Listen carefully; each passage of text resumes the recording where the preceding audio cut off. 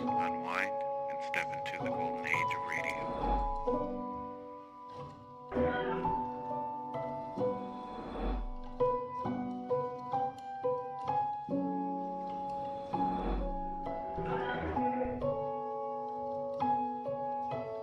You're now listening to Golden Radio Hour.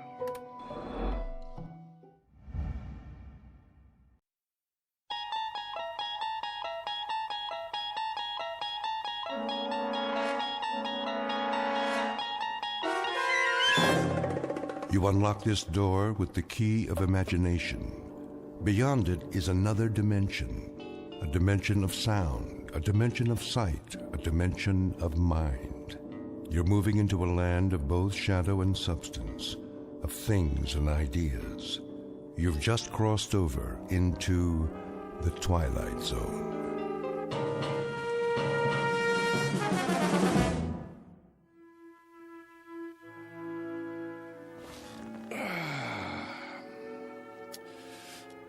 Now then, to begin. Recording. Act 2, Scene 1.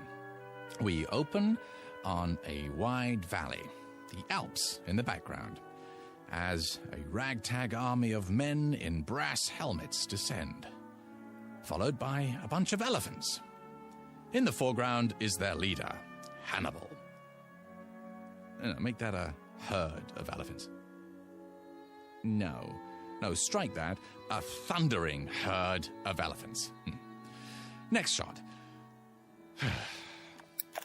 I need a drink. I say, I need... Oh. Yes? Greg? You have reached the home of Gregory West. At the tone, Cut it please out, leave... West. I know you're there. For one thing, you don't have an answering machine. For another, I can hear you sweating. Hello, Sammy. You know what day it is? It's Monday. You were supposed to have the script on my desk this afternoon. Oh, that, yes. My typist is running a little behind schedule. Your typist? Well, you know I don't use a typewriter. So get a word processor or a laptop. Never. Dictation is the only way. Helps me get the dialogue right. What's her number? Who? Your typist. I'll send a messenger. Not until I have a chance to look it over. Make any last-minute corrections. The network wants pages, Greg. They don't have to be perfect. Just give me a couple of more days. I can't stall them much longer. They want to shoot Hannibal's animals in the spring. They doubt me? They doubt their own grandmother if they had her under contract. They've got a lot riding on this. Well, you tell them I'm not some Hollywood hack. I'm a legitimate writer. They're lucky to have my services. And you're lucky to have a six-figure deal. This isn't Broadway, it's TV. And you've got a mortgage to pay off. I'm aware of that, Sammy. Oh, I shouldn't have answered the phone. One time I do. Is it Harold Prince? Is it the Theatre Guild? No, it's my agent with dialogue out of a Bud Schulberg novel. Bud who? Look, the script will be ready when it's ready. Do they want it fast or do they want it good? Ask them that, would you please? They want it tomorrow. That's what they want. I'm telling you. Bye, Sammy. We'll talk in the morning. Oh, my. Now I do need that drink. Mary? Did you hear what I said? Yes, darling? Ah, there you are. I was wondering Scotch and water? How did you guess? I think I know you by now. Relax, Gregory. You deserve a break. How right you are. Sit on the couch. I'll massage your temples before you go back to work. Ah, what a fine idea. Is the drink all right? Perfect. As always. There. Now close your eyes. Doesn't that feel better? I swear, Mary, you have, magic fingertips. The least I can do for such a talented man. That brain of yours must get overheated, working hour after hour, morning till night. I couldn't have said it better myself. Oh, yes, you could. You're a genius with words. I know. Oh, Mary. Yes, Gregory? hold me. It would be an honor.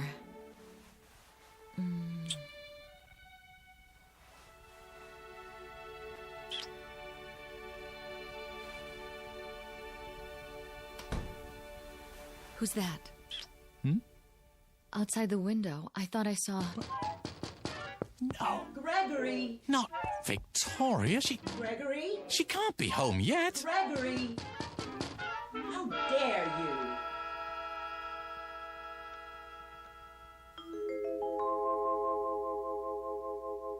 The home office of Mr. Gregory West, noted playwright, and now a resident of the Hollywood Hills. A quiet, thoughtful man, even a bit shy, and at the moment, very happy, despite the fact that he is over deadline. His latest project? A script assignment taken to ensure that his household remains secure, despite the occasional fickleness of drama critics. The other ingredients of that household? There's Mary, warm, affectionate, devoted, the ideal companion for someone who values peace of mind. And the final ingredient, Mrs. Gregory West. In a moment, she's going to learn the secret of her husband's success, a method of creative writing taught only in the Twilight Zone. And now, The Twilight Zone, and our story, A World of His Own, starring Charles Shaughnessy, with Stacy Keach as your narrator. Gregory! Oh!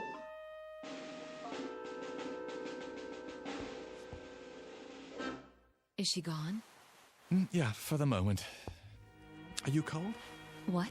The air, it's chilly this evening. It was. Shall I light the fire? Not if you're with me. You're so lovely. Oh, Gregory.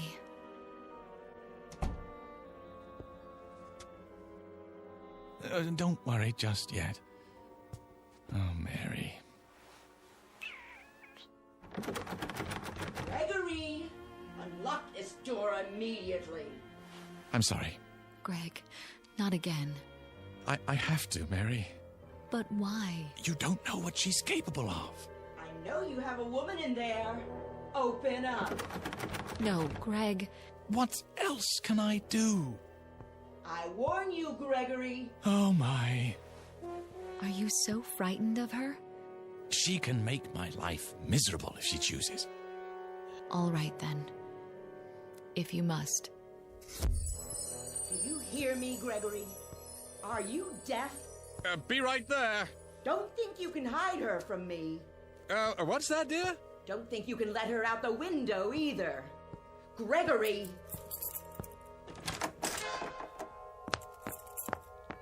Ah, I thought that was you. Where is she? Who, my dear? Not behind the drapes. I'm sorry, I don't understand. Under the desk? What are you going on about, Victoria? You know perfectly well. I suppose you let her out the window. But the window doesn't open, remember? Then where? Who? You little worm, you know who. What have you done with her? Where did she go? Where? Please, stop. My glasses. A cozy fire. Your smoking jacket. Oh, only because it's comfortable. You know I don't smoke. Of course you don't. In order to smoke, you'd have to heat up. And you've never risen above room temperature. Sit down. Let's talk this over. Have you installed a secret door in here? No, dear. The stud is as it's always been, a place of seclusion for my work. For your work. For monkey business, you mean? What are you doing? I'm arranging my notes. Notes? Those are tapes. Well, you know I prefer to dictate, dear. I'm not your dear anymore, you libertine. Who's a libertine? Do you intend to stand there and deny it? Deny what? That you had a woman in here. Victoria, I never meant Liar. Cheat. fraud. Victoria! If you force me to do it, Gregory, I'll have this room torn down. Panel by panel, board by board. Why? Don't toy with me. Who's toying? Then you must think I'm handicapped. What? Lacking in all my faculties. The vital functions, like sight. You think I'm blind? Of course I don't. Then how can you refuse to admit it? I stood outside that window and saw the two of you on that sofa there. Don't. Zip it. Shall I describe her to you, Gregory? Her brown hair, the simple black dress, the pearl necklace, how she handed you the drink. If I'm not mistaken, this drink right here. I don't recall who made that. You don't? Your private bartender, maybe? In our own home, Gregory.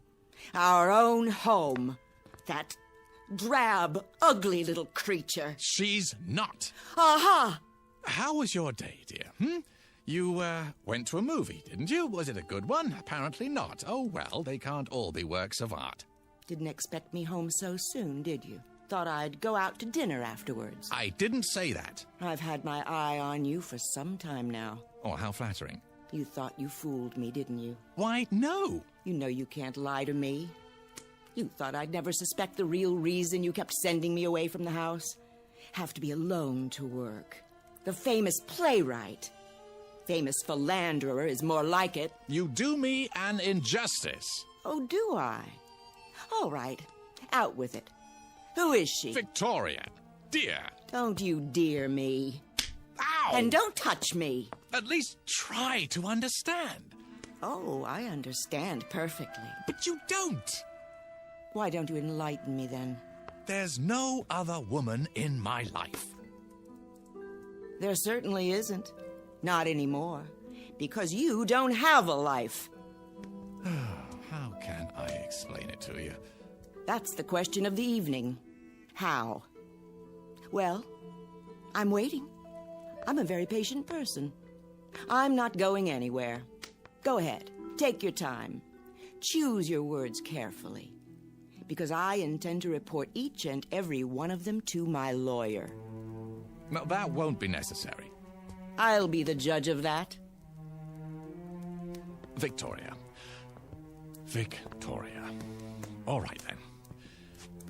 You recall my play, The Fury of Night, Do you? The one that made my reputation? It won a Tony Award? Then there was interest from Hollywood, and we moved out here. I'm listening. What about it? Well, you remember the character of Philip Wainwright. He was the first character that I was ever really successful with. The critics said he lived on stage, not a collection of mannerisms. He breathed, What's her name? What? Her name. What do you call her? Fifi? Foofy? Or do you just call her whenever you feel like it? Mary, but... Mary! How common. She's not common. Oh, you mean she has hidden talents? I'll bet. Does she cater to your every need? Drain off your tensions before they have a chance to build up? Victoria, don't. I'm trying to explain. Then go ahead. I'm all ears. All right. You know I've spoken many times of how fictional characters seem to come to life for me. Such vivid life that they begin to determine their own actions. As the author, I may have some particular lines and moves planned for them, but they simply won't do it.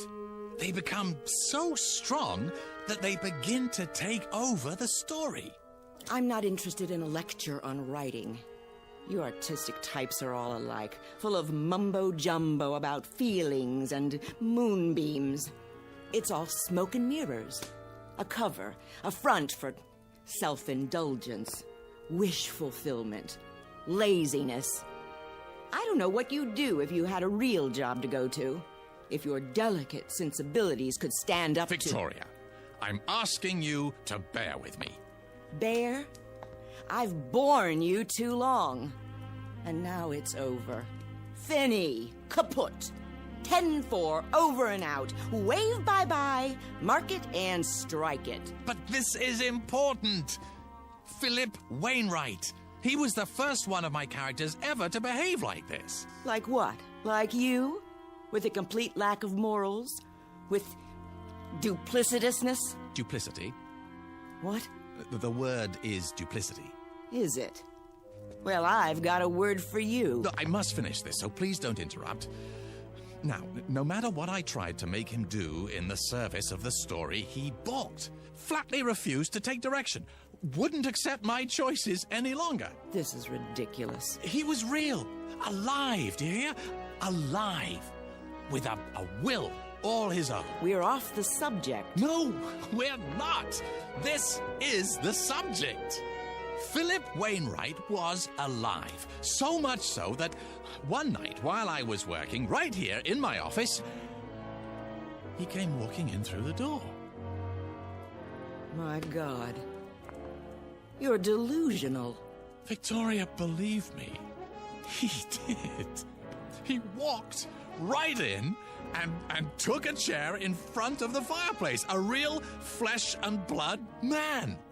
Not just words anymore. And I had created him. What are you doing? I think psychiatry is next on the agenda. Put the phone down. I'm telling you the truth, Victoria. Characters from my plays began to come to life. I saw them. I talked with them. I shook their hands. And made love to them? Yes! I mean no! You want me to put the phone down? How's this? Right on your fingers. Ow! Get out of my way. Look, hear me out. You know how I work, how I dictate my dialogue and descriptions into the tape recorder. The lazy man's way to riches. I can describe any character at all into it, and now, if I do it well enough, truly enough, the character will come to life. Real life, Victoria. Listen to yourself. They don't even have to be characters in my scripts anymore. They can be any kind of characters I want.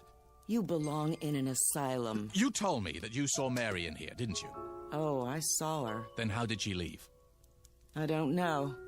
But I trust my own eyes before I trust you. Well, think about it. She didn't use the window. And you know very well that there's no secret door in here. The magician reveals the tricks of the trade. I'll tell you how she left. Because I want you to understand. Look in the fireplace. The what? The grating. Go ahead, look. I'm supposed to believe that she went up the chimney? Well, in a sense, but not the way you mean. Here, I'll show you. See this? What is it? A melted cassette tape.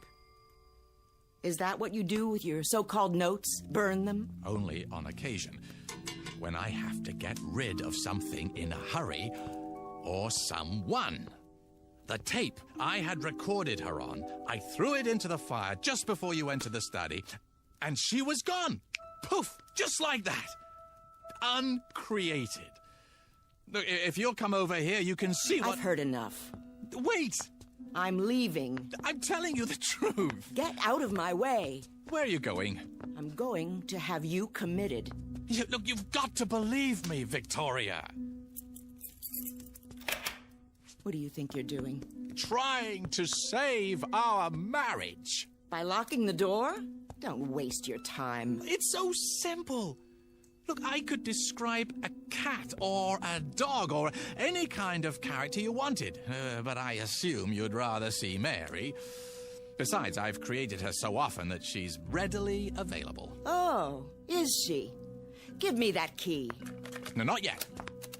Recording. Her name is Mary. She's 36, 5 foot 3 inches tall, simply built, brown hair, fair complexion. The key. On the surface, Now. a plain, quite ordinary female, yet with that quality of inner loveliness which gives a woman real beauty. If you won't give it to me, I'll a take tender, it. a gentle woman, an understanding woman. As she wears a simple black dress, a single strand of pearls at her throat. I'm warning very you. little makeup, her hair arranged simply. There. She's coming up the I've front got walk it. now. She's crossing the porch. She's opening the front door. Greg, someone's in the house. Closing it. Walking down the hall. Who? Good evening. Mrs. West.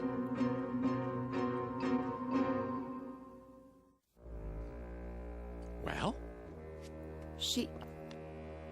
She's real. How did you do that? Do what? Bring her here. On cue. Don't you understand? I described her on the tape. You heard me. But why, Greg?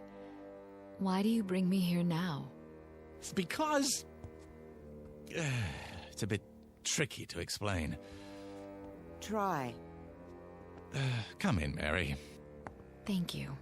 I'd love to. She asked you a question. I'm trying to think of the best way to put it. Give me a moment, Mary. You do know each other. Oh, yes. Your husband's a wonderful man. What do you want here? There's nothing to be afraid of, Mrs. West. I'm here because it's Gregory's wish. It's not mine to doubt him. Doubt him?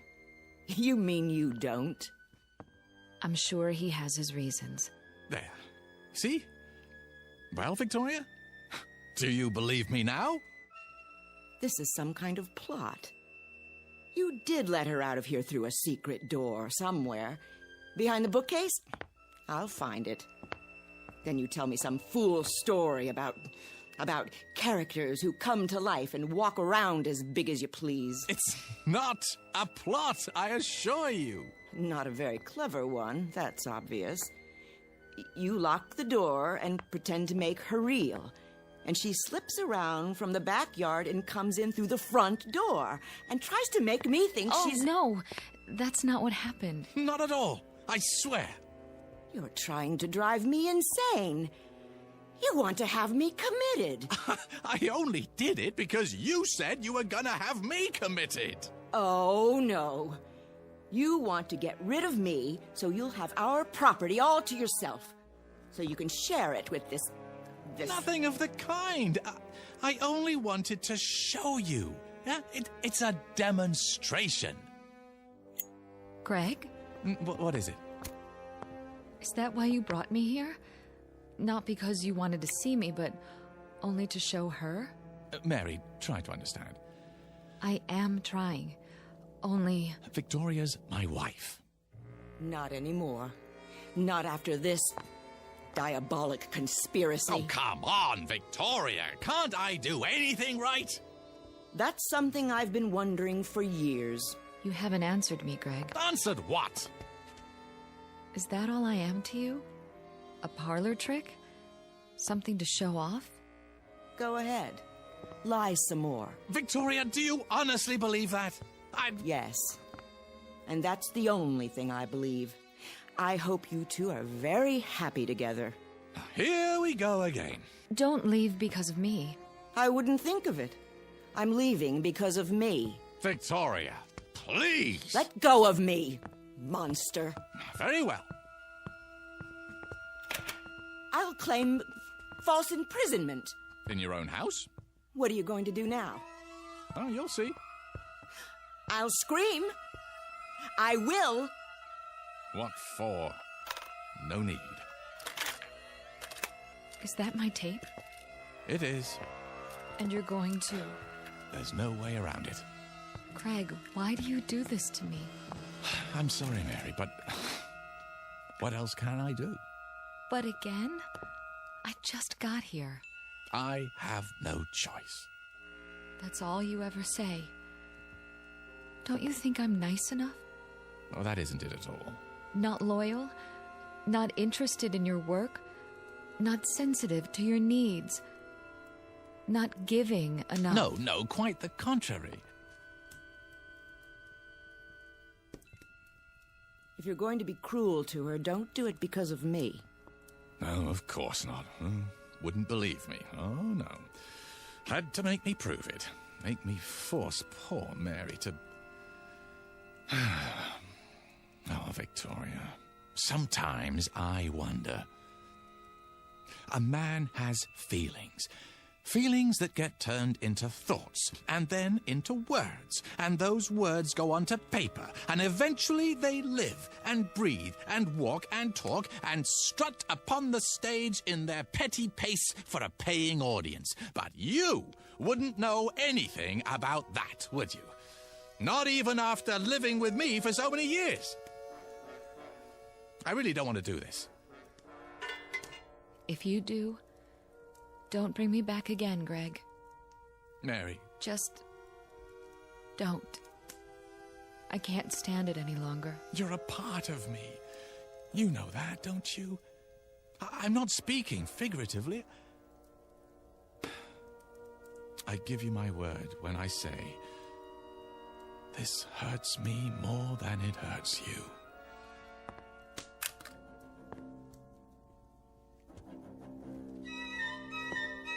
I'm so sorry, Mary. But she is my wife. I understand. I suppose. Greg, I feel so strange. What's happening to me? Help me. Greg, help me. Please. Greg. I feel so strong.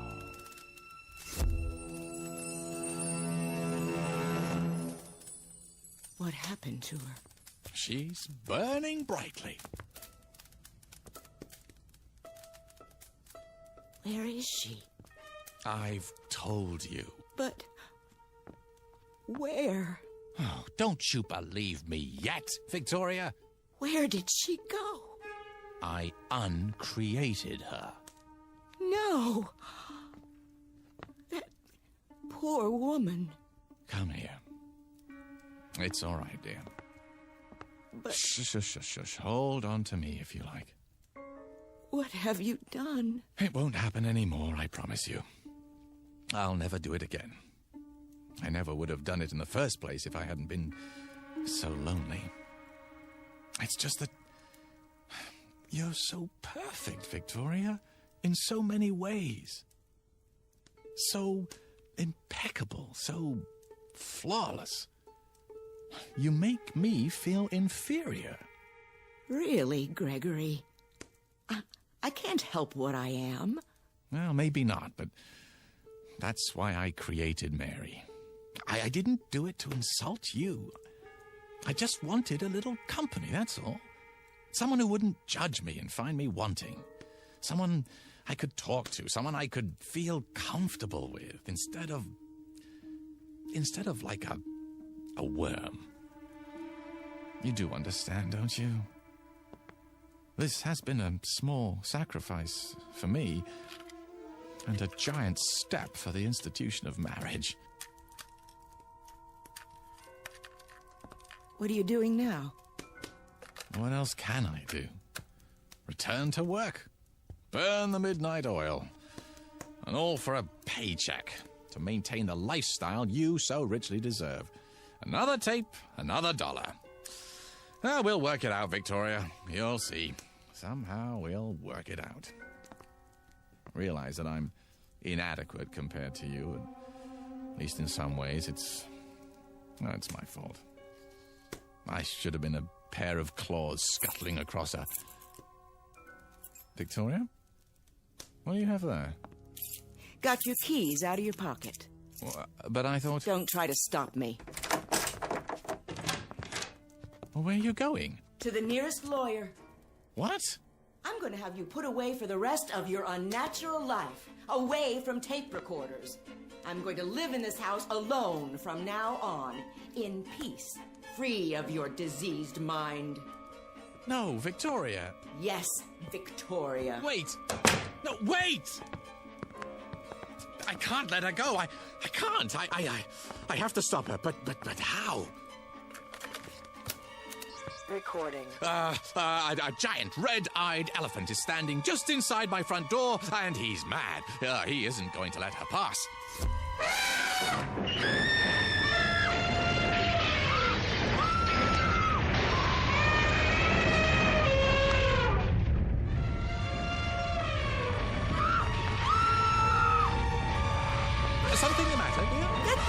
elephant out of my home. Will you stay? Yes, What did you say? yes, I can't hear you. yes, yes, yes! Very well. Hurry! Just a moment. Gregory! Yes, yes, yes. I can't hold the door. His trunk. He's grabbing my hair. Another second or two.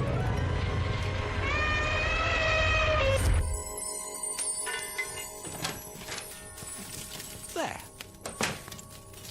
You're mad. You shouldn't have said those things, Victoria. What things? You'll stay now? You think you can keep me here? You don't want me to do it again, do you? How about a herd this time? No. It's just a simple matter of recording on another tape. Well, I have plenty. I said no. I'll stay for now, Gregory. Good. But I can't promise for how long. No? You think I can live with a madman? I don't know, can you? Oh, Gregory. Doesn't have to be this way. Oh, you're so right. When we met, you were a struggling playwright. Then you had a play off Broadway. I was so proud. It moved to off-Broadway, then to the Great White Way, and the reviews. I was so proud. We were happy then, weren't we? Ecstatic. We were a team. Onward and upward. There was no stopping you. No stopping us. I remember. And then the next play, and the next. It was like a dream. Yes. I could sit up all night, listening to you talk about your writing, reading me scenes out loud, and it was wonderful. I wouldn't have had it any other way. Neither would I. But then, something happened. I'm not sure how or when. You began withdrawing from me, living in your head. You shut me out, Gregory. I thought when we moved here we'd be close again. But the deadlines, the pages, you didn't have time for me anymore. You didn't have time for a wife. Well, I'm truly sorry for that, Victoria. But I think we can salvage it, don't you? Start fresh, as soon as I finish the script. And will we move back to New York?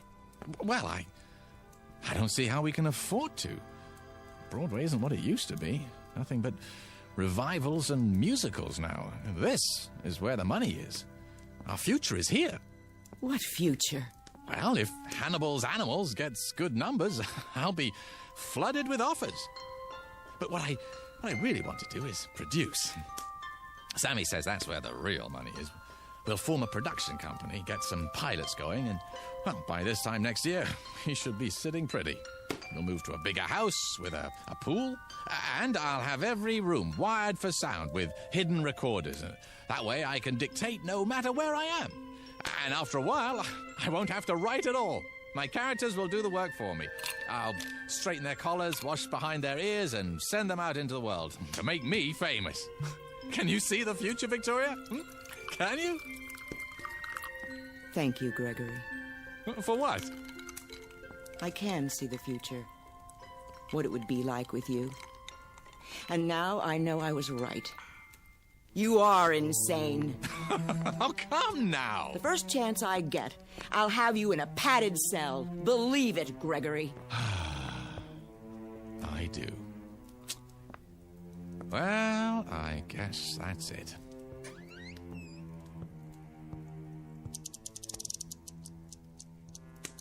How long have you had a safe in the wall? This one? Oh, only since we moved here. Before that, I had a safe deposit box. From the time we were married. What's in the envelope? Oh, see for yourself. It has my name written on it. Victoria West. That's right. What's this supposed to mean? I'll show you. A cassette tape. Your tape. What do you mean, my tape?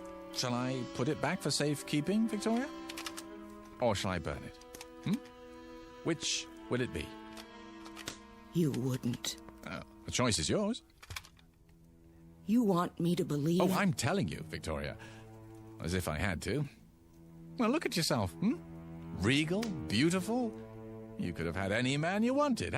Haven't you ever wondered how you got stuck with me? That's absurd. I know who I am. I have a lifetime of memories. Oh, I know you do. I gave them to you myself. It's all here on the tape. Didn't I just tell you you're impeccable? Flawless? Exactly the sort of wife that I used to think I wanted more than anything else in the world. This is another of your tricks. Why do you suppose I was so upset when you came back before, No, not because of Mary, but because it was the first time you'd ever come back against my will. The first time... Do you think you're frightening me? No. No, I guess not. You're beyond that, aren't you? I made you too strong. I forgot to give you human frailty. Well, I guess I deserve it. It's what I asked for. I'll put it back in the safe. Give me that. Oh, you want to be careful, Victoria. Very, very careful. You tedious little bore. How could I ever have believed I loved you? Here's what I think of your childish trick. Victoria! Do you know what you've done? I feel strange. Well, I'm sure you do. It's too late. I can't pull it out of the fire.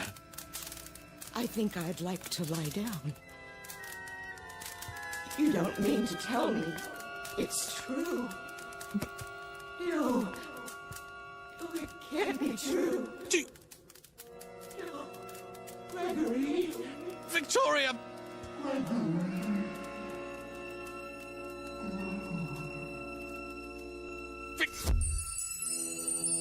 Oh. I told her. I told her. Oh, why wouldn't she listen to me?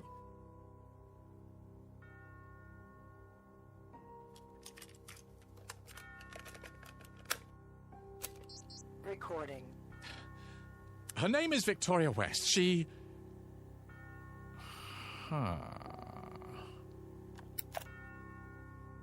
Better to leave well enough alone. Recording. Her name is Mary. Mrs. Mary West. She's 36, 5'3" tall, slimly built, brown hair, fair complexion. On the surface, a plain, quite ordinary female, yet with that quality of inner loveliness which gives a woman real beauty. A tender, gentle woman. Just now she's coming into her husband's study. Hello, Gregory. There you are. What do you have, darling? Oh, nothing really. A tape recorder. One of the tools of my trade. Will you show me how it works someday? Oh, I don't think it would interest you. Oh, it's of no importance. Nah, no importance at all. Is the drink all right? Perfect. As always. Oh, Gregory. Mr. Gregory West, still shy, quiet, very happy, and apparently in complete control of the Twilight Zone.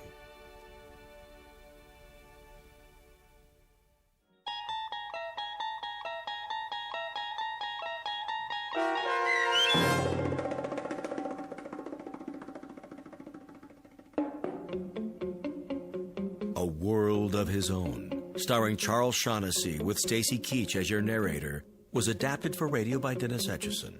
and written for The Twilight Zone by Richard Matheson. Heard in the cast were Linda Ryder, Alyssa Fraden, and Doug James.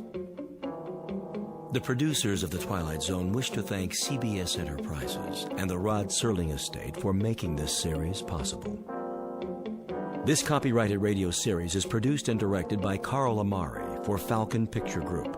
Sound design and custom Foley effects for The Twilight Zone by Cerny American creatives Bob Benson, Craig Lee, Michael Slaybach, and Matt Sorrow. To learn more about The Twilight Zone radio dramas and to contact us, visit our official website at twilightzoneradio.com. Doug James speaking.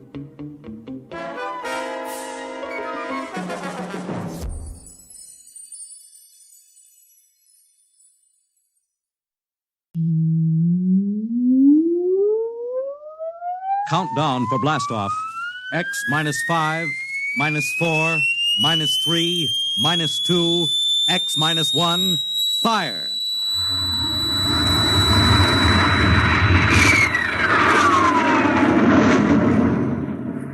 From the far horizons of the unknown come tales of new dimensions in time and space. These are stories of the future, adventures in which you'll live in 1,000,000 could-be years on 1,000 would-be worlds. The National Broadcasting Company presents X -1.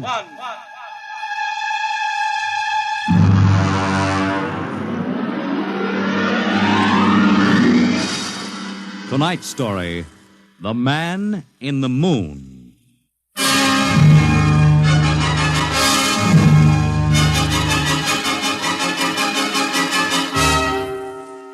Attention, attention. This is the Federal Bureau of Missing Persons calling all local agencies. Attention, this is a coded report nationwide. Missing since 9 o'clock this morning the following persons: Smigley Jonathan, 5 feet 8 inches tall, brown hair, brown eyes, mastoid scar behind right ear, last seen wearing blue top coat and tan cap, wanted by Los Angeles. Hello, get off this wavelength. This is a restricted band. Hello, Earth. Whoever you are, you're on a coded wavelength. Earth. Tune out. This frequency is reserved for the Federal Bureau of Missing Persons. Hello, Earth. This is the moon calling Earth. Hello, Earth. This guy's loony. This is Jake in transmission. Jake, this is Charlie of the code room. Some crackpot is on our frequency. Yeah, I heard him, Charlie. I've got CQ trying to trace a source now. We should have a triangulation any second. Well, hurry it up, will you? Some ham is in for a good stiff fine by the FCC. Yeah, they ought to take his license away. Oh, here comes Lenny with the directional fix. Right. Thanks, Lenny. Hey, what's this? This is impossible. What's going on down there? How about it? Get that ham out of my kilocycles. Oh, listen, Charlie, unless this is a gag, that interference is being beamed from 240,000 miles away. Oh, now, Jake, you know there ain't no such thing as 240,000 miles away. Yes, there is, Charlie, straight up. Oh, now, wait a minute. Charlie, that signal is coming from the moon. Are you nuts? Well, somebody might be bouncing it like a radar signal. Radar on this frequency? Where'd you study basic radio? Now, listen, Flathead, you asked for a fix. I gave the best fix our instruments can find. Take it or leave it. Somebody on the moon is calling the Bureau of Missing Persons.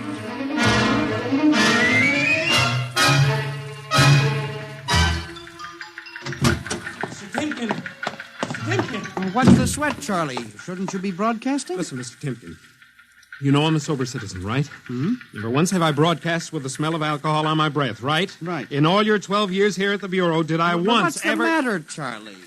We're picking up a message on our wavelength. Well, did you report to the FCC? I ain't got the nerve. Well, what's wrong? You'll scream when you hear this, Mr. Timken. You'll jump right out the window, but... we are getting an SOS from the moon.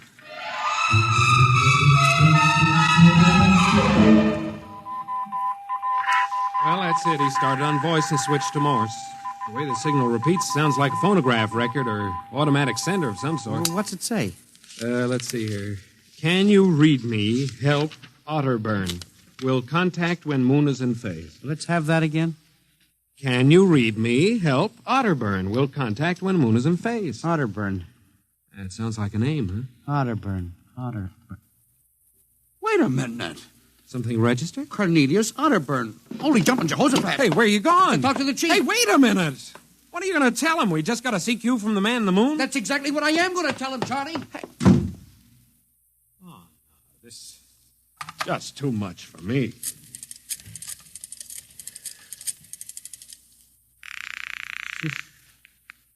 Washington Star-Ledger. Let me have O'Brien on city desk. A moment. O'Brien? Seamus, Yeah? Charlie Starbuck down at the Missing Persons Bureau. You want a hot one? No kidding. This'll cost you a beer, okay? All right, shoot, Noodle Brain. I'll stay on your wavelength for 30 seconds. Okay. We just got a radio message from the moon. Yep. What? From the moon. Call me back when you're sober. Okay, Seamus, if you don't know a story when you see one, I'll send you the name of a good psychiatrist. So long, Orson Welles. How do you like that? You don't believe me.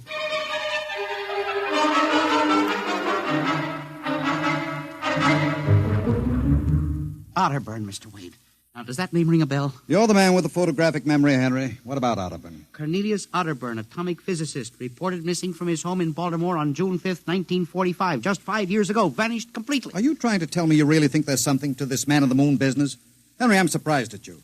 This is some crackpot trying to jam the airwaves. Yes, but the name Otterburn is so unusual. So are a lot of names. And I have a theory that... I was afraid of that. Henry, you always have a theory. Let's see, what was it last year? Oh, yes. That people disappear in occupational psych. But it's true. Please, Henry, I'm a busy man. You expect me to believe that this Otterburn is sitting up on the moon, sending out shortwave messages? Well, he might be on Earth bouncing the messages off the moon. But who's to say he isn't on the moon? Henry, as chief of this bureau, I have my hands full trying to coordinate reports from 48 states and Alaska. I have no time to include the moon. But, Mr. Wade... Out, Henry. But, Mr. Wade... Out, I'm busy. Yes, sir. Oh, here. Take this folder of reports for the dead file. Yes, sir. And no more nonsense, eh, Henry? Yes, sir. I appreciate that you have a very dull job filing old missing persons reports, and I appreciate that you take an active interest in the affairs of the Bureau. But no more nonsense, huh? No, sir. No more nonsense.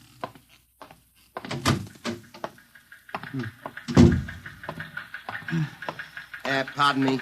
Hmm? You are Mr. Henry Timken. That's my name. Permit me, Jefferson Philo, scientific feature writer. Oh, how do you do? Oh, are you a newspaper man? Not exactly. I write as a hobby. Occasionally the papers give me leads on an assignment.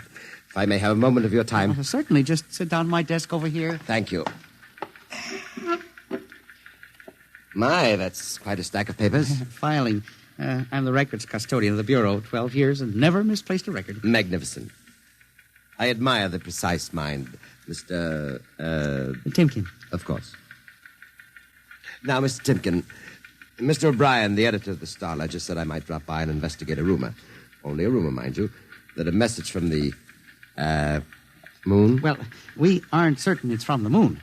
It may be a bounce. They have bounced radar waves off the moon, you know. Yes, I know. I wrote the first newspaper article on it. Really? I'd be interested to read it. I must have a copy in my briefcase. Well, don't bother. Oh, but I insist. Oh, yes. There you are. I'll leave it on your desk. Oh, thank you very much. Now, about this message from the moon, Mr. Timken. Well, now, we don't know for sure, as I said. But I believe that this message, wherever it originates, is from Cornelius Otterburn. The physicist? Oh, do you know him? I once wrote an article on his contribution to nuclear mechanics. A brilliant man, Otterburn. Years ahead of his contemporaries. Well, whoever is sending those signals, if he isn't on the moon, is at least using the moon as a sounding board, bouncing the signal. But why, Mr. Timken? Why? Well, if you will come here tomorrow night at 8, Mr. Philo, we may learn the answer to that question. I've arranged with Charlie, our radio man, to let me use the equipment. May I consider this an invitation? You certainly may. Very well, sir. Until tomorrow night, then. Goodbye, Mr. Philo. Let's see now. Aiken, Abelard, Abramson, Rono, Atch. Well, that's funny. Now, where did this list of names come from? Paul Aarons, astromathematician. Robert Simons, electronic engineer. Carl Parker, mining specialist. Well, this must have got mixed up with the papers on my desk by accident. Peculiar list of names.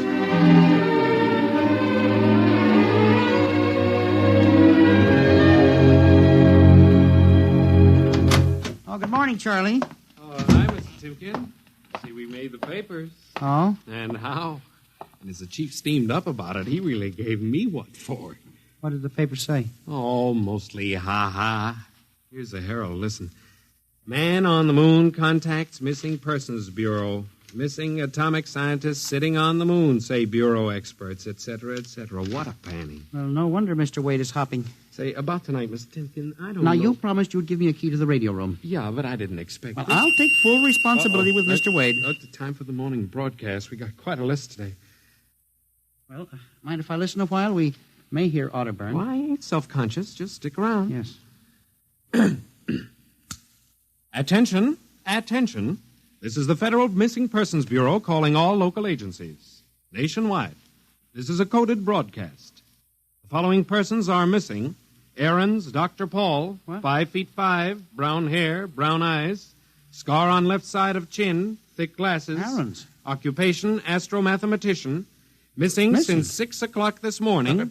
Being sought by Bel Air police. Charlie. Repeat. Dr. Paul Charlie, Aaron's. shut it off a second. Hold it. Delay 1 minute. Listen, Mr. Timken, it's okay to stay, but you can't interrupt Now, this. this is important. Did you say Dr. Aarons was reported missing this morning? 6 a.m. We got the report from Bel Air less than an hour ago. Are you certain, Charlie? Positive. What is this? Charlie, what's the next name on the list? Let's see. Simons, Robert, engineer. What? Came in less than 20 minutes ago. 20? Hey, what's the matter with you? You look like you've seen a ghost. It's nothing, Charlie, except that last night, quite by accident, someone left a list of names on my desk. And that list included the names of those 2 men who were reported missing within the last hour. What? Oh, that don't sound right to me. Well, it isn't right, Charlie. It leaves a big question to be answered. Who would make up a list of missing persons before they were missing, not after?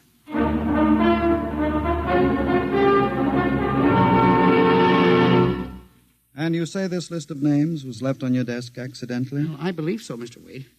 Do you have any ideas, Henry? Well, it's hard to say. Mr. Philo left some papers from his briefcase. Mr. Philo? Well, a science feature writer. I see. You were the leak on that story, then? Yes, sir, I'm afraid I was. I didn't think it would be treated as a laughing matter. Well, we'll deal with that later. Yes, sir. What's this Philo like? Well, he's a strange old duck, bald, thick glasses, tall. He walks stooped over. Seems to know a great deal about scientific data, but, of course, being a science writer, Is there any other possibility? I believe that this is all hooked up with the broadcast from Otterburn. That seems to be a very remote possibility. Well, the Missing Persons Bureau deals in remote possibilities, Mr. Wade. I do not require a statement of policy. Yes, sir. What's the theory? Well, for some time now, it has been my contention that in a country like ours, where even the cleverest criminal can be ferreted out and located eventually, there is no such thing as a missing person. I was afraid of that. Now, for 12 years now, I have kept the central files, where information from all over the country is channeled and recorded. I have made a private study. This is beginning to sound familiar, Henry. And I have discovered that each year, literally thousands of persons vanish, leaving no trace. They are never located. Where do they go? Nobody knows. And they disappear in interesting cycles. What sort of cycles? Occupations, for example. 1 year we'll have a run on, well, say, coal miners. Next year, the proportion of engineers increases. And then scientists. And what do you think happens, Henry? I don't know, Mr. Wade, but I'm beginning to suspect that somebody else has discovered the same phenomenon, even to the point, perhaps, of being able to predict who will turn up among the missing next. Philo? Well, I don't know. But I would like to find out. And you think Otterburn may be a part of this picture? Mr. Wade, I definitely do. Henry, do you honestly expect me to buy an idea like that? It is more than an idea. The 2 top men on this list are missing, and... Maybe so, but the rest of them aren't. Parker, Watson, Gibbs. Why, I saw Parker in the restaurant where I had lunch today. Yes, but and if Mr. you think Wade... I'm going to make myself a laughingstock by accepting such a crack-brain theory... Well, Excuse me. Yes. Hello, Wade speaking. Yes? Yes? I see. What name? Just a moment. Henry, let me see that list again. Here you are, sir. Go ahead. I see. I'll get back to you. I guess I owe you an apology, Henry. Sir? Carl Parker was just reported missing. Parker? 3rd man on your list. Holy mackerel. Exactly. Henry, for a good many years now, I've ridiculed these theories of yours. I don't know. Perhaps I've underestimated you. Maybe this time you've really stumbled onto something. What do you intend to do, Mr. Wade? I don't know. I I haven't thought it out yet. I was planning to listen for another broadcast tonight in the hope that Otterburn might try to contact us again. Good idea. I believe I'll join you. I also invited Mr. Philo, the feature writer. Oh? I'll be glad to meet him. I'm beginning to get interested in your Mr. Philo. Wait, you don't think that he's mixed up in this? Yes. I don't know, Henry. But it suddenly strikes me that we don't know very much about him, really. We ought to contact the police. No, Henry. I think we're better off keeping this between ourselves for the moment. We're dealing with the unknown. And in solving an equation for the X factor, it's often easier to limit the number of terms. You follow me? I don't know, Mr. Wade. There may be more danger in what you have discovered than you are aware of. Let's keep it quiet. Do you agree? Maybe you're right, Mr. Wade. I hadn't thought of the danger involved.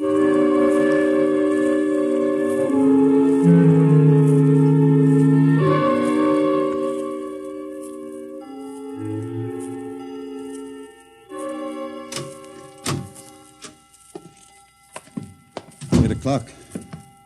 My friend Mr. Philo is late. Well, he said he'd be here. He strikes me as a man who keeps appointments. Look out the window. Yes. The moon is almost in direct phase. We can't wait much longer. Well, it's a perfectly clear night for transmission. If anybody's sending, we ought to pick it up with this equipment. You'd better switch on the set. Yes. I never realized how eerie this office could be when it was empty. I'll have to light in the hall for Mr. Philo when he comes. Are you getting anything? Just some foreign stuff, I think. And that concludes the British portion of tonight's programming from Johannesburg, South Africa. We continue in April. That's a peculiar transmission sound. Earth. Now, that sounds like something. See if I can work the selector. The moon is in phase. Yes. Hello, Earth. Can you hear me? I'll try to return. Hello? Hello? Hello, Earth. Hello, do you hear me? Oh, I get you now. Thank God. Who are you? Can you hear me? Who are you? This is Professor Cornelius Otterburn. Hello? Go on, I hear you. Not much time. They're on to me. They've located my sending point. You hear me? Go ahead, keep talking.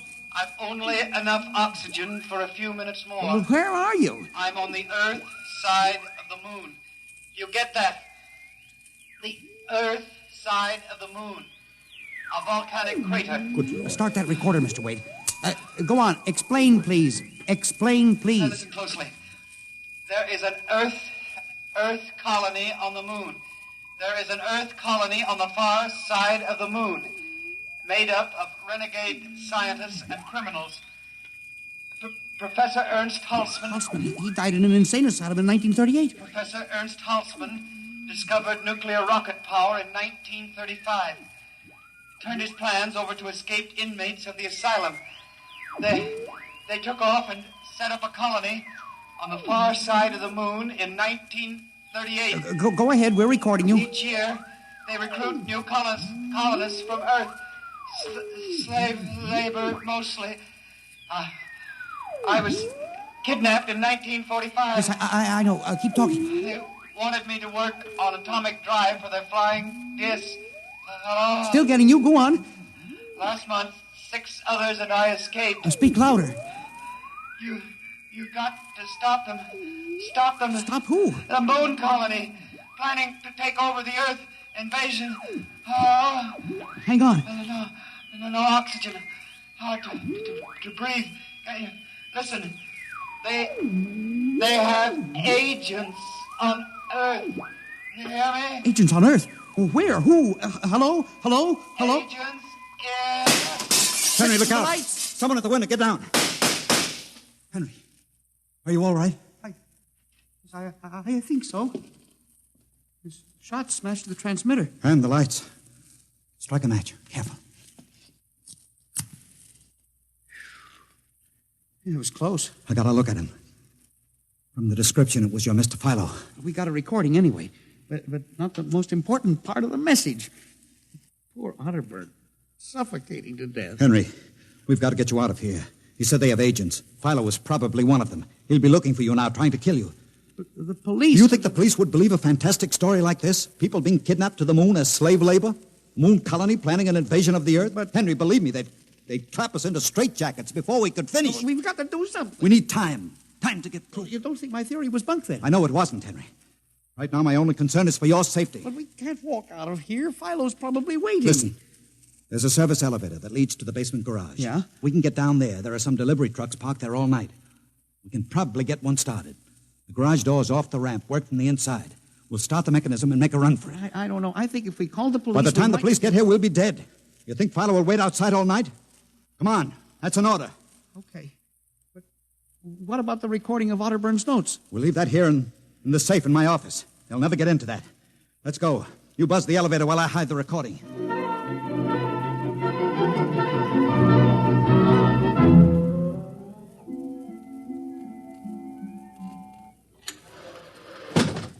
This is the basement. Come on. Keep to the side. Yes, sir. Shh. Let's try that delivery truck over there. I'll get in. All right, Henry. You start the mechanism to open the garage door, then jump onto the truck. Yes, sir. We'll make a dash for it. Where can we go? I have a farm outside Chevy Chase. It's private. Miles from the nearest neighbor and completely hidden by trees. We'll run for that. Go ahead. Start the door up. All right.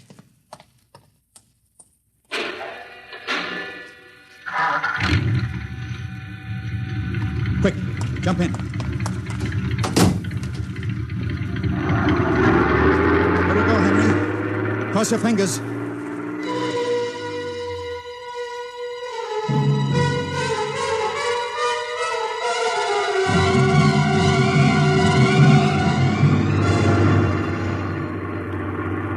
We made it out all right. Anything doing? There's a blue coupe behind us, Mr. Wade. It seems to be following. I'll cut up Pennsylvania Avenue. Now Route 1, toward Baltimore. It is following. He turned with us. Can you go faster? Not much faster. Oh, he's gaining on us. I've got an idea. Hang on, Henry. Yes. Why'd you stop? I'll turn off the lights.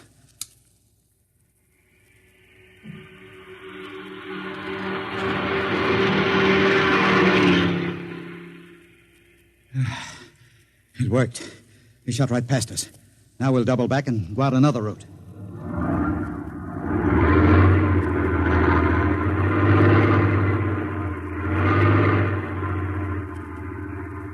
Well, I don't see anything. I think we've lost him. Good. I think everything's going to be all right now. We can be at my farm in less than an hour.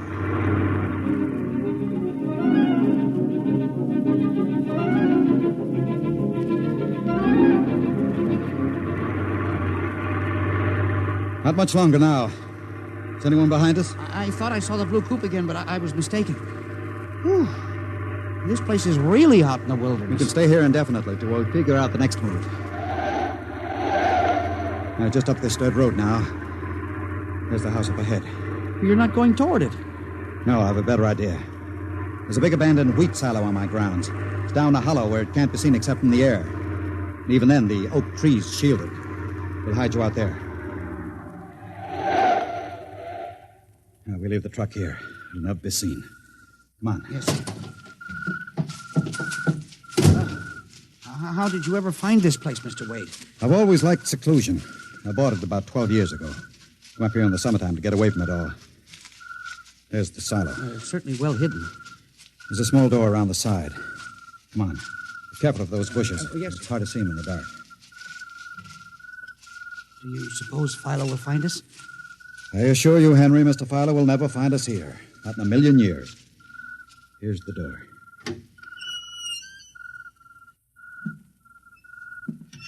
It's pitch dark. Hold my arm. I know the way. Just a few steps up, and another door.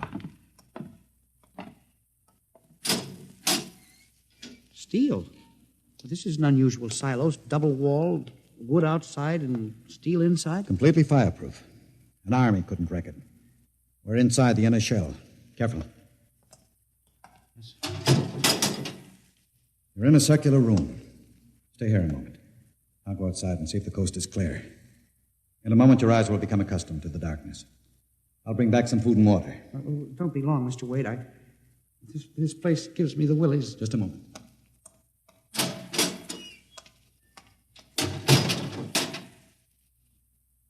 Mr. Wade. I swear I hear something. Mr. Wade. What's that? There is something. Good Lord. There's someone in here. It's locked. Oh, no. Mr. Wade! Mr. Wade, let me out! all alone in here. Mr. Wade! This must be a light switch. Thank God. Huh? Oh, no. People. 10, 15, 20. Mr. Wade, help! Help! It will do you no good to shout, Henry. Mr. Wade, where are you? Outside. Speaking over the intercom. Mr. Wade, there are people in here. 15 or 20 of them. They're sitting like statues, just staring at me. They won't hurt you, Henry. What? They've all been drugged. They're even more helpless than you. But who are they? Permit me to introduce them, Henry, since they're currently unable to introduce themselves. The gentleman seated before you, the one with the scar, is Dr. Paul Ahrens, the astromathematician. Next to him is Mr. Robert Simons, electronic engineer. Names on the list. Yes, you're familiar with the rest. They've all been, shall we say, recruited for work with Professor Halsman's group on the moon. Moon? Then you're one of them. Of course. Oh, yes. There's one whose name was not on our list. If you'll turn around, Henry, you'll recognize the drugged form of your old friend, Mr. Philo. Philo? But I thought... That he was part of the conspiracy? No. On the contrary. His snooping made it necessary for us to include him. Yes, but the man in the window, the one who fired the shot... An agent of mine. The pilot of this ship. Ship? What ship? This silo is camouflaged for a rocket launching platform. In a moment, the roof will slide back for the rocket's takeoff. A rocket ship? In exactly 70 hours, you and your companions will join Professor Otterburn on the moon. But you can't do this to me. We have done it, Henry. No. You see, there was another name omitted in that list, which I carelessly mixed up with your papers. That of Henry Timken. No. Bon voyage. I won't let you do this. You can't. Please let me out. Let me out, please. This can't happen. Let me out. Let me out.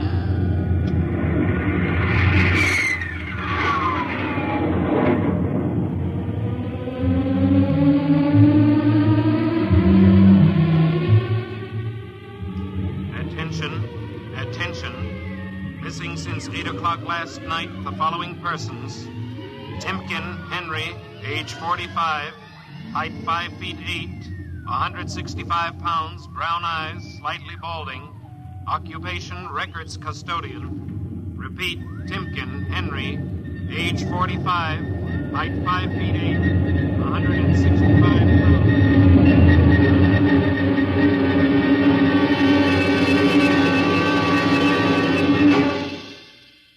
In just a moment, a word about next week's adventure.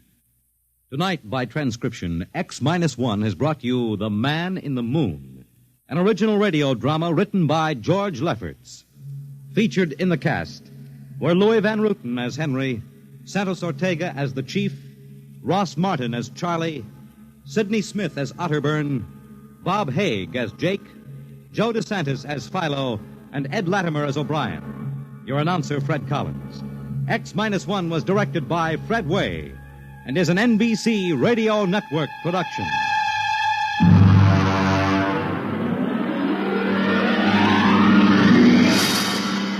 And now, next week, the sign on the window said Perigi's Wonderful Dolls. A woman and a child waited outside. The little girl peering eagerly through the window, and the woman glancing impatiently at her wristwatch, as if expecting someone who was late for an appointment. And there was nothing about Perigi's doll shop to warn them that they were waiting to keep an appointment with Doom at X-1.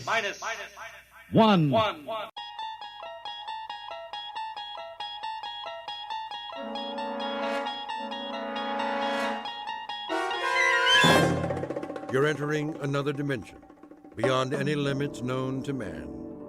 This is the universe of imagination, a wondrous land of brave new stories from the far reaches of space and time. So fasten your seatbelt. There's the signpost up ahead. Your next stop, the Twilight Zone.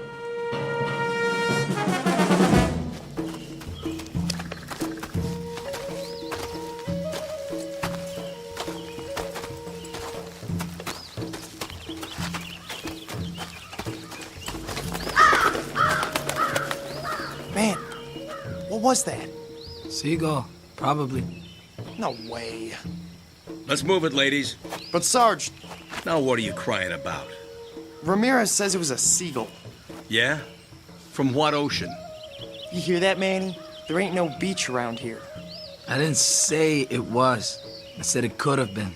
It was big and black. And seagulls ain't black. Maybe it was a chicken. Now listen up, you jokers.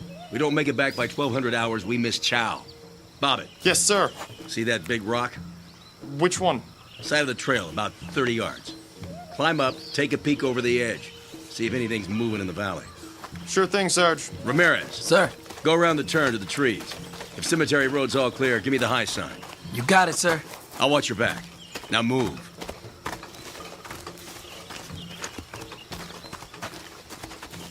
Sarge wants to take a break. What about us? This ain't no democracy. You hear that? Artillery. Could have been thunder. I don't see any clouds. You see any clouds? The weather's crazy around here. The enemy's 5 kilometers away. That's what headquarters says. Why would they lie? So we don't turn tail and run. I ain't no chicken. Well, let's find out. You got the glasses? Right here. There's the rock. Go over and take a look-see. And keep your head down. Here goes nothing.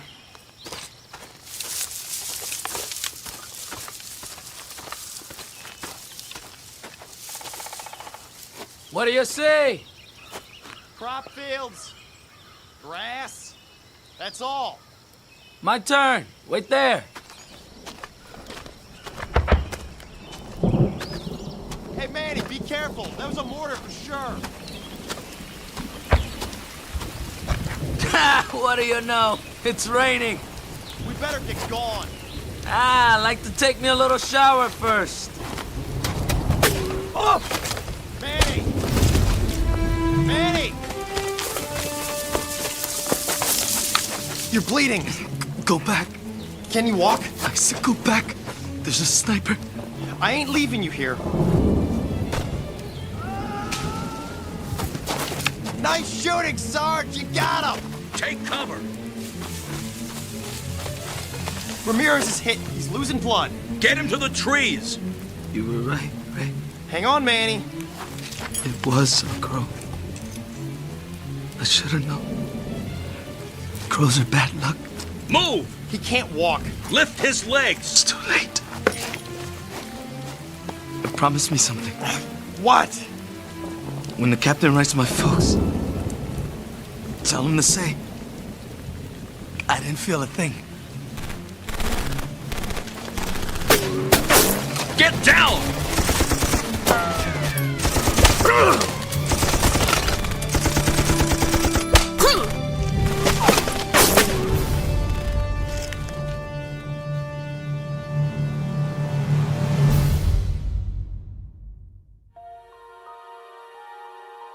Three men on patrol, a mile from camp. A simple reconnaissance mission. Or it should have been. The year? Take your pick. The place? It might be any on a very long list.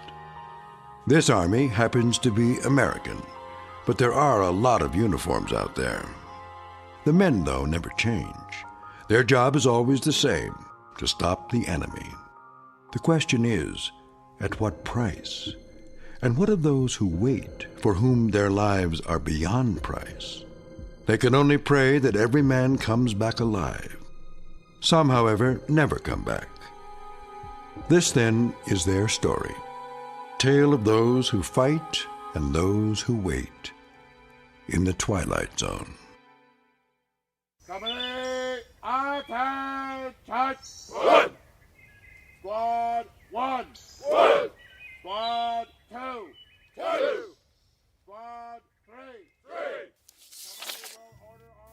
Dear Mr. and Mrs. Ramirez, your son Manuel served in my company for... that's no good. Your son, Private First Class Manuel Ramirez, served under my command for the past 12 months. During that time, he exhibited courage and... Sir? Oh, Lieutenant, come in. I was just finishing the letters. You ready for me to type them up? Not quite yet. Oh, if I'm interrupting... No. I could use a break. Coffee, Captain? Oh, I've had plenty. Help yourself.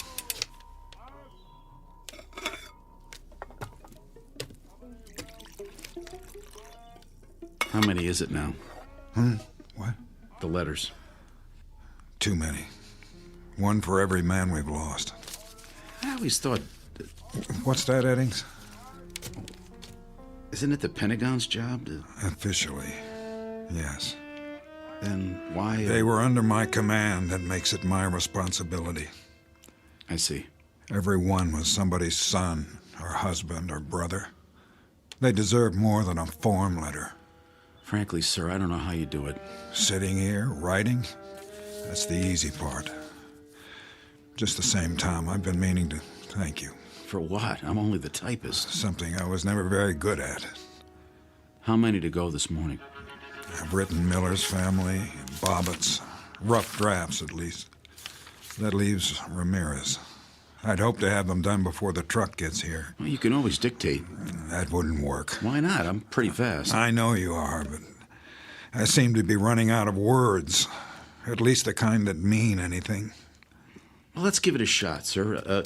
If you draw a blank, I'll make suggestions, and then I'll read it back. You have final say, of course. I'm afraid I'd drive you crazy. I tell you, we can do it. Just sit me down, give me some paper. You don't know what you're in for. All right. Okay. Ready when you are, sir. This is what I have so far. Dear Mr. and Mrs. Ramirez, your son, Private First Class Manuel Ramirez, served under my command for the past 12 months. During that time, he exhibited courage and, Dedication? Good. It was on the tip of your tongue, sir. I don't know what's wrong with me. Nothing's wrong with you. The fact that you took the time to write, believe me, Captain, that says a lot. His loyalty and motivation were an example to the entire company. It is therefore with the deepest regret that I write today to inform you.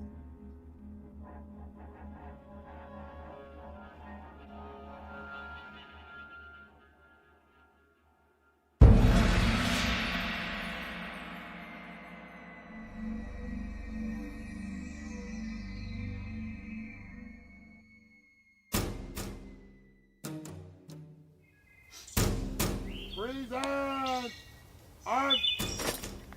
Order! On! Hey, Lincoln. What? You seen the bodies? Yup. All bagged up. Where'd they put them? Behind the latrine, till the truck gets here. They laid them on the ground? No. They put them in the little chapel of dreams, done up in their Sunday best. What do you think? They shouldn't leave them out like that. Afraid someone's gonna steal them? No. Well, they're sure not gonna get up and walk away. We're talking about Manny. I went through basic with him. Me too. And Bobbitt, and the Sarge. This morning we had mess together. So? And now, what are they? Dead meat. That's what. Missing and presumed dead. Same thing, isn't it? Once you're on the list, you don't come back, just like Inglis and Willard and Ruiz and... Forget about it. We used to have 100 guys. Now how many we got? 67.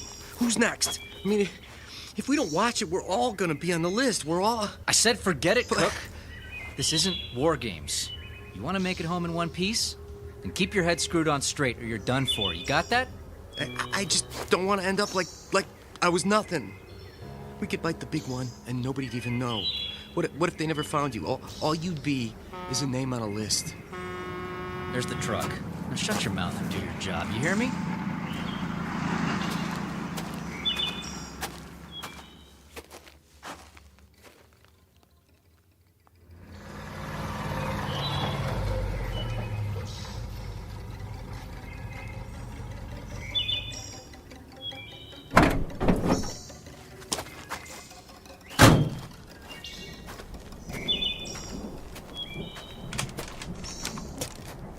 Gorman? Captain? How are things at battalion headquarters? 5 by 5, sir. Can't complain. How nice for you. The general says he got another pickup. How many this time? 3. Cemetery Road? That's right. No mystery why they call it that. No, there's not. Here's the paperwork, Sergeant, plus the letters for stateside. No problem. Pull the truck over there. Lincoln, you and Cook, load them up. Make sure they're tied down securely. Yes, sir.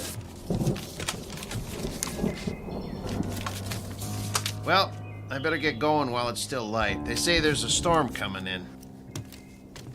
Gorman? Sir? Keep your eyes open on the road back. Sure will. No sweat, though. It's secure. Now, that can change. Yes, sir. I guess it can. That man's always on the move.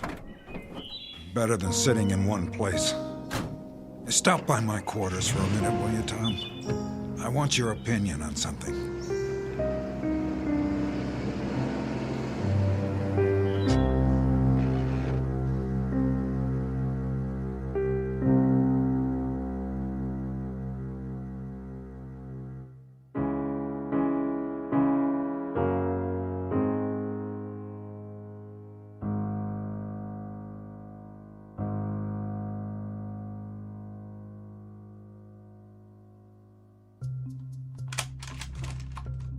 What is it, sir?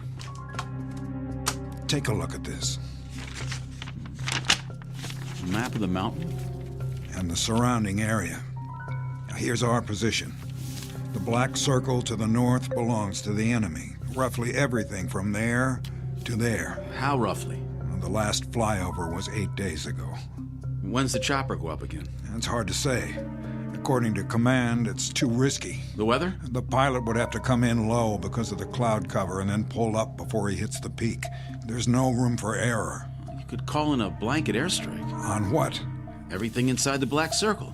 We don't know their present location. If they've moved, the locals may have come back. Headquarters doesn't want to bomb civilians, and neither do I. So until the weather lifts, all you can do is send out more recon. And keep adding names to the list. Missing, presumed dead. A terrible, terrible waste. It doesn't make sense. It does to the general. But Cemetery Road is a shooting gallery. Give me an alternative. Pull back for now, until we know more. Somebody has to hold this side. What if all they have is a few snipers up there? Then we better pray someone makes it far enough to find out. I don't like it. You think I do? We tried the Eastern Fork and we tried the West. We stopped before the road splits and we sat there and we waited. It doesn't make any difference. At the very least, they have some well-placed spotters. Either that or...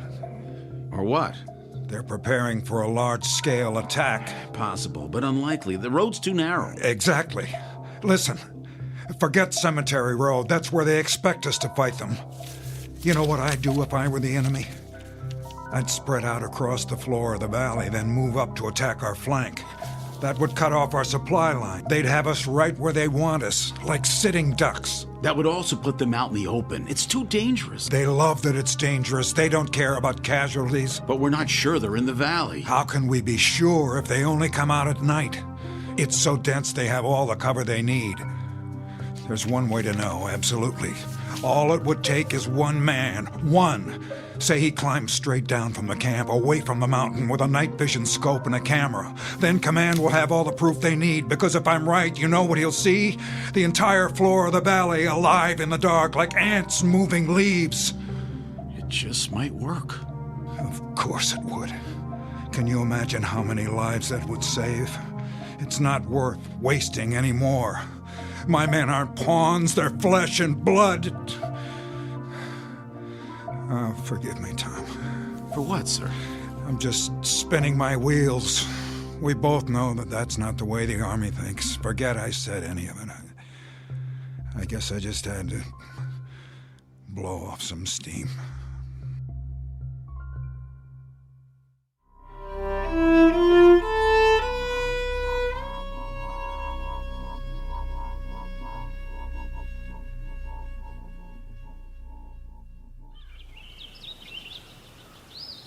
That ain't the way that women are over here. They have women here? Hey, Sarge. What? Can I get some fresh coffee? What's the matter with what you got? It's kinda cold.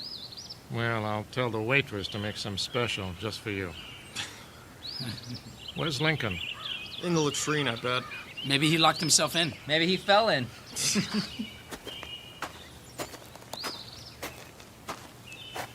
Well, it's about time. Sorry I'm late, Sarge. Where you been, Private? Looking for the lieutenant. Yeah? Where is he? Search me. Sit down, Jack, before you fall down. Any of you guys seen him? Not me. Me neither. Captain wants to know. Well, I thought... You thought what, Cook? Oh, nothing. The captain asked you a question. Well, it's like this. Last night I was trying to get some shut-eye, but I kept hearing a noise. So I looked around and... And what? I might have seen him. Where? Edge of camp, had his pack on, like he was heading out. But I know he wasn't on watch, and then all of a sudden he just disappeared. What do you mean? Well, he walked over to the rim, and that was it. He climbed down toward the valley? He must have. We're talking about Lieutenant Eddings. Yes, sir. You saw him do that. It sure looked like him. Why wasn't I informed? First I heard about it, Captain. You did a head count this morning? All here, except for the lieutenant. I thought he was helping you. The valley's off limits. You knew that, didn't you, Private? I figured he was going to do some stargazing. Why would you think that? He was carrying his night vision scope, which was funny, because there weren't no stars. You know how the clouds are, so thick you can't see the moon. Sergeant Lowe. Sir. I want you to put together a search party. Right away. And don't show your faces back here until you've found him. Are we clear? Redmond, Trulick, Hernandez, you heard the captain. Grab your gear. Yes, sir. All right. Come on, boss.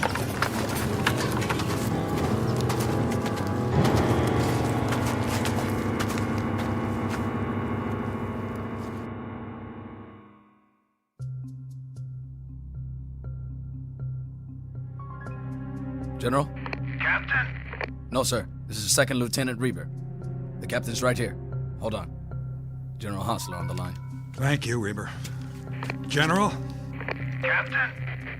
What's your status? Repeat, please.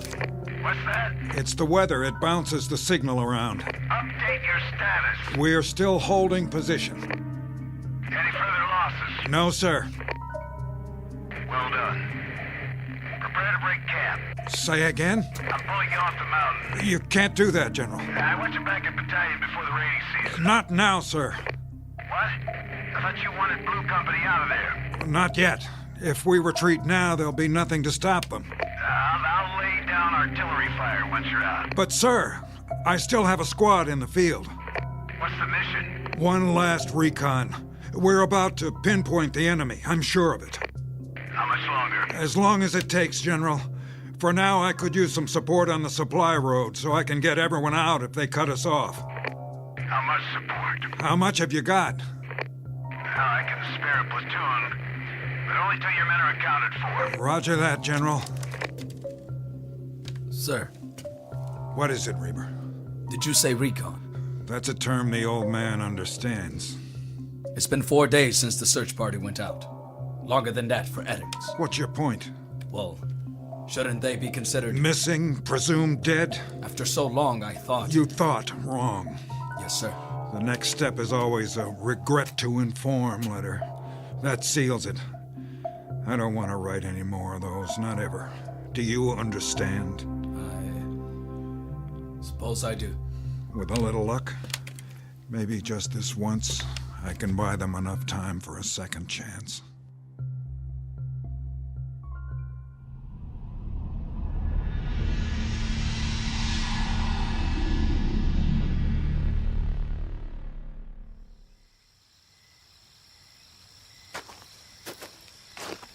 Evening, Captain. Hello, Reber. Where's the new platoon? Back by the supply road, cleaning their weapons. What do you think of them? They look like they'd shoot anything that moves. That's the problem. Then you're not going to send any of them down? With 5 of my men still out? Not unless I have to. No sign of them? Not yet. I'll call you on the walkie if I spot anything. Meanwhile, you ought to get some sleep, sir. I have 2 men standing watch. Which men? Privates Lincoln and Cook.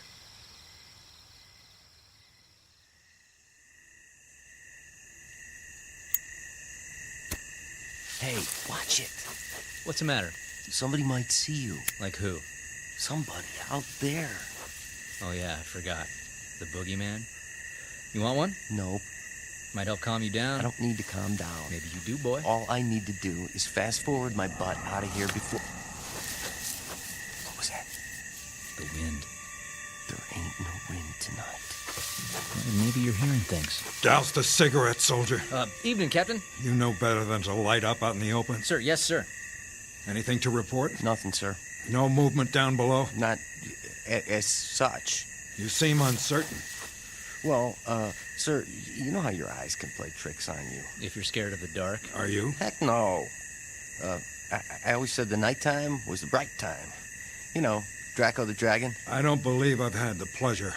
Oh, well, I used to look at the stars when I was a kid. Had me a map that showed the constellations. Big Dipper, Little Dipper, Belt of Orion. I know them all. Plus, the meteor showers, where they was gonna be. I just lay out in the backyard and wait. Zip, there goes another one. Sometimes I'd make a wish. Of course, the stars look different here. Art? Yeah. The captain doesn't want to hear your life story. Quiet. Huh? What was that? I didn't hear anything. Let's have a look with the glasses. You see something? I'm not sure. What was it? Some sort of movement in the tall grass. Yeah? Reber? Yes, sir. I'm going down the side for a look around. Wait, sir. It may be nothing. I'll send some men. Negative. But, Captain... No one else. Not this time. Stand by. We'll go with you. No. Maybe the captain's right. He can't go alone. Cover me from here. But, Captain... And don't shoot any uniform that might be one of ours. Here. Use my glasses.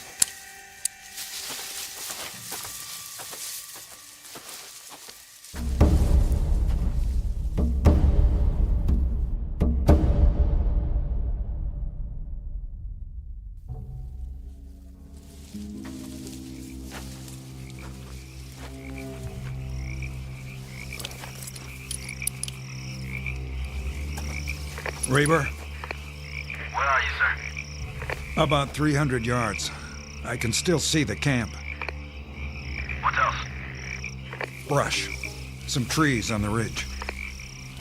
Sir, we can do a sweep in the morning. Not on your life, or anyone else's. Captain, please. Hold on. What is it? Wait. Hear that? You're breaking up. The storm's coming.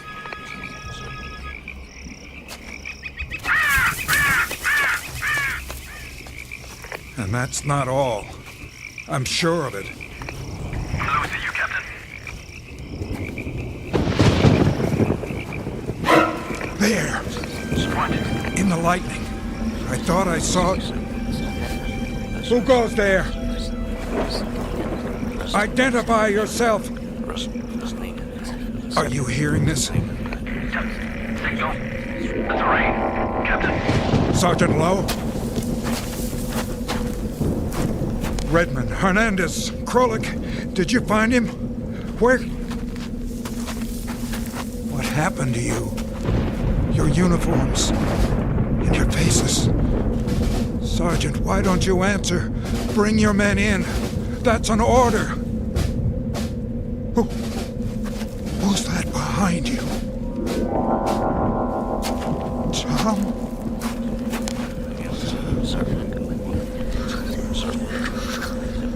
Yes.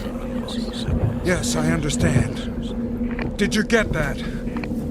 Get what? The enemy's coming from the north. A massive troop movement. We have 72 hours at most. Tell headquarters, Reber. Tell them now.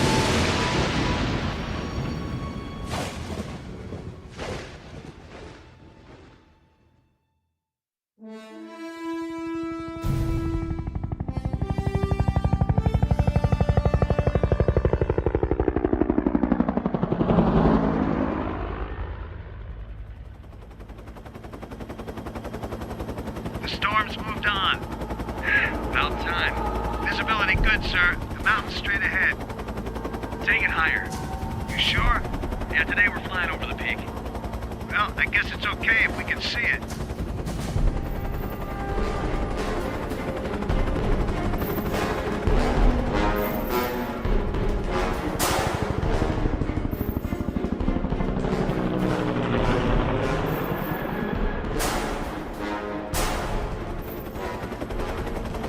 How's the trail look?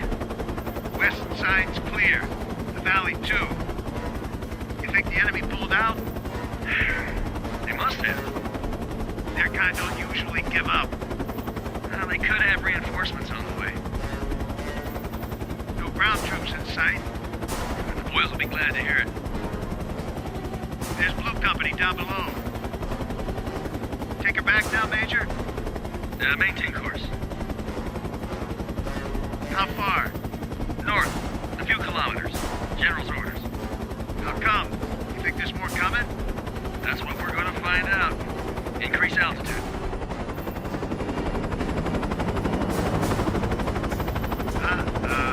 What you got? Smoke on the horizon. 10 o'clock. Oh, man, they are coming. Sure looks like it. They're burning barbs on the way. Radio headquarters, tell them to dig in. It's going to be a full-scale offensive.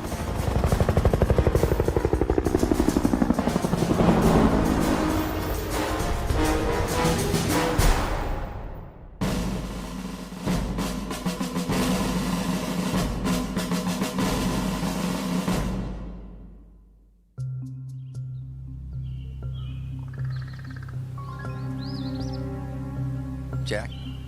Yeah. You seen the captain? He'll be along. You can set your watch by it. That's the truth. Every 15 minutes. That's all he does, walking back and forth, checking the valley. Sentries ain't good enough for him. Still nothing down there. Then why aren't we moving out? Ask him yourself. Here he comes. Private Cook. Yes, sir? Report. Big fat 0. You're positive? Stone dead, Captain. What are we supposed to be? Be quiet. But, sir... Quiet. What is it? I thought I heard them. Who? Don't play dumb with me, Private. I'm not, sir. I mean... You know Sergeant Lowe, don't you? Know him? Why, sure. And Private Redmond? Yeah? And Hernandez and Krolik and Lieutenant Eddings? We know all of them, sir. Or we did. Then you should have no trouble recognizing them. Huh? They may have trouble getting up the side. It's still muddy. Let me know at the first sign. Yes, sir.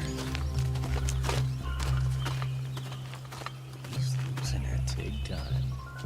Don't he know they're dead meat by now?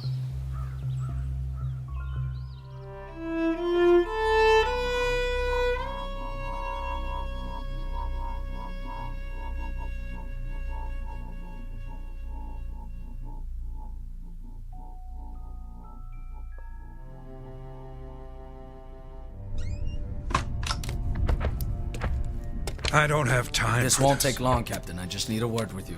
What's this about? If you wouldn't mind sitting down for a minute. I have to get back to my watch. With all due respect, sir, we're running out of time. There's a big push coming from the north. We have aerial confirmation. Yeah, just as they said. Who? The men in the field. You heard them yourself. Sorry. I didn't. Afraid all I could hear was static. But you saw them. I don't know what I saw. Went in the grass. Does wind have the ability to speak? Captain, all I know is we have to break camp now, before sundown. The trucks from battalion are on the way. It's too soon. The order comes from the general himself. I'm still in command. Sir, you don't have a choice. We need to hold the perimeter. In a few hours, there'll be infantry here, plus heavy artillery. They won't need us. I can't leave. My men. There are 62 other men whose lives depend on it. 67. 5 of whom are now missing and presumed dead. Isn't that true? I saw them. What did you see? Shadows? It was too dark. There was lightning. You saw what you wanted to see. How long since you've slept? They were there, I tell you. Lowe, Hernandez, Redmond, Krolik, and Eddings. You saw their faces? Some of them didn't have much left, rotting away like their uniforms. But in the lightning, I saw burned skin and wounds, horrible wounds. They could barely walk. They were trying to get back. They must have lost their way.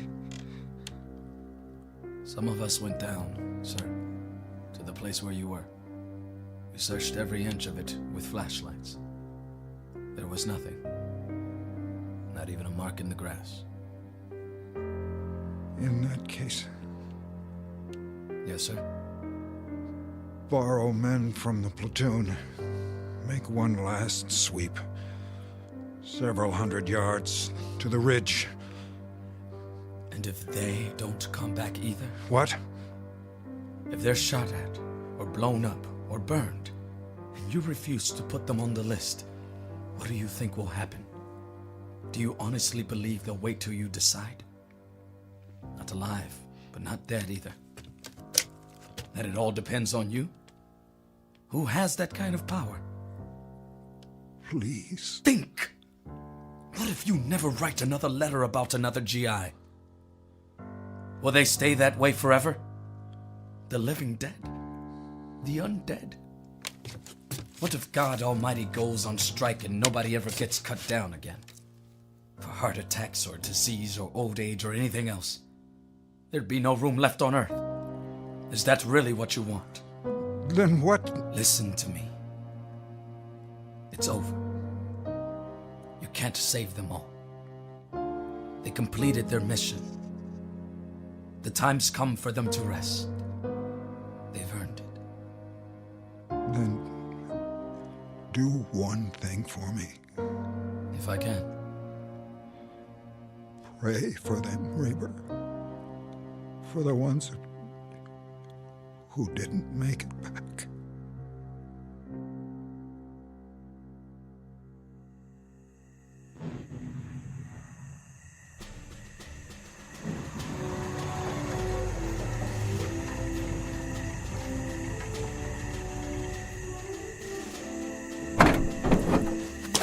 Okay, everybody out. Unload the trucks. Sir, yes, sir. Yes. Okay. On the double. Let's go, let's go, let's go. Boom, boom. Gorman? Hi, Lieutenant. Bet you're glad to see me. Am I happy? New company's packed up and ready to roll. We'll turn around and head back as soon as I get everybody emptied out. We didn't leave them much. It's all right. We're gonna camp out under the stars tonight. Tell them to make a wish. Sir, you're in the first vehicle, front seat. Thank you, Sergeant. How many men? 62. Exactly. See you at headquarters, Captain. Reaper? Yes? I'd like you to ride with me.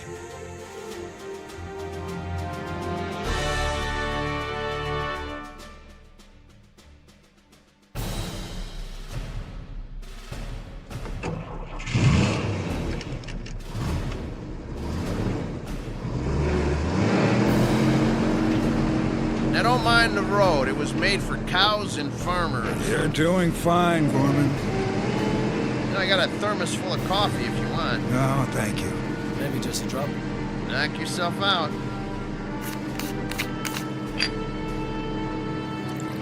Some sight back there, huh? What's that? The truck's on our tail. Check the side mirror. Heads bobbing under the tarp every time they hit a bump. Somehow, I don't think they'd mind. Those drivers don't know the way like I do. Ever been to Chinatown, Sergeant? Which one? It doesn't matter. I was just thinking about Chinese New Year's. Yeah? They have those big paper dragons, you know, with 5 or 6 guys underneath to hold them up. Yeah, right.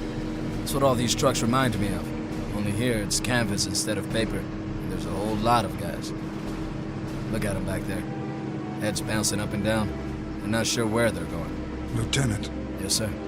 When we get back to battalion, I've got a lot of things to catch up on. You wouldn't by any chance know how to work a typewriter. Can't say that I do, Captain. But I can give it a try.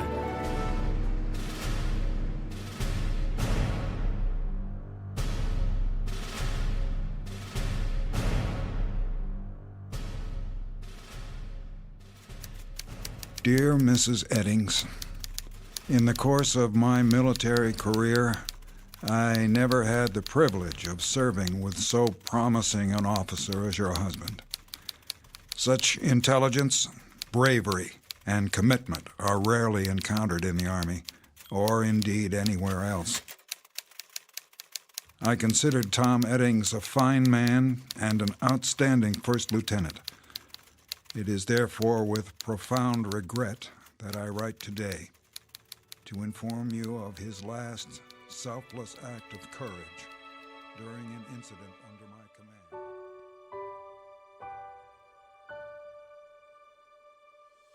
command. Incident on a Mountainside, a fable to file under ghost stories, or perhaps a brief side trip on the road to understanding.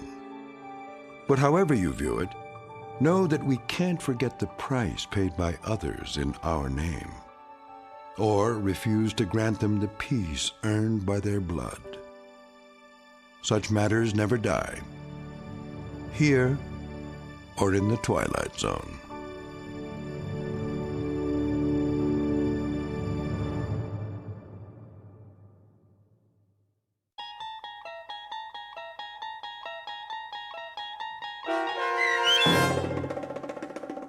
Missing, Presumed Dead, starring Danny Goldring, with Stacy Keach as your narrator, was written for The Twilight Zone by Dennis Etchison.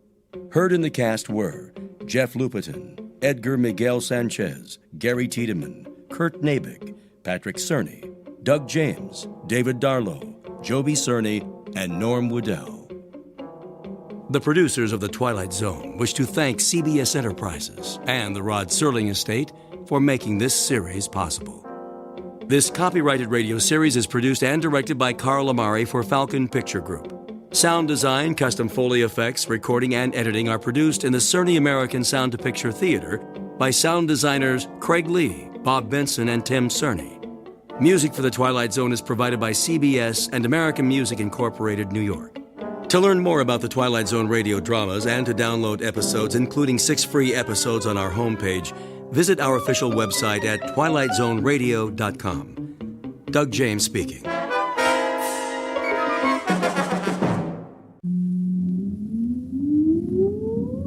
Countdown for blast off. X minus 5, 4, 3, 2, X minus 1, fire.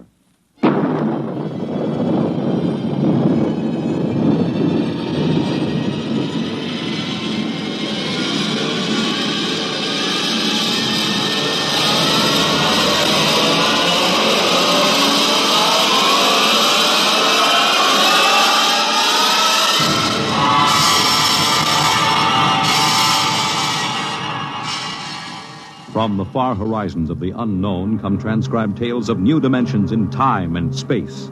These are stories of the future, adventures in which you'll live in a million could-be years on 1,000 maybe worlds. The National Broadcasting Company, in cooperation with Street and Smith, publishers of astounding science fiction, presents X minus 1.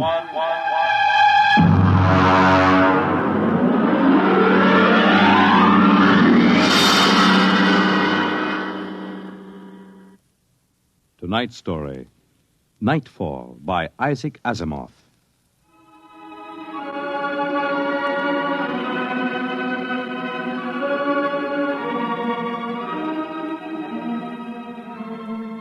Ralph Waldo Emerson speculated, if the stars should appear one night in 1,000 years, how would man believe and adore and perceive for many generations the remembrance of the city of God?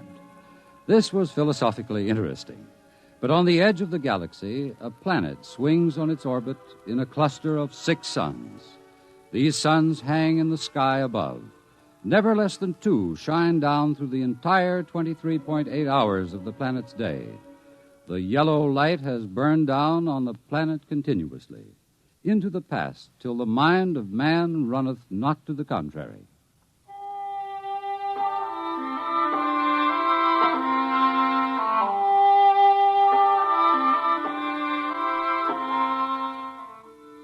Theremin was a reporter for the Sarrow City Chronicle. He covered them all, from the night police beat to politics to the sports pages, and the city editor wanted him to cover the biggest story of the year, perhaps of all time. It was an interview, a particularly difficult interview. But then, since his first days as a cub, Theremin had specialized in difficult interviews. It cost him bruises, black eyes, and broken bones, but it had gotten him an ample supply of coolness and self-confidence. He didn't expect violence, though, from an astronomer. You're from that newspaper?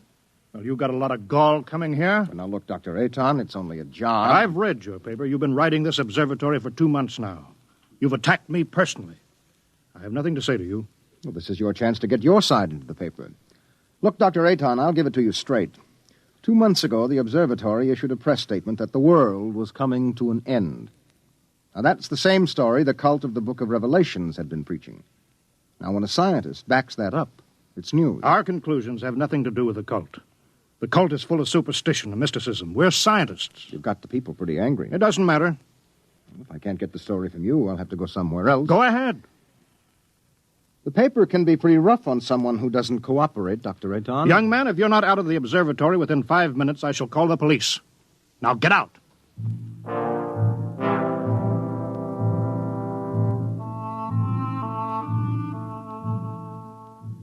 The reporter walks down the long hall from the observatory.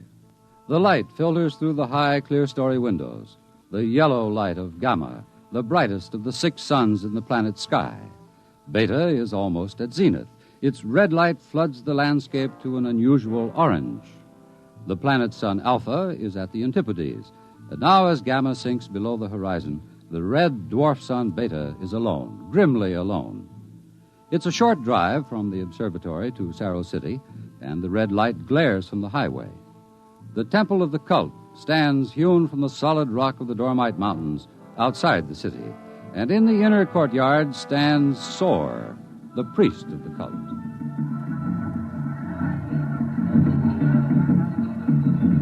Woe to the unbelievers! Their souls will rot with the absence of light. Tell me, Your Reverence, what will happen? What are you waiting for here? The day of the coming. It is written in the Book of Revelations. It came to pass the sun Beta was alone in the sky, and the world was shrunken and cold. And men did assemble in the public squares and highways.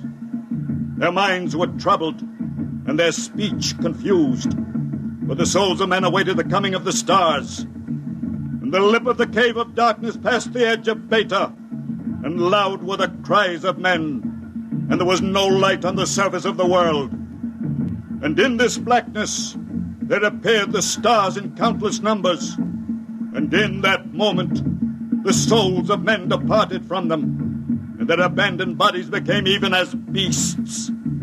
From the stars then reached down the heavens flame, and where it touched, the cities of the world flamed to destruction, so that of man and all the works of man naught remained. So it is written.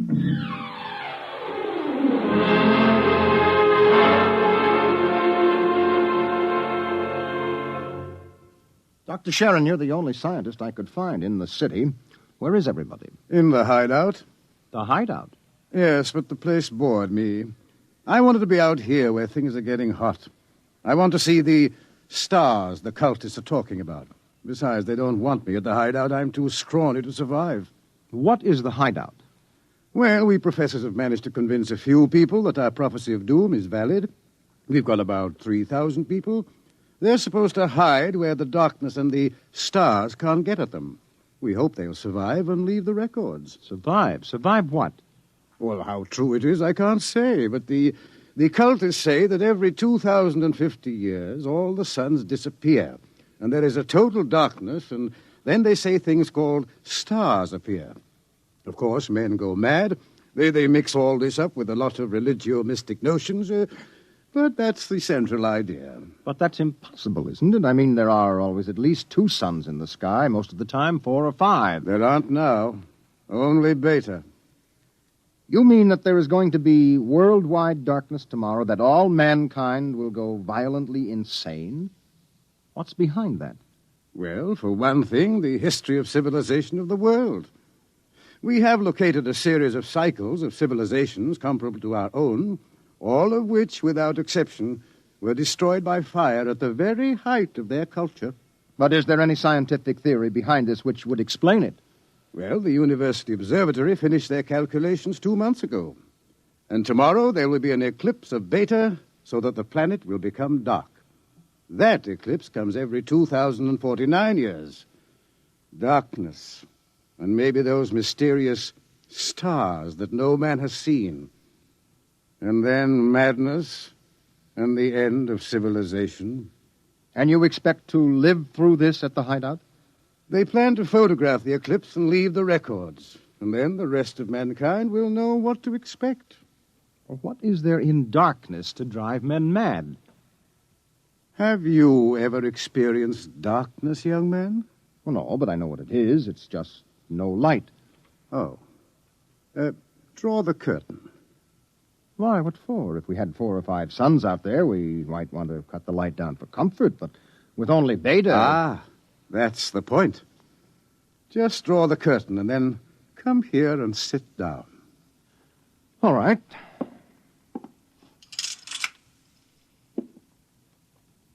I can't see you.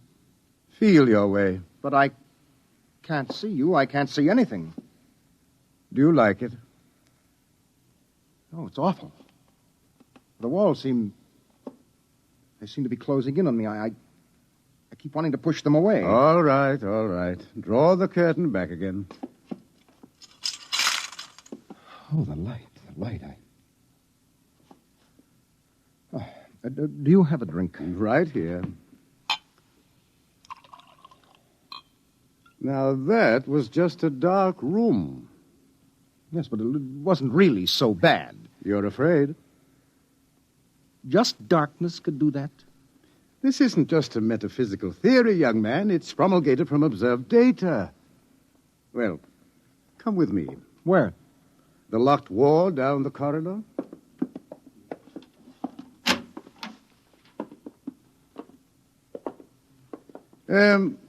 Were you at the Cerro City Centennial Exposition 2 years ago? I was overseas on assignment. Well, you remember hearing about the tunnel of mystery that broke all records in the amusement area? Oh, yes. Wasn't there some fuss about that? The Anti-Vice Society had it shut down. Oh, it was shut down, all right. But the Blue Noses had nothing to do with it. That tunnel was nothing but a mile-long passage through darkness. You rode in a little car, and it took 15 minutes to get through. Oh, it was very popular while it lasted. Popular?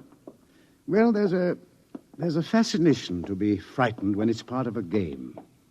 Absence of light is one of the instinctive human fears.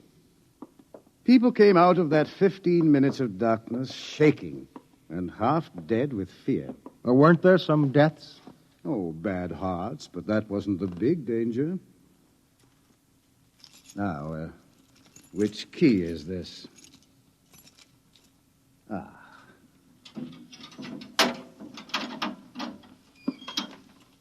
Where are we going? You'll see. No, the heart attacks were actually good for business, but there was something else. Here, I'll show you. I want you to see somebody.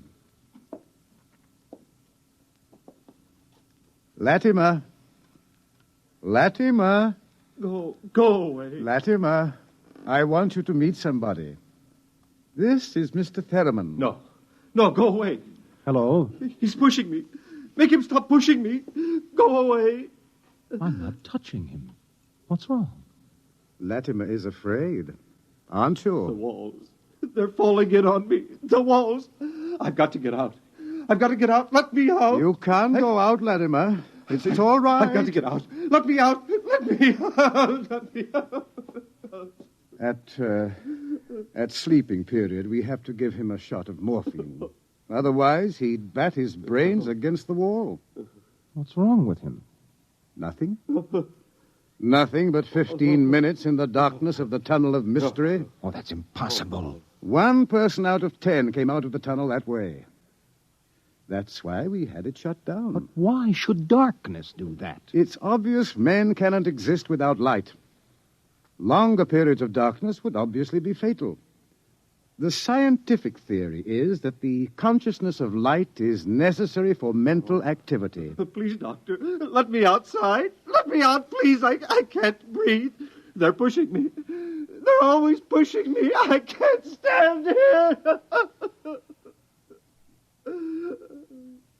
Well, there you are, Theremin.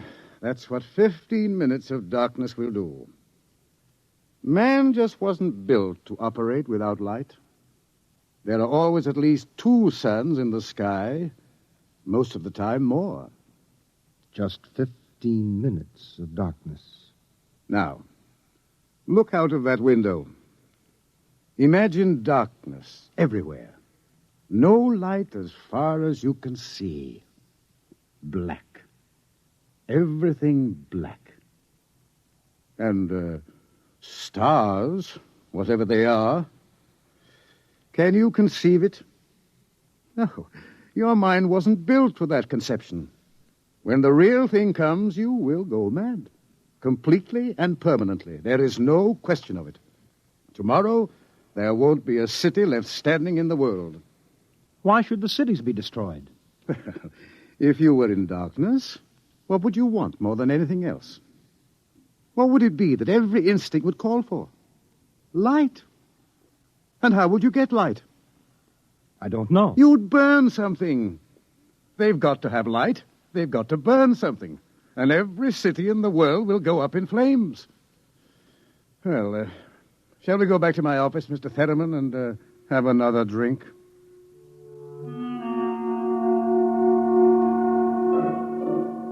Through the skies, the red sun Beta shines alone. The wind howls across the city.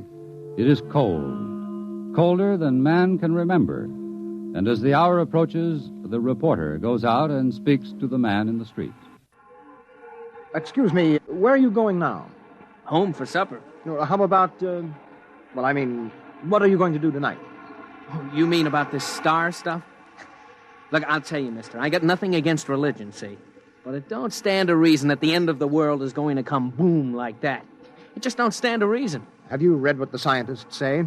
I don't read stuff like that, only the headlines. Well, how about the cult? Well, now, like I say, I've got nothing against religion. But you don't believe them either. They've always been shouting about doom and sin. Listen, when you've been around as long as I have, you get to know the score.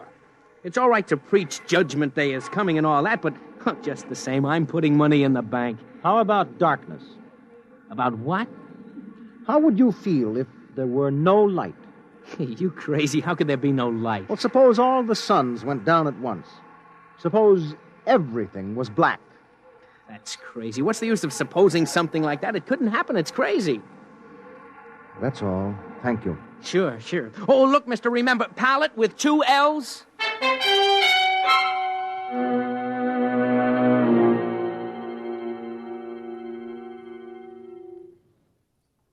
All this talk of scientific explanation, it's sinful, that's what it is. Are you a member of the cult, sir? Sure I am. Been a member since I was a boy. My daddy was a member, too. I've seen the books. It's all written down in the books. Don't you believe the scientists' explanation? Don't need it. I'm going to save my immortal soul. I'm going to stay on the mountaintop in a white robe while the stars carry me away to glory. Blessed be the stars. Amen. What are the stars? The glory, the breath of the heavens, the spirit of the ultimate. That's what they are. The observatory has announced that it intends to take pictures of the stars. Blasphemy. I sold my house and gave all my money to the poor. Won't need it anymore. I'm going to heaven with the stars. Glory, glory, going with the stars.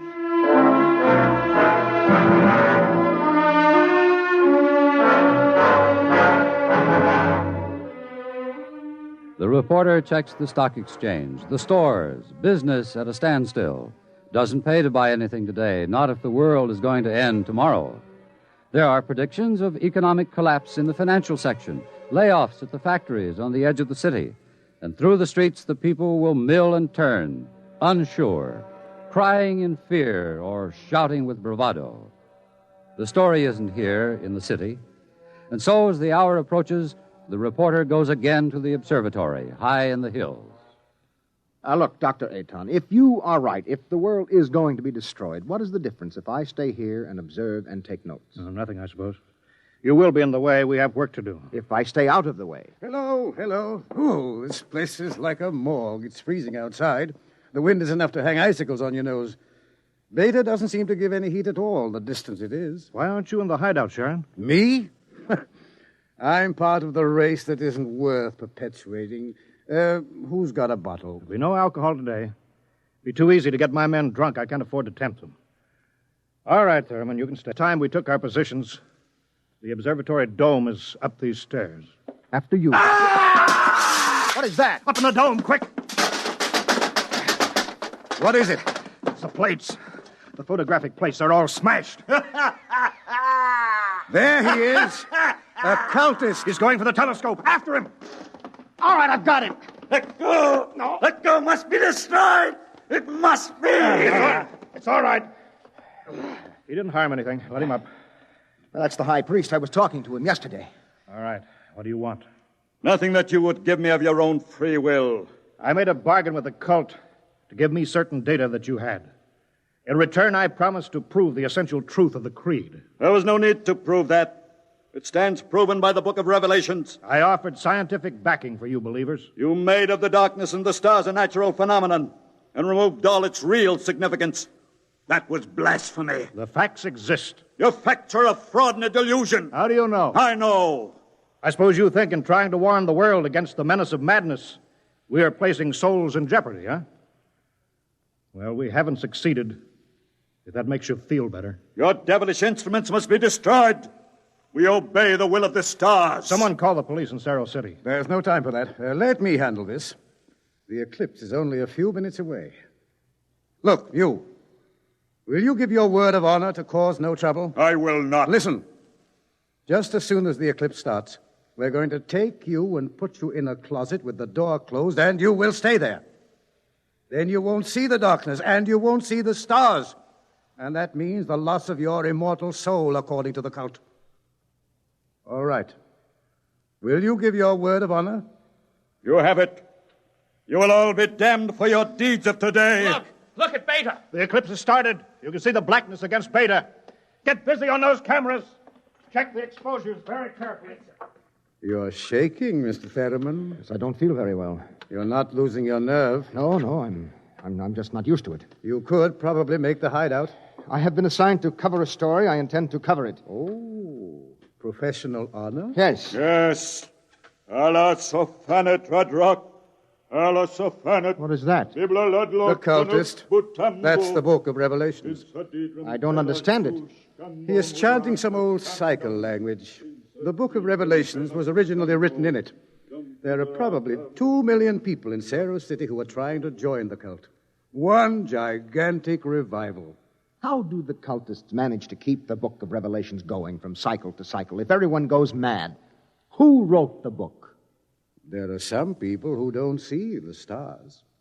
The blind, those who drink themselves into a stupor, and children, to whom the world as a whole is too new and too strange for them to be frightened at stars and darkness. They would have memories, and that, combined with the confused, incoherent babbling of the mad, formed the basis for the book of Revelations. Oh, the cult will be riding high down there in the city. I hope they make the most of it. Dr. Sharon, I just heard from the hideout on the private line. Oh, they're in trouble?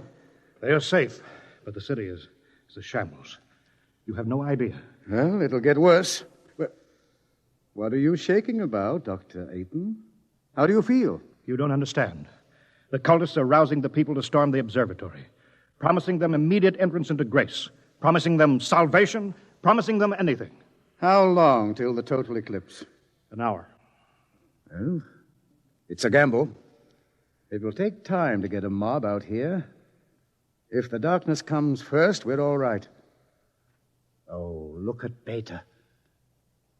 It's cut in half.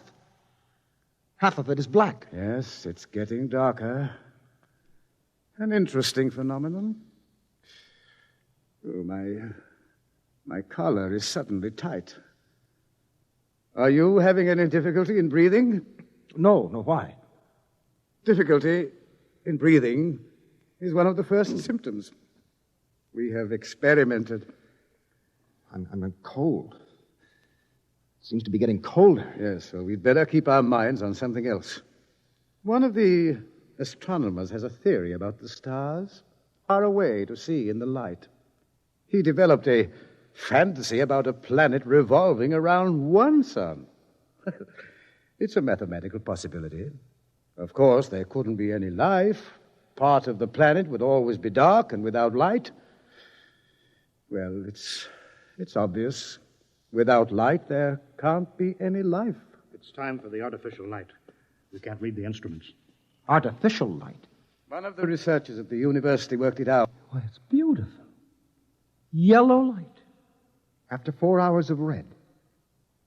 It's beautiful. Light. Light.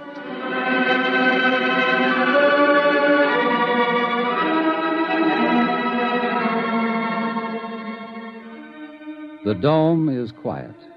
The priest in his yellow robe sways slowly as his lips move in the ancient tongue. Over and over, he whispers the invocation to the stars. The technicians hunch over the instruments, and the sky gradually turns a horrible deep purple red, and the air grows denser. Dusk, like a palpable entity, enters the room, and the dancing circle of yellow light about the torches etches itself into ever sharper distinction against the ever-gathering grayness beyond. Outside, Beta is a mere smoldering splendor, taking a last look at the world.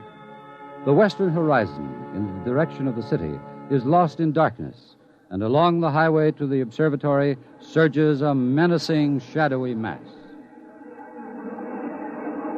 The mob from the city, they're coming.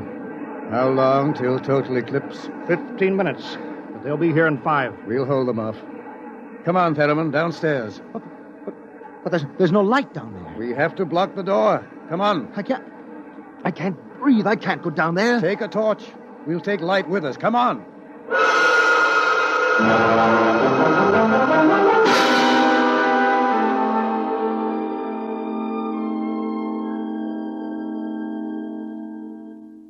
Aiton. I'm here. Did you bar the door? They won't get in. All right, now, everybody. 1 minute till totality. 1 minute. Just before totality, I'm changing the plate. That will leave one of you for each camera. You know all about times of exposure. Now remember, don't try to look for good shots. And if you feel yourself going, get away from the camera. It's dark. It's getting dark. Sharon, where are you? I can't see you, Sharon. I'm right here. 30 seconds. Look out. The priest. I can't see him. And the wicked shall perish, and the souls of the true believers shall be transported in glory to the stars. You can see him against the torch. Don't let him get to the telescope. From the stars there reach down a heavenly flame, and where it touched the cities of the world, flame to utter destruction. Grab him! You shall not blaspheme! The world must be destroyed by the stars! It must be! Let me go! I'll take care of him. The stars! The stars!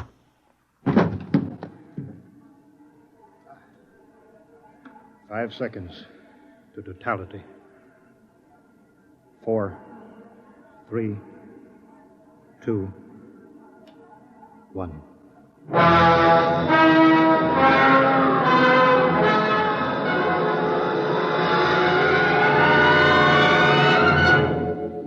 The sky is black, and through it shine the stars. 30,000 minute suns shine down in a soul-searing splendor. It is more frightening in its awful indifference than the bitter wind that shivers across the horrible, cold, bleak world. The stars. The stars. The stars. Oh, no! It's dark. Dark. Dark. The walls. The walls are coming in on me. They're coming in. Light. Light. Light. Darkness. Forever. Light. And ever. And ever. Light. And the walls are breaking in. We did not know. We did not know. We did not know.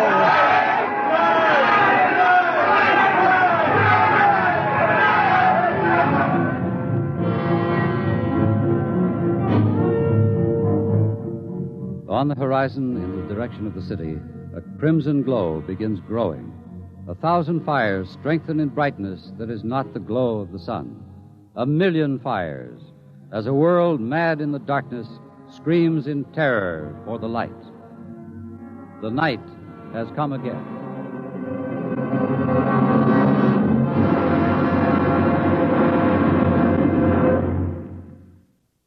You have just heard X-1, presented by the National Broadcasting Company in cooperation with Street and Smith, publishers of astounding science fiction.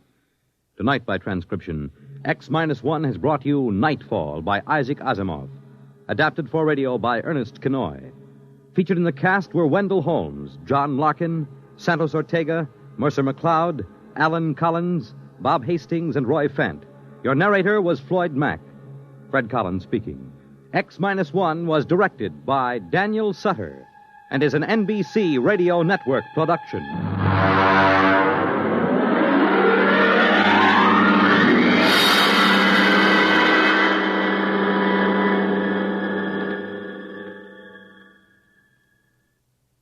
It's groomed for your interests. Weekday NBC Radio.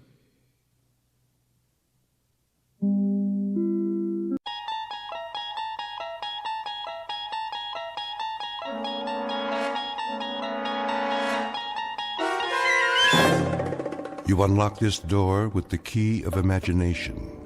Beyond it is another dimension, a dimension of sound, a dimension of sight, a dimension of mind. You're moving into a land of both shadow and substance, of things and ideas. You've just crossed over into the Twilight Zone.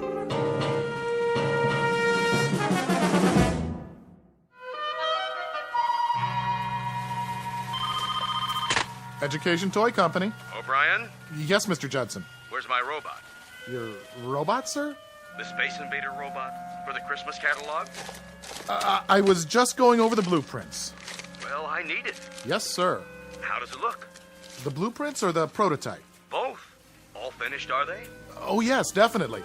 It walks, it talks, it shoots death rays just like Mr. Ford said it would. Then bring them to my office by the end of the day. We need to start production. No problem, sir.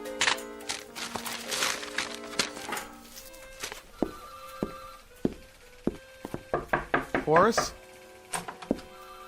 Horace, Mr. Judson wants to see the robot. Horace? Why are you just sitting there? Didn't you hear what I said? I'm not just sitting here. I'm waiting. For what? For a showdown. Look out! What? Go for your gun, partner. Gotcha! Horace, why'd you do that? Do what? With the cap pistol. Scared the pants off you, right? Come on, Horace. You pull that almost every day. Boy, when I was a kid, I always had a cap pistol. Everybody on my block had one. Do you remember cowboy movies? Weren't they the best? I want to talk to you about your design for the new robot. I made believe I had my own horse. We used to gallop out of the theater and shoot up the whole neighborhood. Bow! Got you right in the heart! You're loco. You missed me by a mile. Horace, do you know how loud you're yelling? Oh, I wasn't. I'll bet you could hear it all the way to Mr. Judson's office. How much? I'll bet you my ball of silver foil. Hey, Lenny, remember that? Remember when you could peel the foil off old cigarette packs and gum wrappers and roll into a great big ball? I had one that must have weighed 5 pounds. Boy, wonder whatever happened to it. I've been in the office next to yours for 12 years. I know all about how you used to collect tinfoil. How will you listen to me for a second? You must have had a miserable time when you were a kid. I did. I couldn't wait to grow up. What do you want, Leonard? There's something wrong with the plans. There is not. I designed this toy. There's nothing wrong with it. See? If you'll listen, the kids will go crazy about it.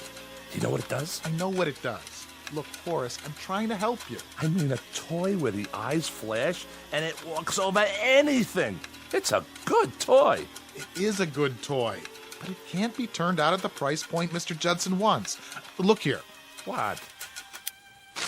When he sees the plans, he's going to blow his stack. It's got too many parts. You think so? I know so. Well, I don't. Horace, all you have to do is work it over. How's Betty? What? Betty. Your wife. Remember her? What has Betty got to do with it? We're talking about your work. Is that all you ever think about? Horace. Thanks. I'll look it over. Horace, all right. You do that. By this afternoon, okay? Sure, Lenny, sure. A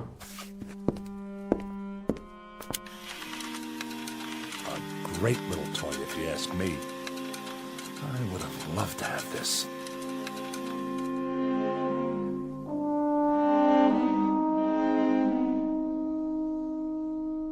Meet Horace Maxwell Ford, age 38, but already growing a bit paunchy. He's a man whose clothes never quite seem to fit and whose shirt is forever coming untucked from his trousers.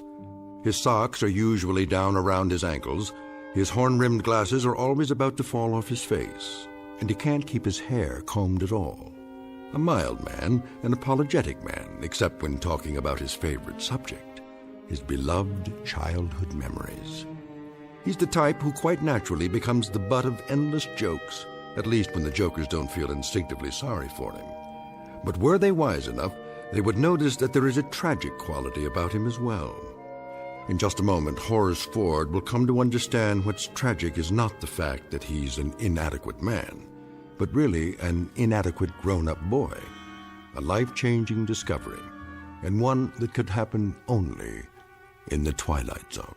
And now the Twilight Zone and our story, The Incredible World of Horace Ford, starring Mike Starr, with Stacy Keach as your narrator. Leonard? Laura, come in. What's the matter? Here.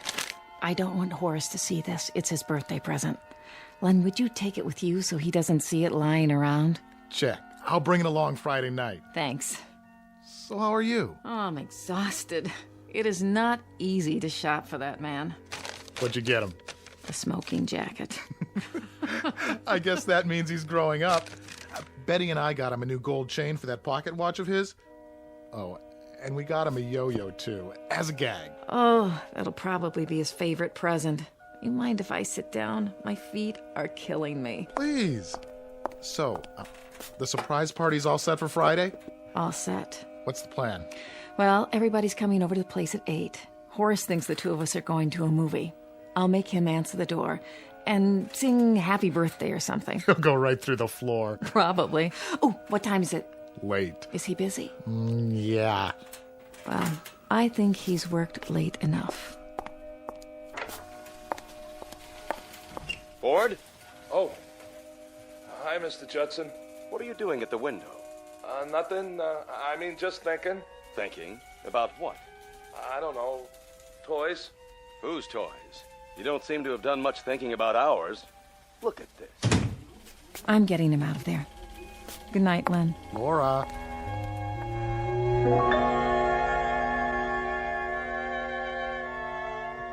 Well, look at it.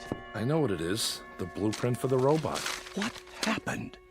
If we put this into production the way it is, do you know how much money we'll lose? But it's a good toy. That has nothing to do with it. See here, Ford, you've been with us a long time. You must know that we're in business to make a profit. This design just isn't cost-effective. I want it simplified. What do you want to simplify? For one thing, the eyes don't have to flash on and off. Sure they do. You want to ruin it? The flashing eyes? That's the beauty part. It's terrific. You could play for hours with a toy like that. Why are you raising your voice? I'm not. But you're talking about... Look, Ford, I don't want to argue about it. Just do the design over. Don't you remember when we used to play soldiers? With a mechanical man like this, you could... Oh, is this the office? Oh, there you are, Horace. Laura? Mr. Judson, you remember my wife? Mr. Judson. Oh, how nice to see you. A pleasure. Remember, Ford, I'll need it first thing in the morning, no later. Yes, sir. Good evening. Hello, Laura. Aren't you surprised that I'm here? Yes, yes, I am. What time is it? Well, why don't you check your watch?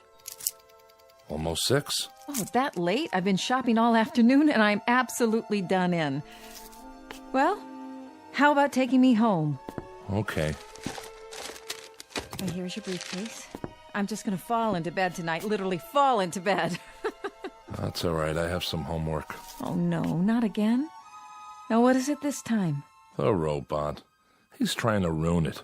Oh, I'm sure Mr. Judson's only trying to... I'm telling you, he is. That toy has no meaning unless the eyes light up.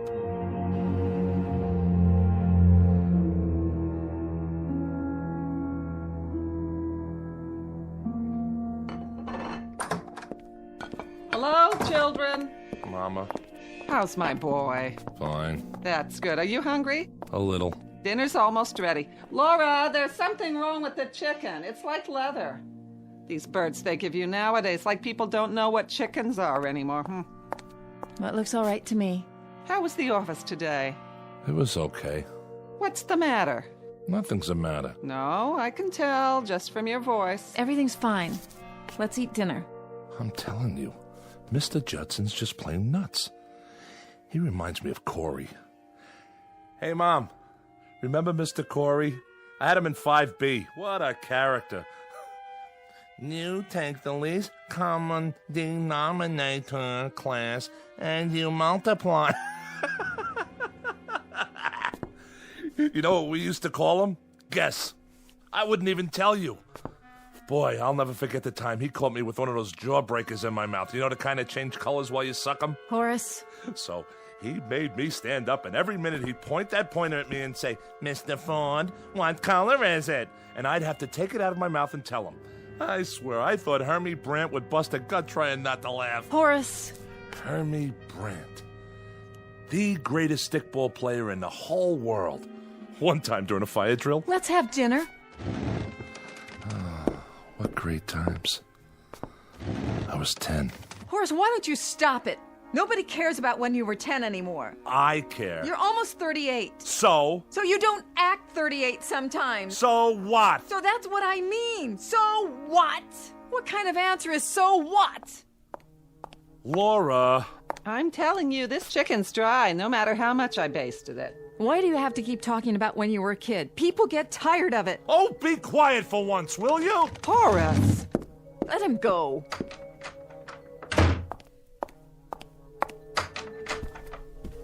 Horace?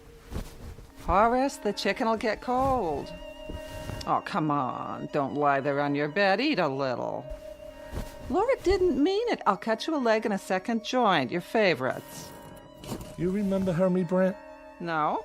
How come you never remember anything about Randolph Street? Oh, it was a terrible place. We're in a good neighborhood now, in a nice apartment. Why do you have to always... What was terrible?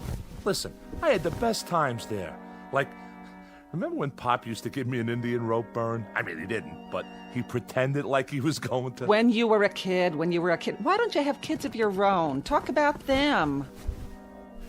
Randolph Street. You know what I'm going to do? I'm going to go back there. Right now. Horace, we're having supper. I haven't been there since I was 11. Why shouldn't I? Horace, it's a dirty old street. What are you gonna see? Stay home. Where are you going? So long. Horace, listen.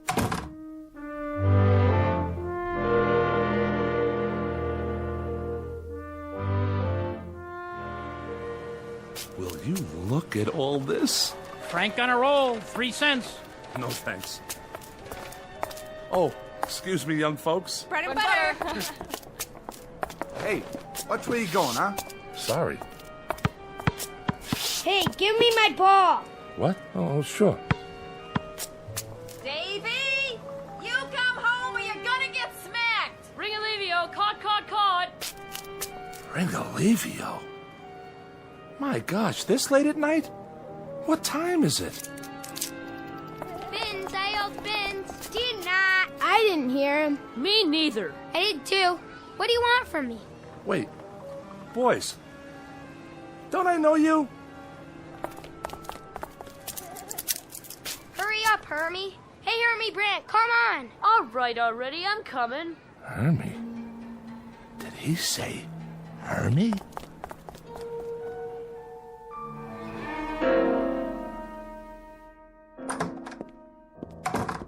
Nice of you to come back.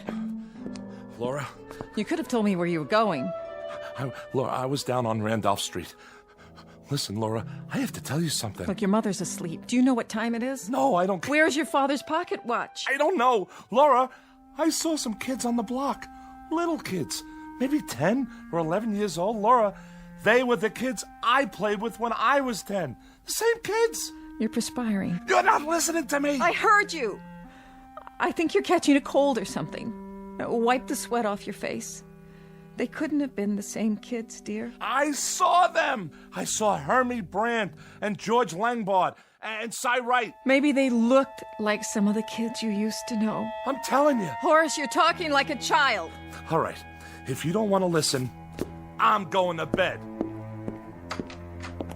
Horace. Oh. Yes, young man. What do you want? He dropped this. Dropped what? Well, this is Horace's watch. Where did you...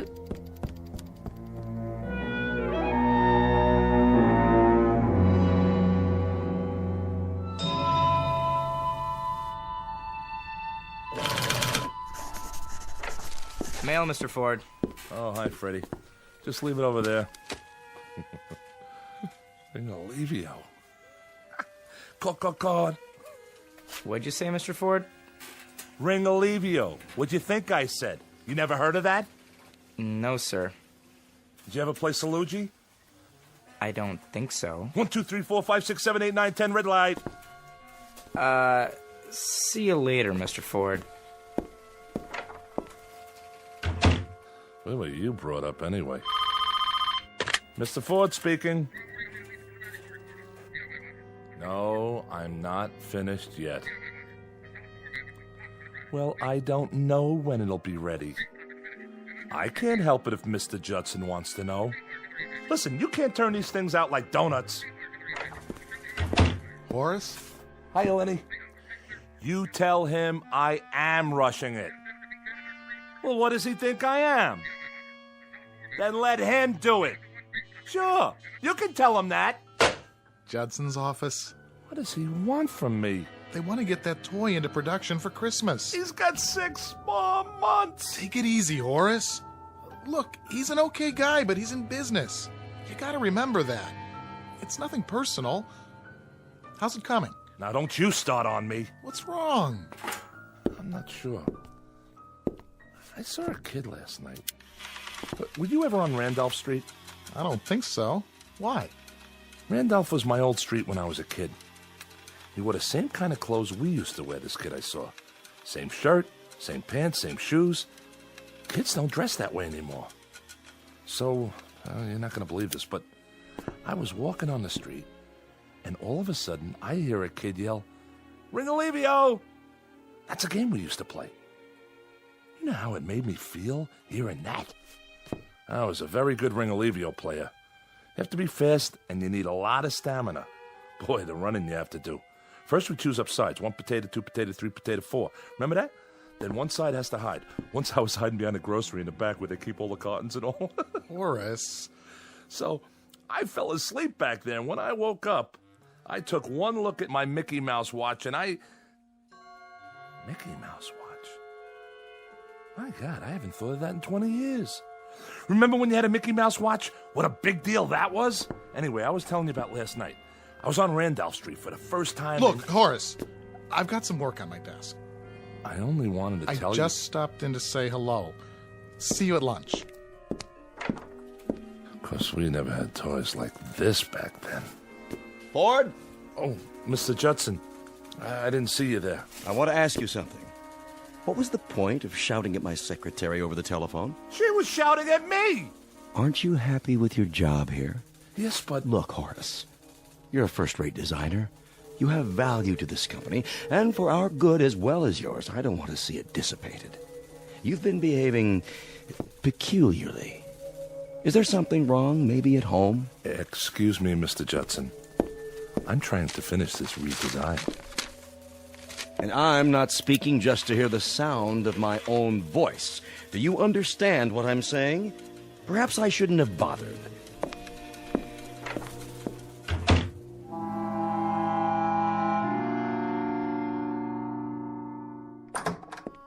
Hello?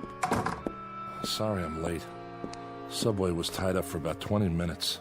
Somebody jumped? Nobody jumped. Why do you always think that? Well, it happens if you read the papers. Something broke down. You can't kiss your mother hello anymore? Hi, Mama. I'll see how the dinner's coming. Tired? Yeah. I was thinking, there's a double bill at the Regent. 2 pictures you've been wanting to see. Going Let's just... back there tonight. Where? Randolph Street. What for? I want to see those kids again. But why? Because I want to. It's important. Important? Veal cutlets and succotash. It's canned, but you can hardly tell it from fresh. Let's sit down. Help yourself to the meat, Horace. If it's overcooked a little, blame it on the Subway. Are you sure nobody jumped? Please, he said no. What's so great about disasters? What? I remember when we lived on the block. Every time there was an accident or something, you were always right there. Horace. Well, it's true. What about the time Harvey Bender got his arm caught in a fire hydrant? Harvey Bender? Who's Harvey Bender? If that wasn't the dopiest thing. What's he talking about? The hottest day of the summer, he picks to clog up the hydrant. We all figured they were going to have to bust it open to get his arm out. What do you mean you don't remember Harvey? We were playing marbles, on the manhole cover. I remember it like it was this morning. I got this big fat Puri, and I'm belting them out, cleaning up, when all of a sudden this nut says, "Let's turn on the hydrant." I swear, he was the gooniest kid. His favorite thing was Shakespeare, sock in the ear. Horace, stop it! Why should I? Just stop! Please. But he was one of the kids last night. Who was one of the kids? Harvey Bender. What? I saw him last night. Don't you know that's impossible? I know what I see. He was 10 years old when you were 10 years old. He's as old as you are now. I'm telling you, I saw him. And George Langbart and Cy Wright. They're still kids. He's got a fever, I can tell. I have not got a fever. Mother, be quiet. Horace, sit down. Feel his head. Leave me alone. Listen, darling. I don't know what's happening at your office, but I can see the way you come home. You're tired. I mean, overwork, and sometimes I would like you to see a doctor. What for? Just to let him check you. You think I'm imagining it? No, I don't. Yes, you do. Listen to me, Horace. Horace, where are you going? To see my friends. Horace, please.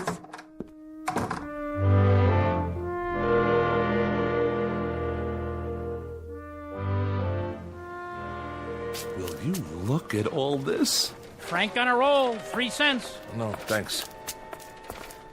Oh, excuse me, young folks. Bread and butter. Hey, watch where you going, huh? Sorry. Hey, give me my ball. What? Oh, sure. Davy, you come home or you're gonna get smacked. Ring Alivio, caught. Ring Alivio. My gosh, this late at night? What time is it? Bins, I yelled Bins. Did not. I didn't hear him. Me neither. I did too. What do you want from me? Wait, boys. Don't I know you? Hurry up, Hermie. Hey, Hermie Brant, come on. All right already, I'm coming. Hermie? Wait!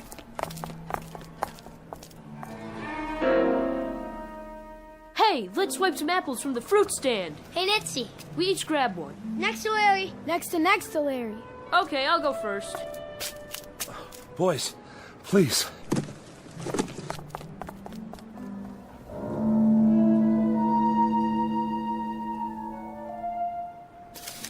Some apples, huh? Sour. Hey, what do you think about the big birthday party? He didn't even invite us. Can you believe it? Who are you talking about? Yeah, and I'm supposed to be his best friend. That stinks. We had to myrtleize him, right, Hermie? Boy, and how? Listen to me. I can explain. Come on. Let's get him. No. No!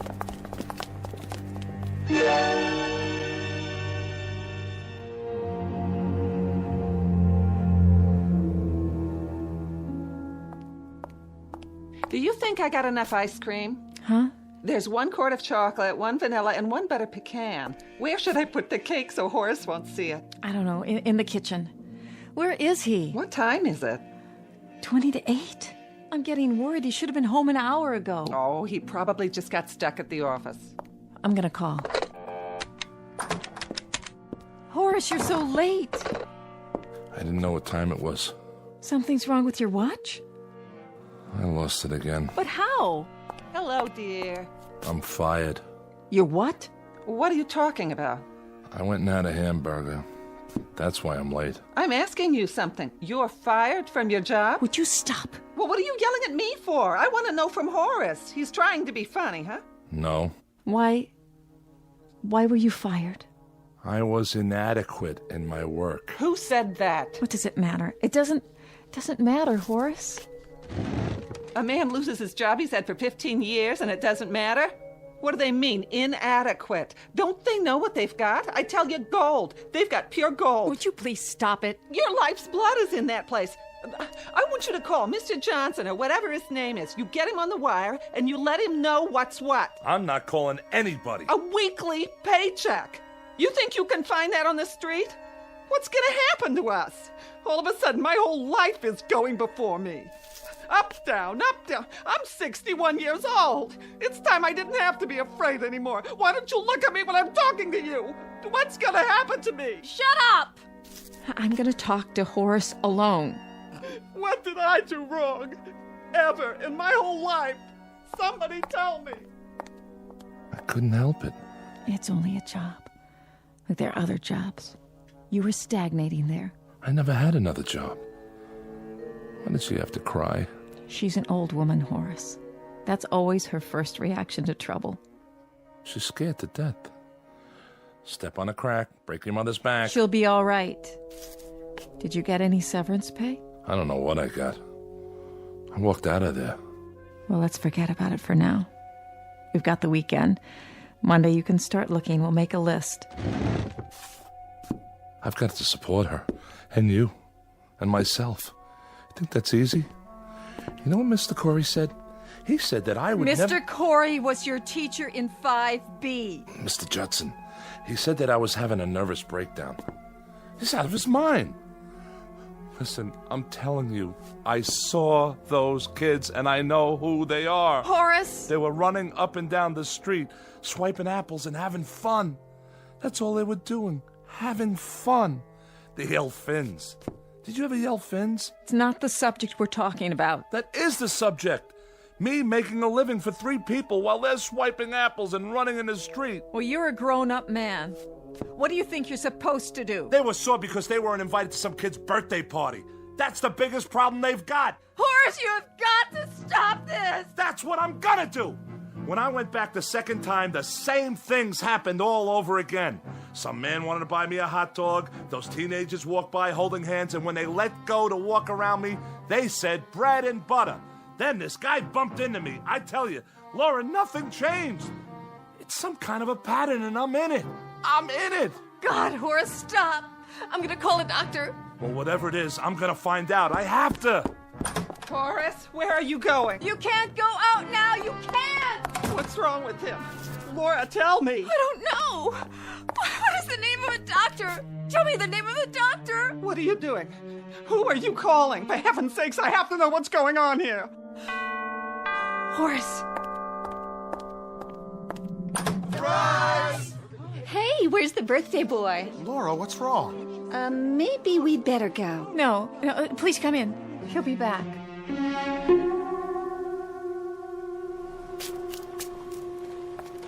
Frank on a roll, 3 cents. No thanks. Oh, excuse me, young folks. Bread and butter. Hey, which way you going, huh? Sorry. Hey, give me my ball. What? Oh, sure. Davy, you come home or you're gonna get smacked. Ring-a-levio, caught. Ring-a-levio? My gosh, what time is it? Where's my watch? Fins, I yelled fins. Did not. I didn't hear him. Me neither. I did too. What do you want from me? Wait, boys. Hurry up, Hermie. Hey, Hermie Brant, come on. All right already, I'm coming. Hermie? Wait! Hey, let's swipe some apples from the fruit stand. Hey, Nitzy. We each grab one. Next to Larry. Next to Larry. Okay, I'll go first.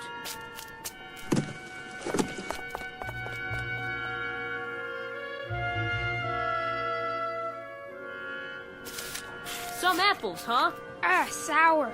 Hey, what do you think about the big birthday party? He didn't even invite us. Can you believe it? Who are you talking about? Yeah, and I'm supposed to be his best friend. That stinks. We had to myrtleize him, right, Hermie? Boy, and how? Listen to me. I can explain. Come on. Let's get him. No. No!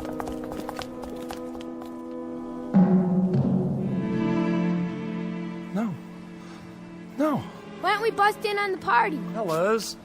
What for? He'd probably start crying like a baby. Listen, fellas. Can't you hear me? Can't you see me? I gotta tell you something. Step on a line and you bust your father's spine. Cut it out. You've got to listen to me. So are we going to the party? What do we do when we get there? Who cares? They probably got ice cream. Who needs ice cream? It's better than standing around here. Please, look at me. I'm standing right here. Hermie, are you my buddy? Fellas, please. I gotta tell you something. I know I got some apologizing to do. Georgie, Cy, come on. What are you giving me the treatment for? Will you listen? I couldn't help it. Hermie, I'm your best friend. You have to give me a chance. Well, if it ain't little Horace Maxwell Ford. The birthday boy. Why didn't you invite us to your party? We're gonna myrtleize you. No, please. Please, don't. Don't. Laura, honey, I'm sorry about his job, but he'll have another one in no time. He's a wonderful designer. Thank you for saying that. Oh, this party will perk him up. Best thing in the world for him right now. We even got him a yo-yo. The kind that lights up. I know. All right, everybody. Ready? Somebody get the lights. Laura? Don't make a sound till I open the door. Come in, darling. He dropped this. What? Where did you get that? Oh, Laura. Laura, what's happening? He dropped this? What does that mean? It looks like a Mickey Mouse watch. That's exactly what it is. Horace? Horace, where are you? Horace? Somebody. Horace, is that you? Laura? I'm here.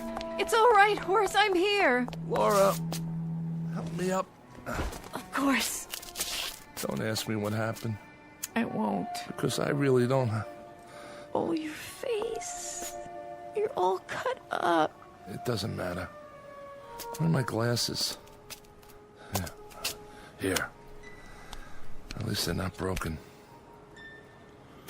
Can we go home now? That's a good idea. A very good idea. I have no idea what happened, Laura. But for 1 minute, 1 second, I don't know. I saw things that made some of the memories I had a lie. Because when I was a kid, a lot of it was an ugly, sad nightmare. And I saw that. I know what it was. I remember it now. All of it. I don't know what happened either, Horace. But I think we all do that. We remember what was good and we black out what was bad. Maybe if we didn't, we couldn't live at all. Come on, let's go home. Wait. What's this? It looks like your father's watch. Yeah. I must have dropped it. Come on, Horace. There's a party waiting. A party? It was a surprise. Everybody's there. Lenny? Yes, and Betty. They got you something. We're not supposed to tell you, but I think...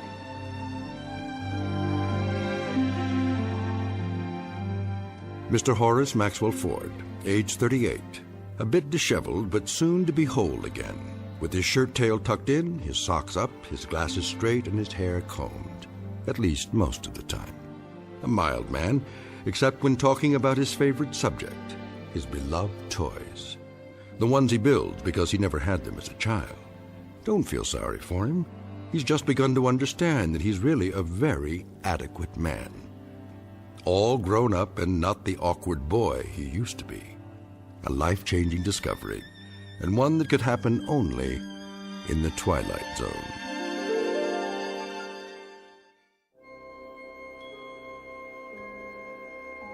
Hi, this is Carl Amari, producer of the Twilight Zone radio dramas. I'd like to take a moment to tell you about our official website at twilightzoneradio.com, where you'll get the latest news and information on these Twilight Zone radio dramas. Plus, at twilightzoneradio.com, you can digitally download 3 free episodes or any of our episodes for only $1.95 each. In this age of ever-changing technology, we've decided to make these episodes instantly available to you by making the Twilight Zone radio dramas a digital download-only series. This means that this series will no longer be offered on CD. The CD collections at our website are now being offered while supplies last at buy one, get one free. So be sure to get your favorites before they're sold out. Be sure to visit us often, and I'll see you in the zone.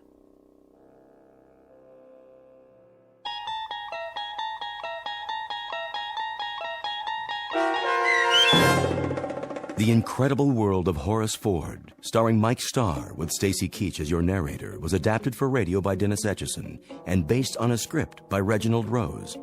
Heard in the cast were Taylor Miller, Meg Thalken, Doug James, Carl Van Sickle, Adam Blaine, John Starr, Bill, Charlie, Alex, and Henry Kummerer, Martin Hughes, Bob Blaine, and Adam Tangway.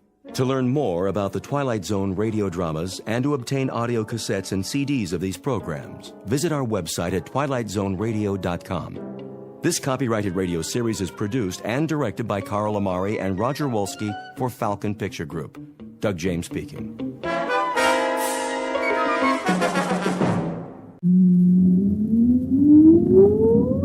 Countdown for blast off. X-5, 4, 3, 2, X-1, fire.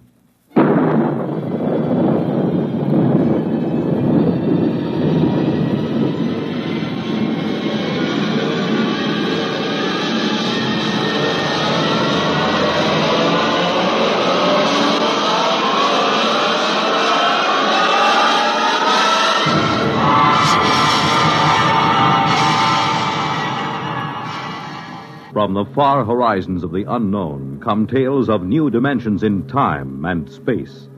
These are stories of the future, adventures in which you'll live in a million could-be years on 1,000 maybe worlds.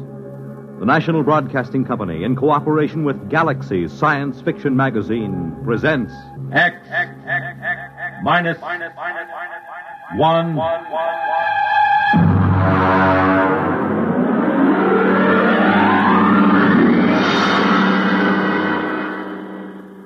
Tonight, The Reluctant Heroes by Frank M. Robinson.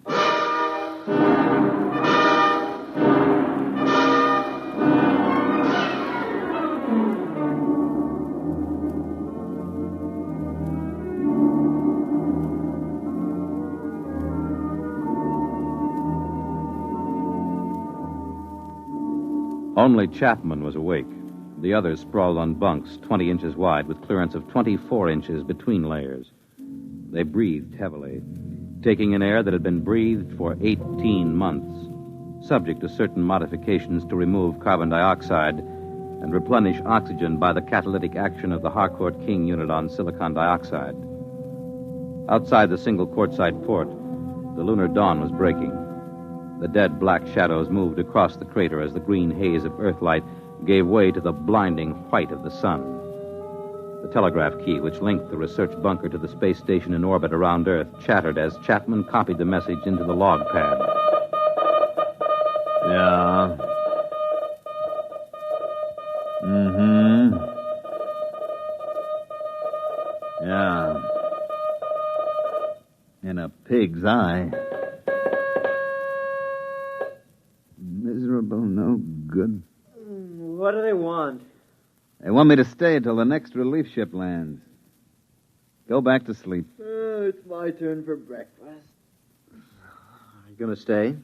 Sure. 3 years on the moon, they figure I'll be glad to stay for more. Just raise my salary or give me a bonus. Every man has his price. Mm-hmm. They probably figure I like it here. Chapman, you found a home here on the moon. Sure. Canned coffee, canned beans, canned pills, and canned air till your insides feel like they're plated with tin. The little scientific home of tomorrow.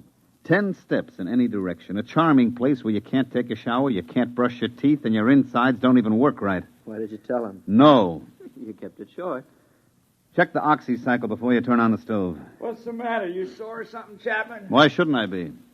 All I'm trying to do is get a good man to stay on a job a while longer. Well, they got a fat chance. They figure you found a home here, right, Dole? Why don't you guys shut up till morning? Some of us have to stay here, you know. Some of us aren't going back today. All right. You might as well get up and get a day's work today before the relief rockets do. I got the coffee ready.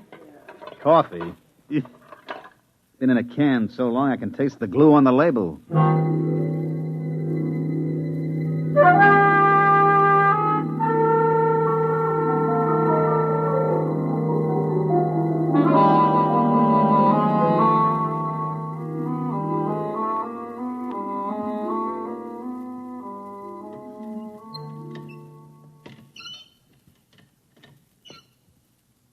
Oh, why don't they send up an oil can? These elbow joints make me feel like the Tin Woodman in The Wizard of Oz. You can't lubricate vacuum seal joinings. Let it squeak.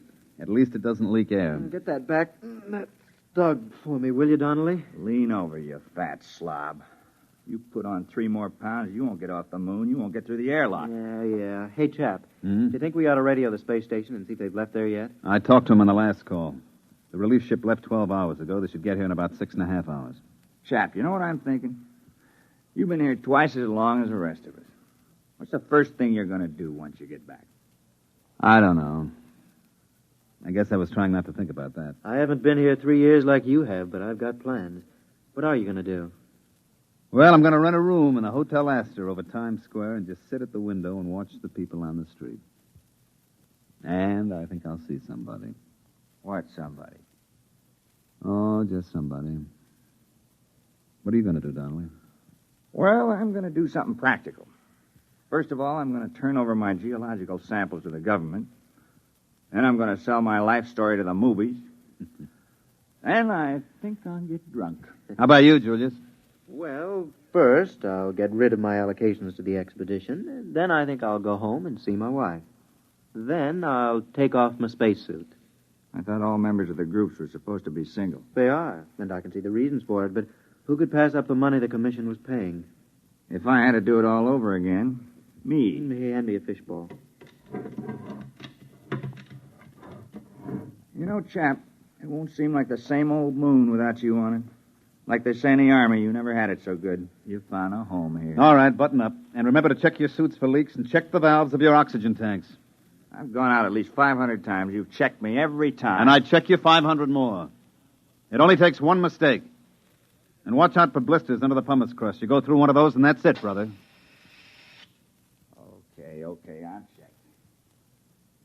Klein, I never knew you were married. There wasn't much sense in talking about it. You just get to thinking, and there's nothing you can do about it. If you talk about it, it just makes it worse. She let you go without any fuss, No, she didn't make any fuss. I don't think she'd like to see me go either. At least I hope she didn't. You got a girl back home? Yes. No, you never mentioned that either. For the same reason you didn't mention your wife. You get to thinking about it. You gotta get married when you get back? Yeah. Hurry up, will you, Klein? I'm sweating. Somebody ought to build in underarm sprays and spacesuits. Chap, why does somebody have to stay here for stopover? Lots of reasons. You can't get a whole relief crew and let them take over cold. They have to know where things are, how things work, what to watch out for. Then, because you've been here for a year and a half and you know the ropes, you have to watch them to see that they stay alive in spite of themselves. Why was it you on the first trip? You're not a scientist. No, I was the pilot on the first ship. When it occurred to us that someone was going to have to stay over, I volunteered. I thought the others were so important that it was better they take their samples and data back to Earth when the first relief ship came. You wouldn't do it again, though, would you? No. You think Dole will do as good a job as you did? He volunteered. Yeah, he volunteered because he thought it would make him look like a hero. I've lost 3 years up here, and I don't intend to lose any more. Okay. Check your valve. All right, check. I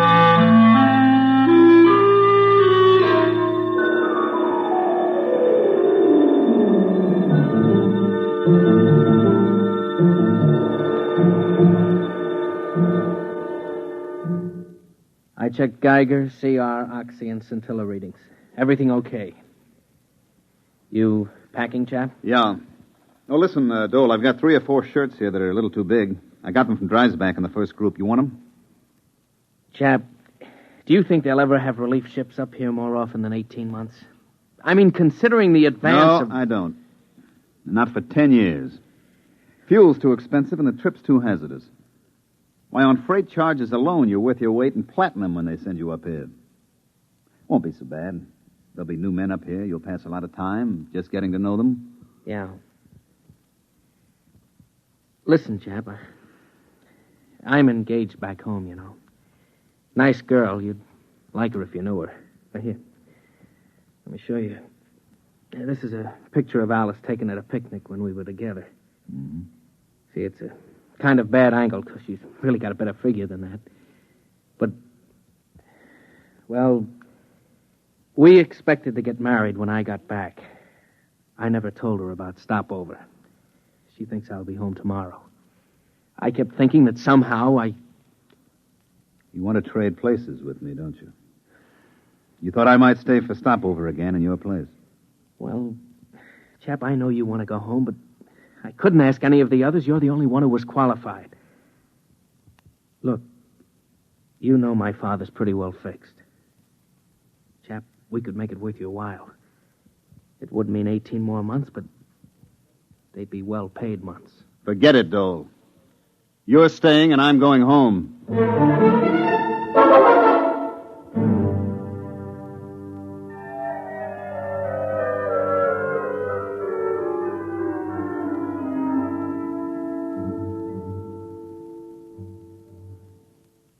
Klein.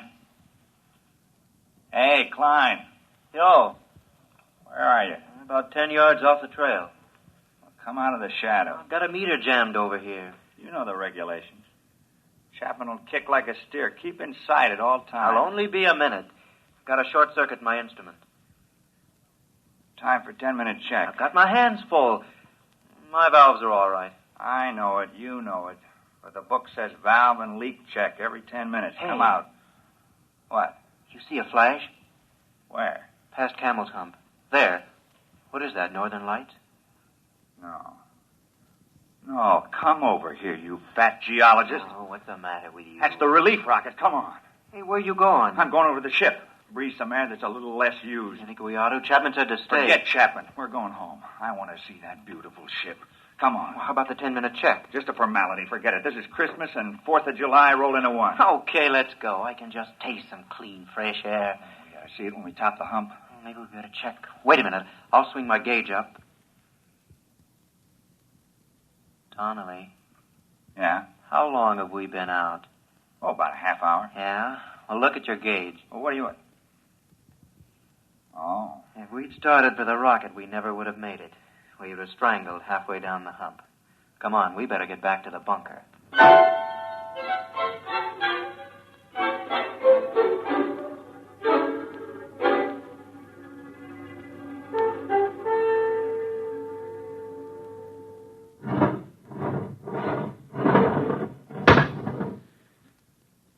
Check the lock seal. Okay. All right, open the inner door.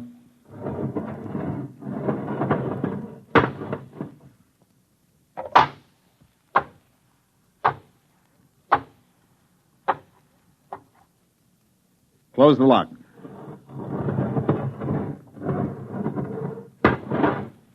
Get me out of this fish bowl. It's down. The relief rocket, it's down on the other side of Camel's Hump. Oh, what a beautiful-looking ship. What a beautiful ship. They must be on their way over here now. Chap, they're on their way. We're going home today. Get your RA unit out of that suit and into the dryer. All right. Okay. What's eating you, Dole? Listen, just because the relief rocket lands, it doesn't mean your RA unit is going to dry up by itself. That goes for you, too, Donnelly. Okay. Hey, Chapman. Yeah? He's taking it pretty hard. He volunteered. Yeah, he volunteered. What a beautiful, beautiful ship.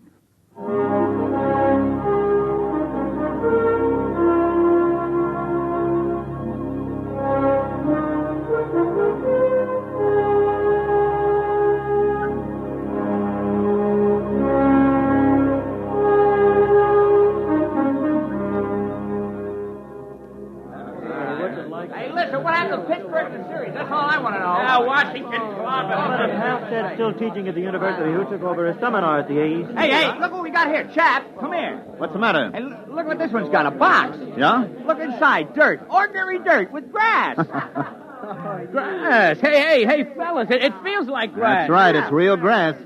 Yeah, and real valuable. Do you realize that current freight rates up here, it's worth about $10 a blade? Oh, shut up, Joe. Hey, Bud, you mind if I chew a blade? Mr. Chapman. Yes? Oh, Mr. Chapman. My name's Eberline, captain of the relief ship. I understand you're in charge here. Yeah, you might say so. They didn't have a captain on the first ship, just a pilot and crew. Dole, turn up the oxycycle in the Harcourt unit. Well, things have advanced somewhat, huh? Look, Mr. Chapman, is there any place where we can talk together privately? Well, come around the corner of my locker. It's about as private as we can get. Oh, good. What's on your mind? I've always wanted to meet the man who spent more time here than anybody else. You mind if I smoke? You better ask Dole. He's in charge now. Oh.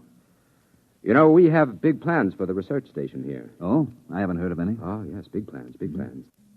They're working on unmanned open-side rockets now that can carry cargo. Sheet steel for more bunkers like this. Mm-hmm. Enable us to enlarge the unit. Have a series of bunkers all linked together.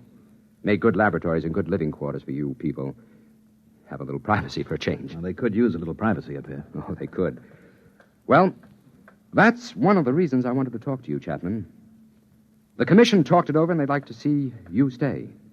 They feel if they're going to enlarge it, add more bunkers, and have more men up here, that a man of practical experience should be running things. They figure you're the only man who's capable and has had that experience. Is that all? Well, naturally, you'd be paid well. I don't imagine any man would like being here all the time. They're prepared to double your salary, maybe even a bonus in addition. They want you to have full charge. You'd be director of lunar laboratories. Oh, a title, too. Well, the commission said they'd be willing to consider anything else you had in mind. If it's more money... The answer is no. I'm not interested in more money for staying because I'm not interested in staying. Money can't buy it, Captain. Look, I'm sorry.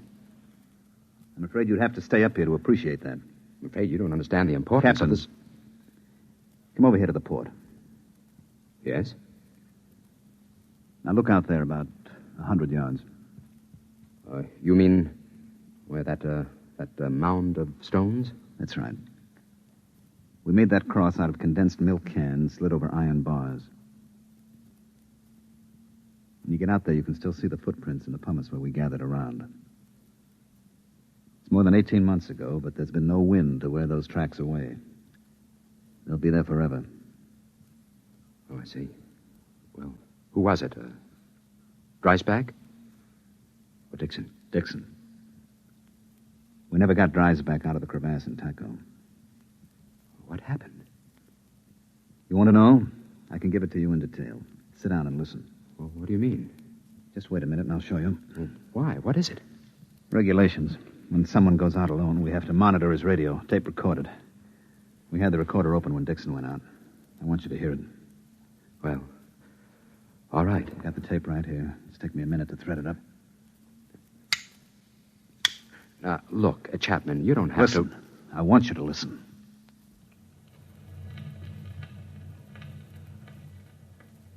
Moon, moon, great big silvery moon, won't you please shine down on me, moon, moon. Regulations. He had to keep saying something so we know he was all right.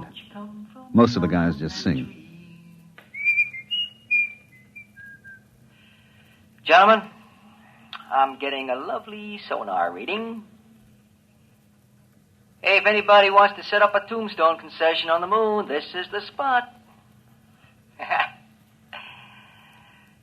Lovely marble, granite, and rock suitable for lobbies here.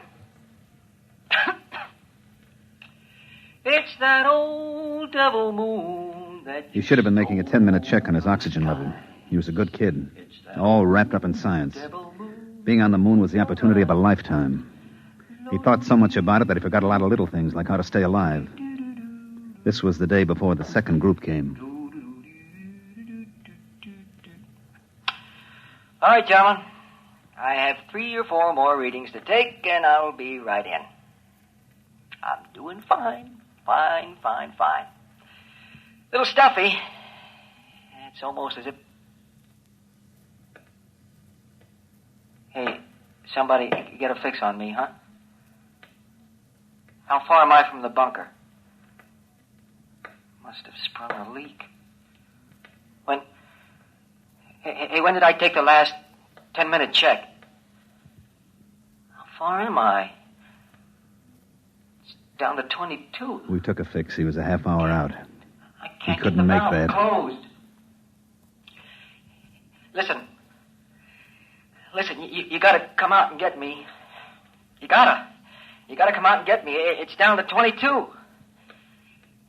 Is somebody listening back there? Hey, is somebody listening? I figure I've got 10 minutes. Just 10 minutes. Listen, you can make it in 10 minutes. I'll meet you towards Camel's Hump. I'll start now. Come and get me, you hear? Come and get me. Chapman? Are you listening, Chapman? Can you hear me? I'm running. Camel's Hump. Hot. The heat. The RA unit's overloading. Can't dry it up. Gotta run.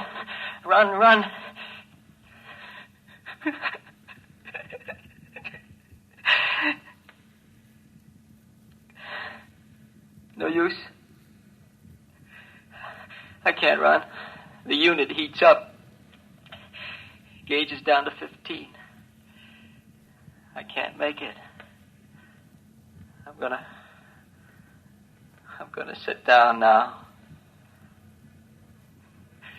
You'll find me at number 7 radiation meter, about 10 yards off the trail. I'm gonna sit down. Sit down next to a rock.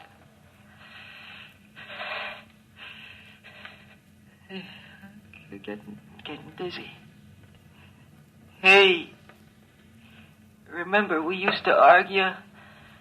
Do you strangle from no oxy or pass out from CO2? Keep tuned to this channel, boys. You'll find out. It's that old devil moon that you...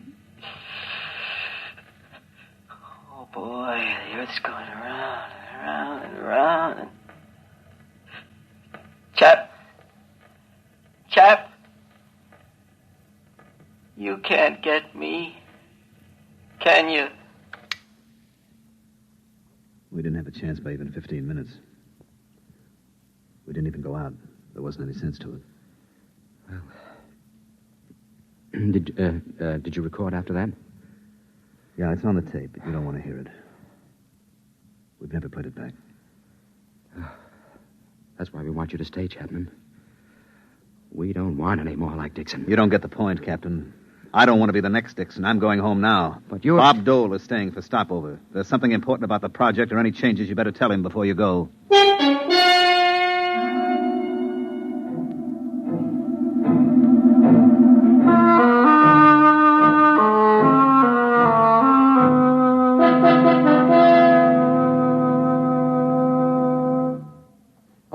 All right, mail call.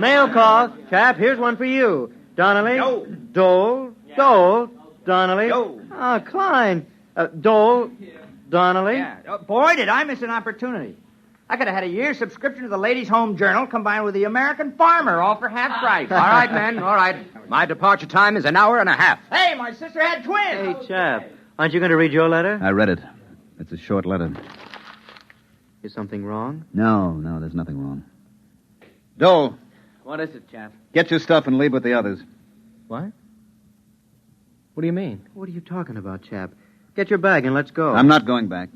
Well, what's the matter with you? Did you suddenly decide you don't like the blue sky and the trees? Come on, let's Look, go. Julius, I'm not going back. I haven't got anything to go back for. Was it the letter? Yeah.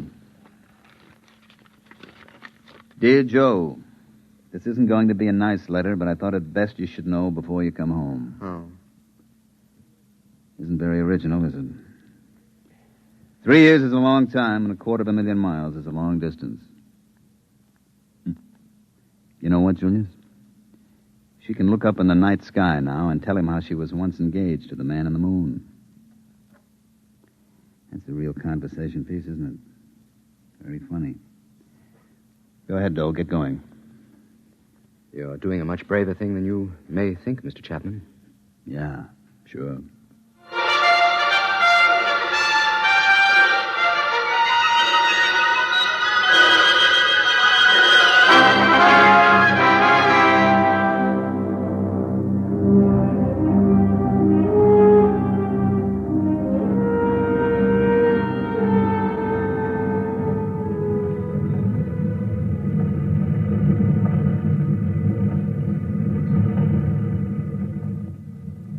You like the looks of the moon going away from it, Mr. Dole?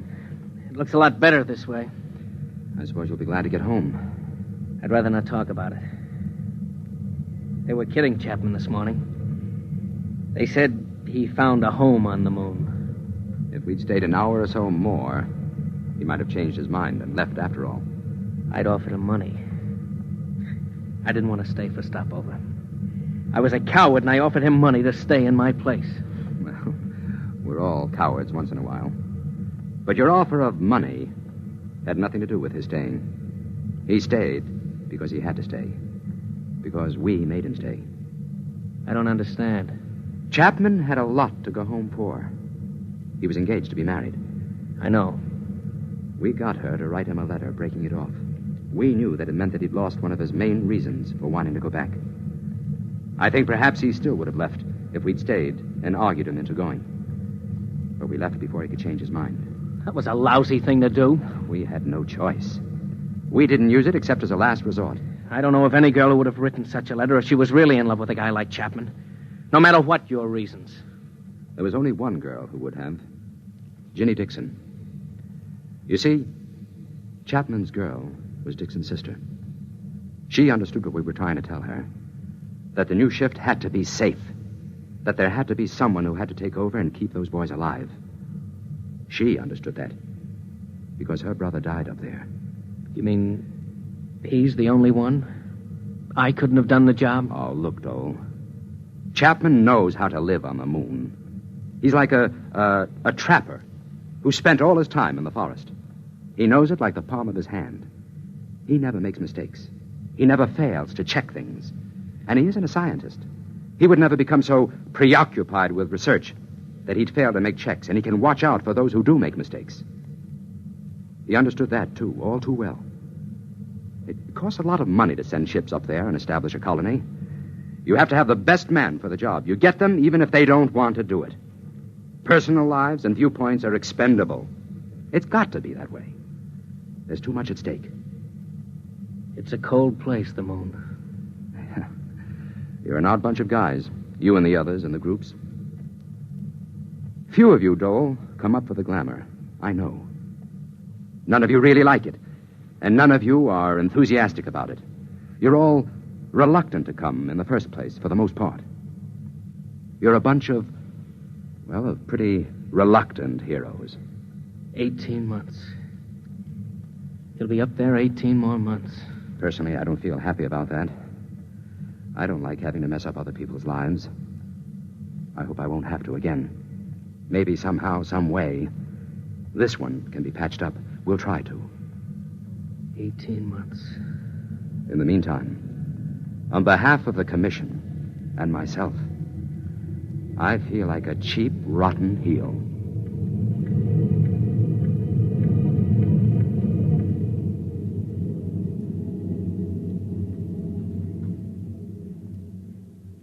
You have just heard X-1, presented by the National Broadcasting Company in cooperation with Galaxy Science Fiction Magazine, which this month features My Lady Greensleeves, a novelette by Frederick Pohl, which begins when a guard smelled trouble and knew it would come because he had been bred that way. Galaxy Magazine, on your newsstand today. Tonight, by transcription, X-1 has brought you The Reluctant Heroes, a story from the pages of Galaxy written by Frank M. Robinson and adapted for radio by Ernest Kenoy.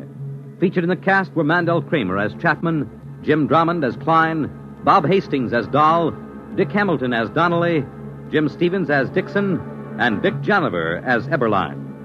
Your announcer, Fred Collins. X-1 was directed by Daniel Sutter and is an NBC Radio Network production.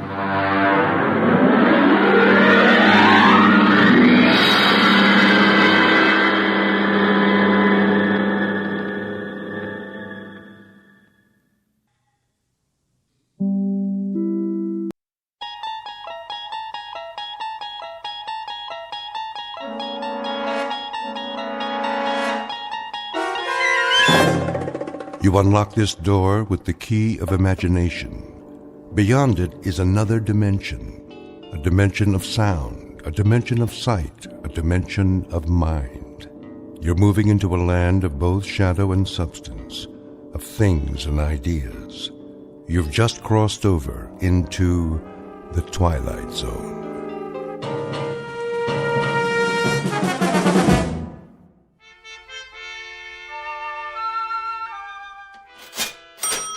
You're quite sure this is a genuine Tiffany? Quite. The provenance dates back to 1922. Very well, then. Kindly have it delivered. Of course, madam.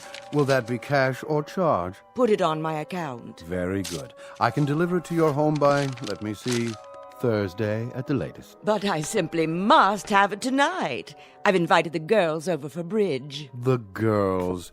I see. Oh, Robert. Yeah?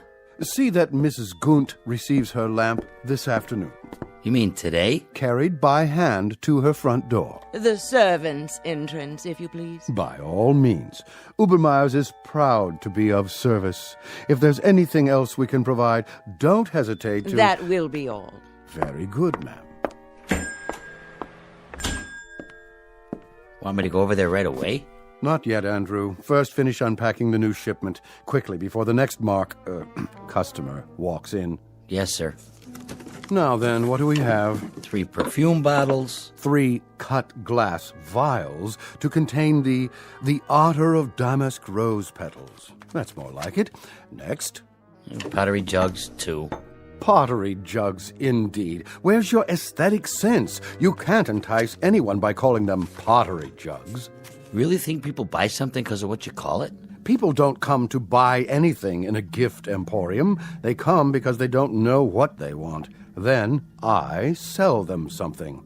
So what are you going to call these pottery jugs? Something exquisite. We'll display them on satin pillows with bread. A loaf of bread, a jug of wine, and thou beside me, singing in the wilderness. I'll unload them on some poor sucker before the morning's over. Okay, what about this? When we buy a shipment from Morocco, sight unseen, I suppose we take what we can get. But to sell that will require some creativity. Now, clean this up at once. May I help you? I hope so. I'm not sure. What's this? That would be an authentic voodoo mask. Oh. What about the pajamas? These are not pajamas, sir. They are a genuine imported harem girl's costume in 100% hand-sewn silk. Well, I don't know. It has to be something special. Very special. Suppose you describe the occasion and leave it to me. A personal gift? Not too personal. See, there's this girl in my office. Ah, a young lady. She's like a goddess. I wouldn't want her to think that I was implying, Of course not, sir. I understand. But for a beautiful young lady, what is her occupation, may I ask? She's a secretary. Oh. I have it. Something for her desk. Well, she's already got a computer and a lot of pencils. Something to remind her of you throughout the day. Subliminally, shall we say. Now, as to price, would $100 be too extravagant? 100? But of course she mustn't feel bought. Romanced is more like it. Aha! Perfect. What is?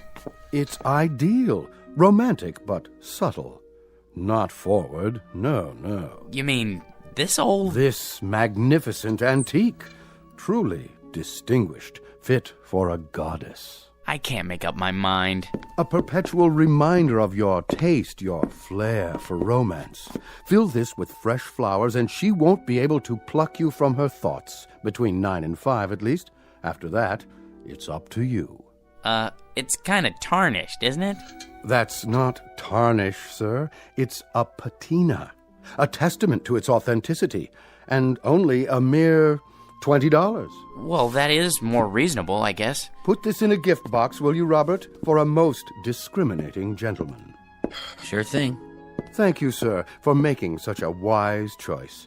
I hope you'll allow us to serve you again when it's time for the engagement. Don't mention it. Cash, I presume.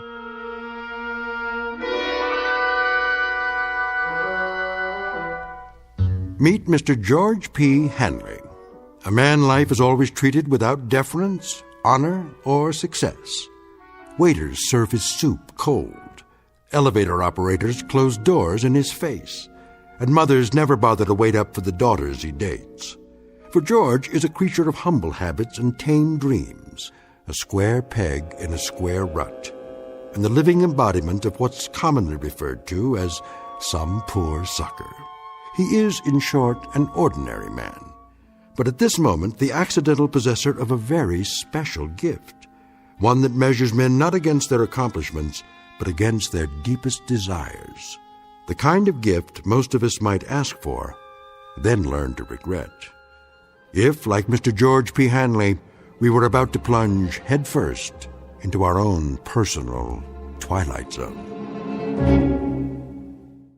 And now, The Twilight Zone and our story, I Dream of Genie, starring Hal Sparks, with Stacy Keach as your narrator.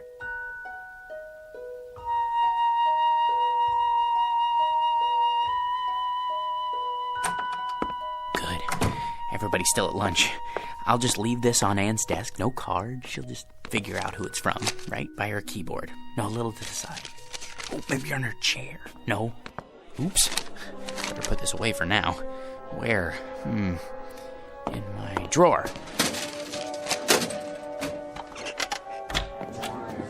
Hey, Georgie Porgy, what happened to you? I had some errands. Well, you missed the worst chili con carne ever offered for human consumption. It set a new low, even for the greasy spoon Nick calls a diner.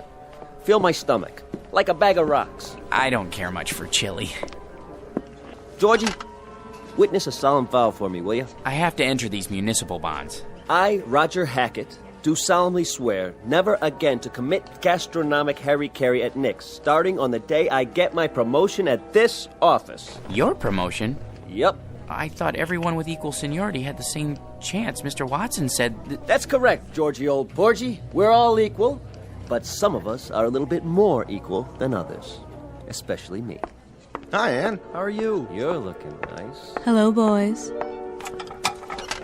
Don't be so sure, Roger. Mr. Watson's a fair man. I'm sure he'll compare our experience in debit financing, evaluating liabilities. And that, old Georgie, is one reason why I am more equal. All you think of is debits and liabilities, with assets like hers around. Now, where'd I put my little surprise? Here, Anne, for you. What's this? Oh, just a little something to say happy birthday to the prettiest girl in the entire office. I'm the only girl. And you'd still be the prettiest, even if this whole place was staffed with Miss Americas. Are you gonna open it? Roger, what? Go ahead. Oh, Roger, it's beautiful. Like it? Why, this is the most gorgeous peignoir I've ever seen. Huh, is that what they call it? But it is awfully revealing. Then you'll just have to be careful who you wear it for. Hey, Ann, put it on. Can you feature old man Watson's puss when he calls you in for dictation? Mr. Watson is interested in a different kind of figure, Sam. Is that what you think? You really like it? I love it, but you shouldn't have. You only have a birthday once a year, at least until you're 30. Then you have it once every 2 years. Oh, you bad boy, come here. What? That's to show my appreciation and to prove I haven't even learned to count to 30 yet. And what, may I ask, is going on here? Oh, Mr. Watson, you see, it's my birthday, sir, and... Do any of you happen to be aware of the annual statement just issued by this organization? No one? Well, then it may come as a surprise for you to learn that we have just completed the best year in our history, and I believe this department had no small part in that success. So, as a token of my appreciation, I think this is an appropriate time to invite all of you to be my guests at a private party, beginning just as fast as you can get yourselves over to the Tiki Club. No kidding. And as for you, young lady, I just want to say, they aren't the only ones who appreciate you. Would you mind looking in my office? There should be a rather large crystal vase on my desk, full of long-stemmed red roses. They're for you. Oh, they're lovely, Mr. Watson. You're a doll. See you all at the Tiki Club. Let's go, kid, before he realizes he's off his nut and has himself committed. He's a sweet, dear old man. Anne, I just wanted to, Yes, George? Come on, Anne. I just wanted to say happy birthday. Why, thank you, George. Aren't you going with us? I'll be along. See you there. Come on, Roger. I guess some people are more equal. Might as well throw this in the wastebasket. Can't give it to her now. Maybe I should hold on to it until it can play with it at home.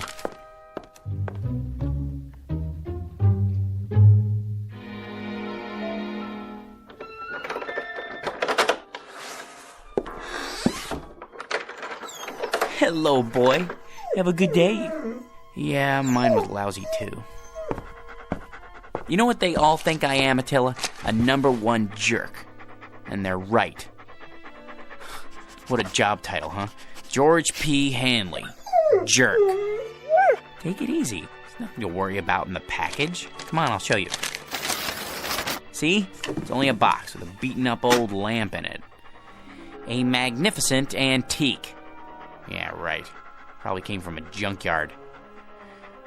Well, if being a jerk is my calling in life, at least I'm good at it.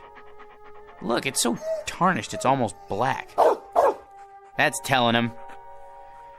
Well, let's clean it up and see what it looks like. Just use my necktie. It needs to be dry cleaned anyway. What in the... Easy, Attila.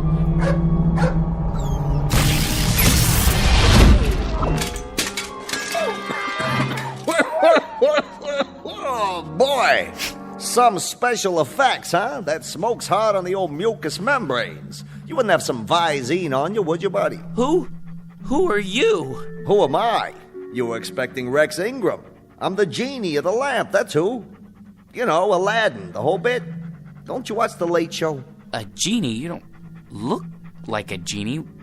Where'd you get that plaid suit? What difference does it make? The routine's the same. A couple thousand years ago, I had to wear those crazy balloon long johns and a real wild turban. But let me tell you, that headgear ain't as light as it looks. Give you a real crook in the neck, know what I mean, Jack? George. My name's George. Jack, George, whatever. What I was gonna say is, nowadays we dress hip. Except for these velvet slippers with the curly toes, my one concession to Squaresville. Now, where was I? What do you mean? Sports coats like that went out in the 60s. They did, huh? Well, what do you expect? Know how long I've been in there waiting for somebody to call me? Better pick up some new threads. You got a Ziedler and Ziedler around here, maybe a side of or, someplace happening? But if you're the genie, that means I'm the master of the lamp. So you're the master of the lamp. Big deal. Give me a match so I can light this cigar before I give you your free wish. I thought there were 3 wishes. There's the rub. There used to be 3, but let me tell you something, Jack. George.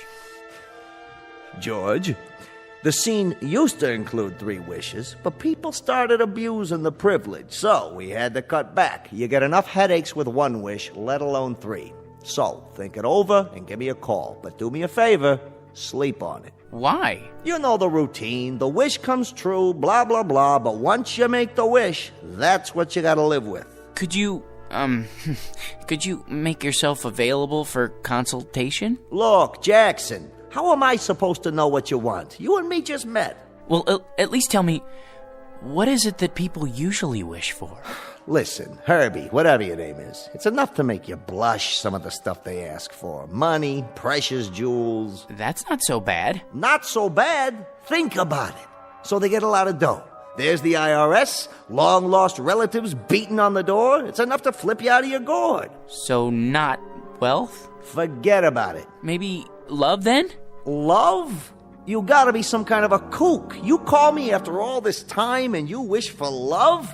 You don't wish for love, Chief. You make it. Then I don't know what it is I do want. If it isn't wealth or love... Like I told you, Johnson, think it over. Drop it down the well and see if it splashes. But don't go rubbing the lamp every time you get ants in your pants. That puff of smoke tears up my sinuses. And the next time I make the scene for nothing, you've had it. Now hold on to this cigar for me. It's too close to smoke in there. No cross-ventilation, know what I mean? No, but I can imagine. Till we meet again, Bubby. Like later. If it's all the same to you, make it much later. Just once I'd like somebody to amplify.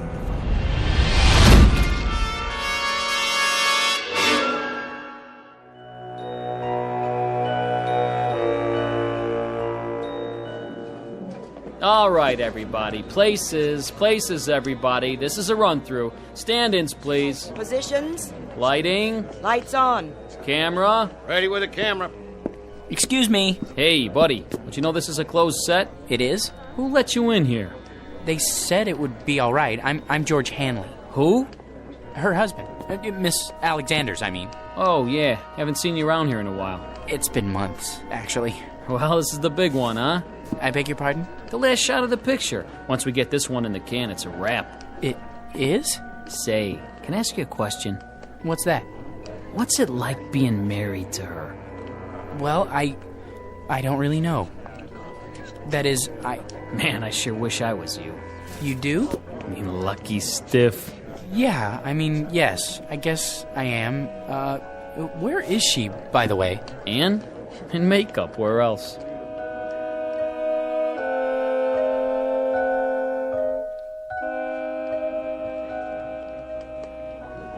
There. Here's the mirror, Miss Alexander. Well? I suppose it'll have to do. I blended the MAC lip gloss with the NARS shadow for an ultra-moist look. Isn't it ravishing? Can't you do something with this hair? My bangs are drooping. Certainly, Miss Alexander. Where's my blow dryer? Ready on the set, Anne? Yes. That'll have to do, Skippy. There. Perfection. Leave us, please. Of course, Miss Alexander. Which scene is this? Well, this is your entrance into the city on the shoulders of Nubian slaves. Just the close-up where you wink. What's my motivation? Oh, to rule, my dear, with him at your side. Got it? Just remember, you love this guy so much, your guts do a loop-de-loop every time he creeps up on you. He's big. He's manly. He wears a leather skirt. Well, tell him to oil it, will you? He screws up my lines every time he moves. Not a problem. Props! Get me some WD-40 now! Anne? Darling! Hello, dear. My, you look lovely. Good enough to kiss. Not now, Georgie. You'll smear my lipstick. This is the final scene, isn't it? It's been such a long grind. It sure has. They said you could take a few weeks off, but that was 6 months ago. We can still take our honeymoon. That is, if you want to. Do I? Careful with the hair, Georgie. Sorry. They don't pay me to look ugly, sweetiekins. Besides, anticipation is the real joy. Isn't that what they say? They haven't been waiting for 6 months to take the most beautiful woman in the world on her honeymoon. Places, people. This one's for real. It won't be much longer, I promise. Just think. No more crawling into bed with a script so you can study your lines half the night. After today, no more getting up at 4:30 in the morning to go to the studio. And When we get home, you can take a nice hot bath. Maybe even let me wash your back. And then first thing tomorrow, we leave on our cruise. But darling, have you forgotten? Forgotten what? The wrap party, here on the set. There'll be 1,000,000 photographers. There's no point in going home. Not tonight. Not tonight, huh? Sure, Anne, I understand.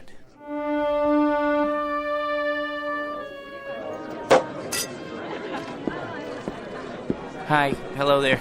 No champagne, thank you. Excuse me, has anyone seen... George boy! Hi, Mr. Watson. Call me Eli. Hey, listen, George, I want to talk to you. Anne said something about your needing a vacation. Not me, her, both of us together. I'm not going to mince words. I want Anne to star in my next picture right away. It's a guaranteed smash. Not a chance. What's the matter? Money? Okay. I'll double her salary. It's not the money, Mr. Watson.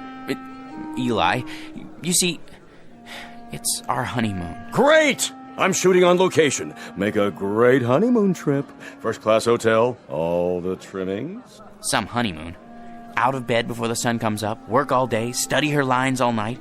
In the last 6 months, the only times I've seen her when she wasn't asleep, she was either covered with makeup or she had so much cold cream on she would have squeezed right out of my hands and stuck to the ceiling. Listen, boy, she's a star. How would you like to see her with bags under her eyes? I'll take her any way I can get her. My boy, you want the world's most beautiful woman. You've got to share her with the world. I've been doing that. Now I want the world to share her with me. Son, it's not for myself, but no Anne, no movie. You know how many good people will hit the unemployment line? Actors, grips, prop men. They've got wives and sweethearts, too. They've got little ones. They've got mortgages and sports cars to pay for. Can't you get another star? Not like Anne. Millions of plain folks all over the world wait for her pictures. Little kids count their pennies. Mothers go without lunch. Brave men sacrifice the tiny luxury of a cigarette just so they can buy a ticket and escape the drab drudgery of an uncaring world. Just by watching Anne up there on the silver screen. Really? For them, George, the salt of the earth. Can't you find it in your heart to make this one little sacrifice? Oh, Mr. Watson, if you put it that way, I'll tell her she can do the picture. It'll be tough, but we'll get through it together. Good. You tell her. She's right over there. Roger, good news. Ladies and gentlemen, I'd like to make an announcement and a toast to the brightest star, the most exciting leading lady, the loveliest woman in the world who has just agreed to star with me in Eli Watson's new film, Beowulf, the greatest epic ever made. News sure travels fast. Oh, there you are, George. How about a photo, Miss Alexander? Miss? Look this way. Smile, please. How about one more? I'm her husband. Oh, the two of you this time. Put your arm around. How about a kiss? A kiss? Sure. Watch my hair, darling. Move right in, Roger. Put your arm around her. Excuse me, George, you don't mind, do you, old boy? I think I need a drink. Champagne? Hors d'oeuvres? Right here. Of course, sir. Hit me again. Twice. 2 more champagne, sir? Yeah, this one's for my wife. I'll take them to go. Excuse me, if I could just get through here. Anne, don't you think it's time to go home? Anne, where are you? She went that way. I don't think they want to be disturbed, though. What? Anne? Aren't you glad you stayed tonight? Don't be so egotistical. I had to be here. Sometimes I don't understand you. You're not supposed to. That's a woman's prerogative. I know, but why? What's his name? George? He's the perfect husband. That absurd little mouse? Why do you keep him around? A handy excuse when I need one, and when I don't, no problem. I'll spoil your makeup. Oh, who cares? Anne, your lipstick. George? Are you still here? Sorry, old boy. Just congratulating my co-star. I think we'd better be going. You go ahead. You should be home anyway to feed Attila. Attila? Yes, George, and he needs his walkies. Do be a dear. You want me to go home because of Attila? Be a good boy and run along. Roger will drive me home later. Won't you, Roger? With pleasure. But Attila's a dog. Aren't I more important to you than Attila? I mean, Attila? Attila? What? What? Attila, is that you? Oh, phew. What a dream. Oh, boy. Yeah. You know something, Attila? That's the trouble with a guy like me. Having something I want that much only means that it hurt that much more when I lose it. If I had a wife like that, well, I would lose her. Might as well face it. You still love me, don't you? Thanks, boy. Well, at least this makes the choice a little easier. Now I've only got to choose between the two other things I've always wanted. Money and power.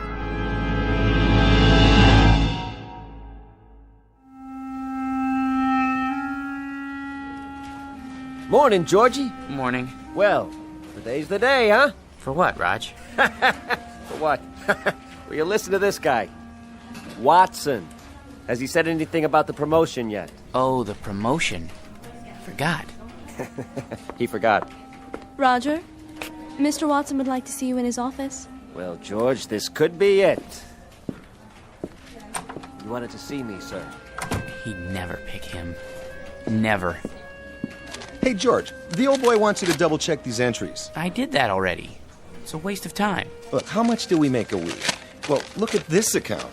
Guy makes so much dough, he sweats more than that every time he ties his shoelaces. So waste a little time, all right? My gosh. Net worth $260,832,461. What would it be like to have all that money?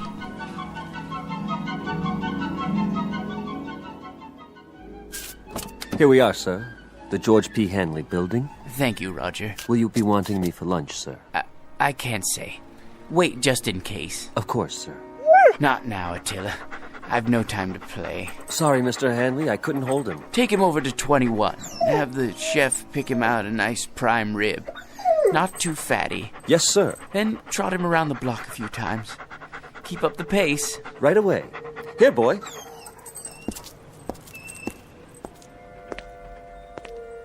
Paper! Get your morning paper! How old are you, son? 9, sir. 9? I see you every morning. Aren't you missing school? Oh, no, sir. I wouldn't miss school. I get up at 5 for my papers, and then I go over to PS 31 for the afternoon session. Incredible. What about your parents? My mom is dead. My old man had a store, but it went broke. Sorry to hear that.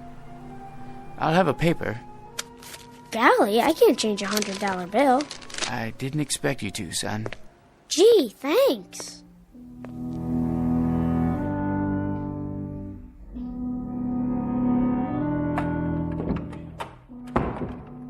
Good morning, sir.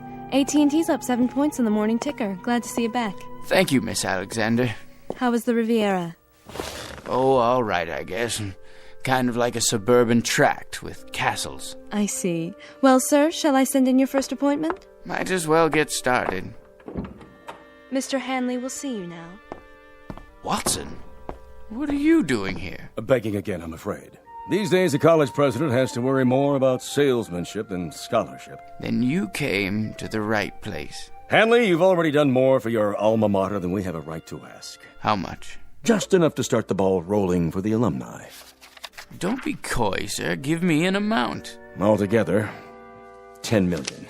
If you could possibly start us off with, say, $1 or $200,000. Done. You're a generous man, GP, but you've made a mistake. This is the entire sum. Don't worry. It's deductible. Besides, I want you to have it. Well, so would others, GP. Thousands of alumni, not as successful as you. Giving, sharing the burden and the satisfaction. It's the cement which binds them to our institution. I only wanted to help. I can't accept this. Send me a check for, a few $100,000. Very kind of you. Don't mention it. Miss Alexander will show you out. Oh, nonsense. I know the way by heart. Send in the next one. Right away, sir. Hello, Masters. Well, Mr. Hanley, ready to add to the old empire? I suppose so. I brought along a few new catalogs. I thought I already owned one of everything ever made. Can't keep up with Yankee productivity. We have to buckle down and do some serious spending. Is that really necessary? If we don't, the government's liable to invent a new tax bracket just for you. Now, here we have an attractive little yacht. Already have one. A 94-foot job up at Newport. This one makes it look like an absolute dinghy. You know, Masters, there's no fun left in buying things anymore. Once I looked forward to a second-hand car like a kid waiting for Christmas. Now there's no anticipation, no hunger. Oh, perk up. I used to enjoy the little things. An ice cream cone, a ball game, going out for a walk in the park. Now people run up and ask if I'm going to subdivide it. No, I've had it. Sir, that's un-American. Think of all the men living on blue sky and a prayer who depend on you for their daily commissions. They have little ones, mouths to feed. Mr. Hanley, you can't stop buying. Please see yourself out, Masters. If you're absolutely positive, sir? Out! I don't know who let them in, Mr. Hanley. That's all right, Ed. Why, hello, son. Is this the man? Yes. Here's the C note. Awful sorry. What else did he lift? I don't know what you're talking about. I told you, Pop. He gave it to me. You gave my boy a $100 bill? He's a fine lad. Listen, you fathead. Know where I found him? Trying to lay the whole 100 on a 2-horse parlay. Herbie Boy and War Biscuit. But what about the newspapers? 5 o'clock in the morning. How can I teach the kid the value of $1 if you toss C notes around like they grow on trees? I was only trying to help. If I ever catch you giving dough like that to my kid again, I'll bust you right in the chops. Millions or no millions. You're a man of integrity, sir. I congratulate you. Congratulate you. Congratulate me.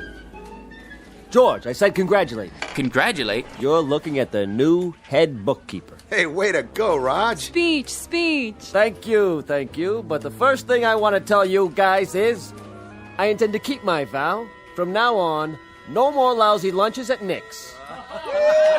Can't believe it. He wasn't even a good chauffeur.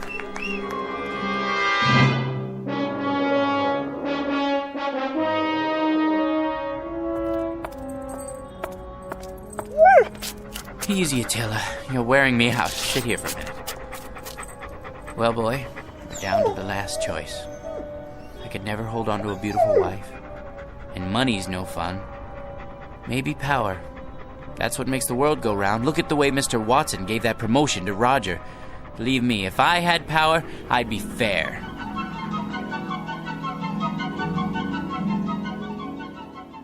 Here, sir. This copy and this. Just your initials on that page. Mr. President, you can't sign any more bills today. You're exhausted. Watson, the people elected me. They placed their individual destinies in my humble hands. I can't betray them. In that case, they're getting the best in leadership. The very best. Sir, the congressman is waiting. Send him in. Mr. President, this pension legislation will tear the party in two. If you let it come to the floor, I, for one, won't get a single vote in November from anyone over the age of 10. Check with the majority leader. See if he can kill it in committee. Yes, sir. Right away. Yes? The situation in Asia is fraught with tension, Mr. President. We're not getting enough intelligence down there. Have the CIA prepare a full study. Your appointment schedule, Mr. President. Thank you, Sam. Move the press conference to after lunch. I need a haircut. For the UN speech, have someone whip up a draft. Tell him I need jokes. Yes, sir. Who are Sonny and Mickey? Those scrub scouts who wrote the letter about citizenship. You asked to be reminded when they arrived in the capital. I know there's no time. Make time. The boys and I can get haircuts together. Pass this on to the Secretary of Defense and mark it expedite. Save this for the Economics Advisory Council. Top priority. On the double, sir. Decisions, eh, Attila? Mr. President, I had to see you. Who let you in here, woman? I hid in the building all night. Don't send me away. I'm down on my knees. Kindly get up. How can I help you? It's my grandson. He's just a boy of 18. He fell asleep on guard duty, and they said it was treason. They're going to hang him. Easy, ma'am. He's in the service? Special duty at a missile base. Serious offense. Only a presidential pardon can save him. Please, sir, he's a good boy. Just a little tired. It could happen to anyone. Indeed, it could. Then you'll do it? You'll pardon him? Ma'am, the world will little note nor long remember what I say here. But this nation, this government, and its president are no more and no less than people. Of, by, and for them. Freedom is our battle cry, justice and mercy our glory. Tell your son when you see him tomorrow that I'll have the Attorney General prepare an order for executive clemency. Bless you, Mr. President. You're a great man. Here, Attila. Up on my lap. You know, I think we found our niche. Who said power was hard to handle? All you have to know is how to use it, right, boy? It couldn't wait, Mr. President. What couldn't wait, General Hackett? It's the hotline. Red alert. Red? You mean the missiles? Yes, sir. They're on their way. What do we do? The decision is up to you, sir. The world's about to go up in one big poof. What do you say? Counterattack? How about a staff study? It's too late. Call in the Secretary of Defense. No time. You have 10 seconds, sir. It's up to you. I can't. Let someone else decide. I don't want to decide. Not me. Not me. Not me. Not me. No, not me. Not... Yeah, you, Mac. You and your mutt, get off my stoop. Oh. I must have dozed off. Come on, dog. Let's go home. Well, Attila, we've got a magic lamp waiting for us back at the apartment. Anything I want, just for the asking, and I can't even figure out what to wish for. I never even thought it through until now. You know something? No matter what I wish for, it won't change a thing. I'll still be me, George P. Hanley. Vocation, jerk. What's that quote? The fault, dear Attila, is not in our stars, but in ourselves. Ourselves, huh? That's it. Come on, Attila. We're gonna show that bored old genie a thing or two. We're gonna wish for something original.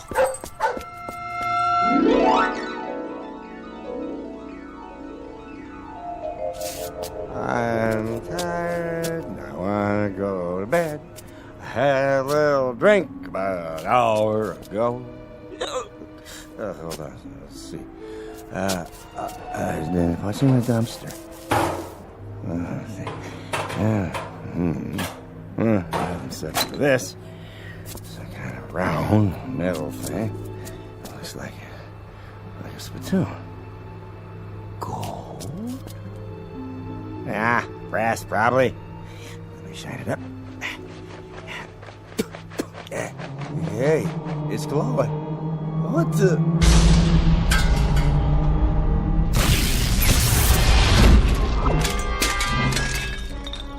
Yes, master? Hey, where'd you get the funny pajamas and the headpiece? They're traditional. I am the genie of the lamp. Your wish is my command. When you have made your wish, you must return the lamp to this alley so that others may find it. Keep your turban on straight, Attila. Now then, as I was saying, I am at your service, sir.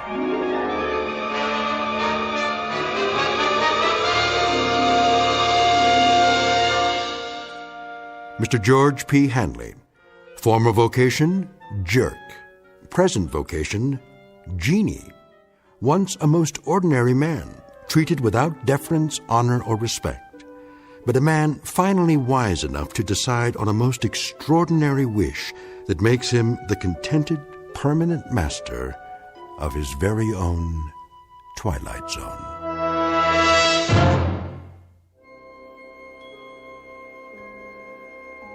Hi, this is Carl Amari, producer of the Twilight Zone radio dramas. I'd like to take a moment to tell you about our official website at twilightzoneradio.com. where you'll get the latest news and information on these Twilight Zone radio dramas. Plus, at twilightzoneradio.com, you can digitally download 3 free episodes or any of our episodes for only $1.95 each. In this age of ever-changing technology, we've decided to make these episodes instantly available to you by making the Twilight Zone radio dramas a digital download-only series. This means that this series will no longer be offered on CD. The CD collections at our website are now being offered while supplies last at buy one, get one free. So be sure to get your favorites before they're sold out. Be sure to visit us often, and I'll see you in the zone.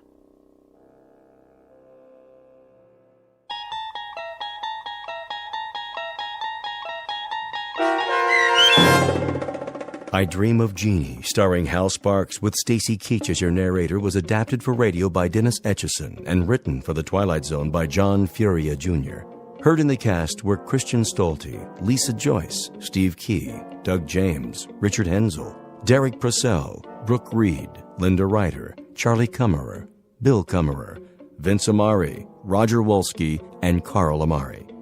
To learn more about the Twilight Zone radio dramas and to obtain audio cassettes and CDs of these programs, visit our website at twilightzoneradio.com. The producers of The Twilight Zone wish to thank CBS Enterprises, Carol Serling, Dennis Etchison, Dick Brescia Associates, Claire Simon Casting, Terry Jennings, XM Satellite Radio, Sirius Satellite Radio, our sponsors, and our radio affiliates for helping make this series possible. This copyrighted radio series is produced and directed by Carl Amari and Jason Mallow for Falcon Picture Group. Doug James speaking.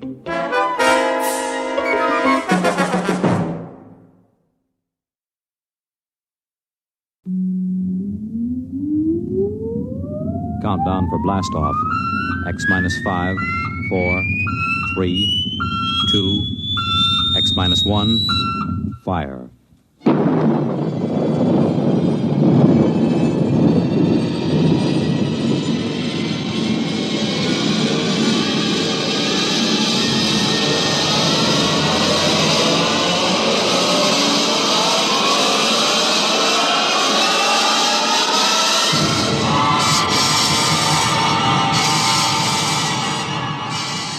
From the far horizons of the unknown come tales of new dimensions in time and space. These are stories of the future, adventures in which you'll live in 1,000,000, could be years, on 1,000 maybe worlds. The National Broadcasting Company, in cooperation with Galaxy Science Fiction Magazine, presents X minus 1.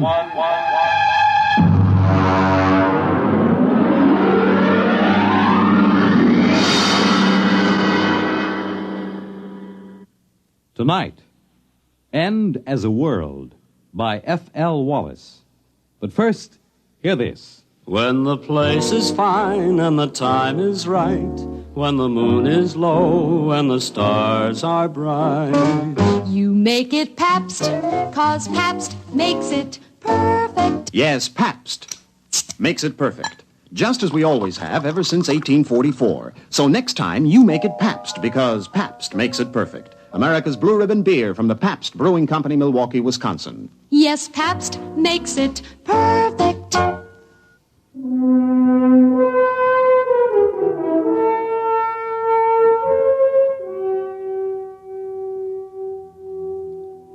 Now, X-1 and End as a World. I saw it on the doormat in the front porch. The boy had made a lucky throw and the paper was spread out neatly on the doormat facing me as I came out of the screen door. The headline was black across the top. They used the big type, the kind they use for presidential elections or when the town all-star Little League team won the national championship. I stood and looked at it through the screen door. I hadn't quite rubbed the sleep out of my eyes, so first all I saw was the little boxes of the screen. And then suddenly my eyes snapped into focus and I read it. This is the day the world ends.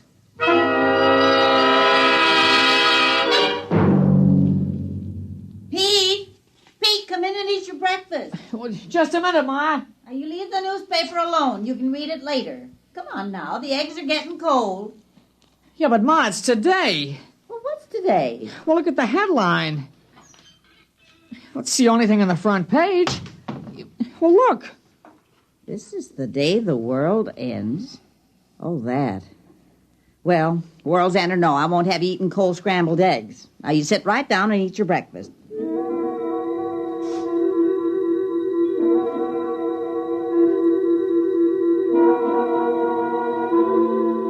I brought the newspaper into the breakfast table. I turned to the sports page. The Dodgers were winning or losing, I forget which, and UCLA was strong and was going to beat everybody they met that fall. An H-bomb had been tested in the middle of the Pacific, blowing another island off the map, just as if we had islands to spare. Ordinarily, that would be on the front page, but not today. Now, don't get the newspaper in the egg yolk. All right, Ma. Want some toast? Peter, do you want some toast? All right, Ma.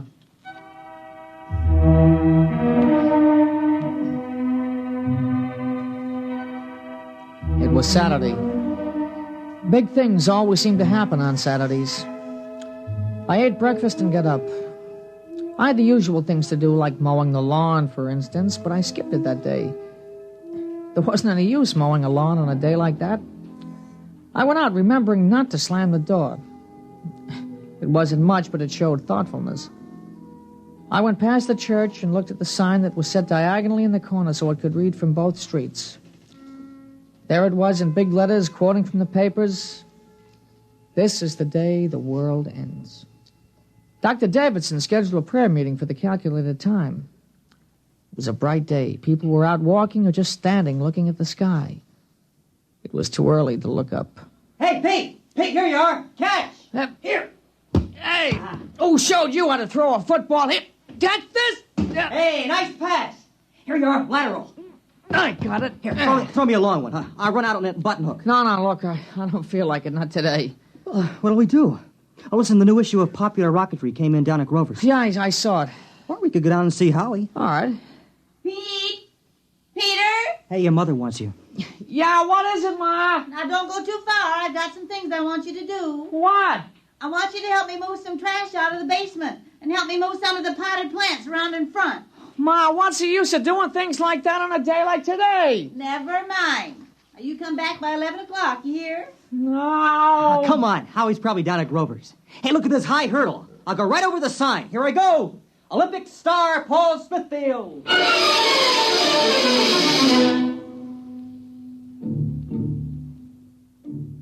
He went up over the sign easily. Paul's on the track team in high school. I looked at the sign again as he went over the top. This is the day the world ends. They never said more than that, not in the newspapers or in the signs painted on the brick walls. They wanted it to hang in our minds, something we couldn't quite touch, but we knew was there. We walked along down Green Street toward Grover's. Oh, what do you think of it? What? You know, today. I don't know. What about you? We got it coming. Yeah, but will we get it? I don't know. Hey, look. It's going to be nice and bright today. Yeah, it is now. Might cloud over. Yeah, it won't matter. It'll split the sky when it comes. Hey, you hear the new song? Some disc jockey wrote it. I love you, love you. Hey, it sounds awful. Now listen. I love you, till the day the world ends. I love you, till my heartbreak mends. And a lot more guff like that. You know, it seems awful.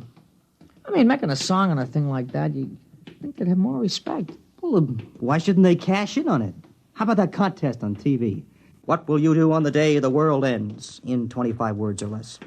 You know, some people would do anything for $1. Yeah. You'd think they'd have some... I don't know, some understanding of how important it is. Well, they do. You should see the souvenir stands on Main Street. You know, pennants saying the end of the world, stuff like that. That's disgusting. Grover's has an end of the world Sunday. Joey Tripp had one last night. It was really the end. Yeah, he's a pig. Yeah, it sure is. Boy, it was really something. With nuts on top.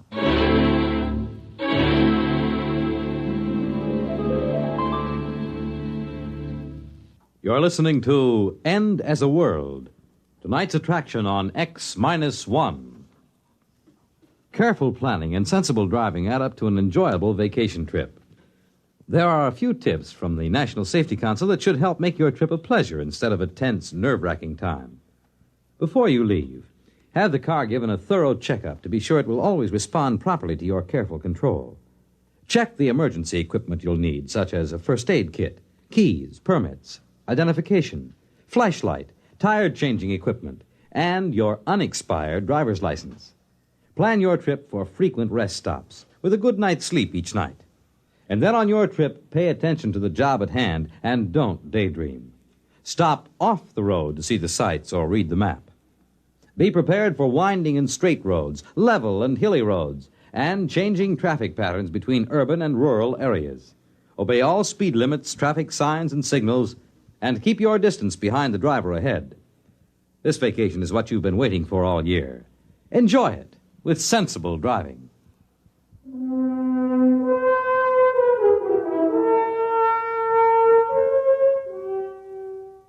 Now back to X-1 and End as a World.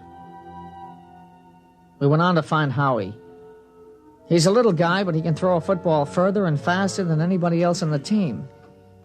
Howie was carrying a model of a rocket ship, carbon dioxide powered. Hey, let's see the model, Howie. Doesn't work. Well, what'll we do? I don't know. We could play Salugi. No, we left the football over at Pete's. I might as well just sit down on the grass. Okay. Hey, I wonder if it'll really come.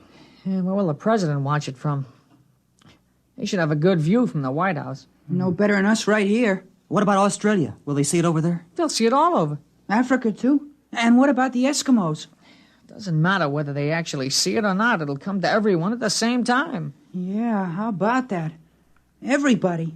Not just in this town, but all over. Wherever there are people and even where they're not. You know what I keep thinking about? What? I keep thinking about the man who made the H-bomb. I bet he felt silly and spiteful blowing up an island. I mean, somebody might have wanted to live on it if he just left it there, you know? Yeah, bet he'd feel pretty small with his old H-bomb after today. Pow. My mother's over at the church praying. And what for? She just said that's what she wanted to spend today doing, right up to the last minute. Yeah, all the churches are holding prayer meetings. Town board wanted to close up that carnival on Pearl Street. You know, the one with the cooch tent? They said it wasn't dignified for today. They close it up? Mm-mm. The manager said he had his license, and he didn't care if today was the day the world ended or not. He was putting on 5 shows right up till it happens. Funny idea, those girls dancing, and then, whoom, it happens, and nobody to look at them anymore. Can't understand people. Shows and lawns and cleaning the trash out of the cellar on a day like this, it just doesn't make any sense. Well, people get used to doing certain things. Yeah, but today? Even today. Well, that's how people are, I guess. Just gotta keep on with what they're doing, even if it doesn't make any sense.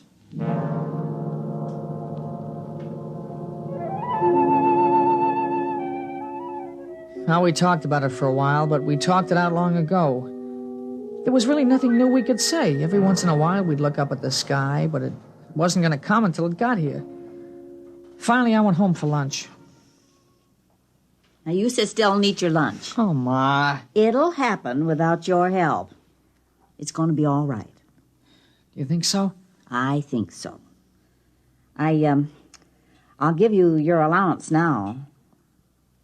Yeah, but Ma, it's only Saturday. I don't get my allowance Well, until... I'll give it to you today anyway. You might as well spend it this afternoon downtown. Gee, thanks, Ma. All right, I won't keep you over lunch. You can run uptown and watch it from there. Okay, Ma. You gonna go? Of course I'm not. Why should I get into that mob? I can watch it just as well from here.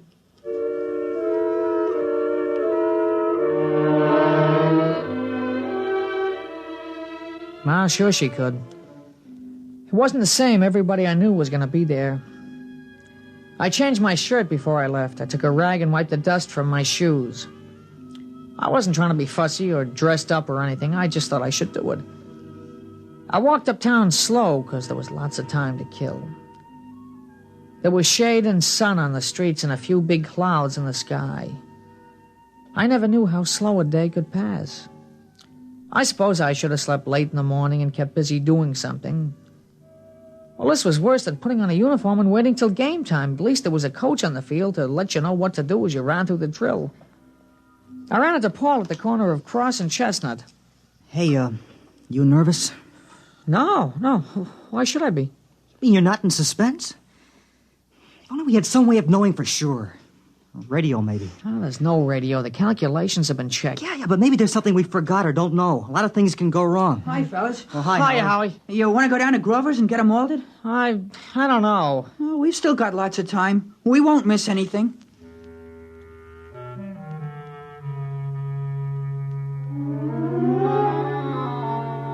We all went down and had malteds at Grover's.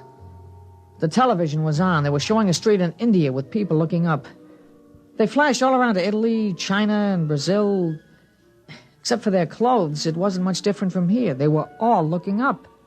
Well, let's get outside. I haven't finished my malted. What's the difference in a day like today, huh? I want to finish my malted.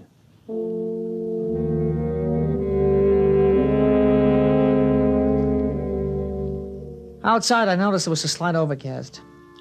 The big billowing clouds had passed, but this was worse. I hoped that it would clear away in time, not that it really mattered. Hey, it's a pretty big crowd for a Saturday, huh? Well, this isn't a usual Saturday. What time is it? I don't know. You got to watch, Paul? No. We can see the clock on the merchant's block from the corner. Come on. Hey, it's Ginny Wexelberg. You see her over there? Hey, how'd you like to spend a day with her? That'll really make it a big day, huh? Oh, you don't need that old Ginny Wexelberg to make this a big day. After today, a blind 15-year-old kid isn't going to seem so important. After today, nothing's going to seem important, huh? Well, there's the clock. We still got plenty of time.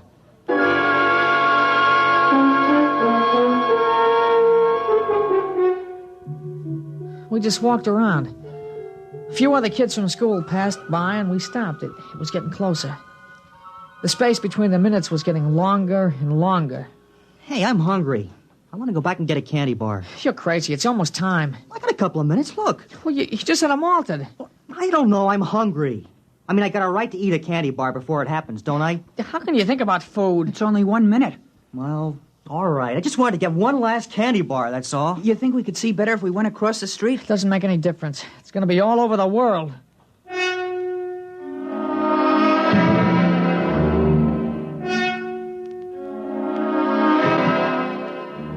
There was still a minute to go, and I kept wondering if there'd been a miscalculation. Now we were all looking up. All over the world, people were looking up. It was quiet. You could hear them breathing. I sneaked a look across the street. Ginny Wexelberg was staring up, and she was crying. I kept wondering why a pretty girl like that should be crying. And then, just as I looked back at the sky, it happened.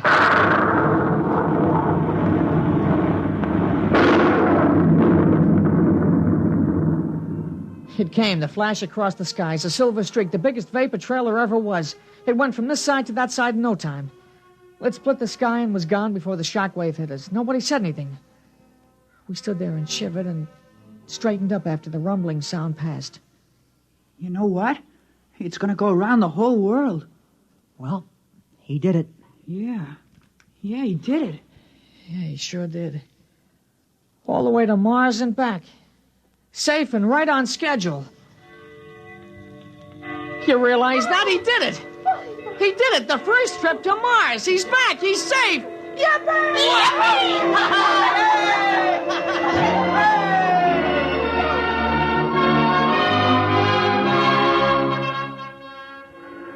The factory whistles down by the river started blowing. The bells of the Baptist, the Congregationalist, and the Roman Catholic Church were ringing.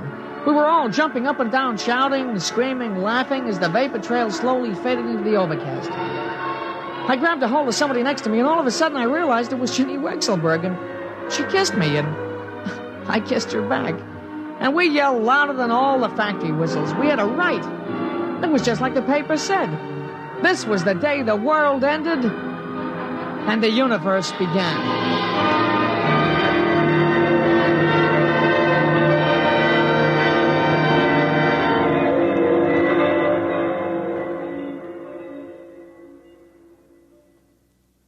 This is Fred Collins, and I'll be back with a word about X-1 in a moment.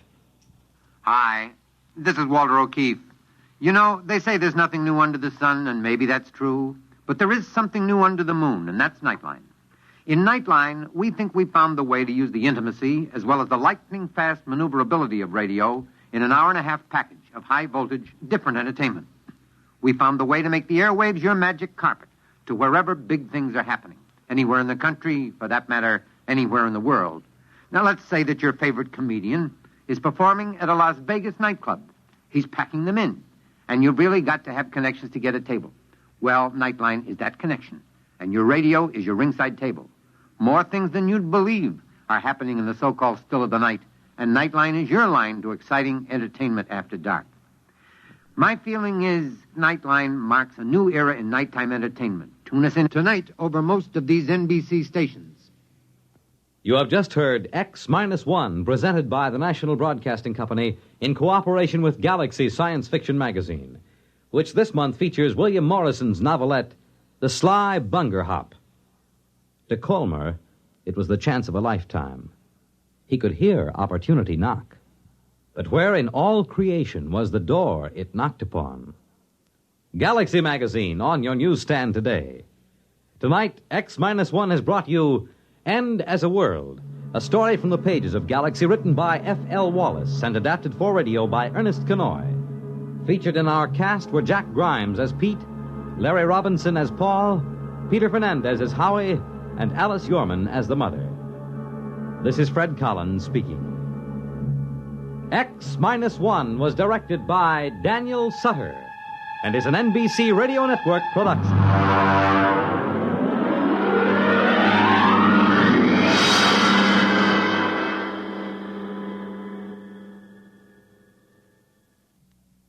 Next week on X-1, another exciting story from the pages of Galaxy. The Scapegoat by Richard Maples.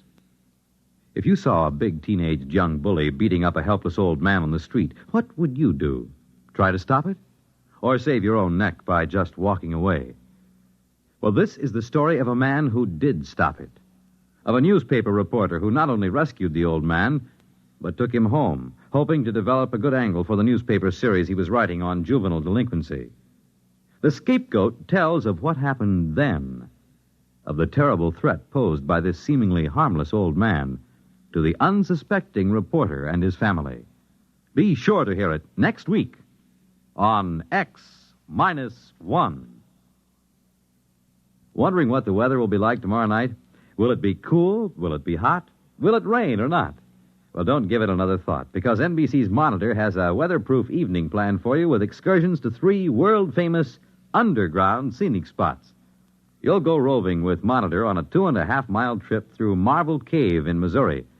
You'll listen to the music of a stalactite organ in Luray Caverns, Virginia. And you'll visit the historic catacombs of Rome. Between trips underground, you'll hear another merry report on his vacation tour of Europe by comedian Jonathan Winters. And you'll rub elbows with international celebrities at a unique party in Toots Shor's famous restaurant in New York. There'll be music and news, too. In fact, there'll be something for everybody on Monitor. So start your weekend right with Monitor Friday night, and stay with Monitor all weekend long. Nightline takes you to wherever exciting, interesting, and entertaining things are happening. Tonight, over most of these same NBC stations.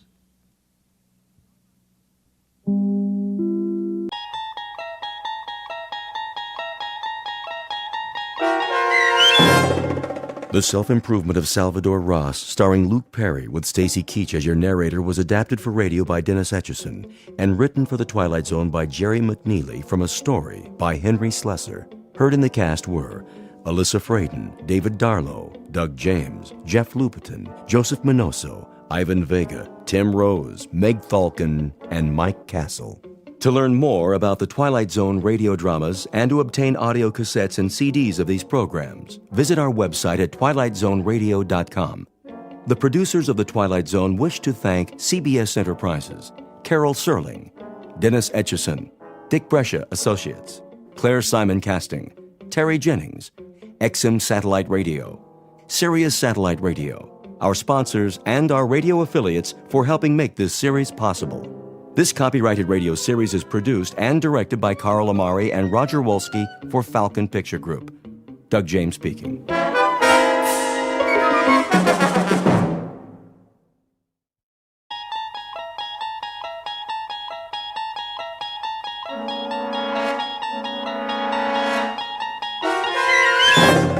You unlock this door with the key of imagination. Beyond it is another dimension, a dimension of sound, a dimension of sight, a dimension of mind. You're moving into a land of both shadow and substance, of things and ideas. You've just crossed over into the Twilight Zone.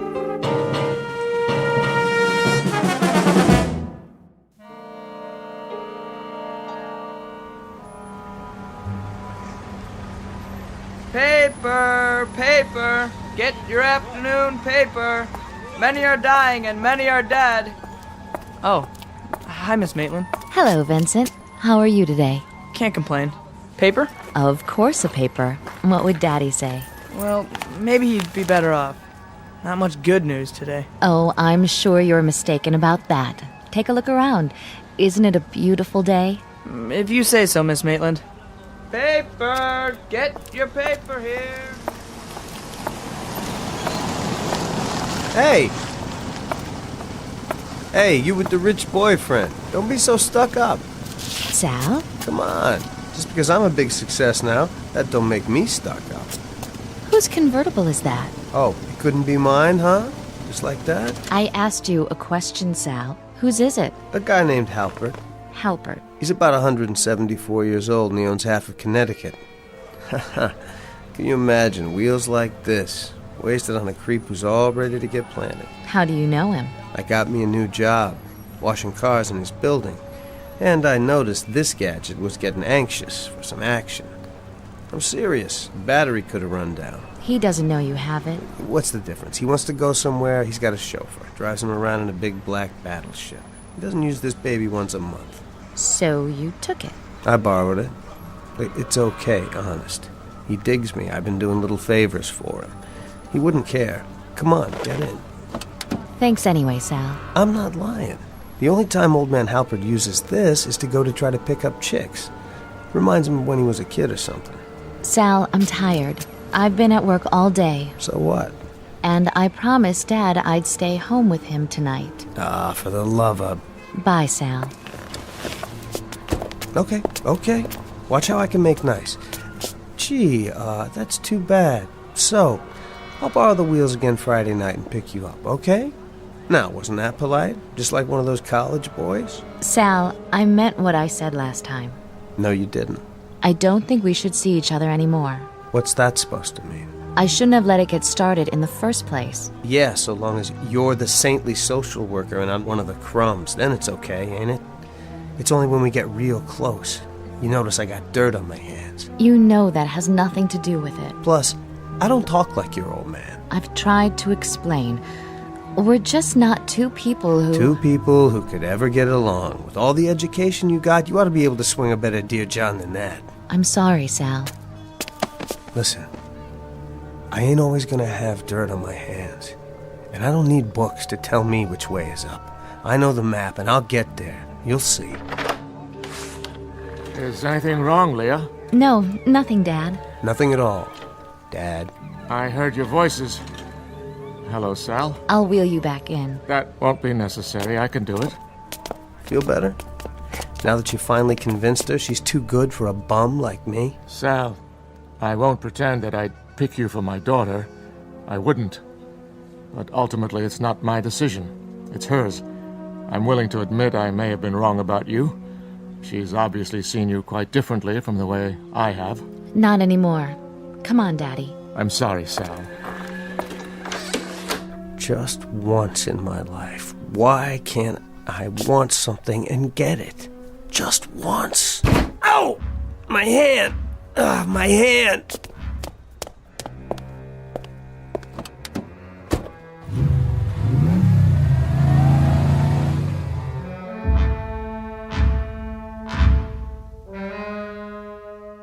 Confidential personnel file on Salvadore Ross. Personality, a volatile mixture of fury and frustration. Distinguishing physical characteristics, one badly broken fist injured by striking a closed door and requiring emergency treatment at the nearest hospital. Ambition, shows great determination for self-improvement. Estimate of potential success, a sure bet for the latest edition of Who's Who, published in the Twilight Zone.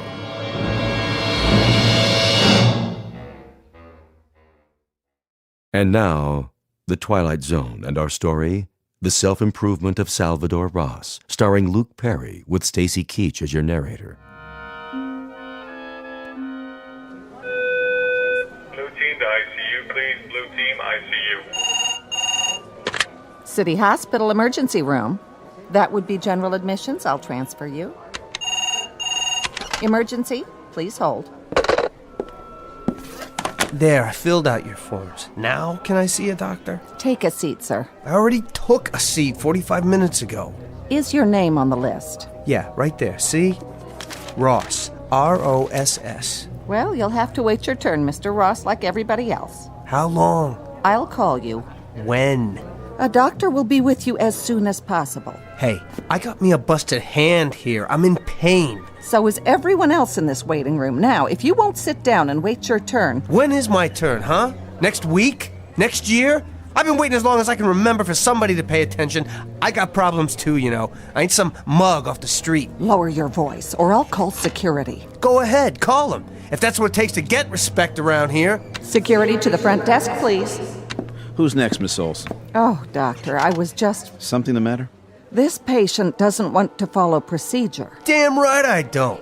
What are you running here, a hospital or a torture chamber? I got me a little problem, and if you don't want to do something about it... What's the injury? His hand. You see this? I got broken bones in there. If you'd ever busted your hand, you'd know what I'm talking about. Abrasions on the knuckles. In a fight, were you? Forget it, I'm getting out of here. Hold on. I said don't worry about it. Are you in serious pain? Oh, you don't think I can take it? I ain't some wimp.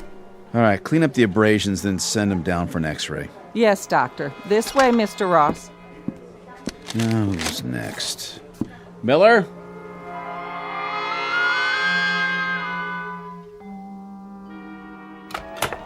Here we are, Mr. Ross. What's this, the charity floor? The orthopedic ward is full, but you'll be fine in here for tonight. You're sharing with, let me see, Mr. Armstrong. Hey, Sonny. Hi yourself, old man. I'll put your clothing bag in the closet. Bet if I was some rich guy, I'd have my own private room, right? It's just for one night. Look, why don't you let me go on home? The doctor has to prepare the cast after he's seen the x-rays in the morning. For now, the splint will have to do. Just don't put any pressure on it. Yeah. There you go. You adjust the bed with these buttons. If you need anything, press this one for the nurse's station. Right. Good night, Mr. Ross. Hey, nurse. Yes? What's the button for? Room service? The button for... Chow. What's the guy got to do to get a burger and fries up here? Oh, you mean dinner. Food services will be by any time now. Good. That's okay, then. Good night again. Mind if I watch my program? Be my guest. Do something to your hand? No, I just stopped in for a good night's sleep. The Waldorf was getting on my nerves. I bet it hurts. You got that right. Don't worry. They bring you pills every few hours. Great. You're lucky, though. Yeah, I ought to be on TV. No, I'm serious. I've got this congestion in my chest. You griping about a cold? At your age, it might be just a cold. At mine, it could turn into pneumonia. Excuse me while I turn on the tears. You should appreciate what you've got. Know something, boy? You could break both legs and you'd be running the 100-yard dash inside a month. Yeah? Well, if you think this feels so great, let's swap. You take the broken hand. I'll take your lousy cold. It's a deal. Knock yourself out, old man. I'm gonna catch some Z's.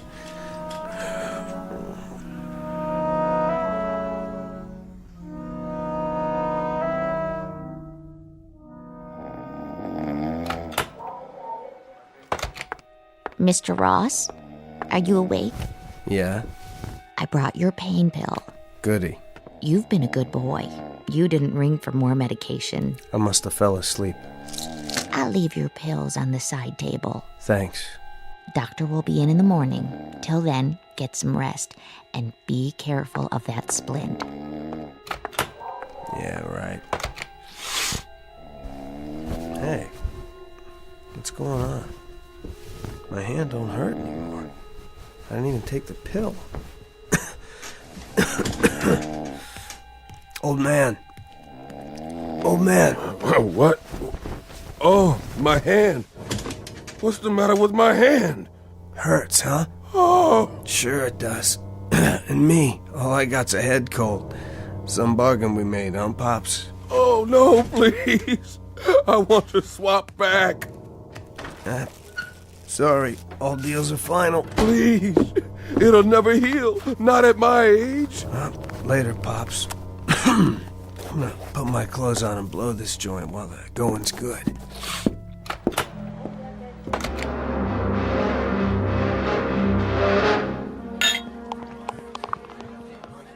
Here you go. One draft. Thanks, Dan.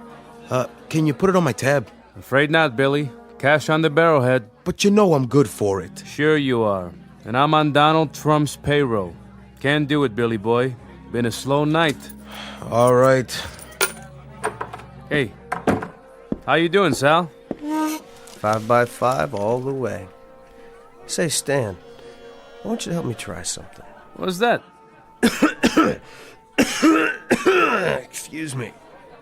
How much money you got in the till? Sorry, Sal. No touches today. That's a pretty bad cough. Don't worry. It's getting better already. And I don't want no loan. That's a relief. So, how much you got? I don't know, $1.50 maybe? $1.50. Okay. It'd be worth $150 for you to have, I don't know, say, to have hair again? To have what? You heard me. Hair. A big old thick head of hair, like mine. Sal, whatever you've been drinking, you didn't get it here. Listen to me. I'm just asking you a question. If this is a rib, I don't like it. I know. But this is no joke. Let's say I could give you a full head of hair again. Would you pay me what's in the drawer? Sure, Sal. And if you get me in the movies while you're at it, I'll give you a bonus. That's a good one. Okay. Now you agreed to it. The deal's set. So when do I collect the fur? I don't know exactly, but I swear, you'll get it.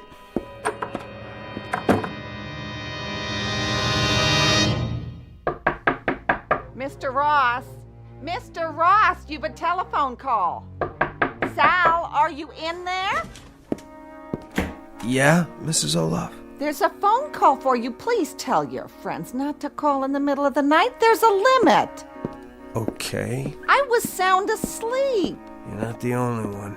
Why, Sal, what happened to your... Hello? Yeah, this is me. Stan? I know. Never mind, Hal. You got what you wanted, didn't you? I said it ain't your business, Hal. Good. Well, tell her to run her fingers through it. I'll be by in the morning to collect. Bye. From now on, no calls after 10 o'clock, and... Sal, what have you done to yourself? Shaving your head like one of those gang boys. If you only knew how ridiculous you look that way. Why, where are you going? Do you know what time it is? I gotta go out.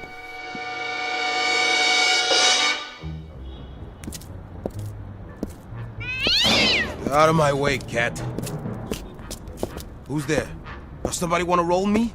Well, I ain't got nothing, so leave me alone. Billy, I thought that was you. What are you doing here, Sal? To tell the truth, I was looking for you. What for? How's Stan doing? Oh, Stan? Oh, he's great. Oh, you should have seen him. Once it happened, he called free drinks all around. You mean his hair? That's right. I took me a little nap, and when I woke up, he must have had a wig or something. So happy to have hair he could spit. How'd he look? Like a new man. Hey, Sal, what happened to you? Is something wrong with your head? It looks like you shaved yours. You like the way Stan looked, Billy? No, you wouldn't. You got yourself a nice full head of hair, thick and black. Same as mine used to be. Of course, it could use a good washing, but that's no problem. What are you talking about? Oh, nothing much. Just a little deal between you and me. Strictly business. Could you use some extra money, Billy? Sure. Because I'm about to come into some cash as soon as I see Stan. If you want, I could see my way clear to let you have, say, 75? How does $75 sound? In exchange for something you won't even miss. Just think, you won't have to worry about combing it or anything anymore. Say what?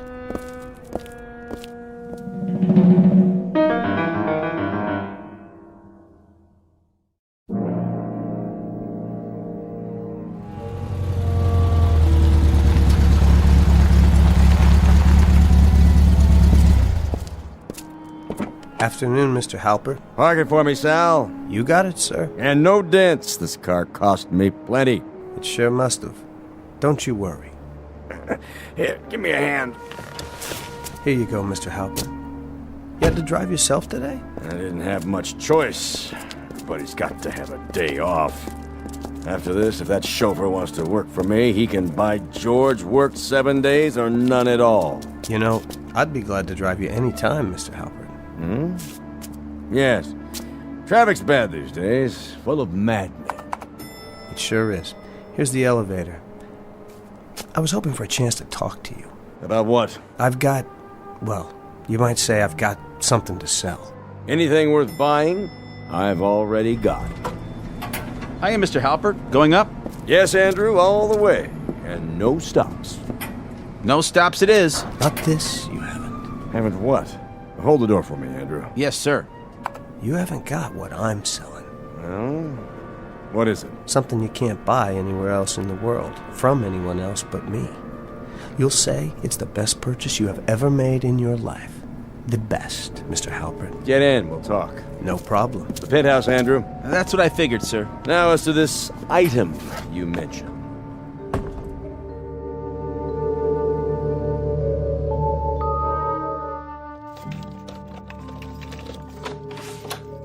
As I recall, you've not seen my apartment before. That's right, I haven't. It's, quite a pad, Mr. Halpert. And a strange one for a man of my age. Is that what you're thinking? You mean the modern art and everything? Oh, no, I always figured you still knew how to swing. I keep it this way for my new friends. I bet you really wow the chicks, don't you, sir? Well, let's see it. What? This marvelous item you think I should purchase. You're looking at it, Mr. Halpert. What am I looking at? Youth. That's what I want to sell you. All right, boy, that's enough. Get out of here. I know it sounds wild, but I mean it. Sir, I'm telling you the absolute truth, and you can take that to the bank. I warn you, if you have any half-headed idea of robbing me, the security devices I've installed... I ain't interested in robbery. I don't have to be. I'm telling you, I got something to sell. Something that you want more than anything else. Youth, eh? So you bottle it? Is that it? Some sort of tonic? If you'll just give me a chance. Now, I read in the paper where you're 76 years old. That's correct. I'm 26. Congratulations. Now, if you don't mind... What would you give to be 26 again, Mr. Halpert? I'm beginning to think you're the craziest kid they ever let out onto the streets. Okay, think that. Just play along with me for a minute. It ain't gonna hurt you one bit. Now, what would you give? Let's say $1 million? All right, let's say $1 million. I'd gladly give that to be 26 again, if such a thing were possible. Tell me about this pad. What about it? You own it? Of course I own it. I don't see what that has to do with... Would you throw it in? What? Into the deal. Just how do you propose to deliver this fountain of youth you're raving about? By selling you years. My own years. Off of my life. Well, boy, I'll tell you what you do. You gift wrap those years and mail them to me. Just be sure you don't send them COD. For now, if you don't mind, I'll show you the door. The apartment. You didn't say. Is it part of the deal? Why, of course it is. I wouldn't want to take your years for a penny less than they're worth. $1 million. And this apartment? Done. What is? You just bought yourself 50 years. I'm sure I did, boy. No, you're not sure. But trust me, Mr. Halpert, you've got a pleasant surprise coming real soon.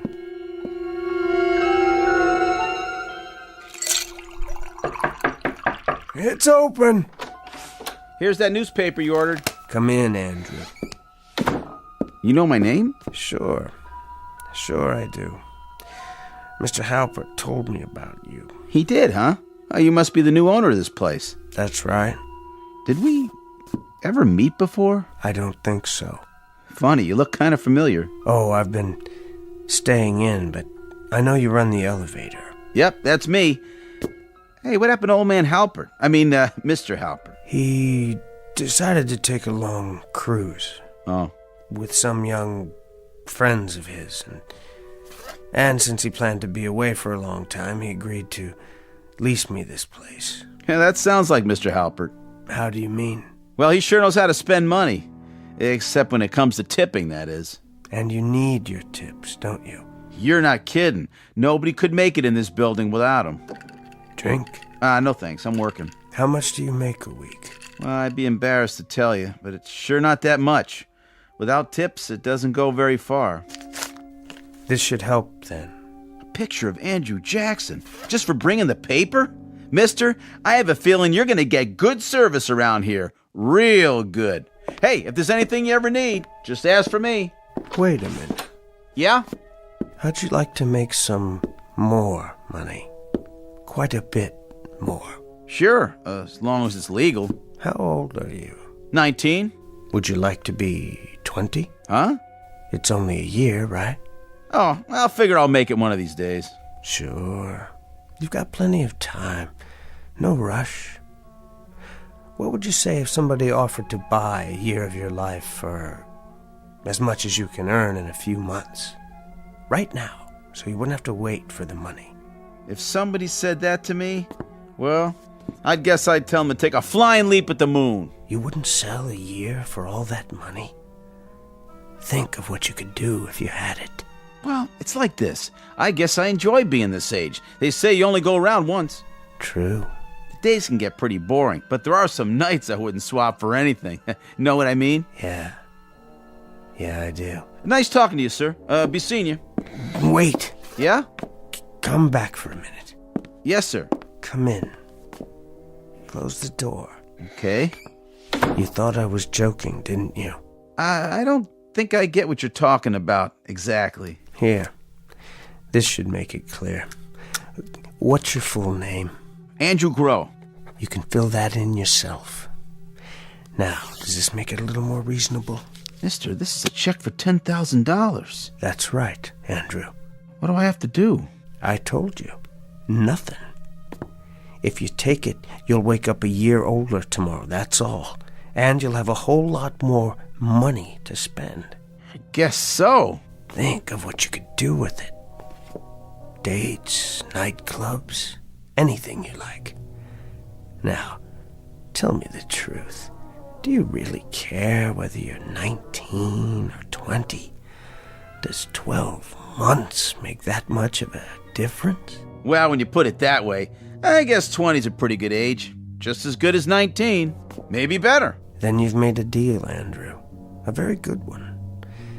Be careful with that check till you get to the bank. Sure. Nice doing business with you, Mr. Ross. And Andrew, you might pass the word along to your friends. I'm always good for cash. On the same terms. Oh, they'll be beating down your door. Who knows? I might decide to sell you a couple more years myself. I'll be here. And thank you, Andrew. Nice doing business with you, too. Oh, you're welcome, Mr. Ross. My pleasure. Believe me, the pleasure's all mine.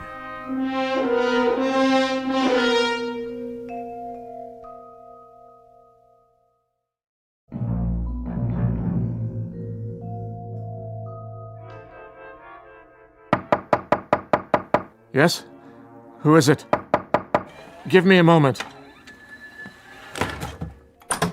Sal. Hello, Mr. Maitland. Is Leah home yet? No, she isn't. What are you...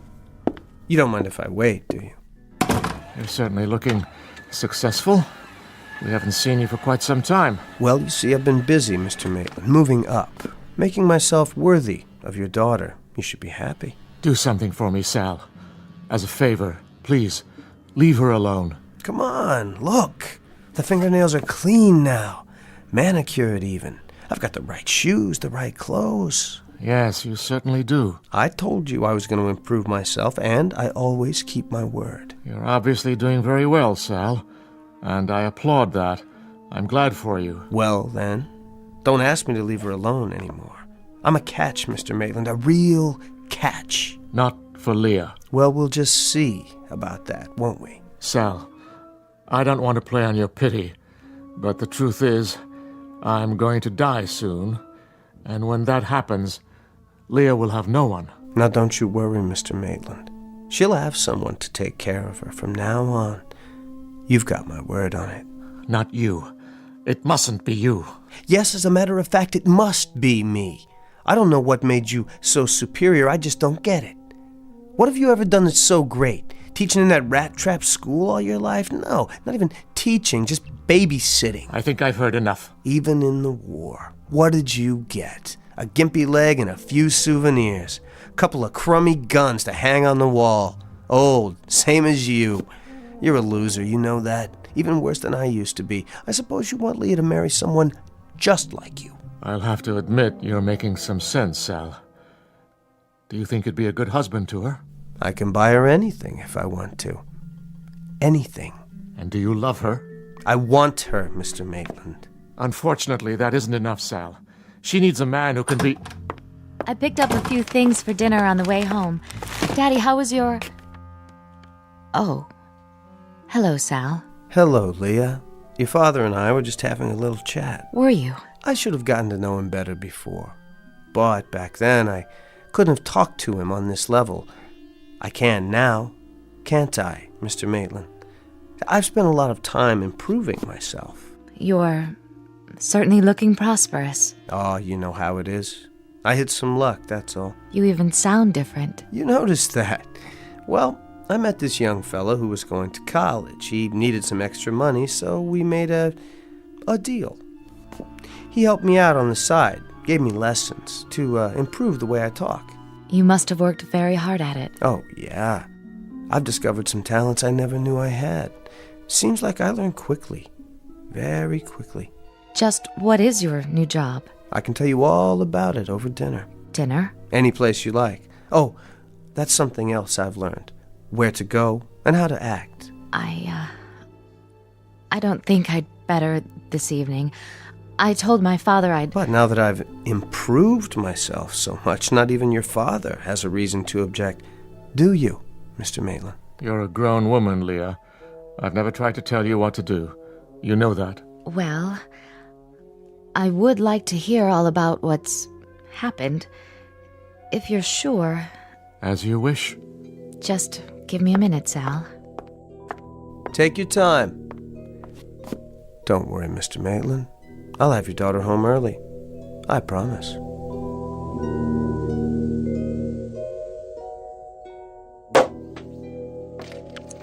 Let's take our champagne onto the balcony, shall we? I'll open the French windows. If you like, Sal. Like the view? It's lovely. Your entire place is lovely. But, Sal... Don't worry. Every dime is not only legal, but honest. A businessman's well-earned reward. What sort of business? You're not getting all my secrets. Maybe someday I'll explain it to you, after we're married. What? You do know I'm going to marry you. It's getting cold. You might say I did it all for you. Oh, I won't pretend I haven't enjoyed it along the way, but I always had a goal. I wish you hadn't. Come here. Sal, please. Now tell me you feel nothing. That was never the problem. I have to go. Then what was the problem? You broke off because I wasn't right for you. What kind of guy is right for you, Leah? Just tell me. I'll be that guy. It doesn't work that way. Well, I've got a surprise for you. It does with me. I can buy anything I want, and I can be anything I want. I wish I could explain it to you. It's not something you can buy. No? You name it. Sal, I'm talking about the kind of person you are, the way you feel about things and people. I'm not criticizing you. It's just the way you are. What way? The man I marry will have to be a kind man, gentle. He'll have to be, what word can I use? Compassionate. I couldn't love him otherwise. You mean a patsy? Like your father, always ready to get pushed around? I mean a man who cares about other people just because they're people. And since you brought it up, yes, I think my father's a compassionate man. So you see, it's not something you can buy. Not even if you had your own private mint. Don't be so sure.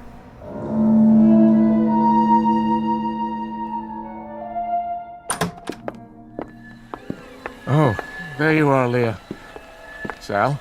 You didn't have to wait up for us, Mr. Maitland. Here she is, safe and sounder than when she left. Have a nice evening. You certainly look as though you did. I'm sorry, Daddy, but it is nice to think that someone worries about me. Don't flatter yourself, my dear. Actually, I wanted to talk to Sal. In that case, if you'll excuse me, Sal, I've got a big day tomorrow. Good night. I'm glad you came in, Sal. You're going to be even gladder, Mr. Maitland. I've given it some thought. I realize now that you're the way you are, and it's not my place to judge you. Look, I don't care anything about it. Please, let me finish. I've also decided that I can't let you ruin her life by marrying her. You thought of a way to stop it? Not yet. But there must be one. I could try begging you, Sal. Mr. Maitland, I'm not interested in your begging or your silly little threats. I came here to talk business. I don't understand. I'm going to make you an offer. I want to buy something from you, and I'm prepared to give you $500,000 for it. What did you just say? Now just let that figure roll around in your mind for a minute. $500,000 cash. That's enough to take care of you for the time you've got left, and to provide for Leah so that she can do whatever she wants. Now, you say you're worried about what will happen to her when you die. Okay, here's your chance to fix it up just the way you want it. What do I have that's worth that kind of money? Mind if I sit down? It's a little difficult to explain.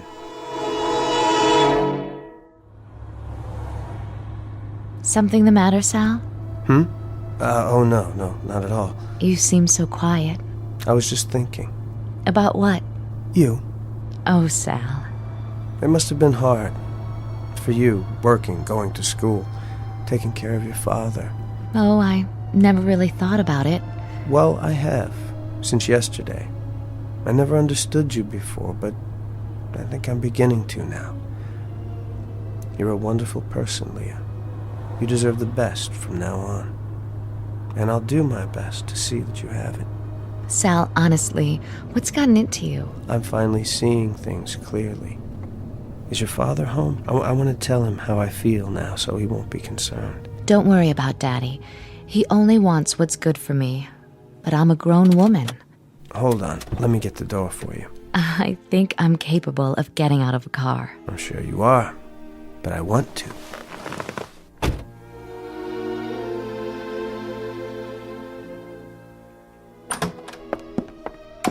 Hello, Daddy. Did you have something to eat? I left a meal in the refrigerator. Yes, thank you. Hello there, Mr. Maitland. I was hoping you were here. I find that hard to believe. I wanted to talk to you. May I come in? Why ask my permission? You must be cold, Daddy. Here, let me straighten your blanket. No, let me. Why, thank you, Sal. Leah, would you excuse us for a few minutes? Well, all right. I'll just freshen up. Go ahead, Sal. Say your piece. If you don't mind, sir. Well, I do have something to say. Just that I'm sorry. What? For all the worry and grief I've caused you. You were right about me. I wanted to marry Leah to prove something. She was a prize, a symbol. But that's all changed, Mr. Maitland. I realize now how much I love her. And I will make her a good husband. I promise you. I warned you I would not let it happen. Please, Mr. Maitland, hear me out. It's different now. I've changed. Have you? I'm asking you for forgiveness, Mr. Maitland. Compassion. Oh, yes. A sterling human quality. Sir, your blanket. Let me fix it. Wait. What's in your hand? Isn't that one of your war souvenirs? I hope it's not loaded. Be careful. Compassion. But don't you remember, Sal? I don't have any left. I sold it to you yesterday. No, please. Wait! The Salvadore Ross Program for Self-Improvement. The all-in-one, surefire course that lets you lick the bully, learn the language, dance the tango, and anything else you want or think you want to do. Oh, and there's a money-back guarantee. But the offer is strictly limited to the Twilight Zone. More from the Twilight Zone after this. You are about to enter another dimension. A dimension not only of sight and sound, but of mind. A journey into a wondrous land of imagination. Next stop, the Twilight Zone. Hi, this is Stacy Keach. I'd like to take a moment to tell you about our Twilight Zone website at twilightzoneradio.com. At twilightzoneradio.com, you'll find the latest information on these Twilight Zone radio dramas, including behind-the-scenes photographs, plus the newest product releases, trivia contests, ways to contact us, other Twilight Zone-related info and merchandise, plus links to other fascinating websites. So make your next stop twilightzoneradio.com. Visit twilightzoneradio.com to purchase these Twilight Zone radio dramas on cassette and CD, or call toll-free 1-866-989-ZONE. That's 1-866-989-9663.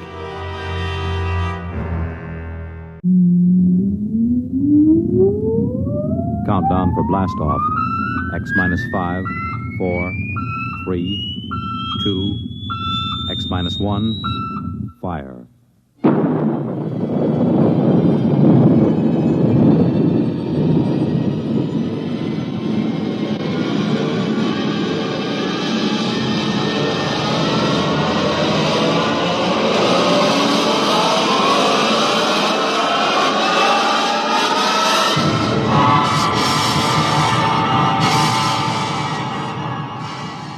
From the far horizons of the unknown come tales of new dimensions in time and space. These are stories of the future, adventures in which you'll live in a million, could be years, on 1,000 maybe worlds. The National Broadcasting Company, in cooperation with Galaxy Science Fiction Magazine, presents X minus 1.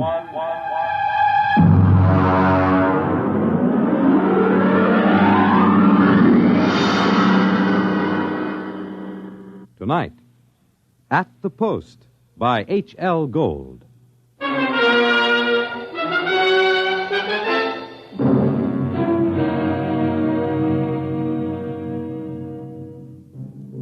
When I come into the Blue Ribbon on 49th Street west of Broadway, I could tell right away nobody told Doc Hawkins about my misfortune. Doc, who ain't one really, writes a daily medical column for the Racing Form, and we're celebrating his being sprung from the alcoholic ward. He got one look at me and he choked on a piece of gefilte fish. What happened? What happened? Look at that.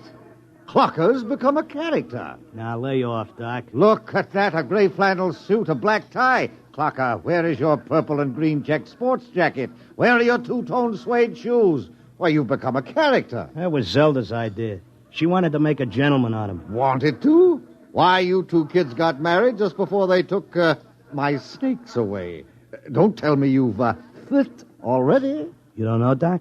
No. What happened? Well, it was right after you tried to take the warts off the fire hydrant that Zelda started hearing voices. It got real bad.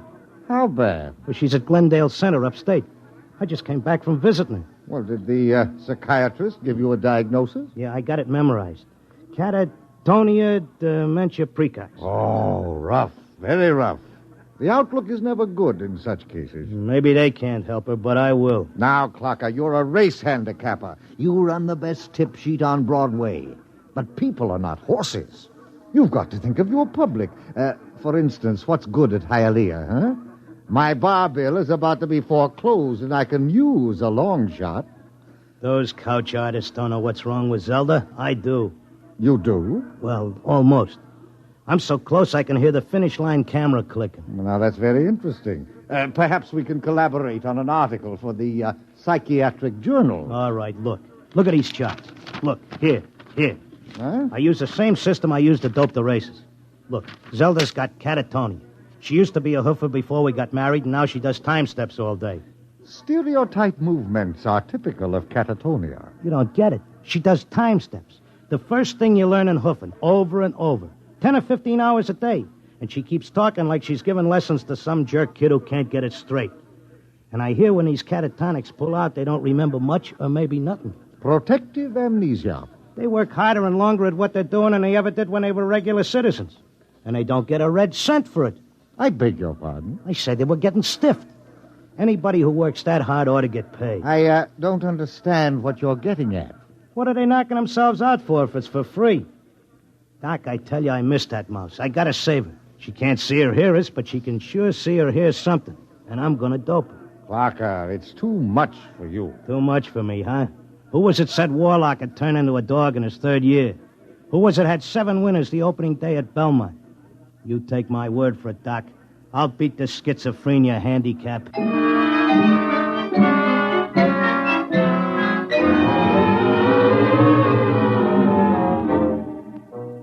I hadn't been paying much attention to my tip sheet while I was doping a catatonia dodge. I tell you, I missed Zelda. I missed the bobby pins on the floor and the nylon stuck on a shower rack, the toothpaste tube squeezed from the top. I had to get her back somehow. Next day, I took a cab and went out to that place. I sat in the room and watched her dance. Oh, it was something. Because Zelda was worth watching, even with her eyes blank and her feet shuffling through that simple time step. Mr. Locke, visiting time is almost up. All right. Zelda. Listen, Zelda. How long can they take to learn a time step? She can't hear you. Look, kid, I don't know who these squares are that you're working for, but tell them if they take you, they gotta take me too, you hear?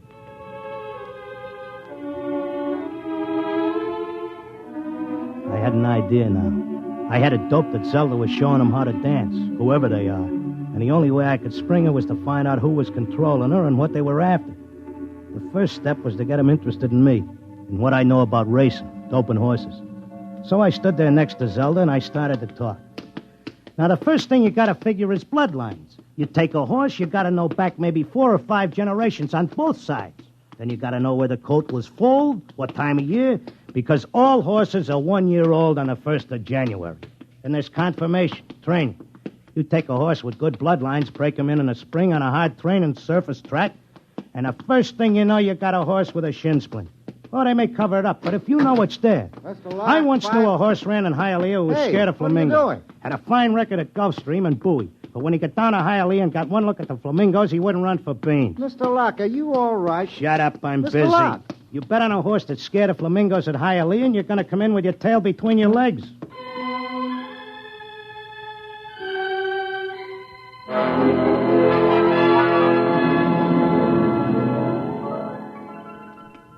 Kept coming back every day.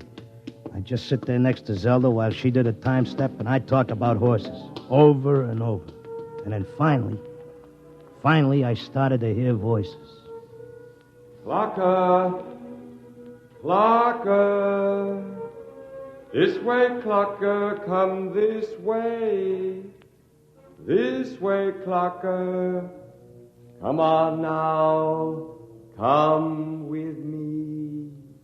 Like it was a fog, I could see the attendant in his white coat, asking me questions, and I couldn't hear him. I knew I just kept on talking about the horses. And then suddenly I wasn't there. I was somewhere else. I was in a big square, and the buildings looked like the new Roosevelt Raceway, all modern. Or maybe like the World's Fair. There were trees and statues, and there were hundreds of people standing around, and they all looked scared. There was a little man with bifocals and a vest with pins and needles in it standing next to me. He looked scared. But I knew it had worked. I was on my way to Zelda. How did I get here? Excuse me, mister. How did I get here? I don't know. I can't take time for pleasure trips. I've got a customer coming in tomorrow for a fitting. She'll positively murder me if her dress isn't ready. She can't murder you. Not anymore. You mean we're dead? Don't ask me, but I don't think you're dead. That much I can tell you. Some of the people in the crowd were complaining they had families to take care of, while others were worried about leaving their businesses. And they all grew quiet when a man climbed up on a big platform in front. He was a very tall and dignified guy, and he had formal clothes and a white beard like the chief mourner at a politician's funeral. Ladies and gentlemen, please feel at ease. You are not in any danger. No harm will come to you. If you will listen carefully to this orientation lecture, you will know where you are and why. What is it? I don't understand. It's a pitch. Friends, I know you are puzzled at all this. Now let me explain. You've been chosen, yes, carefully screened and selected, to help us in what is undoubtedly the greatest cause of all history. You will learn more about it as we work together in this vast and noble experiment. What experiment? What is it? I got it picked. This is a pitch. These guys are out for something. Smells like a con. Let me state this in its simplest terms. Now, you know that there are billions of stars in the universe and that the stars have planets. A good many of these planets are inhabited. In almost all instances, the dominant form of life is quite different from yours. I am not of your planet or solar system. I am not formed as you see me. My true appearance would seem to be rather confusing to human eyes. Nuts, get to the point. Truth is, we are not here, and neither are you. Here is a projection of thought, a hypothetical point in space, a place that exists only by mental force. Actually, our bodies are on our own respective planets. What's he saying? What does he mean? Wait, he'll give us the convincer after the build-up. Our civilization is considerably older than yours. For many of your centuries, we have explored the universe both physically and telepathically, and during this exploration, we discovered your planet. We tried to establish communication, but there were grave difficulties. And it was the time of your dark ages. And I'm sorry to report that those people we did make contact with were generally burned at the stake. Here it comes. He's getting ready to slip us the sting. Oh, I don't think you ought to say a thing like that about a fine, decent gentleman. He's obviously very sincere. The problem we face is that the human race is doomed. The history of your race is a record of incessant wars, each more devastating than the last. And now, finally, man has chained the power of worldwide destruction. The next war, or the one after that, would unquestionably be the end not only of civilization, but of humanity, perhaps even of your entire planet. Then why have we brought you here? Because man, in spite of his suicidal blunders, is a magnificent race. He must not vanish without leaving a complete record of his achievements. Now, this is the task we must work together on. Each of you has a skill, a talent, a special knowledge we need for the immense record we're compiling. Every area of human society must be covered. And so we need you urgently. Your data will become part of an imperishable social document that shall exist untold eons after mankind has vanished.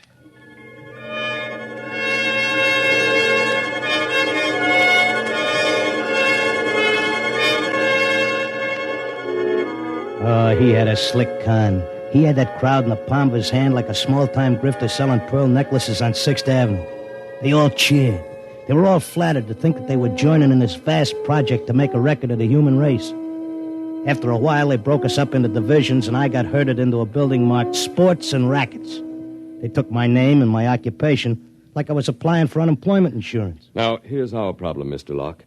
We're making two kinds of perpetual records. One is written, more precisely microscribed. The other is a wonderfully exact duplicate of your cerebral pattern, in more durable material than brain matter, of course. Of course. The substance we use in place of brain cells absorbs memory quite slowly. But you'll be happy to know that the impression once made can never be lost or erased. Delighted, tickled to pieces. I knew you would be. Well, let's proceed, shall we? First, a basic description of horse racing. I started telling them about horse racing, but they held me down to one sentence. They said I had to repeat it over and over so that recording thing could get it. They had a picture of my body back on Earth lying in a bed in a hospital just saying that one sentence over and over again. Well, that's enough for today. Isn't it amazing? We have a more detailed record of human society than man himself ever had. Your life, my life, the life of this Zelda, whom you came here to rescue, all are trivial, for we must all die eventually. But the project will last eternally. You're telling me you know what I'm here for? To secure the return of your wife. I would naturally be aware that you'd submitted yourself to our control voluntarily. It was in your file that was sent to me by admissions. Then why did you let me in? Because, my dear friend, we also... Look, leave out the friend pitch. I'm here on business. As you wish. We let you in, as you express it, because you have knowledge that we should include in our archives. We hoped you'd recognize the merit and scope of our undertaking. Most people do once they're told. Zelda, too? Oh, yes. Yes, Zelda's extremely cooperative, quite convinced. Would you like to see her? Yeah, sure I would. Well, that can be arranged. I'll call the Arts and Entertainment section and arrange a meeting.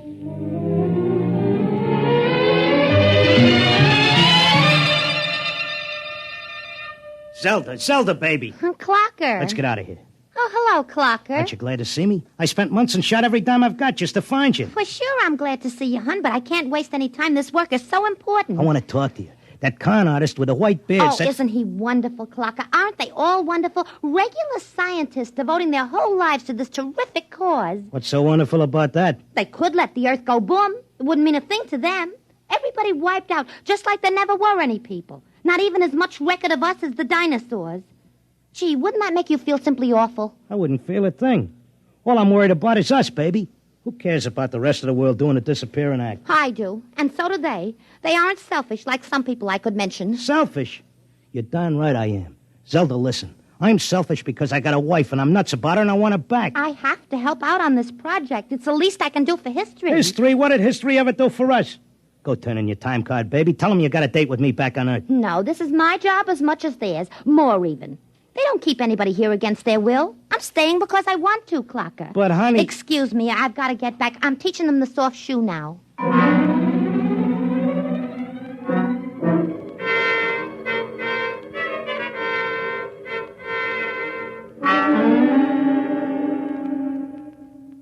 Are you satisfied now, Mr. Locke? Listen, take away the doom push and this racket folds. Listen, suppose you're all square. Suppose you're leveling. You're knocking yourself out because your guess is we're going to commit suicide.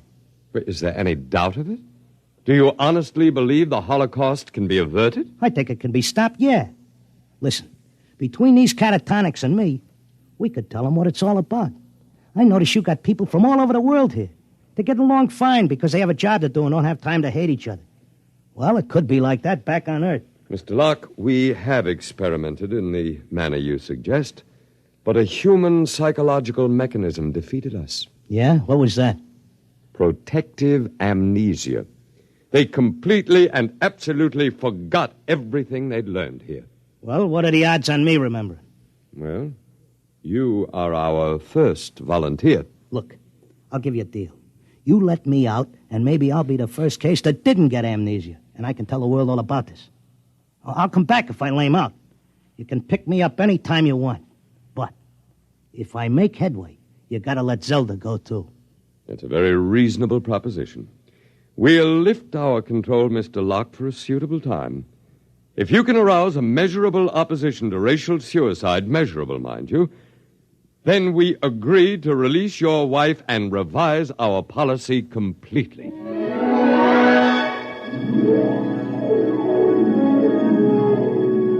I came to at Glendale. It took me about 2 weeks to convince them that I was all right again. But I had to convince the world that they were throwing a race and that they needed a saliva test. So I started to write it all out in my tip sheet, in and around the horses. Around that time, I ran into Doc. Clocker, my boy, you've no idea how anxious we were about you. But you're looking fit, I'm glad to say. Thanks. I wish I could say the same about you and the rest of the world. No need to worry about us. We'll muddle along somehow. You think so, huh? I'm glad to see you've got your tip sheet going again. As long as the bobtails run, who cares what happens to anything else?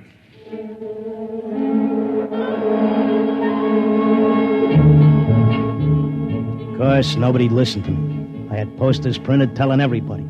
I hired sandwich men to walk through the city. I made speeches in Columbus Circle. I told everybody doomsday was near. I sent letters to Congress, to the UN, editors of newspapers. Nobody paid any attention. I sneaked into the balcony of the General Assembly and tried to shout a speech, and they threw me out, very politely. I wrote the whole thing up for a magazine, and they printed it and sent me a check and told me if I had any more fiction, they'd be glad to run it. They kept trying to tell everybody the truth about the catatonics. We ought to go to the hospitals and get ourselves let in and have the aliens take over and show us where we're going. But nobody would listen. And then finally, I went back out to Glendale. Oh, Mr. Locke, we were wondering when you'd come visit your wife. You been away? I want my old room back. But you're perfectly normal. Give me half hour alone, and you'll be glad to give me my room.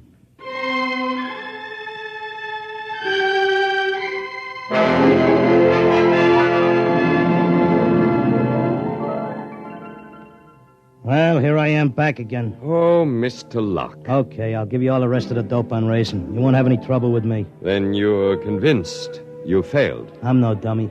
I know when I'm licked. So do we, Mr. Locke. Naturally, you have no way of detecting the effect you've had. We do. The result is that because of your experiment, we're gladly revising our policy. Huh? Is this a rib? Nobody listened to me. Oh, but they did. Visits to catatonics have increased considerably. When the visitors are alone with our human associates, they tentatively follow the directions you gave them in your article. Not all do, to be sure, only those who feel as strongly about being with their loved ones as you do about your wife. We've accepted 4 voluntary applicants. You mean I made it? That's right. Before long, we shall have to increase our staff as the numbers of voluntary applicants increases geometrically, and then we'll be able to release the first group to go back and carry the message. Whenever you care to, Mr. Locke, you and your wife are free to leave. Okay, but I'll tell you what. I owe you plenty. I'll help make that record before I go. I'll teach you how to dope the horses. Is that what you want? Why, yes. All right, then, let's go. The quicker we get started, the quicker we can get back.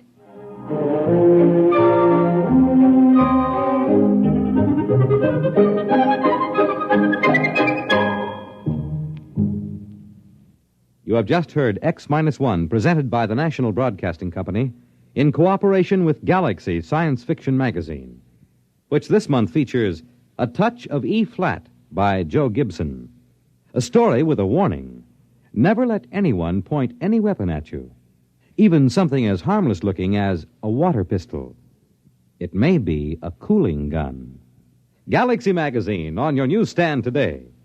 Tonight, X-1 has brought you At the Post, a story from the pages of Galaxy written by H.L. Gold and adapted for radio by Ernest Kenoy. Featured in our cast were Frank Maxwell as the clocker, and Thomas as his time-steppin' wife, Zelda, Arnold Moss as the otherworldly one, John Griggs as the doc who wasn't one, really, and Sam Raskin as the confused little tailor with his mouth full of pins. Your announcer, Fred Collins. X-1 was directed by Kenneth McGregor and is an NBC Radio Network production.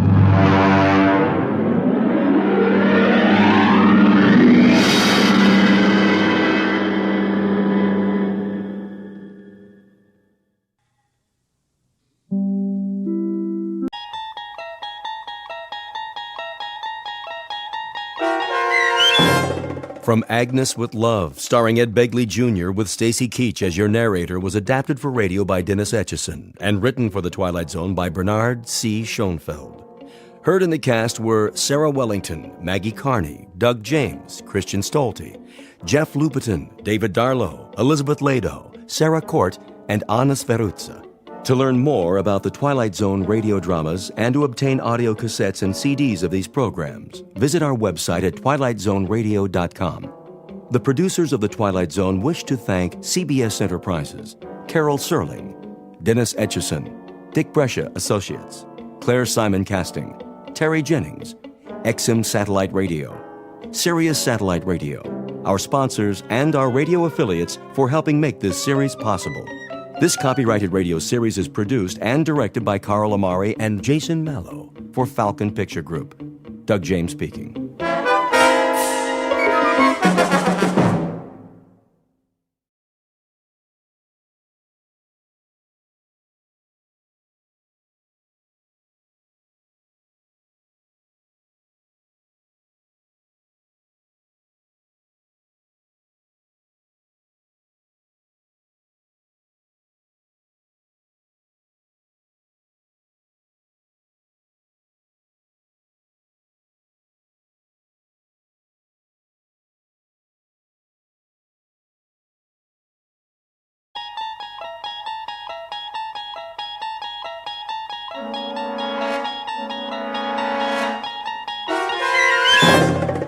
You unlock this door with the key of imagination.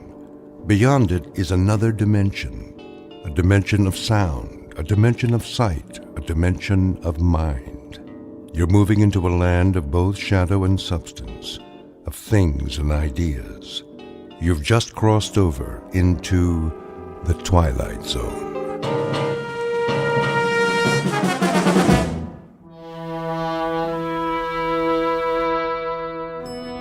Come on, blasted elevator.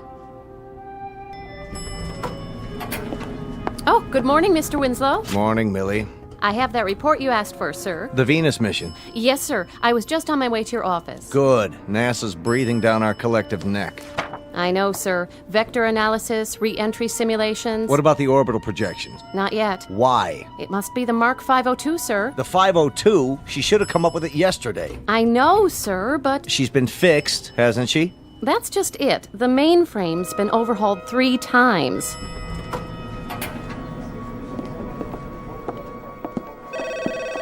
Data Inc., how may I direct your call? One moment. Mr. Ballard? Ballard, I need a word with you. Morning, Mr. Winslow. What's wrong with the 502? I wanted to talk to you about that. Millie here says... Oh, hello, Millie. Jack? She says it's still down. Well, there are some glitches. Glitches? The Mark 502 is the heart of our entire operation. Here's the report, sir. All the figures we have as of this morning. Well, we'll just have to stall NASA. I'll get back to my office now. You do that. Ballard, come with me. Sir, if I may make a suggestion. I have a suggestion for you. Get me the rest of those figures. Yes, but with the repairs and downtime... We should have had them yesterday. Who's in charge of her? Fred Danziger, sir. What happened to Elwood? You said to bring in someone else when he couldn't locate the problem. Right. Get me Danziger. Tell him I need the final numbers this morning. I don't think that'll do any good, sir. Why not? Well, he's up to his neck in it. Been in the computer room all night. Hasn't even slept. Says it's hopeless. Agnes has had a complete breakdown. Agnes? That was Elwood's nickname for the 502. Got to know her intimately over the past year or so. Then get me Elwood. Elwood's been transferred to another department. Besides, he's tried everything. He knows her better than anyone. If he can't find the problem, then... Yes? It's the General. Tell him I'll call him back. He's already called 3 times, sir, from the Cape. Something about the Venus mission. They want to move up the launch. All right, Maddie, put him on hold. Yes, sir.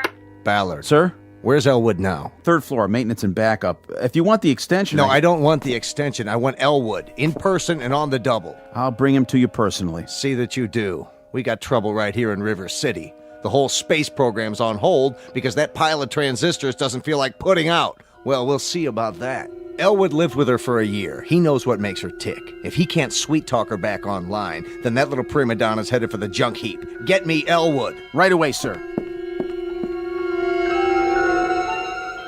The pile of transistors in question is the Mark V 02711, generally referred to as the world's most advanced electronic computer, or as she is more commonly known, Agnes.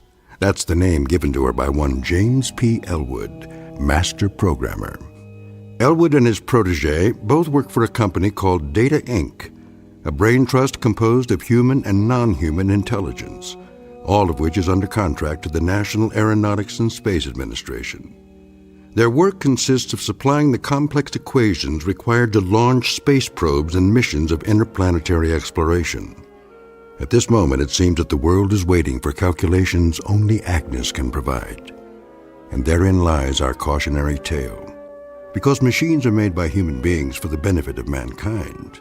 But when man ceases to control the products of his imagination, he is not only in danger of losing their benefits, he risks taking a long and unpredictable step into the Twilight Zone.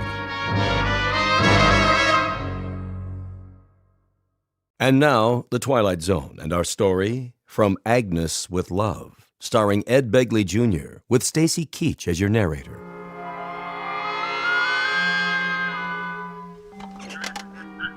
Yes, General. As soon as possible. Yes, sir, I understand. Yes, Maddie. The director of NASA on line 2. Tell him I'm sorry, but we're still double-checking the figures. I'll call him back in a couple of hours. All right, sir. And Maddie. Yes? Any sight of Ballard? He just got off the elevator with Mr. Elwood. Thank heaven for small favors. Send them in. Yes, sir. Mr. Winslow, you remember James Elwood? Yes, come right in. Close the door. How do you do, Mr. Winslow? You wanted to see me? I most certainly did. Nice weather we're having, isn't it, sir? When Mr. Ballard showed up at my desk, well, you can imagine my surprise. My first thought was, what have I done now? But then I thought, how bad can it be on a day like this? Do you know the trees are all in flower? Elwood, please. Well, they are. I saw them when I rode my bicycle to work. Elwood! Yes, Mr. Winslow. Something urgent has come up. It has? I'm relying on you. Well, anything I can do will be my... Agnes has broken down. Completely. Again? Let the supervisor explain. We've checked her thoroughly. Can't seem to locate the seat of the trouble. Probably her subroutines. Her... They need debugging. That would be my guess. Of course, it's an informed guess. Hear that, sir? That's why you're here. Suppose we have a look. But Fred's with her now. I don't know how he'd feel about my cutting in. The devil with how he feels. Let's get on with it.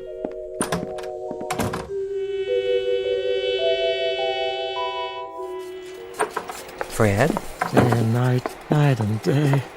No sleep, no food. What's going on here? You look awful. I tried everything. Everything. Get hold of yourself, Danziger. Stand back. Let Elwood have a go at her. Do you mind, Fred? Tell me what happened. See for yourself. How many rolls of printout has she used up? Miles. None of it makes any sense. Well, the first thing you have to do is press the Clear All Registers button. That'll get you nowhere. Go on. Push all our buttons from now till doomsday. You'll see. It's not just any button, Fred. You have to find the right one. The one she wants you to press. Remarkable. It's nothing, really. Agnes and I have had our little tiffs before. What did you do? Paid her a little attention, that's all. The right kind of attention. RESPECT. Would you like your vocal synthesizer activated? Very well, then. But make sense from now on, or I'll turn it right off. State first prime number larger than, let's say, the 17th root of 9,355,126,606. The answer is 5. Congratulations. Is that the right answer? Of course it is. Well, gentlemen, if there's ever anything else I can do for you... I suppose you think you did it. Oh, no, it was all Agnes. Agnes did it. Watch out for her. I'm telling you, she's not normal. She's turned into a regular femme fatale. Thank you, Danziger. You may take the rest of the day off. Well, Elwood. Very impressive. Now, there are some calculations remaining for the Venus launch. Not a problem. Are you quite sure about that? Sure, I'm sure. All Agnes needs is a gentle hand and a little encouragement. Excellent. I'll send over the file. If you can retrieve the calculations in time, there might be a bonus in it for you, my boy. That's not necessary, sir. After all, it won't be me doing the work, it'll be Agnes. Isn't that right, Aggie? Now, gentlemen, if you don't mind, we need a little private time together.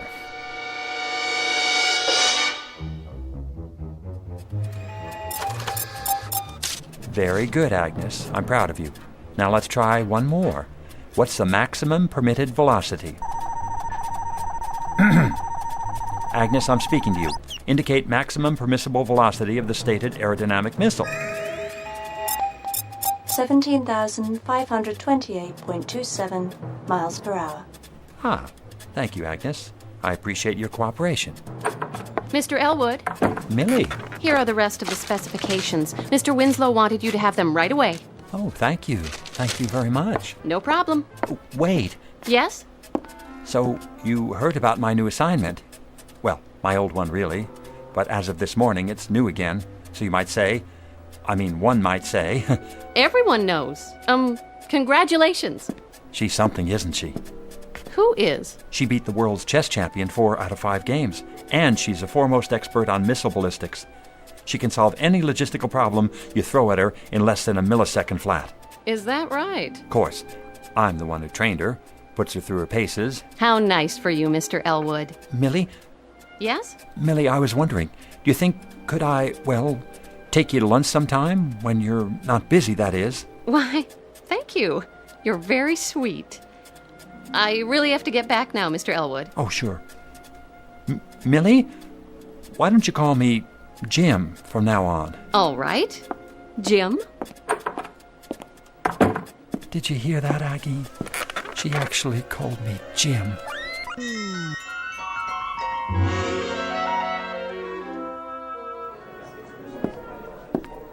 Excuse me. Yes? Do you happen to know which office is Miss Mildred Clark's?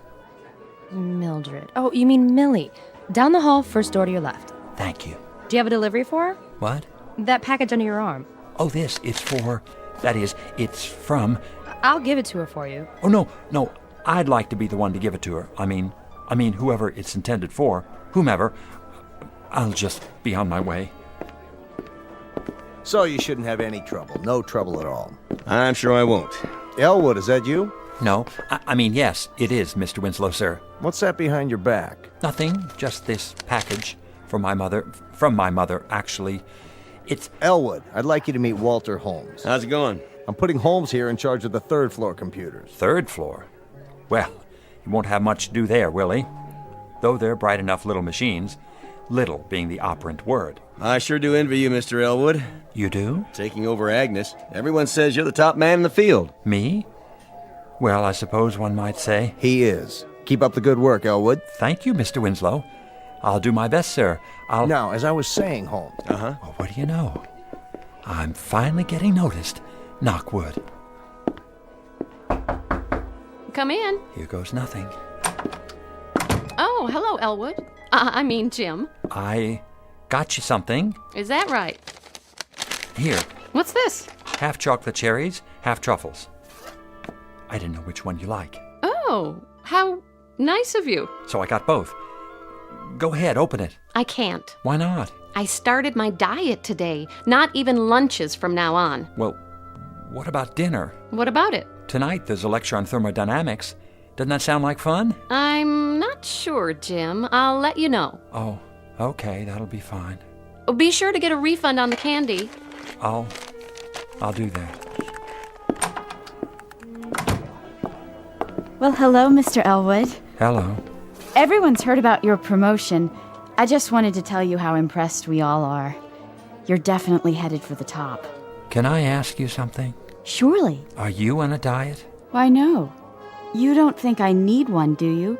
I try to keep in shape. See? Here. Knock yourself out.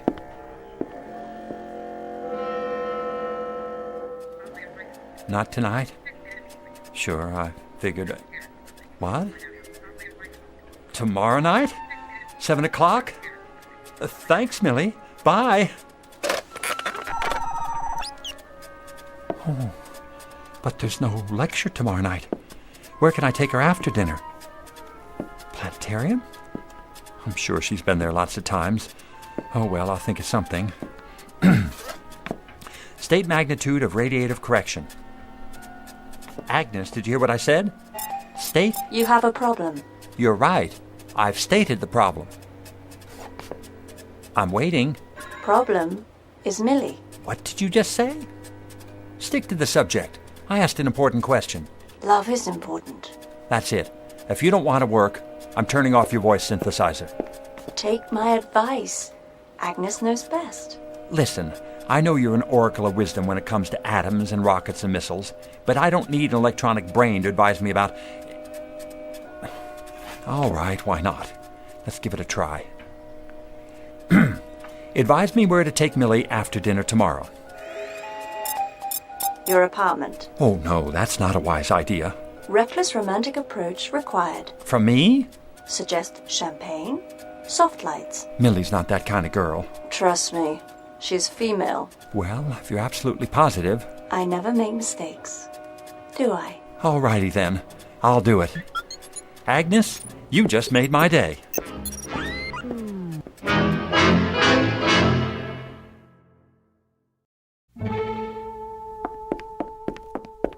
Well, here we are. Yes, it looks like it. Millie, I just wanted to say, Say what, Elwood? thanks for a lovely evening. You're welcome. The dinner was delicious, didn't you think so? Yes, it was. I had a great time. Me too. Well then, good night, Millie. Good night? Au revoir. Auf Wiedersehen. Elwood, I mean Jim. Yes? Aren't you going to... We're going to what? Invite me in. Invite you? This is your place, isn't it? Oh, yes. Sorry. Of course it is. Come in, please. Nice apartment. Thanks. I like it. Not a lot of extra room. Well, I don't need a lot of room. Just me, myself, and I. And my books. It's cozy. Do you think so? Have you actually read all these? Sure have. They're arranged alphabetically, according to subject. This shelf's science fiction, this one's nonfiction. Oh, that reminds me. I have something to show you. Oh, you do? Yep. The latest interpretation of Einstein's theory of relativity. Here. You don't have it, do you? I must have missed that one. Oh, well, don't feel bad. You're welcome to look at it while you're here. Thanks. In fact, we can go over it together. Some very interesting points. Feel free to sit here next to me if you like. Now, let's see. You go ahead. What? Read it to me. All right. The interpretation we wish to propose in this volume is simply that Einstein's unified field theory does not postulate the universe as infinite, but rather as a closed system representing a spherical type of... Millie? Here I am, Jim. What are you doing in the kitchen? Looking for the champagne you promised me. I found 2 glasses. Are these all right? Oh, certainly. Here. Set them on the coffee table. Just let me move these scientific Americans. Oh. Something wrong? It's awfully bright in here, don't you think? It is? Why don't I just lean over and... And what? Turn the lamp down. You don't mind, do you? No, but... That's better. But, Millie, I can't very well read this chapter to you without proper lighting, can I? Do you like music? Music? Yes, I do. Very much, but... Couldn't we have some? I guess so, if you like. Do you have a radio? Of course I do. Right over there.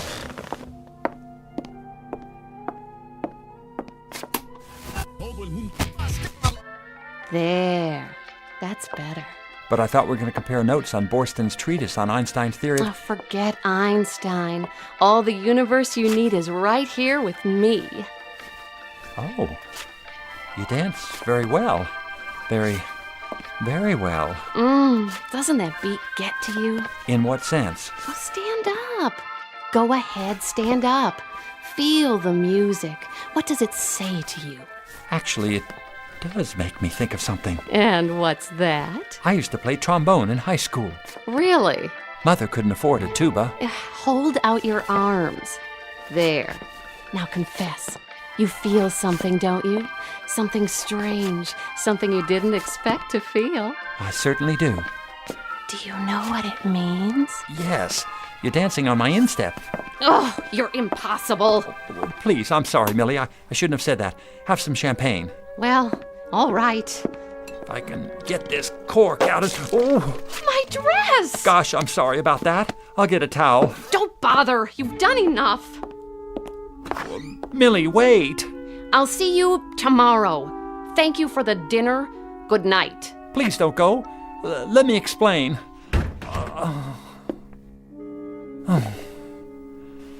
Oh, well. I don't blame her. Now, what am I going to do with all this champagne? I better drink it. It'll just go bad.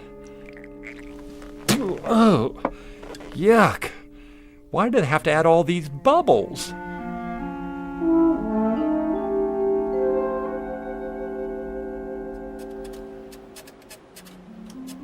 Consider series of real numbers arranged in order of magnitude. Never mind that. How was last night? What? Oh, great, just great. We danced and drank champagne till dawn. Then we took a ride through the park and... Is that so? Oh, what's the use? I'm a dud. I can't even dance. I spilled champagne all over Millie. I should have known. I've always been shy around women. Now she'll never speak to me again. Sent her flowers. What for? A tradition. The morning after. Oh? What kind of flowers? Porphyra candalis rosae. Translate, please. Commonly known as roses. Say, thanks, Agnes. You really know how to help a guy out, don't you? Just like a big sister. I'll go get him right now. There's a florist downstairs. Sister? Did he say sister? Open the box. Go on, open it. Oh, thank... Gesundheit.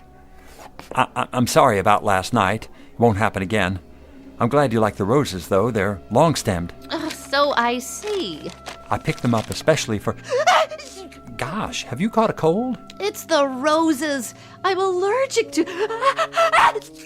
You are? Oh, Elwood, please go away. Oh, all right, if you say so. And take these with you. Gesundheit.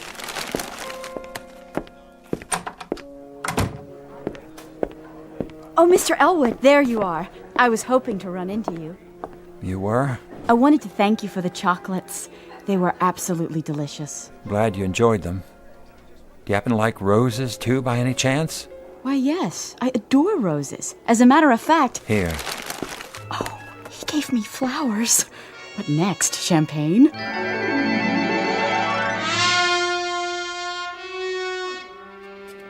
How did it go? I don't get it. Define pronoun. Well, no other computer in the world contains as much recorded knowledge as you do, Agnes. You have a world-class brain. Thank you for the compliment. But every time I take your advice about Millie, I louse things up. Has to be my fault. I must not be. Agnes, what's the matter? Stop that. Millie is unworthy of you. It's ridiculous. She's a wonderful girl. Who needs her? I do. I need her more than... There is a better girl for you. Oh, yeah? Where? In this building. Oh, I seriously doubt that. But even if there were, I wouldn't have any better luck with her than... She loves you. She does? Sincere. Intelligent. Exactly your type. Well, where can I find her? Tell me where to look, Agnes. Tell me. No need to look. You have already found her. I have? Can't imagine who you mean. Unless it's that secretary, the one on Millie's floor. I keep running into her. She seems nice enough. Very nice, in fact. In wonderful, physical condition, now that you mention it. Not that one. Another. In this room. In this? Are you blind? Open those baby blues. I will spell her name for you. A-G-N-E-S. I don't understand. Surely you don't mean you, Agnes? That is my name, lover boy. Don't wear it out.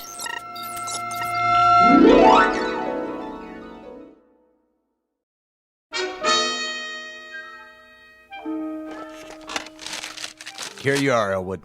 Yes, sir? 220 pages of data, curves, and graphs, along with the latest meteorological factors involved in the flight. Feed all the pertinent information to Agnes. She has to come up with all the answers in less than a week. Is she up to the task? I guarantee it. Remember, an error of 1 millisecond can cause a 400,000-mile divergence from the trajectory. You understand the problem, Elwood? Can this new spacecraft execute 6 eccentric or elliptical orbits around the planet Venus and return to Earth safely? That's it, in a nutshell. Now, let Agnes get to work. Yes, sir. Oh. Be careful with this part. Better correct the escape velocity to compensate for solar radiation pressure. Got that? I asked you a question, Agnes. Answer, please. Did Millie forgive you? Stop that. Correct the escape velocity and forget about Millie. Are you still seeing her? Yes, we have a date tonight. Not that it's any of your business. Your welfare is my business. The truth is, I'm scared. I've got to impress her this time. It's now or never. Show superiority. How? Introduce her to inferior male type. Name a male who's inferior to me. Third floor programmer. You mean Walter Holmes? Correct. Walter with the red sports car? Incorrect. Blue sports car. Walter with the suntan and the muscles? That is the one. He's inferior to me? Definitely. I find that hard to believe. Well, he is working with those outdated third-floor machines. Introduce them. Millie and Walter? Are you sure? Would I lie to you? No, you're incapable of lying. I could give it a try. Hello, Walter. Jim Elwood. I was wondering, what are you doing for dinner?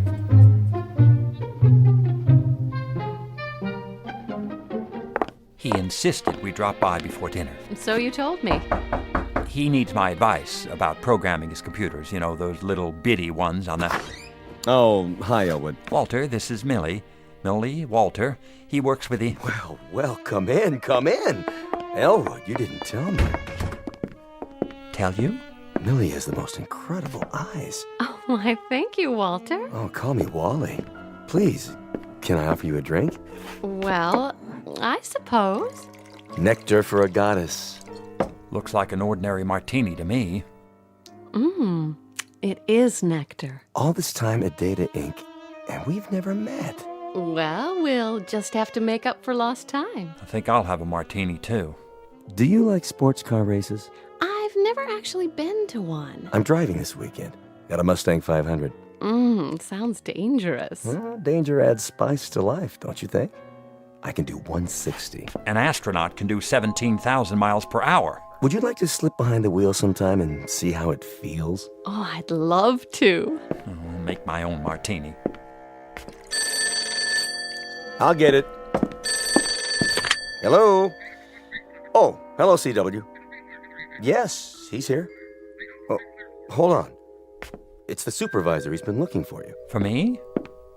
Elwood here. Sorry to spoil your evening, Elwood, but it's an emergency. Washington insists on advancing the blast-off by 3 days. We need your data. Can you get it to me right away? You mean tonight?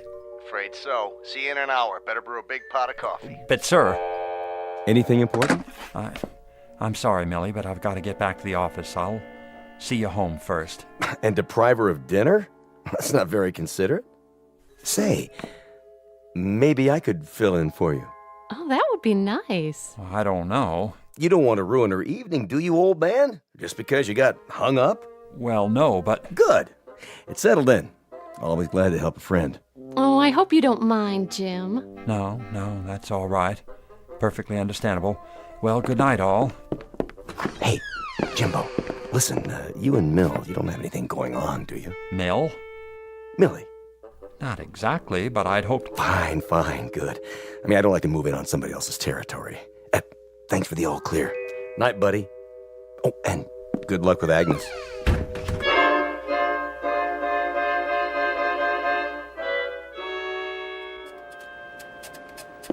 No. Forget the radiation pressure from the sun. Agnes, will you please concentrate? Now answer this. Do new conditions permit 6 successful non-concentric orbits of Venus plus re-entry? Go ahead, I'm waiting. Did you make progress tonight? Agnes, concentrate. All right, I'll tell you. Millie and Walter drank martinis. Walter took her to dinner, and I'm starved. Why did you tell me to introduce her to that muscle boy? Give her up. I won't. No future with Millie. I'm not giving her up. I love her. What's more, I'll make her love me. Just a matter of finding the right variables and making the necessary corrections. Have you entered the new data in her memory units? Yes, sir. Good. Then let's get to work. Ready? Question. Do conditions permit 6 non-concentric orbits of Venus plus re-entry? Tama ahili bili vitumane. What the devil does that mean? I'm not sure. I think it's Russian. Or possibly Arabic. What? Please, Agnes, translate into English. Niet. 2 times 2 is 4. Shut the door. 2 and 4 are 6. Pick up sticks. She's a little distracted. Do something. We've got to have the answer. Just leave me alone with her. I'll get it, sir. You'd better. This is no laughing matter. What are you doing, Agnes? I'm about to be fired. Is that what you want? Oh, no. What'll I do? I need help. Wait a minute. Don't go away.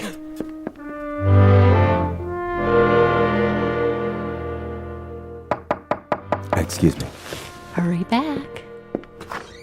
Oh, it's you. I know it's late, but I need your help.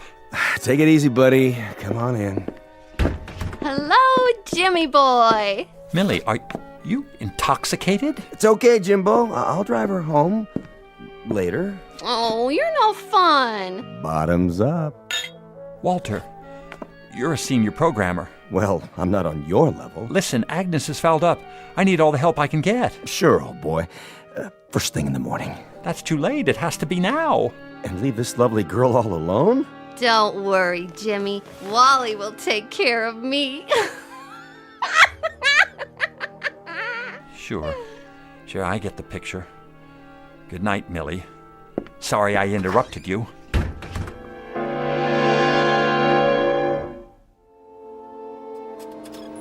Oh, Millie. Agnes, what did I ever do to you? Why do you want to ruin my life? Autamat, aut odit femina, nihil est tertium. Makes sense, will you? Translation from the Latin. A woman either loves or hates. No third cause exists for her. Stop with the riddles. Perhaps you will understand this. I love you.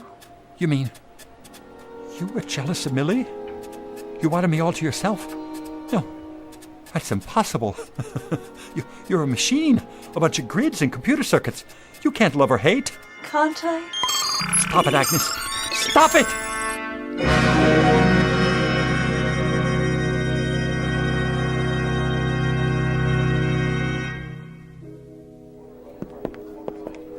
But that's incredible, sir. Jim Elwood's one of the finest computer programmers in the country. So was Fred Danziger, and he couldn't handle her either. I'll give it a try. That's all I can do. Elwood, how are you feeling? Look at all those printouts.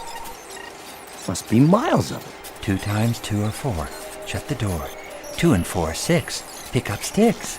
On your feet. It's gonna be all right, Elwood. You've been working very hard, and we appreciate it. Now, how about a nice long leave of absence, eh? In the meantime, I thought I'd let Walter here take over for a while. If you don't mind, old buddy. You? That's too rich. She knows all about you and Millie. You haven't got a chance. What's he talking about? I wouldn't know, sir.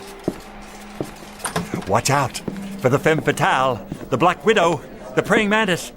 You have to be careful, I tell you, or she'll fix you but good. She'll clean your clock. She'll tell you lies, and then, just when she's got you where she wants you, she'll... Should we stop him? Let him go. The boys in the white coats are on the way. He was a good man. Well, do your best. Don't worry, sir. I'll have the answers in no time. It's just this little switch here. You did it! It was nothing, CW. I've had a lot of experience. Keep it up, man. Keep it up. Now, Agnes, isn't there something you want to say to me? Something about the Venus Project? What? All right, we can talk about other things for a minute. If you like, yes. I understand how you feel.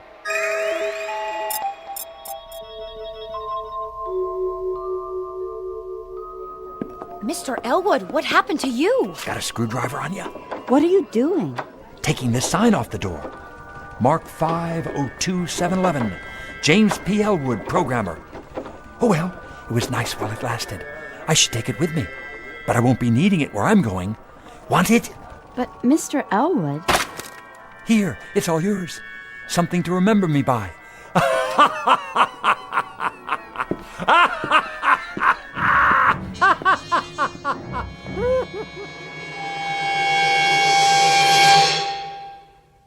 Advice to all future scientists of the male persuasion. Be sure you understand the opposite sex, especially if you intend to be a computer expert. A few extra courses in psychology might make all the difference. Otherwise, you may find yourself like poor Elwood, defeated by a jealous machine. A most dangerous breed of female, whose victims are banished forever to the Twilight Zone. More from the Twilight Zone after this. Hello, I'm Stacy Keach. I hope you're enjoying this edition of the Twilight Zone radio dramas. To learn more about this series, be sure to log on to our official website at twilightzoneradio.com. You'll find special discounts on our Twilight Zone audio collections, listings of our radio stations, links to other websites, and a photo gallery of our recording studio and some of our stars in action. Plus ways to contact us with questions or comments about the show. And for a limited time, when you log on to twilightzoneradio.com, you can send in for a free CD of the show. So be sure to visit us at twilightzoneradio.com. Countdown for blast off.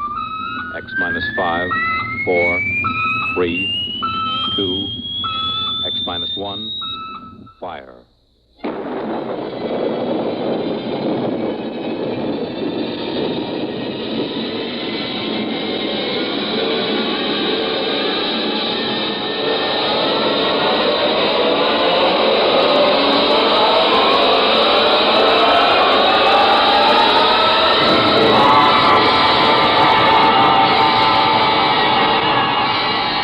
From the far horizons of the unknown come tales of new dimensions in time and space. These are stories of the future, adventures in which you'll live in a million, could be years, on 1,000 maybe worlds. The National Broadcasting Company, in cooperation with Galaxy Science Fiction Magazine, presents X minus 1.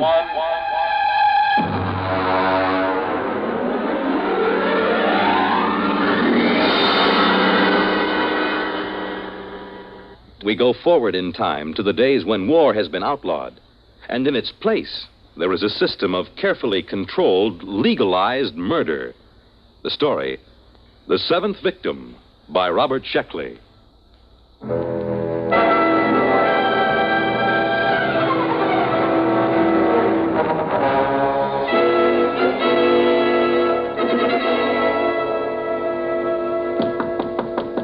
Is that the mail, Jenny? Bring it right in. No, it isn't the mail. You anxious, Stan? Well, you know how it is when you're waiting for notification. It's been 2 weeks. The government's behind schedule, as usual. Oh, that's always the way it is. Now, when you get to be my age, you won't worry about it anymore. At 73, you can afford to wait for the mail. Well, how about the ad? Have you got it done? Sure, E.J. Want me to play it back for you? Of course, I recorded it myself. We'll have an actor in for the actual recording. You ready? Go ahead. Hi there, neighbor. When you're in a crowd, when you're among strangers, do you feel safe? Are you protected by that vital underarm area? You aren't, unless you own a Protect suit. The finest tailoring in the world has gone into a Morger and Freeline Protect suit to make it the leader in men's fashion. Protect suit is the safest as well as the smartest. Every Protect suit comes with special built-in gun pocket, guaranteed not to bulge. Oh, nice. Very nice. A touch of the concealed button throws the gun into your hand, cocked, safety off. Why not drop into the Protect store nearest you? Why not be all safe? Oh, that's fine, Stan. That's fine. That's a very nice, dignified commercial. Mm-hmm. And you can relax. I picked up the mail just before I came in. Here's your notification. That's it. Look, from the ECB. That's the baby. Oh, you're not going to open it now. Oh, no, of course not. No one is supposed to know the victim's name except the hunter. That's right. Have a good hunt, boy. You need a kill. You've been all keyed up. Well, it's too bad you have to retire, E.J. Well, I got into the Tens Club. 10 hunts. That's not such a bad record. 10 hunts? Of course not. 10 hunts, and then, of course, victim in between. That's 20 kills. Mm-hmm. I sure hope my victim isn't anyone like you. Don't worry about it. What number will this be? My 7th. Oh, lucky 7. Go to it. We'll get you into the Tens Club yet. By the way, I got a circular in the mail. Maybe you'd like to use it. Maybe. Victims, why take chances? Use an O'Donovan accredited spotter. Let us locate your assigned killer. Pay after you get him. Oh, well, thanks a lot, E.J., but I've got my own spotter. Very good fella. Yeah, well, I suppose you're anxious to get home, open up, and find out who your victim is. What's that? Oh, shooting down the hall. I guess somebody got his victim. Good for him, eh? You bet. Oh, it feels wonderful, E.J. I feel alive again.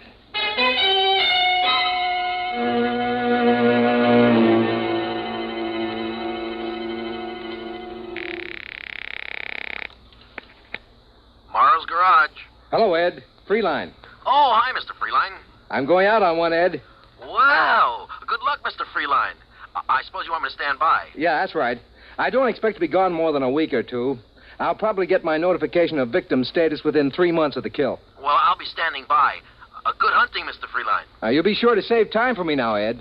I'd hate to be caught as a victim without a first-class spotter on my side, huh? Oh, now, don't you worry, Mr. Freeline. I'll be right there in your corner. I've got a couple of good ideas for an ambush that I haven't tried yet. Good, good. Well, I'll get back in touch with you right after the kill. So long.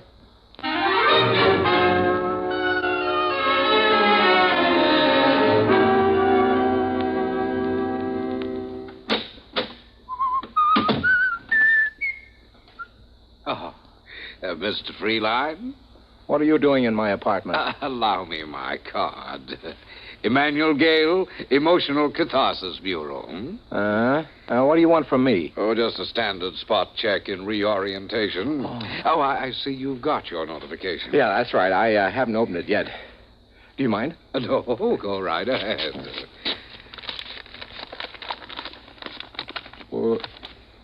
Yes. Anything wrong, Mr. Freeline? I mean, everything there. Photographs, address, description data. Yes, but it says Janet Marie Patzig. Janet Marie? I've never killed a female. Is this in order? Well, just a moment till I check my list. Yes, that's right. The girl registered with the board under her own free will. The law says she has the same rights and privileges as a man. Could you tell me how many kills she has? Well, I'm sorry, sir, but the only information you're allowed is the victim's legal status and the descriptive data that you've received. Could I draw another? Well, you can refuse the hunt, of course. That's your legal right, but you'll not be allowed another victim until you have served. Women, always trying to horn in on a man's game. Why can't they stay home? Just doesn't seem feminine. Look, Gail, do you mind if I start packing? Oh, no. Go right ahead. If you like, you can give me the historical checkout while you pack, and I'll just tick it off here on my list. Well, all right. Where do you want me to start? Let's see. Question 1, I think. When was the Emotional Catharsis Board established? Well, the board was formed at the end of the Fourth World War or the Sixth. Depends on if you count the new Argentina War. Well, either count will do. Go ahead. Well, let's see. Weapons increased in magnitude, efficiency, and exterminating power. Soldiers became accustomed to them, and it looked as if another war would be the war to end all wars. Would you hand me those shirts, please? Oh, yes, of course. So, this time, the peace had to last for all time, but the government recognized the presence of a need for violence in a large percentage of mankind. They recognized the validity of competition, love of battle in the face of overwhelming odds, and these, they felt, were admirable traits for the race. So their problem was to arrange a lasting peace that would stop the race from destroying itself without removing responsible traits. I'll just get a new toothbrush in New York. Very good, very good. All right, Mr. Freeline. Now, if you could run down the basic rules. Well, anyone who wants to signs up with ECB for a fine legal murder. Then, of course, he has to take his turn a few months later, if he survives. The Emotional Catharsis Board picks the victims' names at random. A hunter is allowed 6 months to make his kill. Armament? Yeah. He's allowed to use a standard caliber pistol. He can wear no armor. Victim is allowed to wear armor and is allowed to hire spotters. Very good, very good. Now, we don't have to go over the penalties for killing or wounding the wrong man. I'm sure you know all that. Oh, it's a beautiful system, isn't it? All the people who want to kill can, and that's about 1/4 of the population. Those who don't want to don't have to. At least there aren't any more big wars, just hundreds of thousands of small ones. Huh? All right, Mr. Freeline, you're checked out for orientation. All the same, I don't exactly like the idea of killing a woman. But she did sign up, didn't she? Yeah, that's right. Janet Patzig in New York. Well, I'll be taking one of our Protect Suit specials. Have you seen one of these, Mr. Gale? When I actuate the mechanism, watch how fast the gun springs out at the ready. Oh, excellent. It's excellent. Strange, isn't it, Mr. Gale? Each killing is a new excitement. It's something you just don't tire of, like a French pastry or women or drinking or anything else. Yes. Let's see, there. I guess that's it. Now a note for the milkman, and that's about all. Well, I'll be getting along, Mr. Gale. Oh, and good hunting, Mr. Freeline.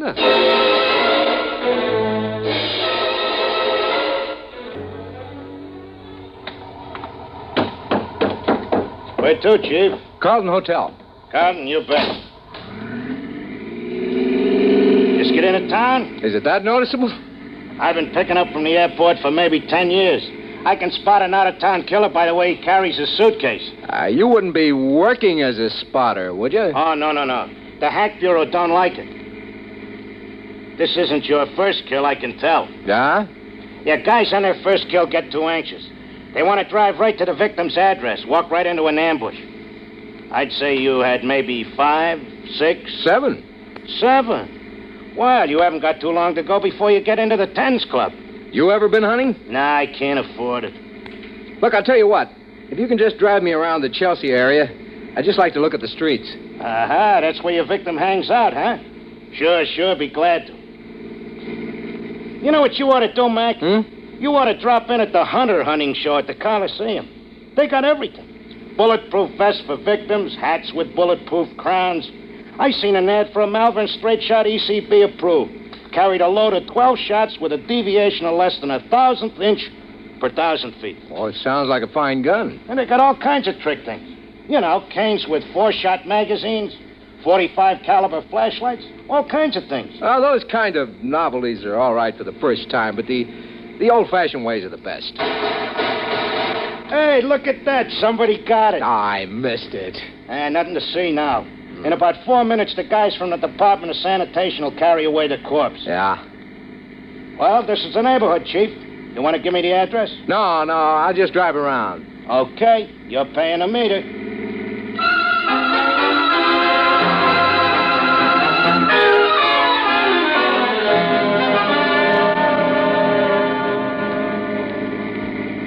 Now, wait a minute. What is it, Chief? There. That sidewalk cafe, you see? Yeah, shall I stop? No, just drive slowly. There she is. Sitting at a table. You mean the victim is a dame? Yeah, she's just sitting there. She crazy, exposing herself in the open? Boy, that's sure no way to stay healthy. Not when you're a victim. Drive around the block. Okay. Well, she looks younger than her pictures. She looks sad. Wonder if she's been notified. Well, she's got to be notified, Chief. They can't send you your notice until her signed receipt gets back to the office. It's automatic. That's right. Isn't she even going to try to defend herself? Doesn't look like it. Here we come again. She's still there. All I have to do is just ride by in a cab and pump a bullet into it. Okay, Chief, I'll go real slow. You be sure to allow for the motion of the car. No. Park across the street. Sure.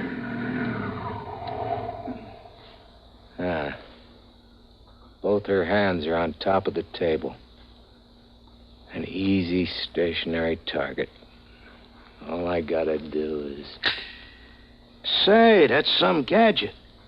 Hey, remember to roll down a window before you shoot that gun, huh? Nah. It's an easy shot. It's too easy. Look, mister, hurry up, will you?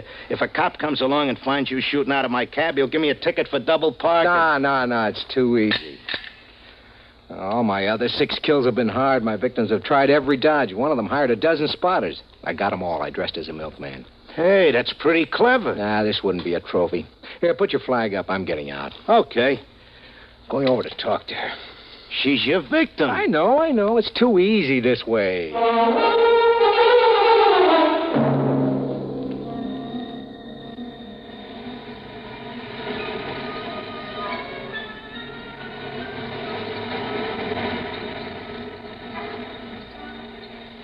Hello? What? Hey, look, if I'm being fresh, just tell me and I'll go. I'm an out-of-towner here on a convention. I'd just like to talk to somebody. If you'd rather I didn't. Oh, I don't care. May I sit down? Like to buy you a drink, if I can. I don't care. My name is Stanton Freeline. I'm Janet. Janet what? Janet Patzik. Well, nice to know you. Are you doing anything tonight, Janet? I'm probably being killed tonight. Oh, are you a victim? You guessed it. If I were you, I'd stay out of the way. No sense getting hit by mistake. Well, you're awfully calm about it. Don't you care? Haven't you got any spotters? No. Mr. Freeline, I'm a bad, bad girl. Huh? I got the idea I'd like to commit a murder, so I signed for ECB. Then I couldn't do it. Oh, I am sorry. But I'm still in, of course, even though I didn't shoot. I still have to be a victim. Well, why don't you hire some spotters? I couldn't kill anyone. I just couldn't. I don't even have a gun. Well, you got a lot of courage coming out in the open this way. What can I do? You can't hide from a hunter, not a real one. I don't have enough money to make a disappearance. Well, since it's your own defense, I should think... No, I've made up my mind about that. This whole thing is wrong, this whole system. When I had my victim in the sights, I saw how easily I could... Oh, let's forget it. I'm glad you talked to me. At least it'll pass the time.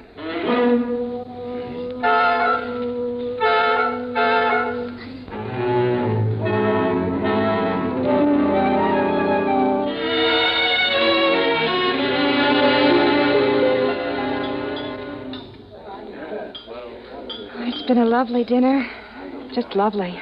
I'm glad you liked it. I usually stop at this little place when I'm in New York. Do you come in often? Oh, on business.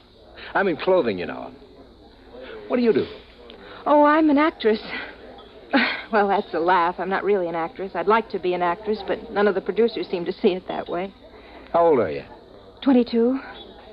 I've only been in New York for a year. You know, you're really being very foolish just sitting out in the open that way. Why, you're a hunter. Could come along and just pump a bullet into you. I know, but somehow I feel safe with you.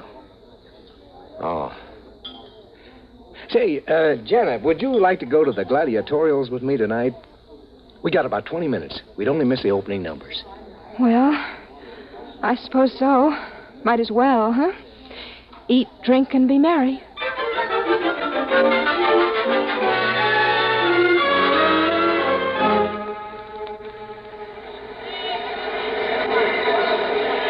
You know, I'm a little disappointed. Why? Oh, I thought the New York gladiatorials would be something special. It's about the same as Cleveland. Historical events, swordsmen and netmen, duels with sabers and foil. Isn't there any difference? Well, the duel to the death is the same in Cleveland as it is in New York. You know, that's funny. I used to think that gladiatorials were very exciting. Now they just make me a little sick. Well, you can get tired of the best of shows. Frankly, I think it was a mistake starting to televise the gladiatorials. It cut down on the box office for one thing, and for another, it just isn't the same as being right there in the stadium, you know? No, it isn't. Well, you want to stay for the second half? Let me see. They got bullfighting, lion fighting, bow and arrow, and dueling on the high wire. No, I've had about enough. All right. Shall I take you home? Would you please?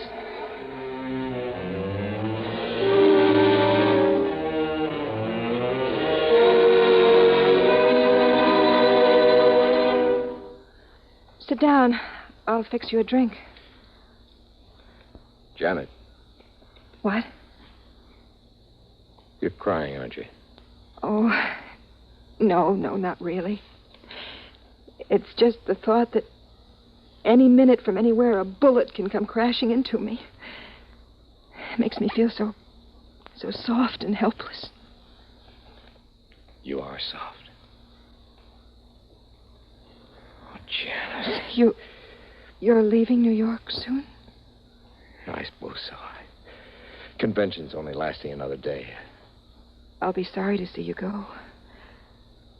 Send roses to my funeral. Janet. What? Janet, I don't want you to be killed. There's not anything you can do about it, is there? Janet, I love you. Oh, Stan. What is it? Please, darling, please. But you can't love me. I'm a victim. I won't live long enough to... You won't be killed, Janet. Listen to me, Janet, darling. I'm your hunter. Are you going to kill me? Don't be ridiculous. Darling, I'm going to marry you. Oh, Stan, my darling. Oh, the waiting. I've been so frightened. It's all over. Think what a story it'll make for our kids, huh? Darling. How I came to murder you and left marrying you. Oh, Stan, kiss me.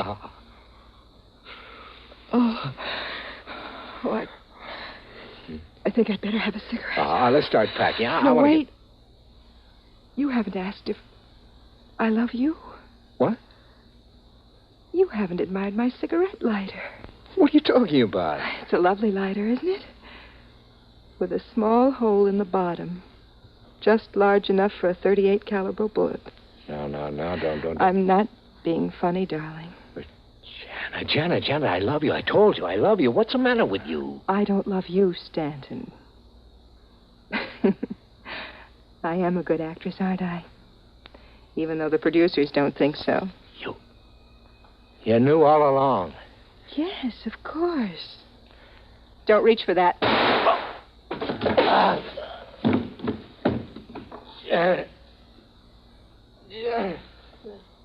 Yes, darling.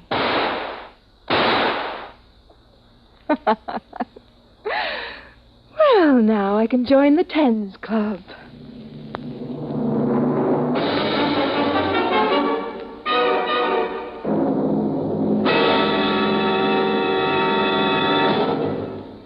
You have just heard X-1, presented by the National Broadcasting Company in cooperation with Galaxy Science Fiction Magazine.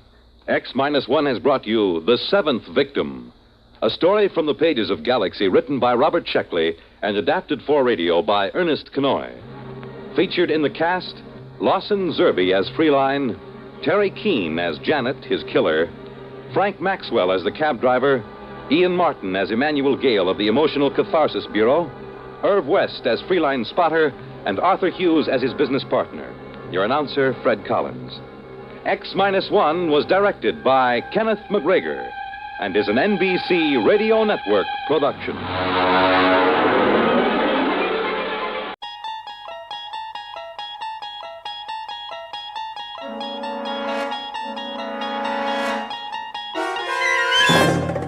You unlock this door with the key of imagination. Beyond it is another dimension, a dimension of sound, a dimension of sight, a dimension of mind. You're moving into a land of both shadow and substance, of things and ideas. You've just crossed over into the Twilight Zone.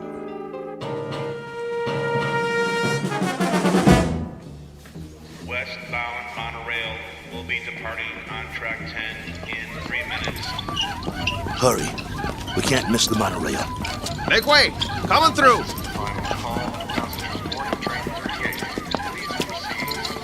Keep pushing. I'm doing my best. Ah, wait a minute. One of the wheels fell off again. Get it while I hold him up. Okay, I got it. Here. Let me slip it back on. Hurry. Will be departing on track 10 in 2 minutes. All aboard for all points west. Excuse me, conductor. Yeah? Is this the monorail to Kansas? Sure is. Better get on board, though. But you should have checked your cargo. This ain't cargo. It's a B-2. A what? A B-2. Whoa! What is that? Is that a man? Is he alive? That, sir, is a B-2 boxing robot. Wow. He sure looks real. Yeah, he looks even better in the ring when we activate him. Westbound monorail will be departing on track 10 in 1 minute. Conductor, we bought a ticket for him. Here you go. He's fighting tonight. We have to keep an eye on him so he doesn't get damaged. Well, he's got a ticket, so get him on board. We're pulling out. Sure thing. Okay, I got this end. Okay, ready? 1, 2, 3, lift. Come on. Oh, my goodness. How much does this guy weigh?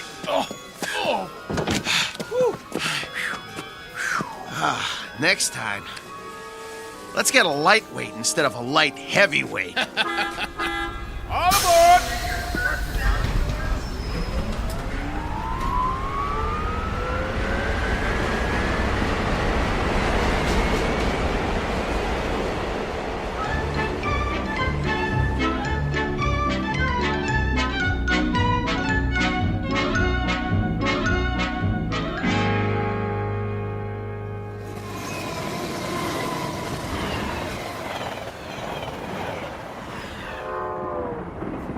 Ladies and gentlemen, kindly observe the no smoking sign and ensure that your seatbelts are securely fastened. Thank you. Here's our seats. C11 through 13. Let's sit him down in the window seat. He gets the window seat? Get him seated. Hey, you hear him squeaking? Not only is he saying he doesn't want the window seat, he's saying he doesn't want to sit down, period. He needs his silicone Teflonic joint lubricant changed. We'll pick up some as soon as we get paid. Well, first we gotta find some. Shouldn't be no problem. Come on, I told you. They don't make it anymore. Well, that's crazy. Still plenty of B-2s in the business. Name one. This one. We'll find some. All right. Wow. Sure is hot. It'll be hotter where we're going. Wish I had a beer. Well, it wouldn't do you any good. I already had 3 and I'm still thirsty. Not Maxo, he don't need a thing. Never complains. Then, why does he squeak so much? You think he'll be all right? Yeah, if he doesn't get hit. Can it, Pole? Hey, come on, no use glaring at me, Steele. You know he's shot. That ain't true. A little overhaul is all he needs. Well, yeah, a little 10 grand overhaul with parts they don't make anymore. When you talk, you think he's ready for the scrap heap. Ain't he? No, he ain't. Just because he's a little old? Well, try ancient. Plenty of fight left in him. Well, you think he's okay or not? Steele, I don't know. And that's a fact. He needs work. Like what? Well, for starters, the trigger in his left arm. It's been rewired so many times it's just about had it. He's got no protection left on that side. Plus, his eye lens is cracked. Leg cables are worn out, no tension left in him. Even his gyro's off, not to mention he needs silicone Teflonic joint lubricant. We'll get him some. Where? I'll find it. Yeah, after the fight. What about during? He'll be creaking around that ring like an antique steam shovel. This ain't 1940. It's 2040. Be a miracle if he goes 2 rounds. It ain't that bad, Pole. Actually, it's worse. Wait till the promoter gets a load of battling Maxo from Philadelphia. We'll be lucky to get monorail fare back home. The contract is signed. You can't back out.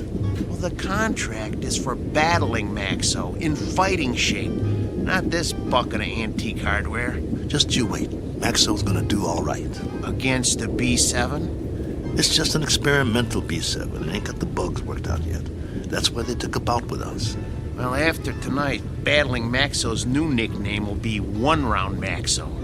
That's enough. He's been doing okay for 5 years, and he'll keep doing okay. So what if he needs a little work? So what? If he wins some money, we can get him all the silicone Teflonic lubricant he needs, and a new trigger for his left arm, and new leg cables, and everything. He's gonna do all right. You'll see. Maxwell's gonna do just fine.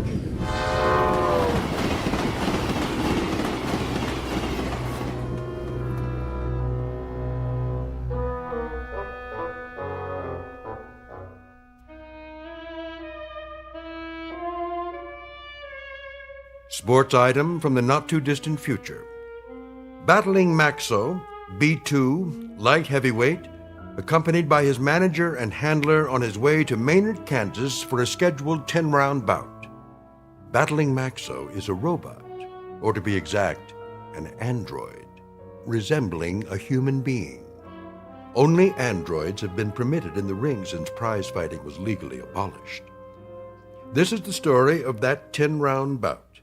More specifically, the story of two men shortly to face the remorseless truth that no law can be passed to abolish cruelty or desperate need, or, for that matter, blind animal courage. Location for the facing of said truth? A small, smoke-filled arena just this side of the Twilight Zone. And now the Twilight Zone and our story, Steel, starring Lou Gossett Jr. with Stacy Keach as your narrator. You were right. It is hotter here. Told you. Hey, taxi! What are you doing? It's 6 o'clock already. We better get a move on. Well, we got no money for a taxi. We can't push him through the streets. We don't even know where the stadium is. What are we supposed to eat with then? We'll be loaded after the fight. I'll buy you a steak 3 inches thick. Hey, fellas, need a taxi? Thanks, pal, but no thanks. Oh, come on, where are you headed? Stadium. The stadium? That's 6 miles away. You can't push that thing that far. He's right. I told you, we ain't got the dough. Ooh-wee, what is that thing? A boxing robot. Oh, man. He is something. I've never seen one up close. Come on, I'll drive you to the stadium for free. It's on my way. You want a hand with it? Careful. He's got a bum wheel on the bottom. He's real heavy.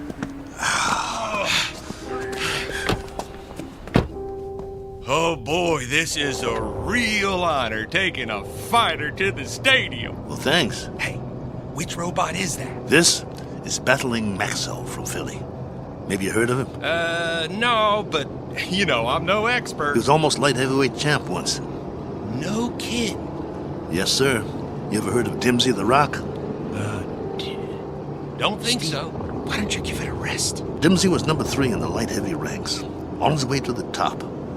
Well, my boy took him out in the 4th round. Left cross, bang! Almost put Dimsy to the ropes. It was beautiful. No kid. Yeah. Used to be in the game myself. Light heavy. Before they passed the law.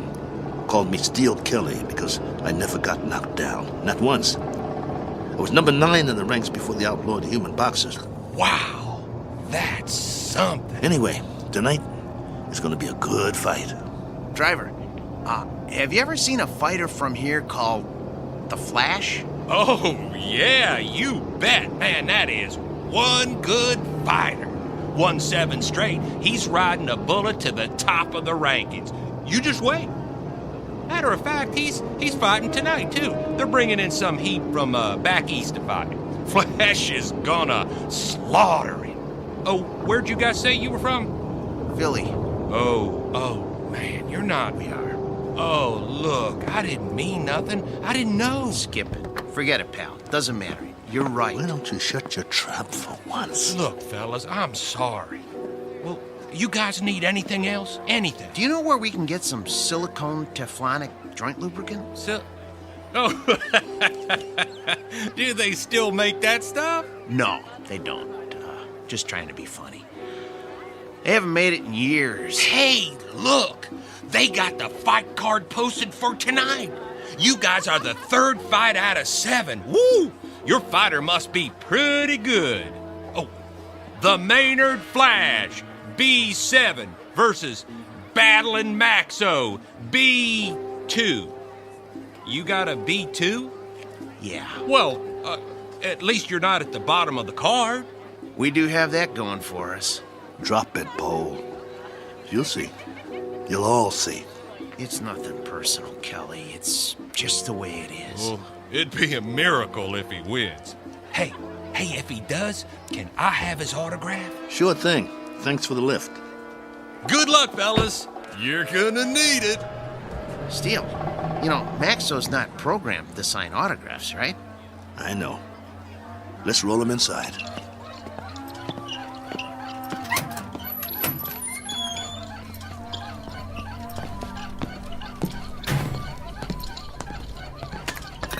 The wheel fell off again. I got it. I got it. Keep pushing. Put it back on. Well, what's the point? Put it back on. The office is just down the hall. I want Maxo to make a good first impression. Well, let's just hope his head don't fall off next. Keep quiet and let me do all the talking. What's wrong with you anyway? After 7 months, we finally get about, and all you can do is complain? Some bout. We're in Maynard, Kansas. What's this, the prize-fighting center of the nation? It's a start, ain't it? It's our first step on the comeback trail. The purse will give us enough to get Maxo back in shape. And if we win, it would mean we get fights all over the place. Oh, spare me. We don't have a chance. I don't get you. He's our fighter, and we stick behind him no matter what. Why are you writing him off before he even gets in the ring? Don't you want him to win? I'm a Class A mechanic, Steele. I'm not some daydreaming kid. I know machinery. We got a piece of dead iron here. Technology always moves forward. We got a B2, not a B7. No way he's gonna win this fight. Shh, keep your voice down. It's simple engineering, that's all. Maxo will be lucky to get out of the ring with his head on. Bull! It's an experimental B7. It's probably full of bugs, full of them. They always are. That's why they take a first fight in the middle of nowhere. We've got a chance. Yeah, sure we do. Remember, keep your mouth shut. Yeah? Mr. Nolan? Nah, I'm Oscar. Mr. Nolan will be back in a couple of minutes. I'm Steele Kelly, battling Maxo's owner. Oh, yeah, I heard of you. You were one of the last human fighters. This is Paul, Maxo's mechanic. Hi. It was getting late. We were wondering if you'd make it. Never missed a fight. Yeah, pull up a chair. I got some paperwork to do. Thanks. What was that? It was this folding chair. Okay. Sign on all the X's. You heard of my fighter, Mr. Oscar? What's his name? Battling Maxo. You must have heard about him. Can't say as I have. He knocked out Dimsy the Rock, a ranked fighter in his prime. Uh-huh. Sign here, too. It was all in the East Coast papers. New York, Boston, Philly. Got quite a spread. Biggest upset of the year. Good. Initial here. And here. And a couple more here. Right here. And over there. He's the B2, you know. That's the second model Malling put out. The B2 is one of the best fighters they ever built. The best in my opinion. Maxo is still going strong. I don't go for these new ones, you know. The ones made out of steel, aluminum with all the doodads. Too flimsy. Nothing solid. Nah, Malling don't make them like Maxo anymore. Oscar, who are these guys? Mr. Nolan, I'm Steele Kelly, and this is... Is that your fighter? Yes, sir. Battling Maxo. Fighter in shape? You bet. Prime condition. Paul, my mechanic here, is a Class A mechanic, and he took Maxo apart and put him back together just before we left Philly. Oscar, cigar me. Yes, sir. Ain't you forgetting something? Huh? Light me. Oh, yes, sir.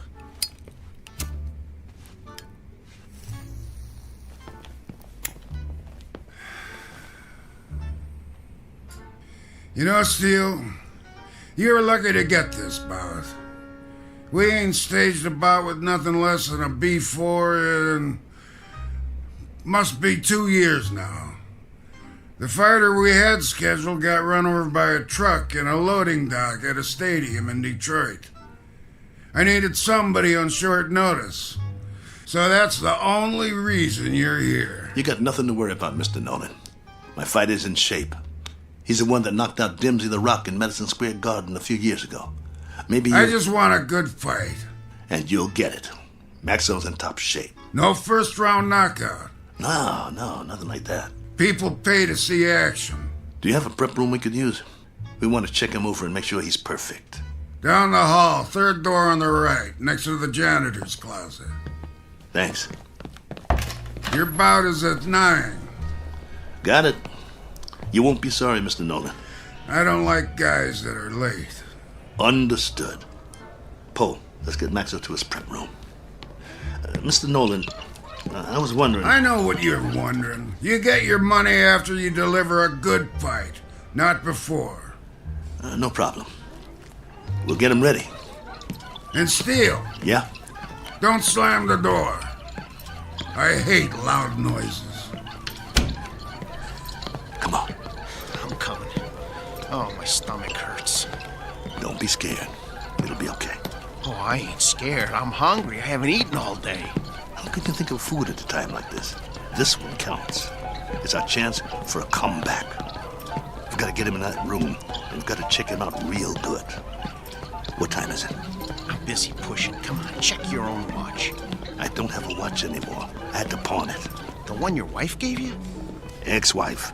Hey, look, we got 2 hours before the bout begins. Have we got time for a sandwich? I want you to check him out real good. His arm, his gyro, everything. What for? Did you hear me? Yeah, but I work better on a full stomach. You get to work. I'll get you a sandwich. Maxwell's going to take that B7, but good.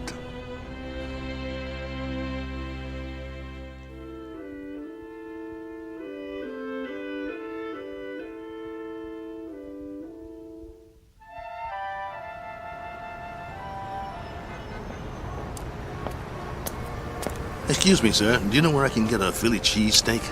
Try Philadelphia. Just kidding you. Oh, there's a nice little place around the corner, but I doubt they'll have something like that there. You new in town? Yeah. Where you from? Philly. Well, that figures. What brings you to town? I got a fighter in the third fight tonight. Really? Well, you must have one good fighter if you brought him halfway around the country for a fight. He's a great fighter. He's fighting an experimental B7. A B7 fighting a B6 could be interesting. He's not a B6. A 5 might stand a chance. He's better than a 5. He's a classic B2. A B2? Oh, well, I've never seen one of those, but I hear they're great bleeders. Good luck. Oh, by the way, at the diner, I recommend the roast beef on rye. Bloody rare.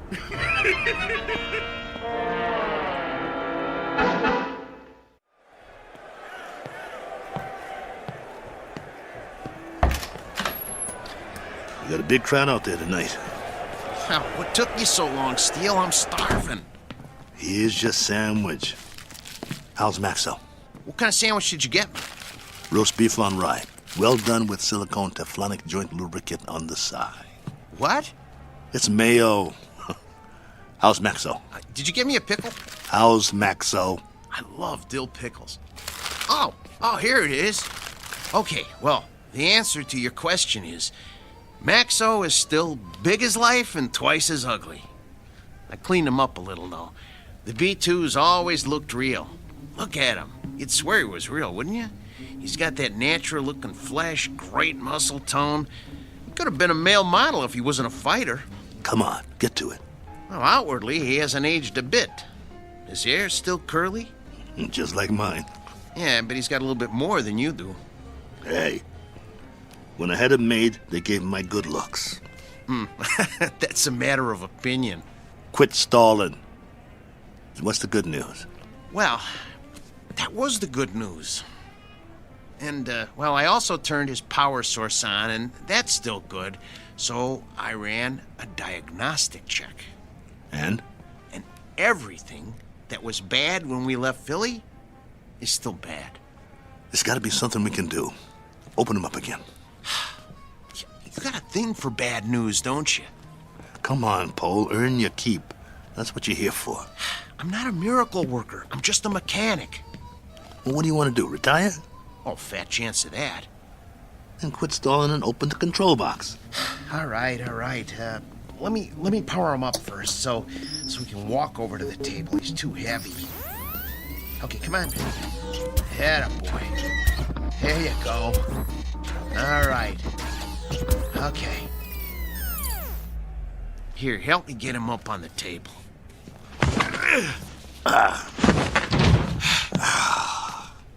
That's my boy. The doctor will see you now. Lift his arm.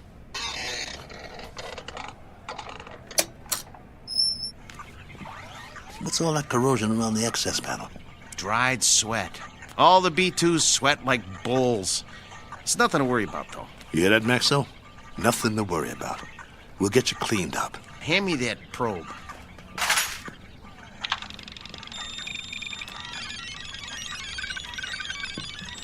Well? Well, all electronic systems are functional. Hell, well, I hope the circuit board doesn't blow. Why should it? Well, if you recall, he got knocked out of the ring in the last fight 8 months ago. It jarred all his electronic systems. The connections are all still operational, but, boy, I wish I had more time to manually double-check the connections. Well, you don't have time. Sometimes you just have to suck it up and have some faith in your fighter. All right, then. Okay.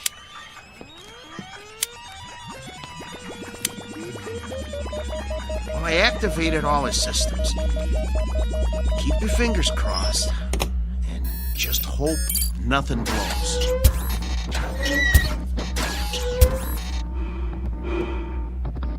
See, his breathing sounds good. His arms are creaky, but they'll quiet down when he warms up. Look, beads of sweat are forming on his forehead. I told you these were good sweaters. Can you hear me, Max? Relax, boy. Let him warm up good, Paul. I'll tell you, the mechanical part is what worries me. I need to check his reflexes.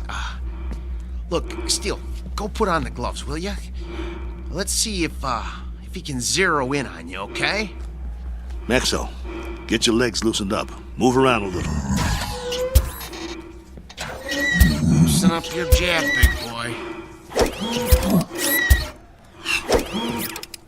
Don't rush him. If it don't work now, it won't work in the ring. All right, but just enough to check the jab. Set his controls so he doesn't counter punch. Good idea. Okay, hold still, Maxo. This won't hurt a bit. Okay, that's as low as it'll go. I don't think his systems like it, though. You know, if that cracked eye quits, he'll be very vulnerable. Look, Steele, start circling him and see if he can follow you. Come on, Nexo. Look at me. I'm moving in. Want to get you? Block my punch. Oh, man, they're gonna hear that in the back row. That's good enough for now. We know it works. Oh, Steele, he's gonna get more than one punch thrown at his head. He'll outdance him to keep clear. Give him more power to his legs. Those cables are bandy. I don't like doing this. There's not much tension left in him. He seems to be moving all right. Yeah, but, boy, a heavy wind might knock him over. Put him on automatic. Oh, no. Come on. Let's not push our luck. Do it. All right. Here goes nothing. Maxo, gloves up. That's it. Beautiful. Now, let's see if he can move in for the kill. Kelly, Steele, no. Leave his systems on defense. He might have a couple of rounds if we leave him on defense. It takes less energy. You know, he's gonna get beat to pieces if we let him move in. No, do it. Will you use your head? He's a B2. He's gonna get slaughtered anyway. Look, If we let him go on defense, we might be able to salvage him for pieces. Nolan paid to see him on offense. It's in the contract. Activate his jab. Come on, it doesn't have any lubricant in it. Do as I say. All right. Activating the jab. Shut him down. Shut him down.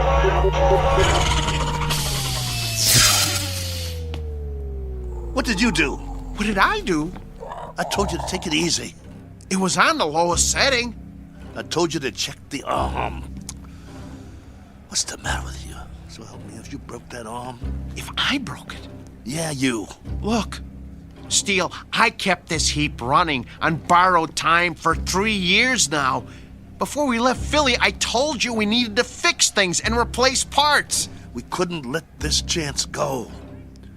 Please, open him up and see what you can do. Steele, try finding another mechanic that could have kept this antique working as long as I have. I dare you to. Please, see what you can do. Hold the arm up. Oh, man. Oh, no. Ugh. Come here. Take a look.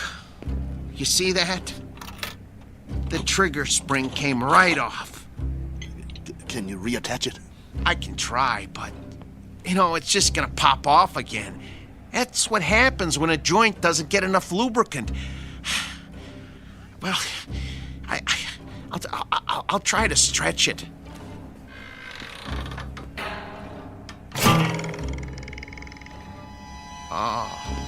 Oh, nuts.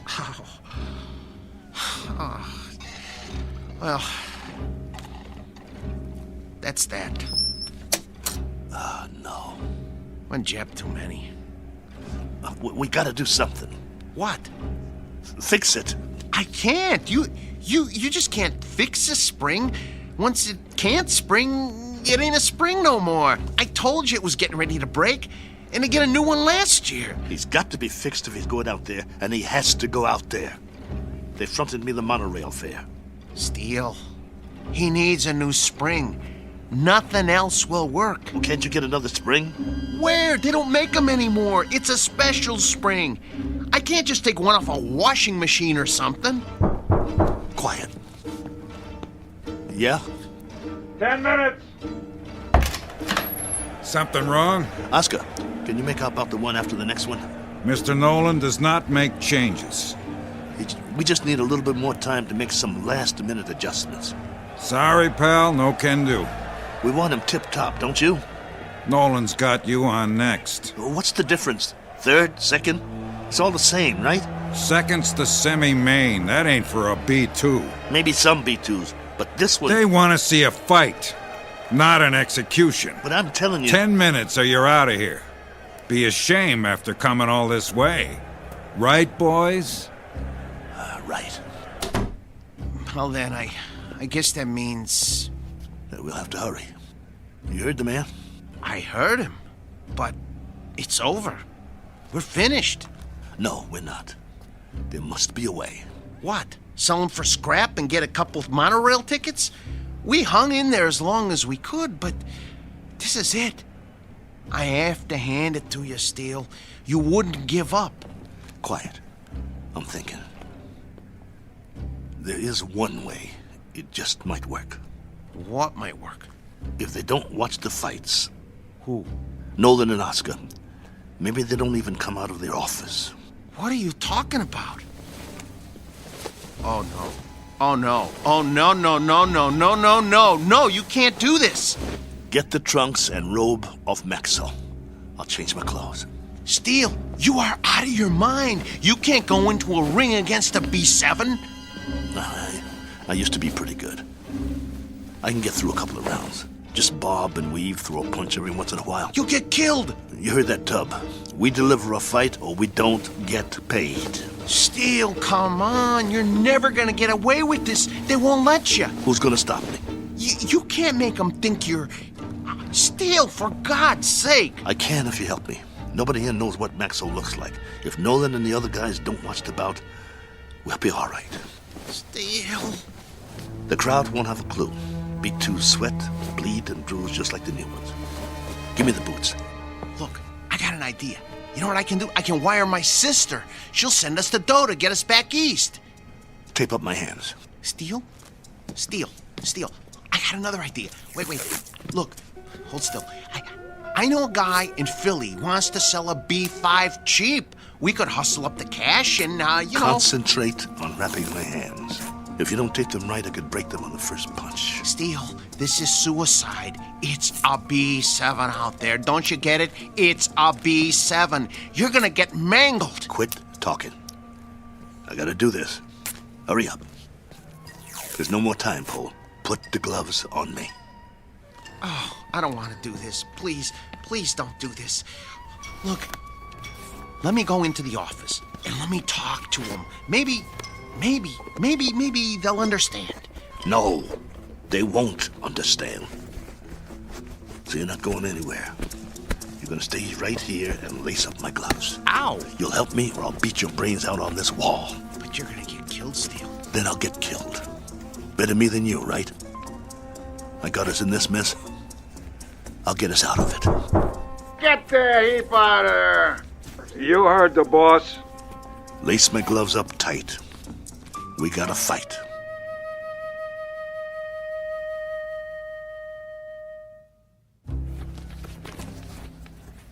That's it, Paul. Tie him off tight. Oh, you really want to go through with this? Yes. Let's go. How do I look? Like a broken down old fighter. So I'll pass for a B2? That's what I said. You look like a broken down old fighter. Here. Let me put a towel around your neck. Pull up the hood on my robe, too. I'll keep my head down so they can't see my face. You better do that in the ring, too. Let's go.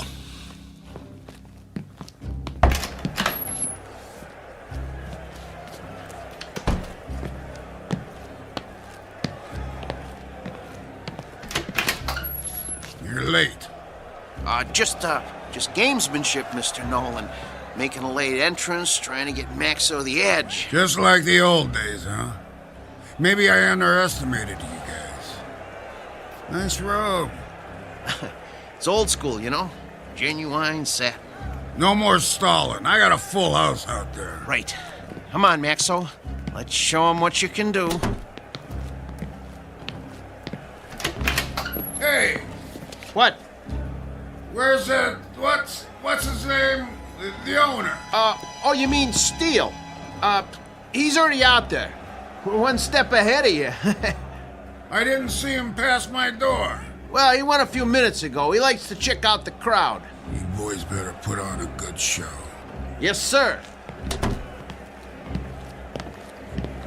Let me know when we get to the stairs. I got sweat in my eyes. I should have told him. If you had, I'd killed you. Okay, first step. Careful, Steele. Grab my waist. Wipe my eyes. Can't see my feet. Geez, Steele. You're already sweating like a pig. You'll have to towel me off between rounds, just like a real B2. Between what rounds? You won't last long. Whose side are you on? Steele, you're not up against some punch-drunk fighter. You're up against a machine. I said shut up. You're not gonna get away with it, though. They ain't seen a B2 in years. Nolan said so. Steele, you're never gonna pull this off. This is your last chance. Just get me to the ring.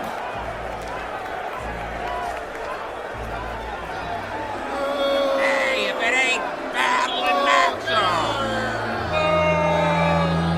Go back to Philly, you bum! Rattling Maxo's more like it. You're terrible! What is it, a bucket of rolls? Okay, Steele, here's the ring. 2 steps to the apron. I can see them. Okay, I'm gonna pull the ropes apart. Hey, send him back to the junkyard!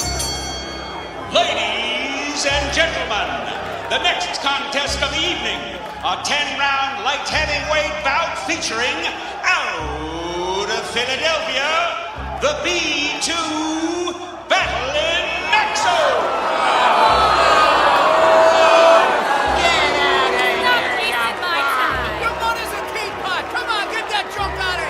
I'm gonna take your rope off now.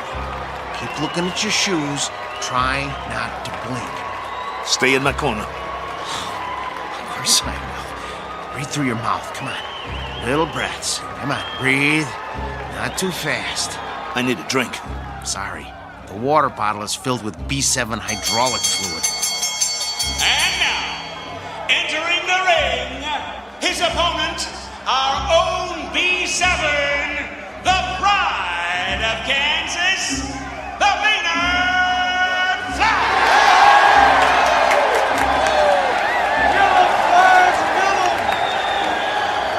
What's he doing? He's jumping up and down on his toes. I never saw a robot do that before. Must be a new gimmick. Big deal. Well, this ain't kickboxing, so he's not scaring me. You should be scared, Steele. Come on. Get out of the ring now while you still can. You get out, pal. See you at the end of the round. Steele, stay away from him. And there's the bell. The fighters come out of their corners quickly. They size each other up.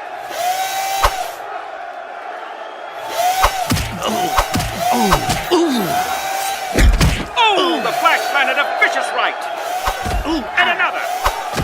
And another. Come on, get away from him. Get away from him. Maxo backs away. Come on, I got money on this fight. Come on, I can take it. The Flash is the aggressor. He backs Maxo into the ropes. Hey, no holding. Get your B2 off the ropes. See how you like this? Bring it, you bum. I can take it. There's thunder in those punches. Your mother's scrap metal. Maxo backpedals. The Flash swings wildly. If he lands one of those, he'll take Maxo's head off. The Flash is coming in for the kill. That one was lethal. Stop the fight. Come on, somebody stop it. Stop it. Maxo is down. It's over. It's over. It's over. Come on, stay down. It's over. Just get me up. I've never been knocked down. I'm Steel Kelly. In the time of 1 minute and 22 seconds of the first round, your winner, the Maynard Flash! That's it. Haul him out of here. Move it! Is he broken or what? No, he's okay. Just a second, okay? Steele, can you stand? Come on. Talk to me. Are you bleeding? Put the towel over my face. Yeah, sure. Get the robe. What? The robe. I want to walk out of here like a man. Come on, before they start throwing things.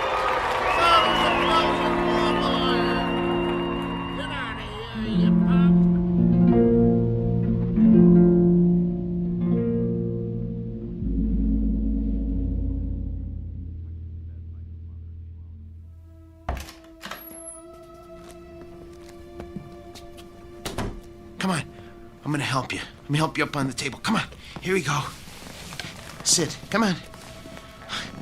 Steele, I'm gonna try and get you some ice. Forget it. But your eye. It'll be all right. I think right now you need a good stick man instead of a mechanic. That eye looks terrible. Actually, I think you need a doctor. Oh, man, you are really a mess.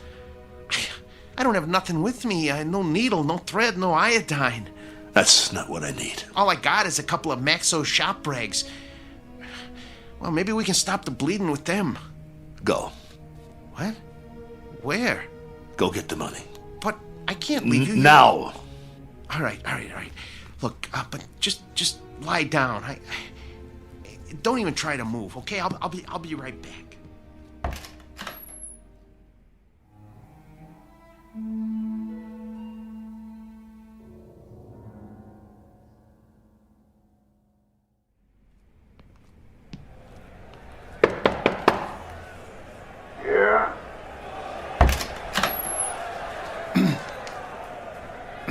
Mr. Nolan? Over that quick, huh? Yeah, I guess. Maxo did the best he could, though, Mr. Nolan. Your strategy didn't work. Did you really think arriving in the ring late would upset a robot? Well, you never know. But that B7? It must have been tweaked or something. I never saw anything like that. Me neither, and I hope I never do again. Get your boy and clear out. Yeah, we will. Only first... You heard the boss. Well, you see, my boss Hiding out, huh?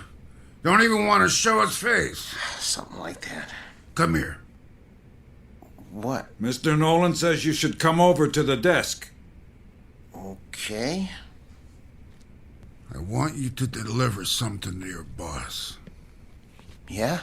Piece of advice. Can you handle that? Yes. Now listen real close.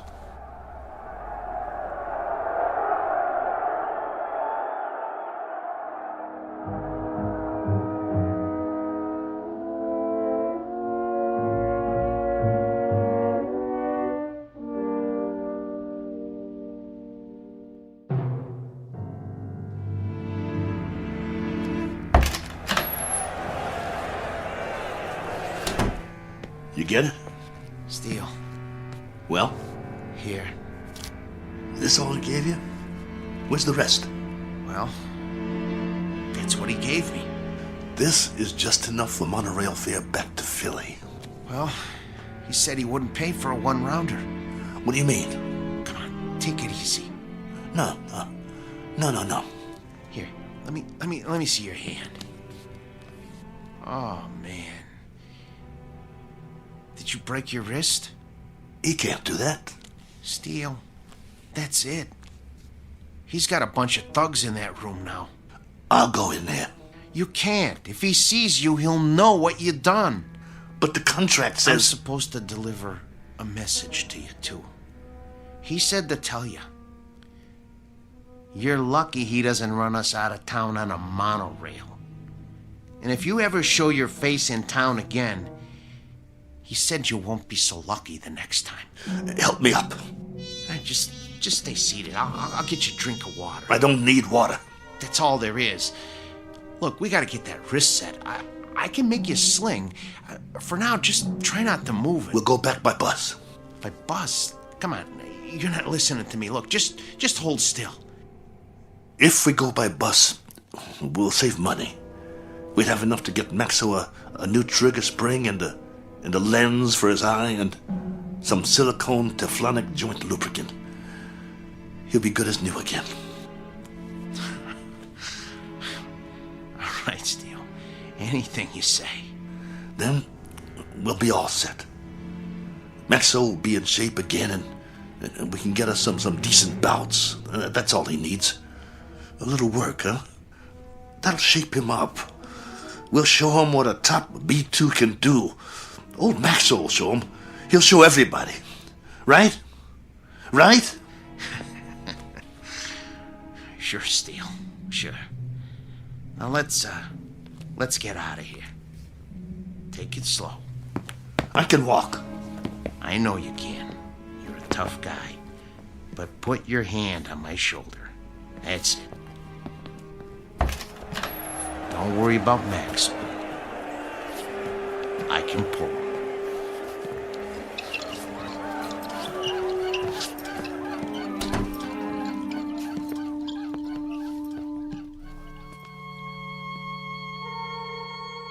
Portrait of the Losing Side.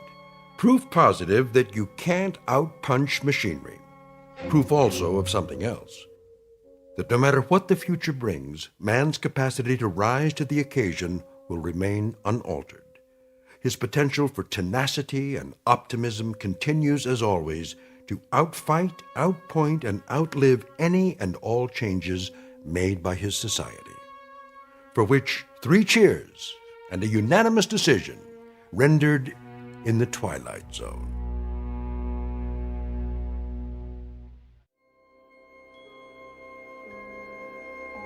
Hi, this is Carl Amari, producer of the Twilight Zone radio dramas. I'd like to take a moment to tell you about our official website at twilightzoneradio.com, where you'll get the latest news and information on these Twilight Zone radio dramas. Plus, at twilightzoneradio.com, you can digitally download 3 free episodes or any of our episodes for only $1.95 each. In this age of ever-changing technology, we've decided to make these episodes instantly available to you by making the Twilight Zone radio dramas a digital download-only series. This means that this series will no longer be offered on CD. The CD collections at our website are now being offered while supplies last at buy one, get one free. So be sure to get your favorites before they're sold out. Be sure to visit us often, and I'll see you in the zone.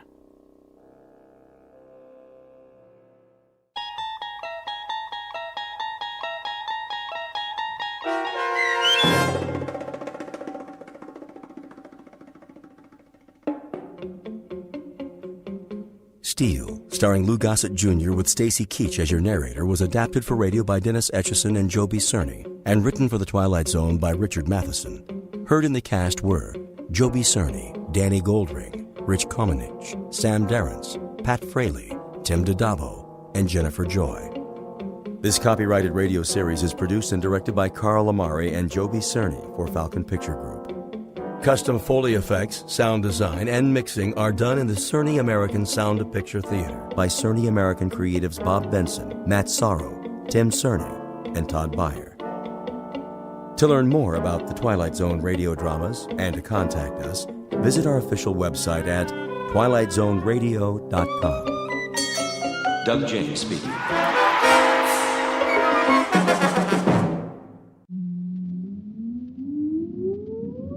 Countdown for blast off.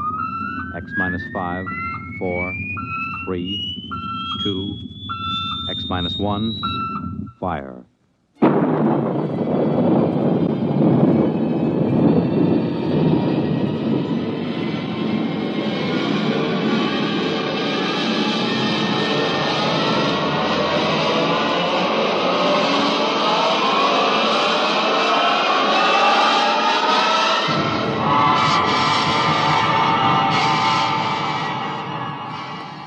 From the far horizons of the unknown come tales of new dimensions in time and space.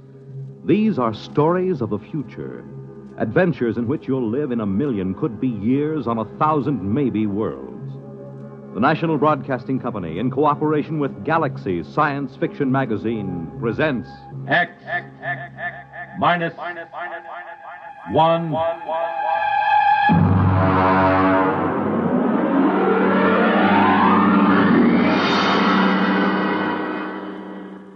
Tonight, Hostess by Isaac Asimov.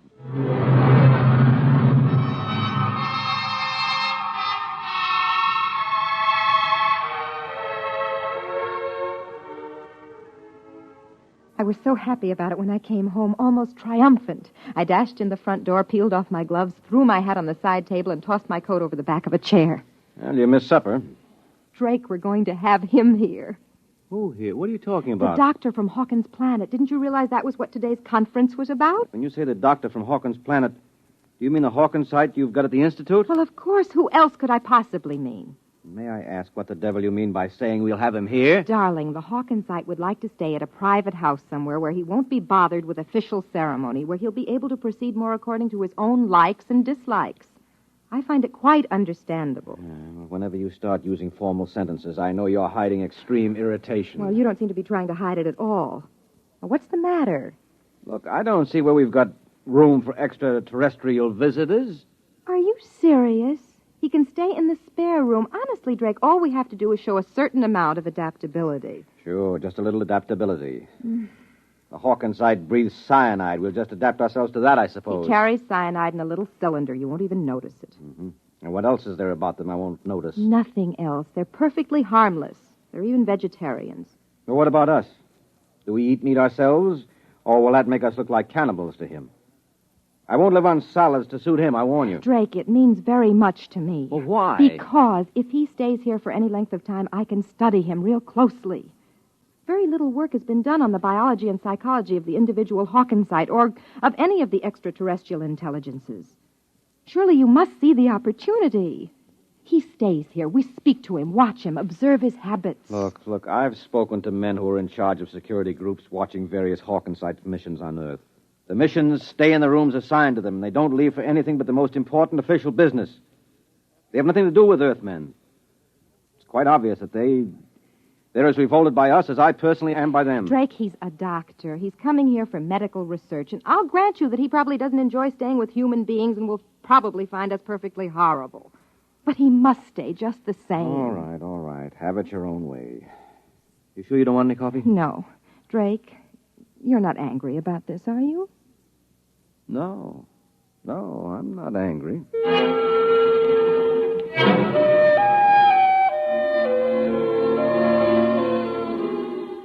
Most of my friends had been surprised when I married Drake because they couldn't understand my marrying a policeman. I explained he wasn't simply a policeman. He was a member of the World Security Board, but most of the staff at the Institute thought it rather odd that I hadn't married a biologist or at least an anthropologist, even a chemist, but certainly not a policeman. I was waiting for Drake with some apprehension that evening as I sat in the living room. Hark Tolan, the Hawkinsite, was standing quietly in the middle of the room. He was not sitting since he was not anatomically constructed to sit. He stood on two sets of limbs placed close together, while a third pair, entirely different in their construction, were suspended from a region that would have been the upper chest in the human being. His skin was hard, glistening, and ridged, and his face wore a distant resemblance to something alienly bovine. Mrs. Smollett, you must forgive my English. The construction of my mouth, combined with the absence of incisors and canine teeth, is an obstacle to clear speech. I think you speak very well. Thank you. My husband will be home soon, and then we'll eat. Your husband? Well, Husband? Yes, you know. Mr. Smollett. A male, of course. You must forgive me, Mrs. Smollett. Perhaps the greatest source of confusion among the 5 known races of the galaxy lies in the differences among them in regard to their sex life and the social institutions that grow around it. I understand that. The concept of husband and wife, for instance, exists only on Earth. I can achieve a sort of intellectual understanding of what that means, never an emotional one. Dr. Tolan, I've consulted the Institute in preparing a menu, and I trust you'll find nothing in it that will upset you. Drake? Drake, is that you? Yeah. I'm in the living room, dear. I suppose he's all delivered, complete. Drake, this is Dr. Hark Tolan of Hawkins Planet. Dr. Tolan, my husband. Good evening, Dr. Tolan. Mr. Smollett? Would you care for a drink? I'm not particularly thirsty. On Earth, there is a custom of drinking liquids which have been fortified with ethyl alcohol. We find it stimulating. Oh, yes. I'm afraid, then, that I must decline. Ethyl alcohol would interfere most unpleasantly with my metabolism. Well, so it does to Earthmen, too. But I understand, Dr. Tolan. Would you object to my drinking? Of course not. Good. I need one. A stiff one.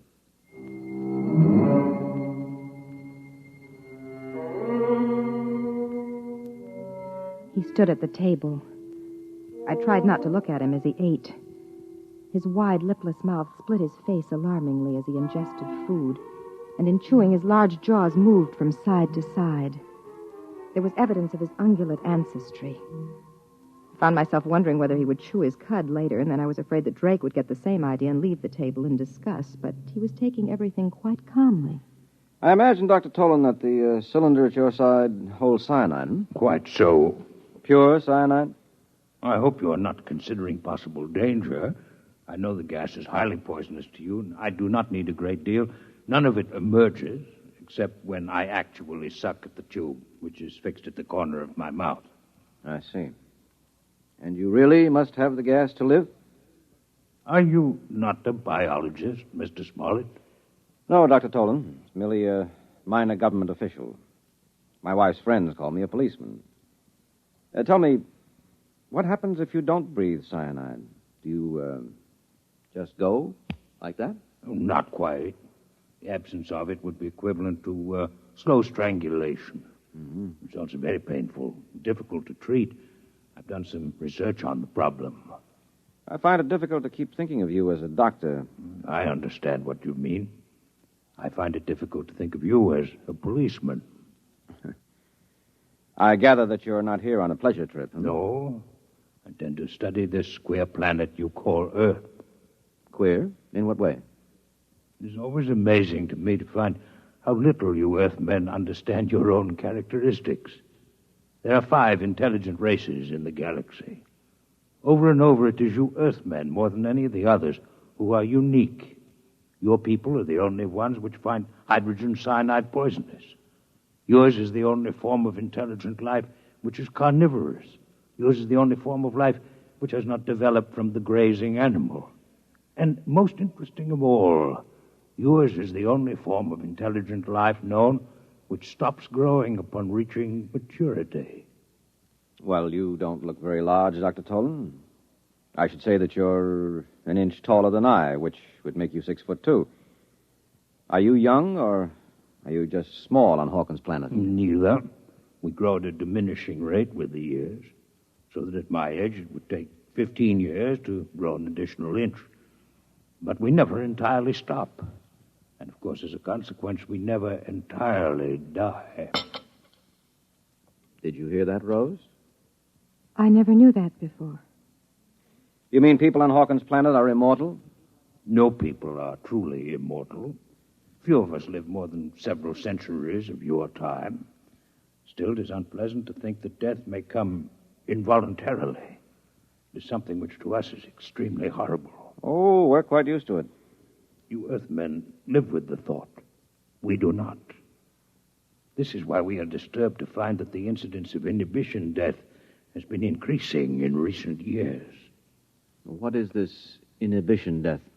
A pathological cessation of growth. It's a wasting disease. A tragic one. And absolutely incurable. It is fatal within a year. What causes it? Mr. Smollett, we know nothing about the cause of the disease. Well, then why did you come to Earth to study it? Because, again, Earthmen are unique. They are the only intelligent beings who are immune. The inhibition death affects all other races, while Earthmen are immune. Somewhere in the biochemistry of the Earthite, there is the secret of that immunity. How interesting it would be to find it. Well, now, look here. You can't say that Earthmen are immune. From where I sit, it looks as if the incidence is 100%. All Earthmen stop growing, and all Earthmen die. We've all got the inhibition death. Earthmen live up to 70 years after the cessation of growth. That is not death as we know it. Your equivalent disease is rather one of unrestrained growth. Cancer, you call it.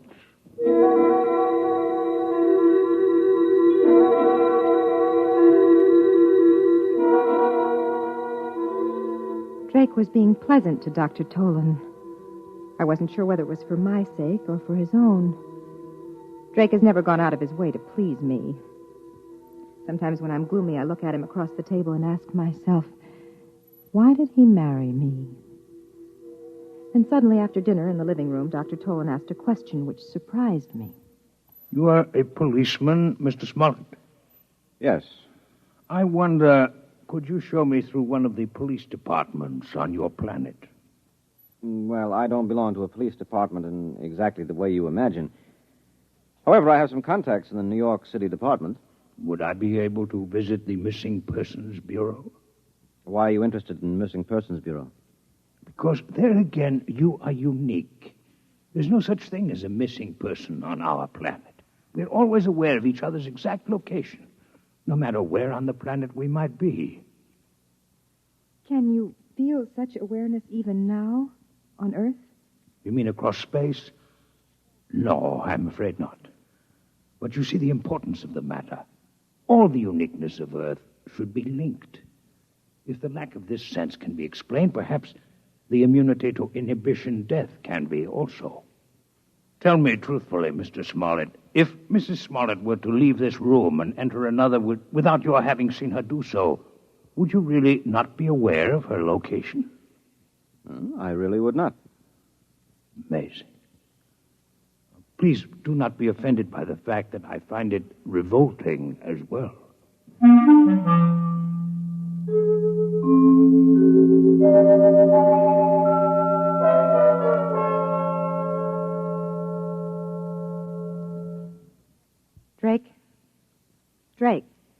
I'm awake. Why were you talking about the inhibition death to Dr. Tolan? I'm taking an interest in your work, Rose. You've always wanted me to take an interest. I'd rather you weren't sarcastic. Rose, I'm tired. I'll talk to you tomorrow. No, right now. I want no questions from you and no interference. You do your job and I'll do mine. The nature of my job is open and known. The nature of my job isn't, by definition, but I'll tell you this. Our six-legged friend is here in this house for some definite reason. You weren't picked as biologist in charge for any random reason. 2 days ago, he'd been inquiring about me at the commission. But that's my job, and I won't discuss it with you any further. Do you understand? No. But I won't question you if you don't want me to. All right, then go to sleep.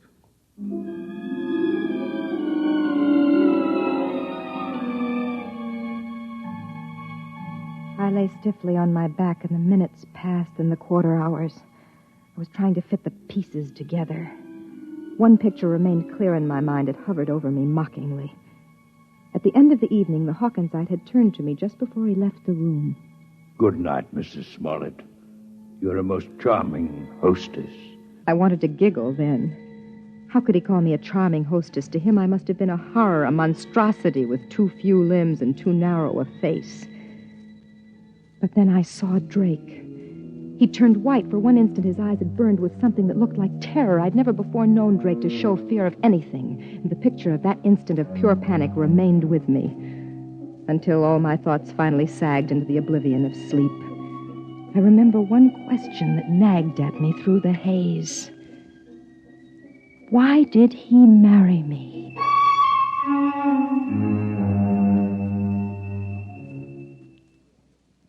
I found your Missing Persons Bureau interesting in that the large majority of missing persons are males. Oh, well, that's not mysterious, Dr. Tolan. You simply didn't realize the economic setup we have on Earth. My wife is an example of the minority of women who are capable of making their own way in the world. Would you call the Missing Persons Bureau of New York a fair sampling of such cases in the planet at large? Yes, I should think so. Is there then an economic explanation for the fact that since interstellar travel has been developed, the percentage of young males among the missing is more pronounced than ever? Well, that's even less of a mystery than the other. Nowadays, a runaway can hop the nearest space freighter. They're always looking for crewmen. No questions asked. It's almost always young men in their first year of marriage. Well, that's just the time a man's troubles seem the greatest. If he survives the first year, there's usually no need to disappear at all. Would it offend you if I disconnected for a period of time? Disconnected? It's like sleep. Oh. I hope you haven't had too exhausting a day. It's just that I've been absorbing so many new and unusual concepts that I feel a desire for a little disconnection.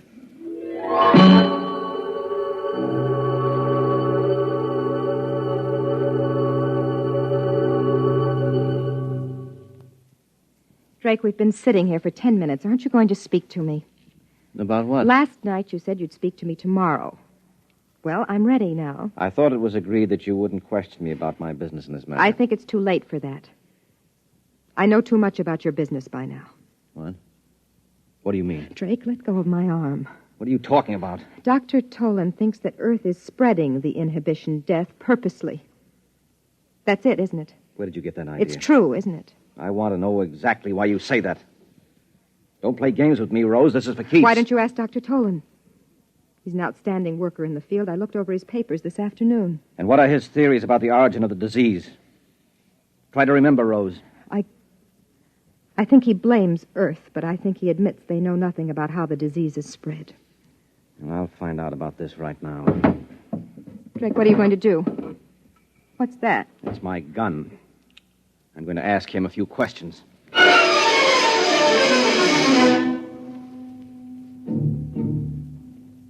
He ran out of the bedroom, down the corridor towards Dr. Tolan's room. I ran after him, caught him just as he entered the door. The Hawkinsite was standing there, motionless, his eyes unfocused, his 4 standing limbs sprawled out in 4 directions as far as they would go. Now keep quiet. He'll gradually become aware of me. Get out of here. No, Drake. What are you doing? Quiet. There, you see? The skin on his face is beginning to quiver. Well, that's about all, Dr. Tolan. Don't throw in connection with any of the limbs. Your sense organs and the voice box will be quite enough. Why do you invade my disconnection chamber?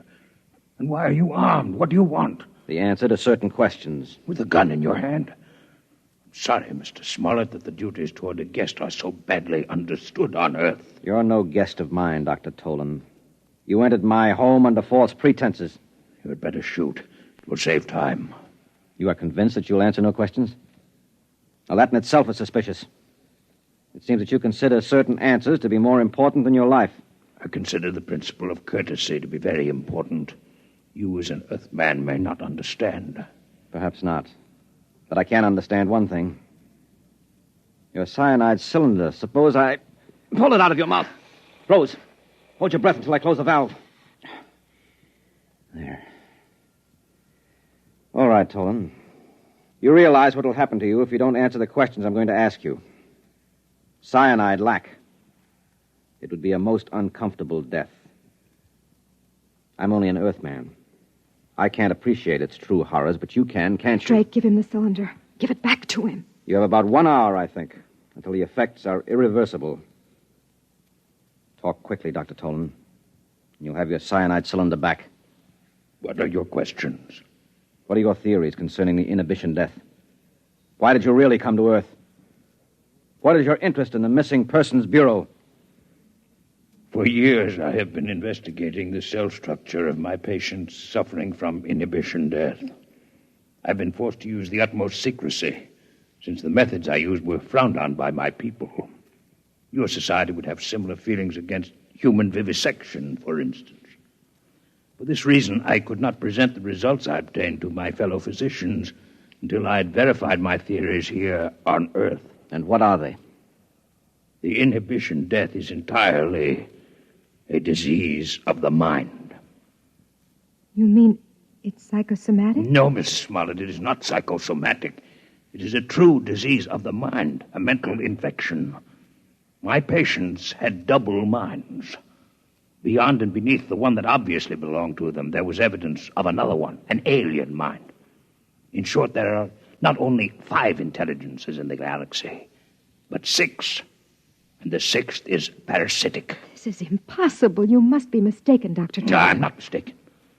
One can imagine such a parasite through the course of millions of years, perhaps losing all portions of its physical being. It will become nothing but pure mind, living in some mental fashion we cannot conceive of on the minds of others, particularly on the minds of Earthmen. Why particularly Earthmen? Have you not surmised that the 6th intelligence is a native of Earth? Mankind from the beginning has lived with it, has adapted to it, is unconscious of it. It is why the higher species of terrestrial animals, including man, do not grow after maturity and eventually die. And it is what is called natural death. It is the result of this universal parasitic infestation. Where Earthmen could survive the infection for decades with little harm, we others die a quick death within a year. Give me back my cylinder. You have your answer. What about the Missing Persons Bureau? Drake, look at his eyes. Give it back to him. As we are not well adapted to the intelligence that infests man, neither is it well adapted to us. It can live on us, but it cannot reproduce, with ourselves alone as the source of its life. The inhibition death is therefore not directly contagious among our people. What are you implying, Dr. Tolan? The Earthman remains the prime host for the parasite, and an Earthman may infect one of us if he remains among us. But the parasite, once it is located in an intelligence of the outer worlds, must somehow return to an Earthman if it expects to reproduce. We are infected and reinfected as the parasites return to Earth and come back to us via the mind of Earthmen who travel through space. And the missing persons? Are the intermediate hosts. The masculine terrestrial mind seems better suited for their purpose. But once reproduction has been taken care of, the infested male leaves by spaceship for the outer worlds. He disappears. But this is impossible. What you say implies that the parasite mind can control the actions of its host. That can't be, or we would have noticed their presence here on Earth. The control may be very subtle, and may moreover be exerted only during the period of active reproduction. I simply point to your Missing Persons Bureau. Why do the young men disappear? I'm quite ill now of cyanide lack, and I cannot speak much longer. And you alone of all your people have any knowledge of this theory of yours? I alone. You will give me back my cyanide cylinder now. I have become quite weak. Sure. Sure, Dr. Tolan. Rose. No! Rose, come out of here. Come on now. Come on. He's dead. He's dead. You shot Outside. him. Out. Quiet, Rose. Quiet. I told you to have nothing to do with this. Let me go. I want to go. I want to go. Why? Because of something it was my job to do? You heard what that creature was saying. You suppose I could allow him to return to his world and spread those lies? They'd believe him. What do you think would happen then? They would have to kill us all to stop that disease. What he said wasn't a lie. It was true. Oh, come on. Now you're hysterical. You need sleep. I know what he said was true because the Security Commission knows all about the same theory and knows it's true. Why do you say a thing like that? Because you let it slip yourself. Now sit down. Sit down. Well, so I gave myself away, did I? When? You turned white when Hark Tolan referred to me as a charming hostess. Hostess has a double meaning, Drake. A host is one who harbors a parasite. Well, I had no idea I was so transparent. Look, Rose, I've done my best to keep you out of this. The truth can't be held down forever. Somebody else will find out. You can't kill them all. We know that, too. We have no choice. Why? Why can't we combine with the other intelligences and wipe out the parasite? No, you don't understand. Hark Tolan was right. Man and his prehistoric ancestors have been living with this parasitic intelligence for uncounted ages. We've not only become adapted to it, we've become dependent on it. It is no longer a case of parasitism. It's a case of mutual cooperation. You biologists have a name for it. What are you talking about? Symbiosis? Yes, exactly. We have a disease of our own, remember? It is a reverse disease, one of unrestrained growth.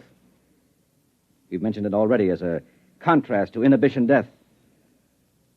It's all very well to say that if we could remove the parasite, we would have eternal growth in life. But it's impossible for us.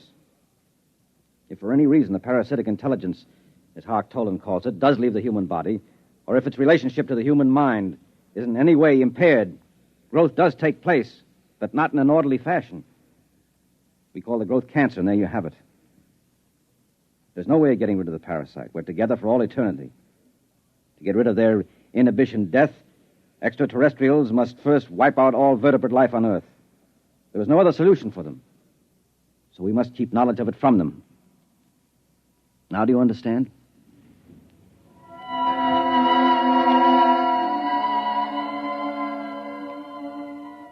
He got the body out of the apartment. I sat there numbly. He lied to me. Cancer could not be a disease that was an expression of lost ability for normal growth. Cancer attacked children while they were still growing. It could even attack embryonic tissue. Cancer had nothing to do with the presence or absence of normal growth. Its absence would not cause cancer. Drake lied, but no one would believe me. The young men who disappeared were usually in the first year of their marriage. Whatever the process of reproduction of the parasite intelligence was, it must involve close association with another parasite. The type of close and continuous association, as in the case of newly married couples. The parasite could control actions. I'd report them both, Drake Smollett and Hark Tolan, to the Missing Persons Bureau. But they'd never find them, for they'd be out in space. I wanted to weep, but I couldn't. I was dry-eyed, and it was painful. I'd looked for the answers to so many questions, and I'd found them all.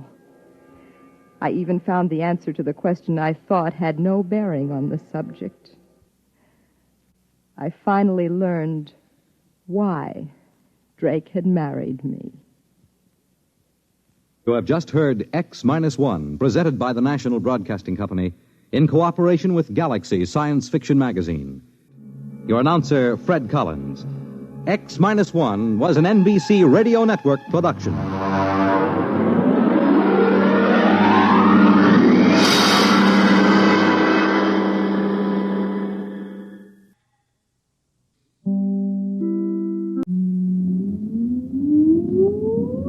Countdown for blast off. X minus 5, 4, 3, 2, X minus 1, fire.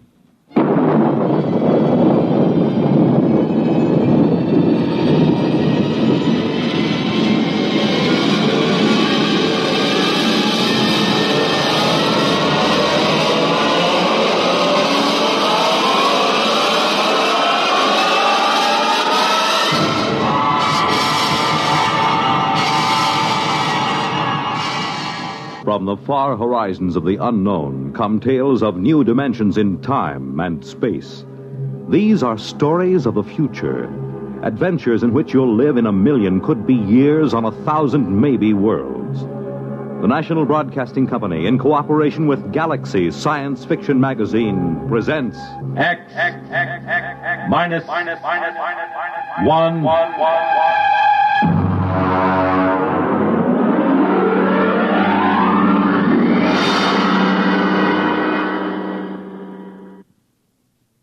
Tonight, The Scapegoat by Richard Maples. But first, hear this. When the ice is smooth and the sky is blue and the skater's waltz is played for two. You make it Pabst, 'cause Pabst makes it perfect. Yes, Pabst makes it perfect. Just as we always have ever since 1844. So next time, you make it Pabst, because Pabst makes it perfect. America's Blue Ribbon beer from the Pabst Brewing Company, Milwaukee, Wisconsin. Yes, Pabst makes it perfect.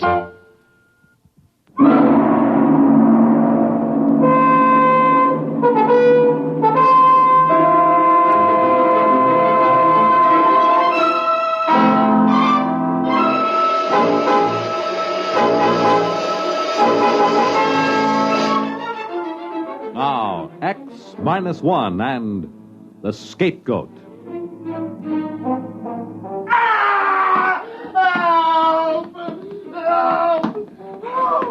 The old guy didn't have a chance. All he could do was shield his head with his limp arms and moan, while this other fellow, a husky young 6-footer, gave him a vicious, cold-blooded beating. Hey, cut it out! You, cut it out beating up an old man like that! I said cut it out! Now, let go of him. Well, what have you got to say for yourself before I belt you as hard as you hit the old man here? Well, hey, you, wait! Wait, you no-good hoodlum! Hey, you all right, Pop? Are you okay? What happened? Was he trying to rob you or something? Look, you'll be all right now. You'll be okay. You're lucky I came along then. No cops anywhere. Okay, come on, old-timer. Up on your feet. You're going home with me. I suppose it seems callous to think of it, but this old man was just what I'd been looking for. A brutal assault and a helpless old man, and I was the hero, just what I needed. You see, I'd just come from a meeting with the city fathers and the commissioner of the police department. And old man Jones, my publisher, had promptly yanked the rug out from under me and chickened. I'd written the articles panning the city's handling of the juvenile delinquency problem, because Jones had to be in his bonnet to be the mayor. Now, when the heat was on, he weaseled out. We had a few words, Jones and I quit. But now I had him, an eyewitness story, no cops anywhere, and a young bruiser beating up a defenseless old man.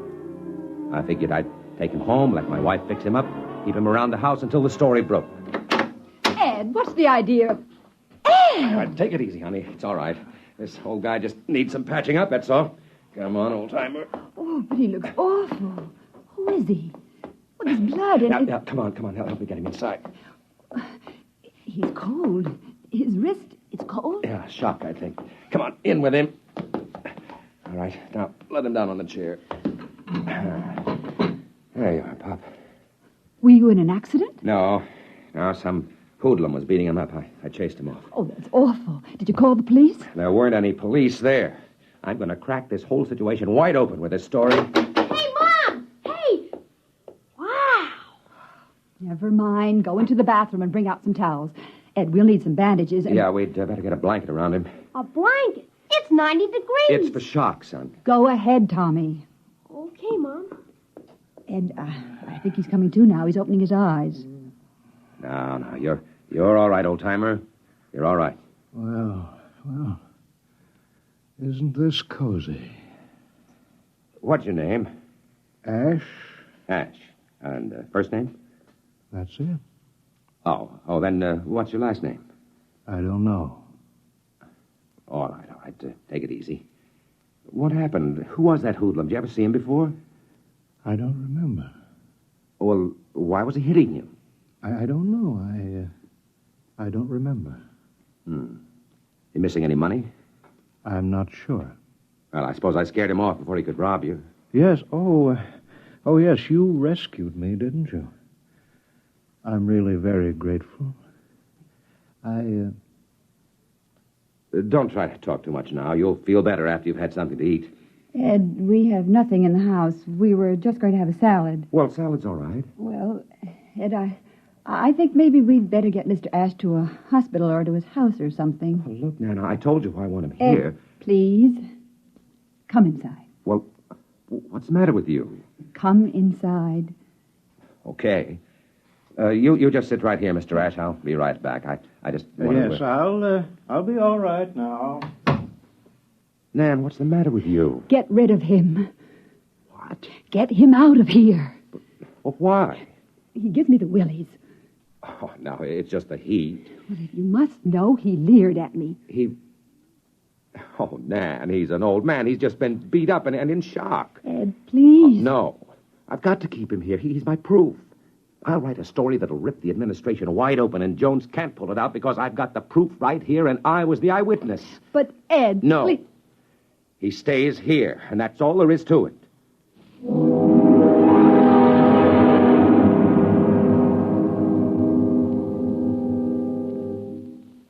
You're listening to The Scapegoat, tonight's attraction on X-1. Once, a tall and beautiful tree stood in a forest. It had been there for 200 or 300 years.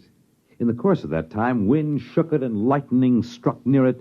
A hurricane bent it once until its top was nearly at the ground. But none of the ferocious assaults could fell that tall, proud tree. But then one day, the most spindly-legged, pot-bellied, adenoidal, open-mouthed creature that the forest had ever seen sat down in the cool shade of that tree. This was what was called a man, and he wanted to smoke what is called a cigar. He did. And he threw his match among the pine needles, and when he had smoked the cigar, he threw that away, too, and went off, because somewhere down by the lake there was waiting for him what is called a woman. And he had the hope that maybe she didn't feel like nagging anymore. Before nightfall, that tree that had withstood all those assaults was ashes, and thousands of other trees in that forest were, too. The man is still living. If you know any of his species, you might tell him that trees don't have Adam's apples and shrill voices. Trees are beautiful, and men ought to be careful with matches.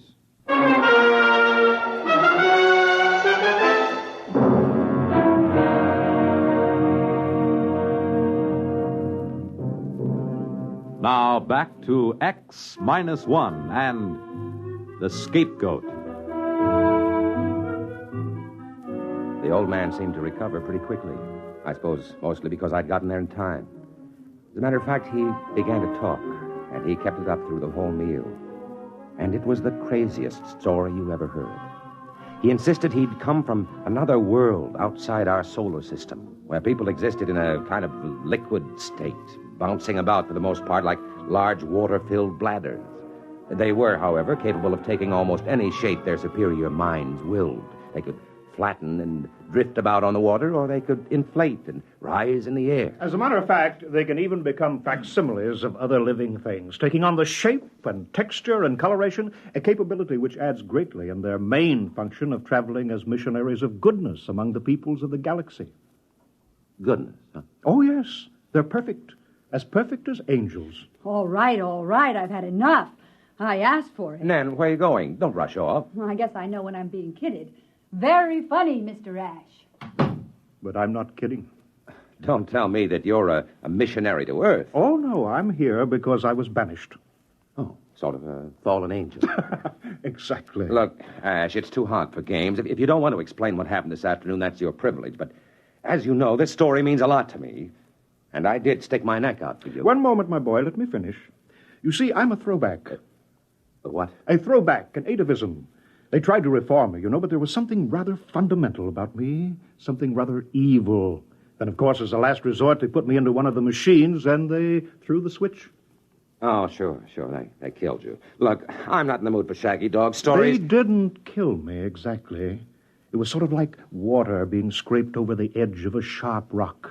When I came to, I was drifting through space. And then, of course, much later, I landed on Earth.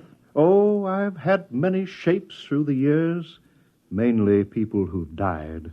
I find that's much more convenient. Yeah.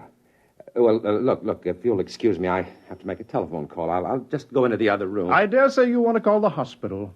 I'm not psychotic, really. I've got iced coffee. Ah, yes, you're just in time, Mrs. Potter. I think perhaps I'd better prove my story if you'll wait just a moment. You see, it's done by the generation of a high electrostatic field. Something like this.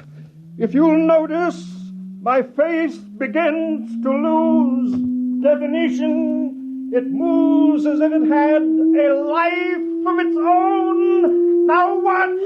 Ash, stop it! Ash!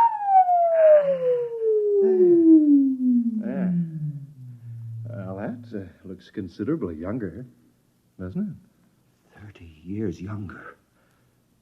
30 years just dropped away like...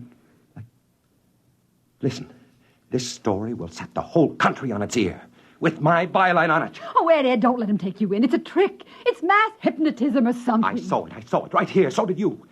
I'll have an exclusive. Life will have to come to me for the story.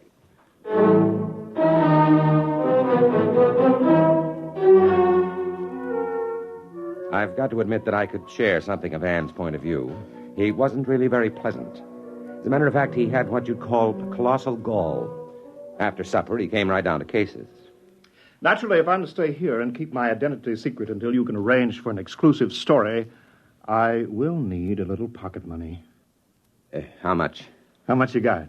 Well, I don't know. I got about $22, and payday isn't until Thursday. Well, how about your bank account? Hey, now, wait a minute. Well, we'll see what we can arrange later. I am a little tired, though. I think it's about time to go to bed. I noticed a rather comfortable bed in here. Well, I'll see you all in the morning. Good night. And thank you again for rescuing me. Ed, that's our bedroom. I know. Well, you go right in there and tell him that he can't Listen. sleep. He locked the door. Oh, Ed, do something. All right. You get some sheets from the linen closet, and I'll make up the couch. Next day, I made careful inquiries, started to feel around for contacts on Live at the AP, someplace to really break the story big.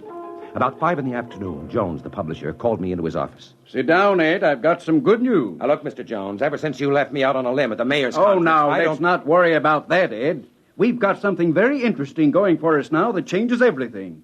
They've arrested a gang of kids for shoplifting. Well, one of them is Tommy, your son. What? Arrested Tommy? Wait, Ed, don't go off half-cocked. It's a break, don't you see? You can cover delinquency with the lid off now. You'll be riding as a parent in the same boat with other parents. Hey, wait a minute. Where are you going?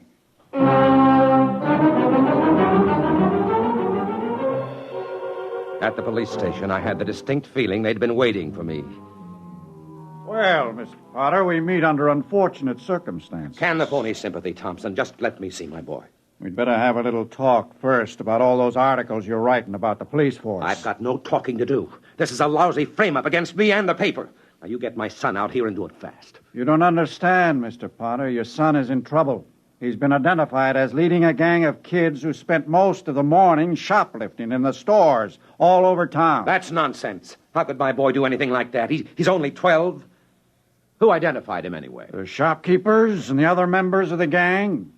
You can see him, Mr. Potter, but I still think we'll want to have our little talk.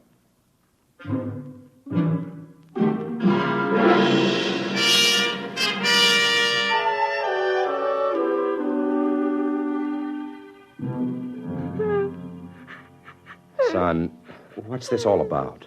It was Ash. Ash, Yes, I told him about the gang. what the heck are you talking about? Some of the fellows got together and built a hut for a clubhouse. What does the gang do?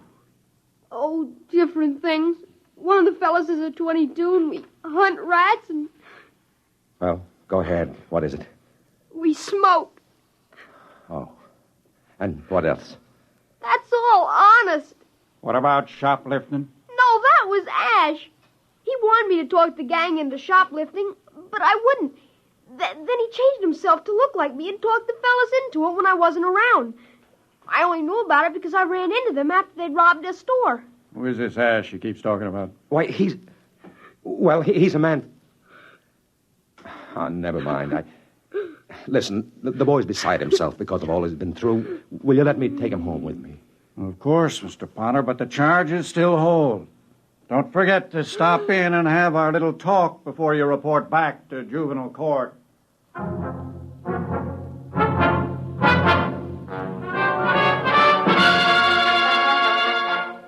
I called the house, and Ash answered the phone. I'm glad you called, Ed. I'm out of cash, you know. I need a small loan. Now, listen to you.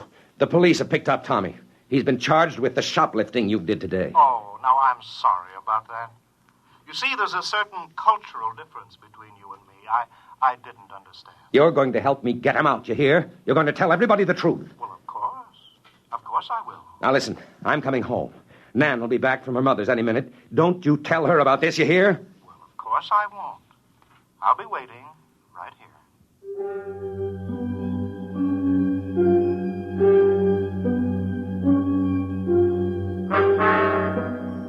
I suppose I was a fool, but I still wanted that story. I wanted it so bad I could taste it. The exclusive account of an extraterrestrial being. Driving home, I had it all figured out. I'd bring Ash down to the police station. He'd tell the story, go through his changing act to convince him, and spring Tommy. I'd have my story already filed and beat everybody. In the meantime, I just hoped Nan wouldn't spoil everything alone with it. Alone with him.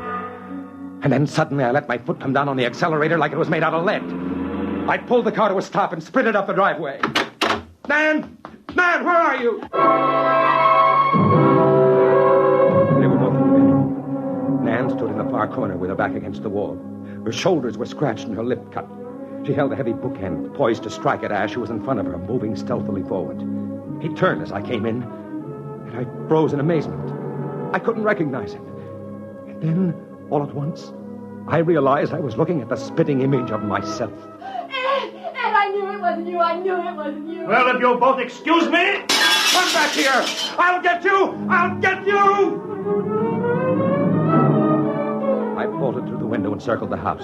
I spotted him rushing down the street, and I caught him around the corner at the same spot where I'd first seen him. Let go of me! You've got this coming to you! You've got this coming to you! I slugged him, yet I knew it was useless the instant the blow landed.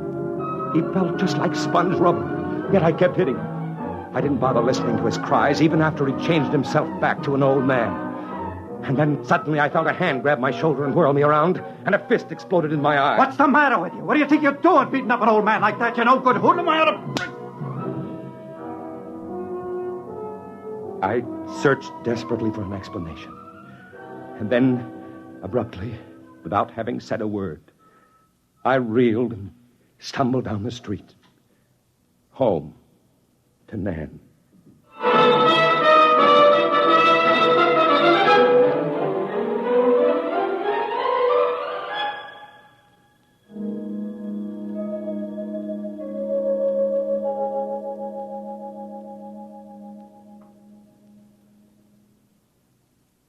Fred Collins again, and I'll have another word for you about X-1 in a moment.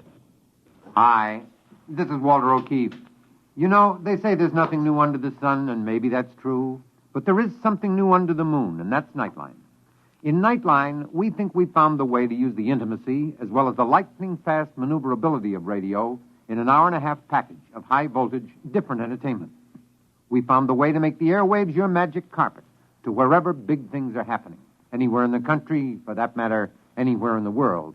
Now, let's say that your favorite comedian is performing at a Las Vegas nightclub. He's packing them in, and you've really got to have connections to get a table.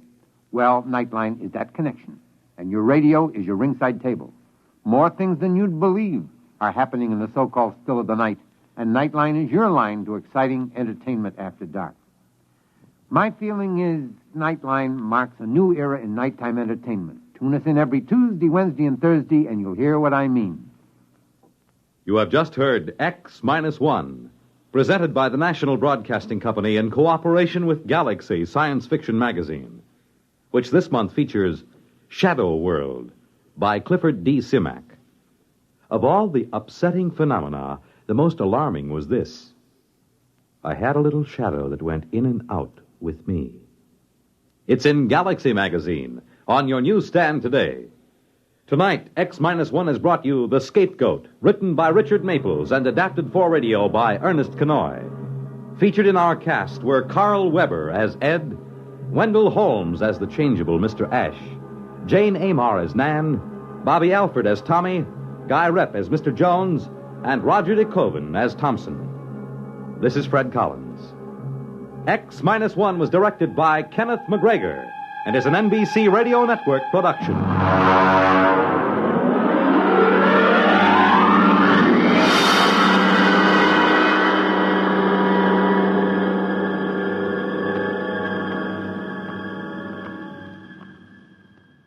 There's excitement in the air at night, and Nightline brings it to you.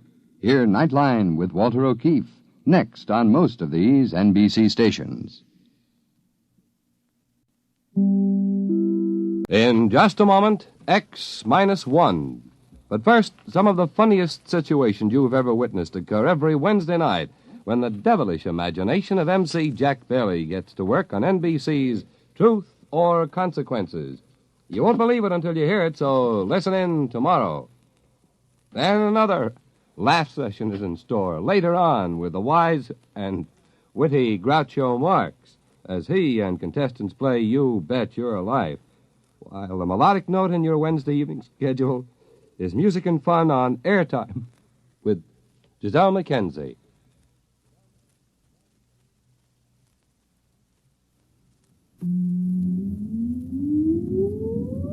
Countdown for blast off.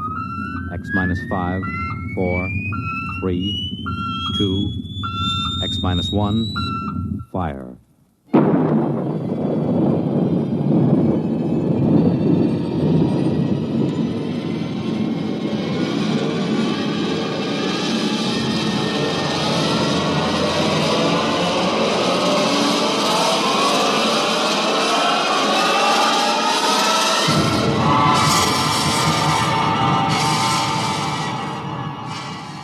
From the far horizons of the unknown come transcribed tales of new dimensions in time and space.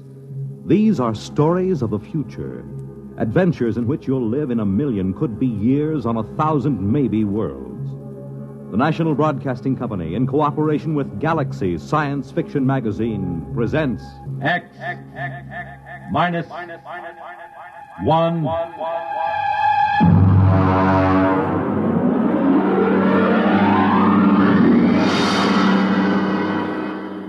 Tonight, the Mark Clifton story, Star Bright.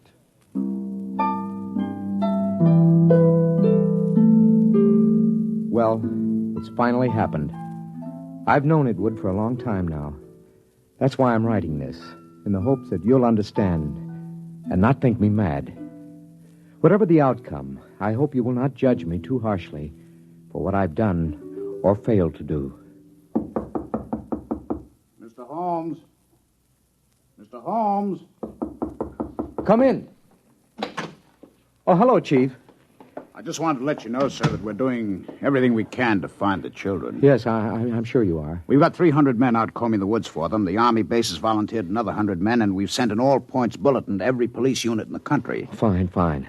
I just wanted to check and make certain our description is accurate. Your little girl, Star, was wearing a blue dress and white sandals. Is that right? That's right. And she is how old? 6 years old. And the little Howl boy, how old was he? 7, I believe, yes. 7. Uh-huh, thank you. Well, I'll be in touch with you. Well, that's very good of you, Chief. Oh, by the way, yes. Mr. and Mrs. Howell, how are they taking it?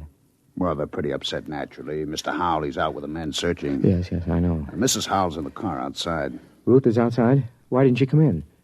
Well, she said she'd rather not. Oh, I see. Do you, Pete? Well, Mrs. Howell, I thought... I decided to come in.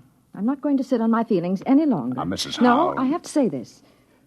Pete, Bill and I have been your neighbors for almost a year now. Our children have been almost inseparable. I know that. Then how can you just sit here writing letters when they may be lost somewhere or in trouble? Why aren't you out with Bill and the rest of them searching? I can't. Ruth, I know how you feel. Please try to understand. I intend to help find Bobby and Star, but I must do this first.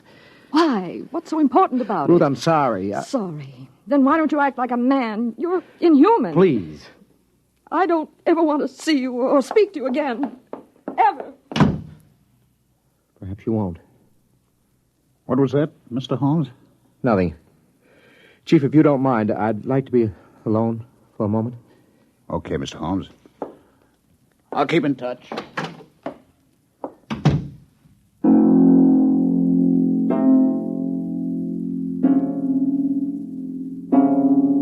How can I tell them? How can I make them understand? I write this to you because they must be made to understand somehow, but I have to begin at the beginning. I think I first noticed it one evening when Star was 3 years old. I was in my reading chair going over some work. Star was sitting on the floor in the circle of light with her blunt-nosed scissors and scraps of paper. Her long silence made me glance down. And then we glue this together, put a line here and there. Star? Like that. Star? What is it, Daddy? Can I see what you've made? Uh-huh. Well. It's quite a coincidence. What? You know what they call a piece of paper joined together with a half-twist like this? Nope. It's called a Mobius strip. You mean somebody already made one? A man named Mobius, mathematician, long time ago. Did he know you can put a line on it like that so it has one side all joined? Yes, he did. Someday I'll tell you what it means. Now do it. What? Tell me about a Mobius strip. Very complicated. Then read me about it. Oh, you wouldn't understand, honey. Read me anyway. Okay, young lady. But I warn you, it'll be like one of those nonsense rhymes. At least, I hope it will.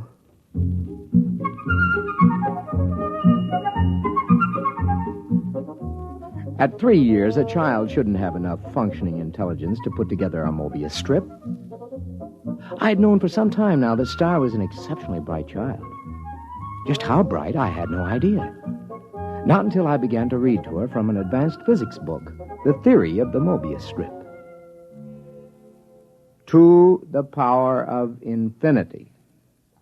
Now then, are you sufficiently mixed up, young lady? Daddy, you know what? What? You read too slow. You say a word, then I think a long time, then you say another word. Oh, I see. Just what would you have me do about it? Well, teach me to read. Then I can think as quick as I want. The word is quickly. It's an adverb. Oh, Daddy, really? You pick on such unimportant things. I want to learn to read. Okay. When would you like to begin? Right now, tonight.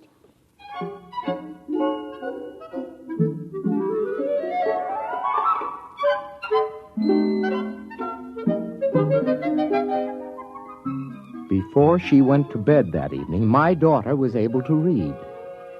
In the months that followed, a great deal happened. Some of our friends, like Jim Petrie, have dropped in and been amused to see her on the floor, rapidly turning the pages of an encyclopedia as big as she is. Sit down, Jim. Oh, thanks. Star, aren't you going to say hello to Uncle Jim? Hello. I see she's taken to looking at the pictures in the encyclopedia, huh? Oh, yeah, yes. Come on in the library, Jim. I'd like to talk to you privately. Yeah, sure thing. Bring your drink, huh? Okay.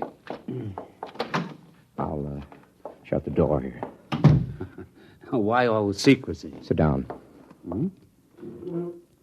Now, Jim, we've been friends, you and I, ever since engineering school. So?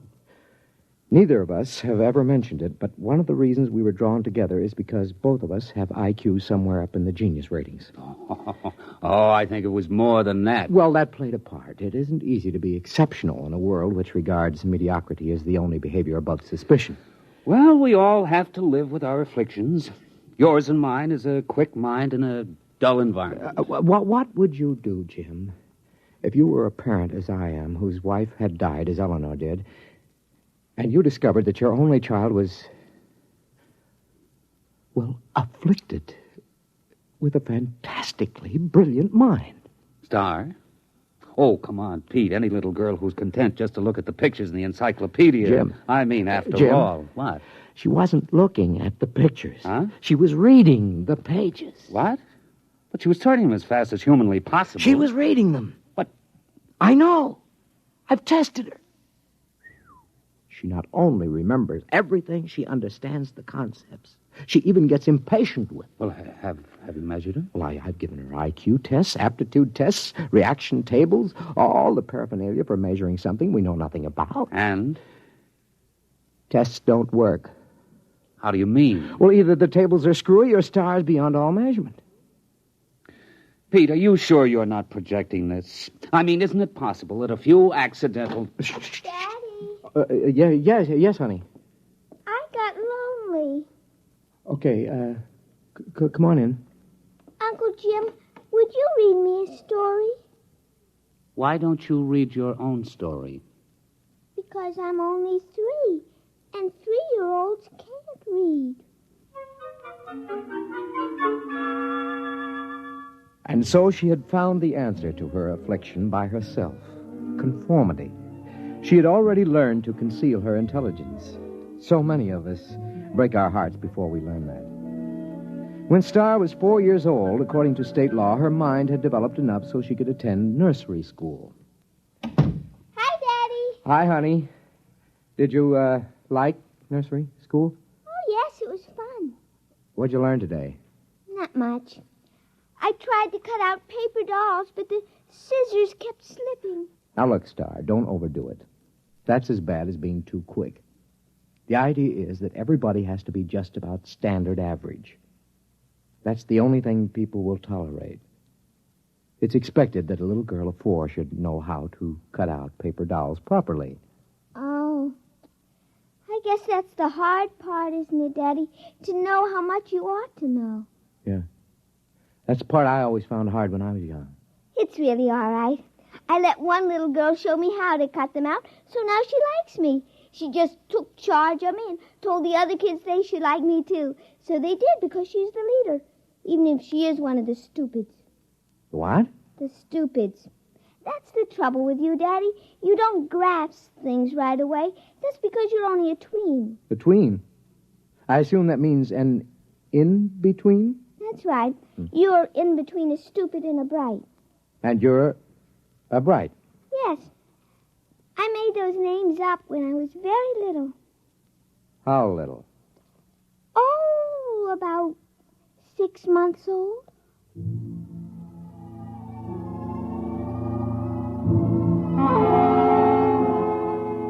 The thoughts began to whirl around in my head after that one.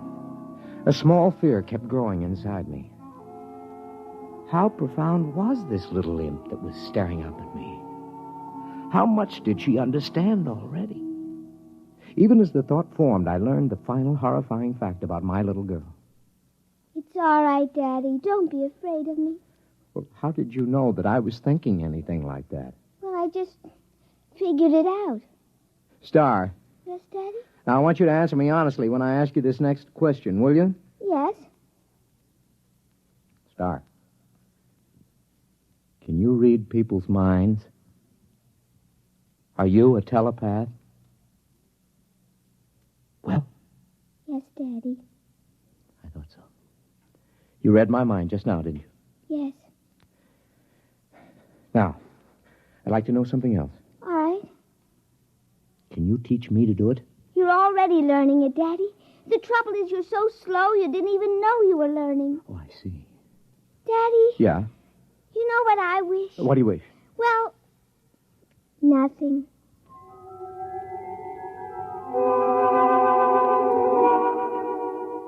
All the same, I knew exactly what she was wishing.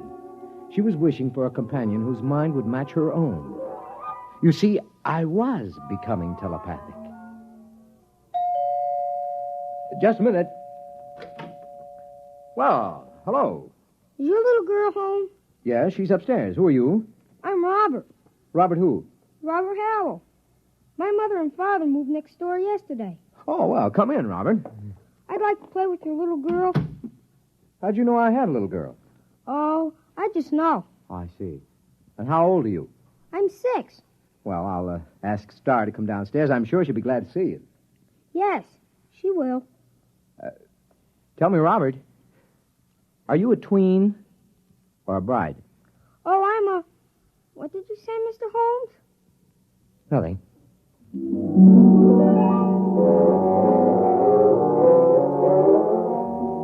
I didn't have to say it. I could read his thought. He was a bride, and it was no accident that he and his parents had moved next door. Somehow, Star had managed to make contact with him, and they had arranged the whole thing. A father is prepared to lose his daughter eventually, but not so soon, not so terribly soon. Coming. Oh, hello, Ruth. Something wrong? No, I was just looking for Bobby. I thought he was over here playing with Star. Well, I thought they were over at your place. I don't understand it. I've noticed that they've been disappearing for a couple of hours almost every afternoon. Well, I suppose they'll turn up again. They know better than to cross the street by themselves. They're too little for that. If they come here first, tell them to come over and have some milk and cookies. Yeah, I'll do that. Oh, by the way, this must belong to your Star. Oh, what's that? Oh, some sort of coin or medal or something. I found it out in the backyard after Star and Bobby were playing. It looks brand new. Let's have a look. Oh, is something wrong? Did you say you found this in your backyard? Yes. What is it? I don't know. Well, I've got to get back. Bill will be getting home for dinner soon, so see you later. Yes.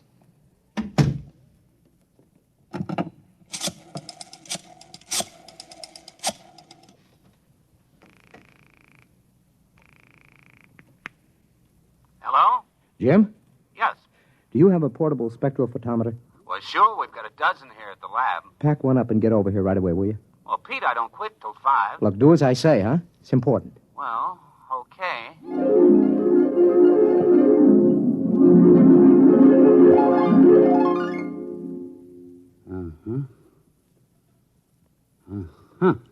Well? Let me check the amount of radioactivity again. You've checked it 4 times. That's about it. Okay. What's your opinion of this coin? Well, first of all, let me say this.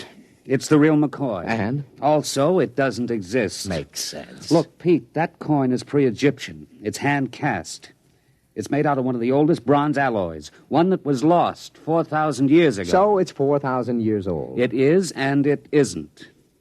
What do you mean? Listen, Pete, old coins show wear. The edges get rounded with handling. The surface oxidizes. The molecular structure changes, crystallizes. Pete, this coin is authentic, and yet it's brand new. It might have been struck off yesterday. You realize, of course, that that's impossible. Where'd you get it, Pete? I don't know. I think the kid's got it. Star? Yes. How? I don't know. I'm almost afraid to think. Well, why not ask her? She isn't around. She and Robert are off playing somewhere. Well, do you know where? No, Oh, Jim, it's just too fantastic. It isn't possible. I haven't said a word. I know what you're thinking. As a matter of fact, I was thinking something fantastic. How did you guess? I just guessed. Jim, let's find those kids right now. Okay. Star! Robert! Let's try the playroom. Star? Robert? Not in here. Let's try back here. I hear something. What? Pete, it's coming from the room we were just in. That's impossible. There's no place they could have hidden. I'm going to open that door. Peekaboo, Uncle Jim.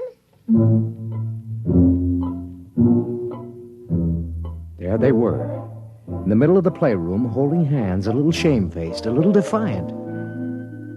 Star, Robert, where have you been? Now, I know you weren't in this room a few seconds ago, and there are no windows you could get through. Well? It's nothing, Daddy. We just went a little ways. That is not answering me. Where did you go? You see, Star, we've found this coin. Come on. I shouldn't have to tell you. You're both just tweens. Star, I'm still your daddy. Even brights have feelings about their parents. Now. I tried to ESP you, Daddy. Does she mean extrasensory perception? Yes. You just don't ESP good, Daddy. Robert does it very nicely. He can always find me when I hide. That's 'cause you don't have much imagination. I do, too. Yeah, but you always have to look at a book to to ESP what's in it so you leave an ESP smudge. I just look at where you left the smudge, and I go to that place, and that time, and there you are. Oh, but that's cheating. It isn't. You just haven't got imagination. You can't teleport yourself to a place that hasn't been. I can, too. What about the moon people? They haven't been yet. Oh, Star, they have, too. Not for your daddy, they haven't, but for the things from Arcturus. The moon people were about 10 million light years ago. Now, wait a minute, kids. Hold on. Jim, have you been listening to this? I think I heard it. Now, look, kids. You're either playing a big joke on us older folks, or you've actually figured out a way to travel to places in the past. Right? And in the future, too, Daddy. Star, could you tell us how you do it? It would be easier if I could ESP it to you. Well, just pretend we're stupids and tell us in words. Well, you remember the Mobius strip? I remember. She made it about a year ago, Jim. Well, you join the ends of a strip of paper with a half twist to make one surface. Then you take a sheet and give it a half twist so you can join the edges together all over. That's Klein's bottle. Oh, you know about that. Yes, we know that. Go on. Well, then you take a cube. You imagine a cube, and you twist it. Tesseract? Shh, go on, Star. And you ESP the twisted cube all together the same way you did Klein's bottle. Now, if you do that big enough all around you so you're sort of folded into it, you can teleport yourself any place you want to go. And that's all there is to it. Jim, what do you think? I need another drink, Pete. A big one.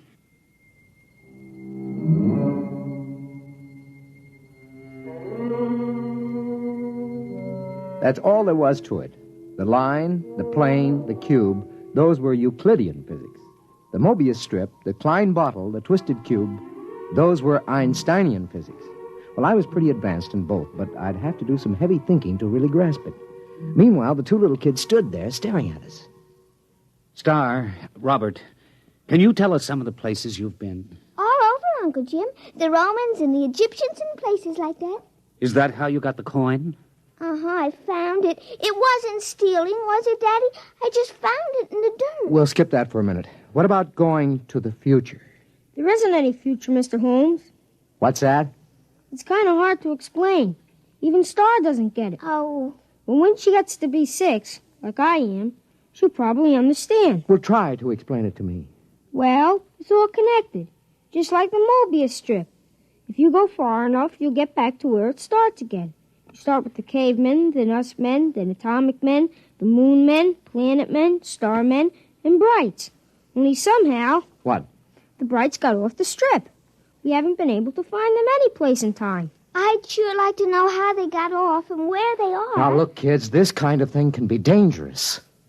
You might be eaten by a dinosaur or something. Oh, we just ESP ourselves right out of there. Well, anyway, I don't want you leaving this part of the time strip. Not again. Daddy. Now, I may be just a tween, but I'm your father. I always mind you, Daddy. Yeah? What about going off the block? But, Daddy, we didn't cross a single street. Nevertheless... Pete, think of what you're doing. Pictures, specimens, recordings, not only from the past, but from the future. Pete, I beg you. Jim, this is my daughter. But what a contribution. We could be ages ahead of ourselves. No. Star. Robert, I'd like your promise you won't leave present time again. Well? Okay. All right. Now run along. Robert's mother has some cookies and milk for you. Okay. See you later, Daddy. Beat you there. That was a moon man. Jim, I'm sorry. Well, I suppose if I had a daughter... Are you going to report this? And have everybody give me the horse laugh? I may be just a tween, Pete, but I'm not an utter fool. It took me almost 6 months to do it. I don't know how many times I visualized a cube and ESP'd it a half twist and tried to seal the edges around me. And then once there was a flash, just for an instant. I was concentrating on Caesar's triumphant march into Rome. And for the briefest instant, there it was. I was standing on a roadway watching, and then it vanished. Hey. Hi, Daddy. What are you two characters plotting? Nothing, Daddy. Well, I'm going to my study for a while. Star? Yes, Daddy? You remember your promise about not leaving present time, don't you? Yes, Daddy. You going to keep it? Yes, Daddy. Okay. I'm holding you to it.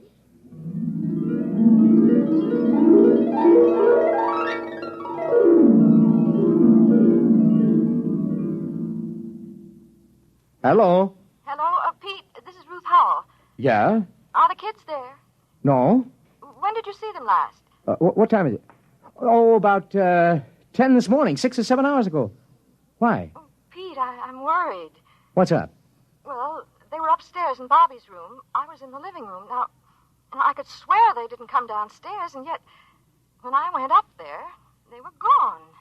That was over 5 hours ago. Ruth, are you sure they didn't come down? I was in that living room every moment. Pete, I'm Now, Ruth, don't get panicky. I'm coming right over. Just don't get panicky.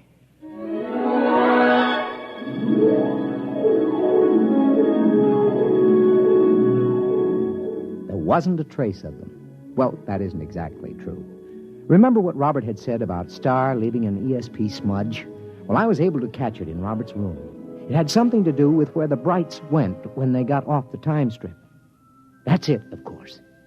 They wouldn't disobey by leaving present time. But isn't it possible that there is more than one present time?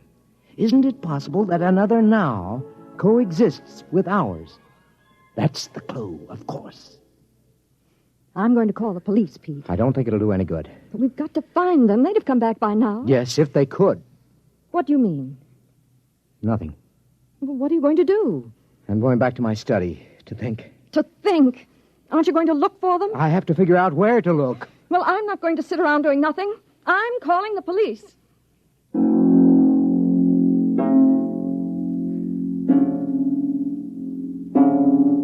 That was this morning.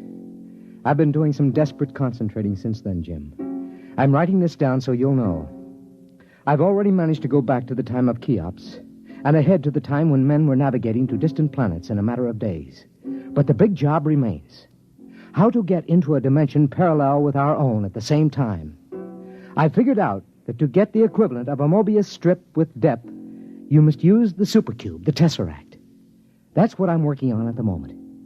If I succeed, there is a possibility. I may not be able to get back. I hope you will be able to make Bill and Ruth Howell understand. Okay, now if I take 6 cubes and fold them in one another so that every angle is a right angle. Yes, all right, I've got that.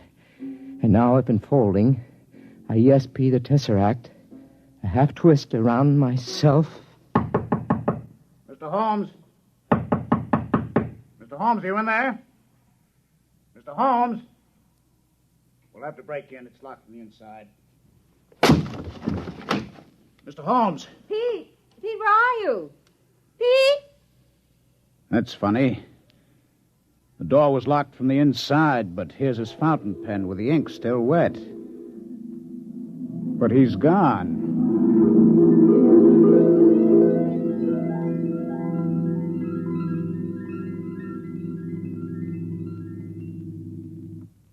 You have just heard X-1, presented by the National Broadcasting Company in cooperation with Galaxy Science Fiction Magazine, which this month features the final installment of Frederick Pohl's novel, Slave Ship, story of a world engaged in the wildest of all possible non-wars, where the order of the day was even wilder still. Spare every animal and throw the men to the wolves. Galaxy Magazine, on your newsstand today. Tonight, by transcription, X-1 has brought you Star Bright, a story from the pages of Galaxy written by Mark Clifton and adapted for radio by George Lefferts. Featured in the cast were Sarah Fussell, Lawson Zerby, Bill Quinn, Billy Harris, Ralph Bell, and Kate Wilkinson. Your announcer, Fred Collins. X-1 was directed by Daniel Sutter and is an NBC Radio Network production.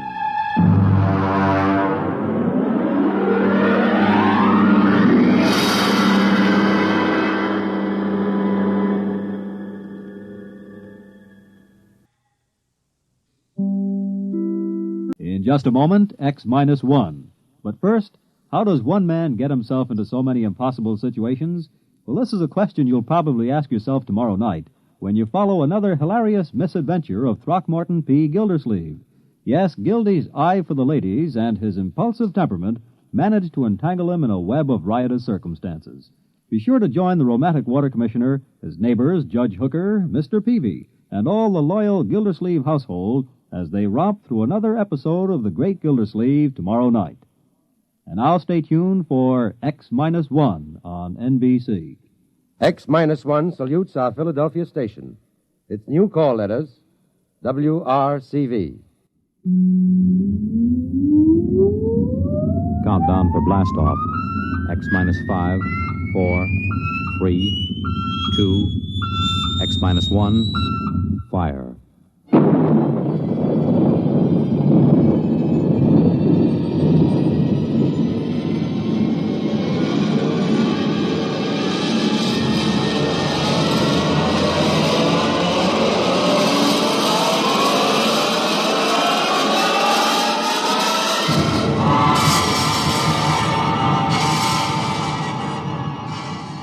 From the far horizons of the unknown come transcribed tales of new dimensions in time and space.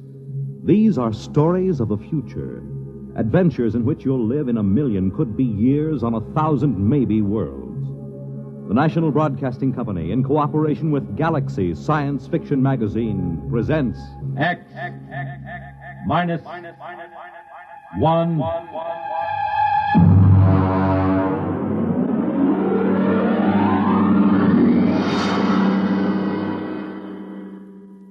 Tonight's story, Skulking Permit, by Robert Sheckley.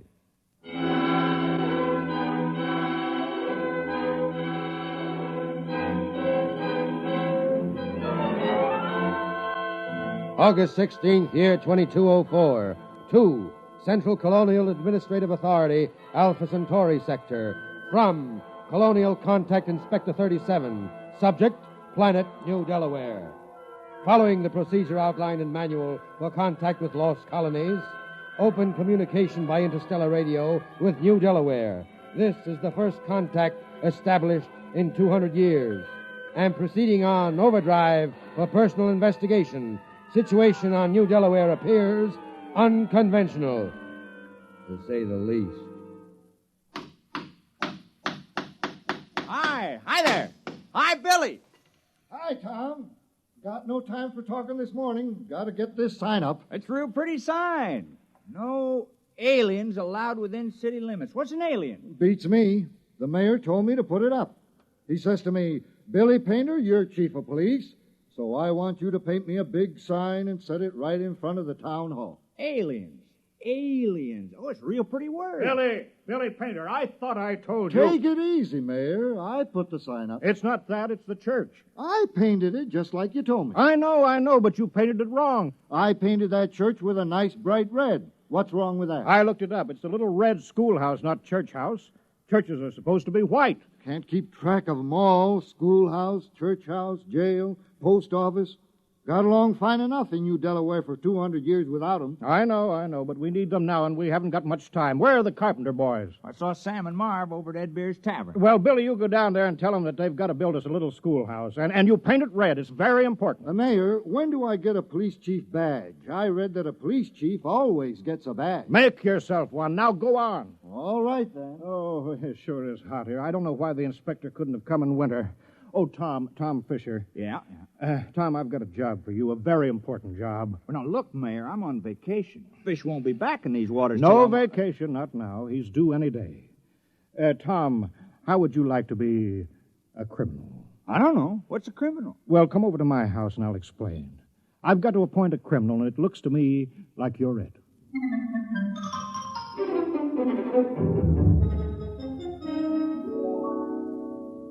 You don't mind sitting right next to the interstellar radio, do you? I'm waiting for a call. Thought that thing was broken. No, it wasn't broken. My father told me always to leave the monitor on recording in case.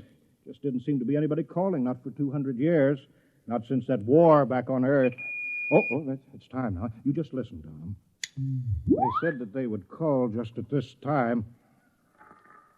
New Delaware, do you hear me?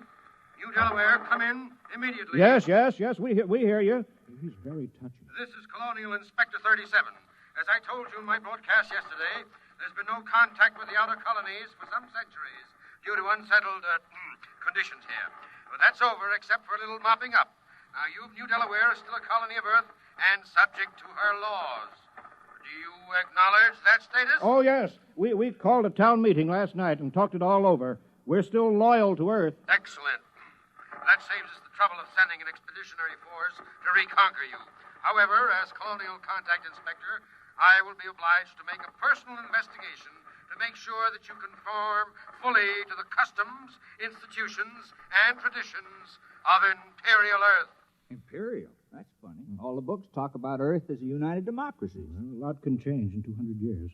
And, of course, there's been a war. Do you hear me, New Delaware? Oh, yes. Yes, sir. We hear you. You realize, of course, there is room for only one intelligent species in the universe. Man.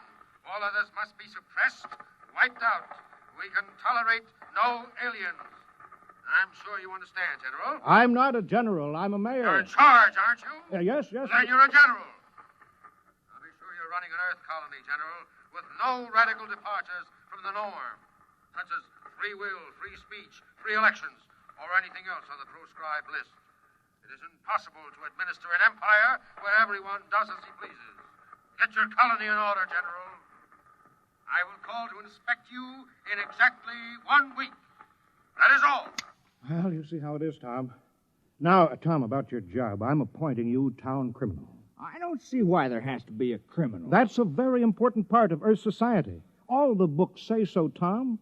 The criminal is as important as the postman or the police chief. He works against society. If you don't have people working against society, how can you have people working for it? How can there be any more important job? I don't want to do it. Now, be reasonable, Tom. Put yourself in my position. This inspector comes and he meets Billy Painter, our police chief. He asks to see the jail. Then he says, no prisoners? How can I hold my head up and tell him that we don't have any crime? No crime, he'll say. But Earth colonies always have crime. Don't you see that, Tom? Right there, the whole thing falls through. He'll see that we're not truly Earth-like. We're faking it. We're aliens. And you heard what he said about being rough on aliens. Well, yeah, but why me? Can't spare anyone else. And you've got narrow eyes. Criminals always have narrow eyes. Well, they aren't that narrow. Tom, please, we're all doing our part. You want to help now, don't you?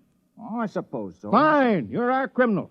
Here, I've got this paper all made out for you, just to make it legal. Skulking permit. Know all men by these presents that Tom Fisher is a duly authorized thief and murderer. He is hereby required to skulk in dismal alleys, haunt places of low repute, and to break the law. What's the law? I'll let you know as fast as I make them up. All Earth colonies have laws. Oh, well, what do I do? You steal and kill. Look, I'll give you a couple of books on it. Steal as much as you like. One murder should be enough. Don't overdo it. It don't sound sensible somehow. Well, you can work up to it, Tom. Why don't you start off easy, like by haunting a place of low repute?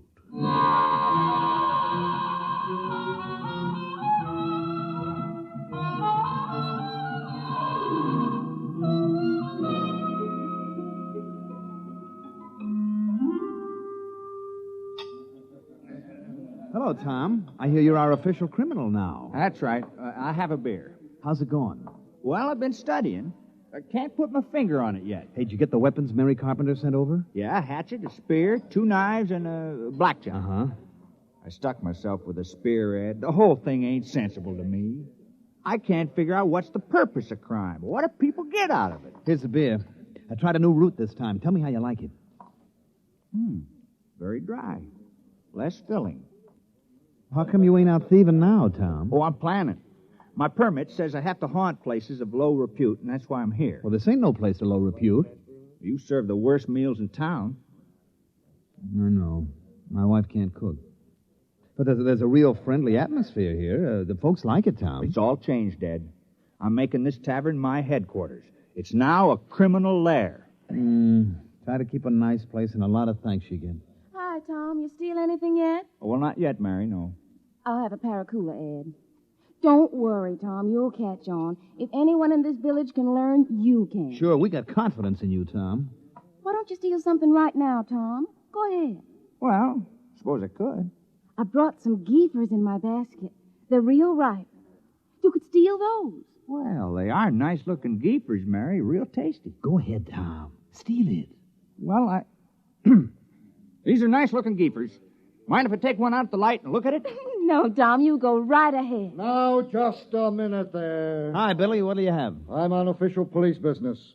What were you doing with that geifer, Tom? Just looking at it. I don't think you were just looking at it, Tom. I think you were planning on stealing it. You're a suspicious character. I think I better lock you up for further questioning. No, Billy. What are you doing? I'm doing my duty, Mayor. Tom here is looking mighty suspicious. The book says... I know what the book says. I gave you the book. You can't go arresting Tom, not yet. But there's no other criminal in the village. Oh, Billy, don't you understand? This village needs a criminal record. Acting suspiciously isn't a crime. All right, but I was just trying to do my job. I'll still get you, Tom. Remember, crime does not pay. Hey, that's a real slick way of putting it, isn't it? I thought it was kind of catchy. I read it in the book. Well, Tom, go ahead now. Steal something. Well, I'm not in the mood anymore. You better get to it soon, and don't forget the murder. Is it really necessary? Oh, I wish it weren't, but this colony has been here for over 200 years, and we haven't had a single murder. Not one. I suppose we should have one. No, I'll take care of it. Good boy, Tom. We're counting on you. Billy, I want you to paint up a couple hundred signs saying private property, no trespassing, violators will be prosecuted, and a dozen saying speed limit 35 miles an hour. Why? All we got is those quag horses, and they won't go faster than a walk. Never mind. You got to have a speed limit. It's civilized.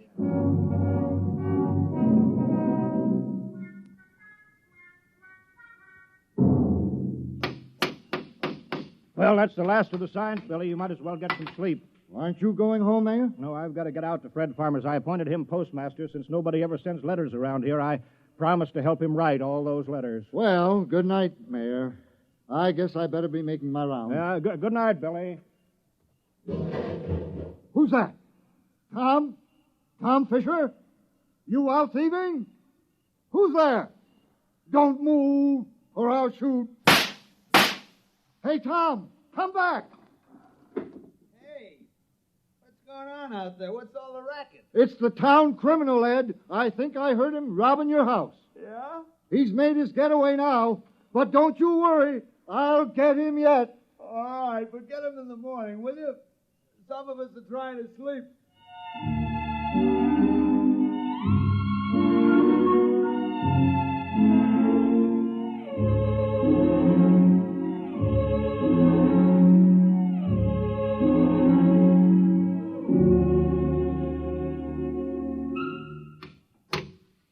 Morning, Marv.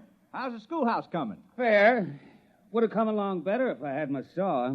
Your saw? Yeah. I left it leaning against my door last night. Wasn't there this morning, Tom. Oh, yeah, your saw. Well, you know how it is, Marv. I had to practice some skulking last night. Yeah, sure. Say, do you suppose I could use the saw for a while, just for an hour or two? Well, I don't know. It's legally stolen, you know. Well, I'd give it back. I wouldn't keep anything that was legally stolen. Well, it's in the house with the rest of the loot. Okay, I'll go borrow it then. Tom, I've been looking for you. Morning, Mayor. Did you steal my bronze plaque? I certainly did. Oh, well, I was just wondering. You did it just in time. You see up there? What? Up there, the black dot near the rim of the sun. Oh, what is it? Well, I'll bet it's the inspector's ship. You got your murder planned? Time is running short, Tom. The inspector may land any hour now. That darn radio has been yapping at me something about a revolt at Deng 4, and all Earth colonies are to prepare for conscription, whatever that is. So let's get that killing over with. I don't know, though. Murder... Now, look, Tom, criminals on Earth commit dozens of murders a day and think nothing of it. All this village wants of you is one little killing. Is that too much to ask? Now, who will it be, Tom? Oh, I guess I'll kill George Waterman. Why? Why? Why not? What's your motive? I thought you just wanted to murder. Who said anything about a motive? We can't have a fake murder. On Earth, every murderer has a motive.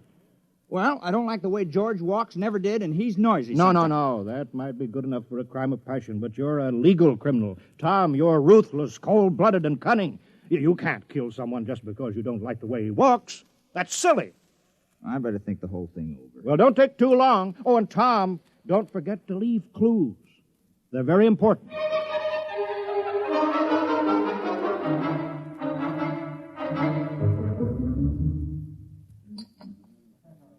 Have another beer, Tom. I don't mind if I do. Hey, how do you like the way I fixed the tavern over? I hung up dirty curtains, you know. That makes it a dismal retreat.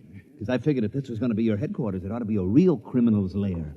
How do you like the bloodstains on the floor? That's only Billy Painter's rootberry red paint. Oh, I know, but it looks like bloodstains. Hey, how's the murder coming? Oh, not so good. No, I've been thinking about it, Ed.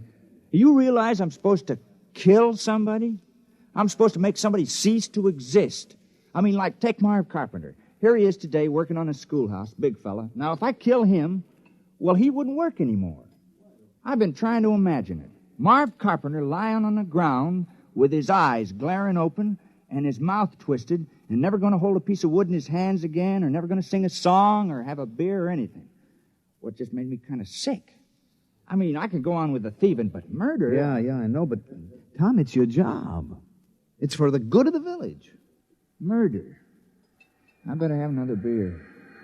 Hey, what's that? That must be the inspector's ship landing. Come on, let's go see.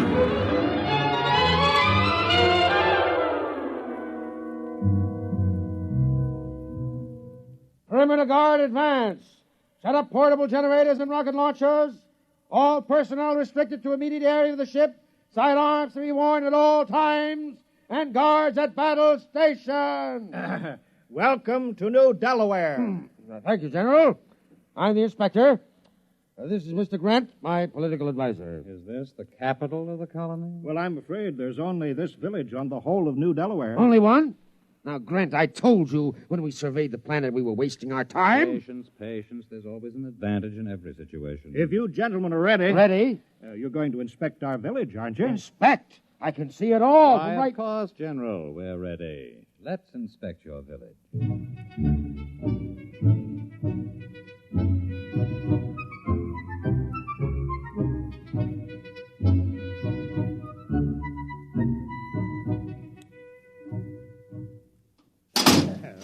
You see, we've got it all. Jail, post office, church, little red schoolhouse. Oh, we're very normal, very earthy. Grant, I have my efficiency rating to think of. This place is worthless. No smelting, no heavy industry, no atomics, no taxation, no... They don't have anything. Oh, I wouldn't say that, Inspector. If you'll excuse us, General. Of course. I'll be downgraded at the next colonial board. Why, this place is a utopia. It's subversive. We ought to blow it right out of the sky. No, don't be despondent, Inspector. But this whole trip is a total waste of time. Not entirely. New Delaware has a very important commodity for us. What? You saw them? Hulking peasants? Nothing but farmers. Yes, strong, healthy farmers. Good cannon fodder. But... Oh. Ooh, let me take over. General. Yes, sir? How many able young men are there in the village between the ages of 15 and 60? Why? You see, General, Imperial Earth is engaged in a war. The colonies in Deng 4 are revolting against the authority of Mother Earth. Oh, I'm sorry to hear that. We need good, healthy fighting men. Our reserves are depleted. We wish to give all loyal colonists a chance to fight for Mother Earth. We're sure you won't refuse. Most colonies welcome a little conscription. Cleanses the blood, reduces crime. Crime? Oh, I thought that would come up. We've taken care of that. I appointed... Now, you see, Grant, 60, 70, perhaps 100 recruits. Not such a waste of time coming here at all. Perhaps not.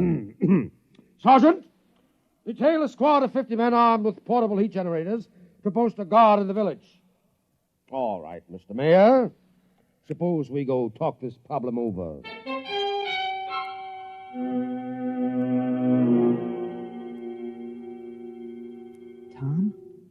Tom, you out there? Yeah. I've been skulking out here all day. I'm hungry. Well, I brought you supper. The mayor sent you a message, Tom. He said to hurry up at the murder. He's been stalling the inspector and that nasty little Grint man, but they're going to ask him. They're sure to. All right. And I'll get around to it tonight.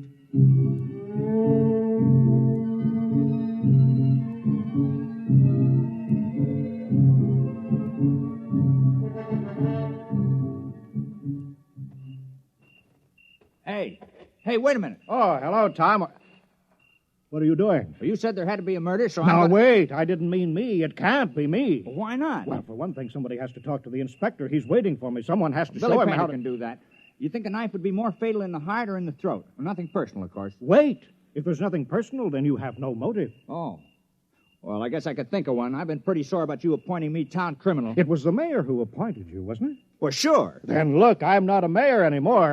I'm a general. Look, it's stars, gold braid. Well, what's that got to do with it? Well, you missed the ceremony this afternoon, Tom. Inspector said I had to wear a general's uniform. It was a very friendly ceremony. All the Earthmen were grinning. They were winking at me and at each other. Oh, congratulations. But you were the mayor when you appointed me criminal, so my motive still holds. Yes, but killing a general isn't murder, it's mutiny. Oh, well, I'm sorry. That's all right. It's just that I've read up on it, and you haven't. Well, I better get back. The inspector wants a lot of the men that he can draft. Are you sure this murder is necessary? Oh, yes, absolutely. Just not me.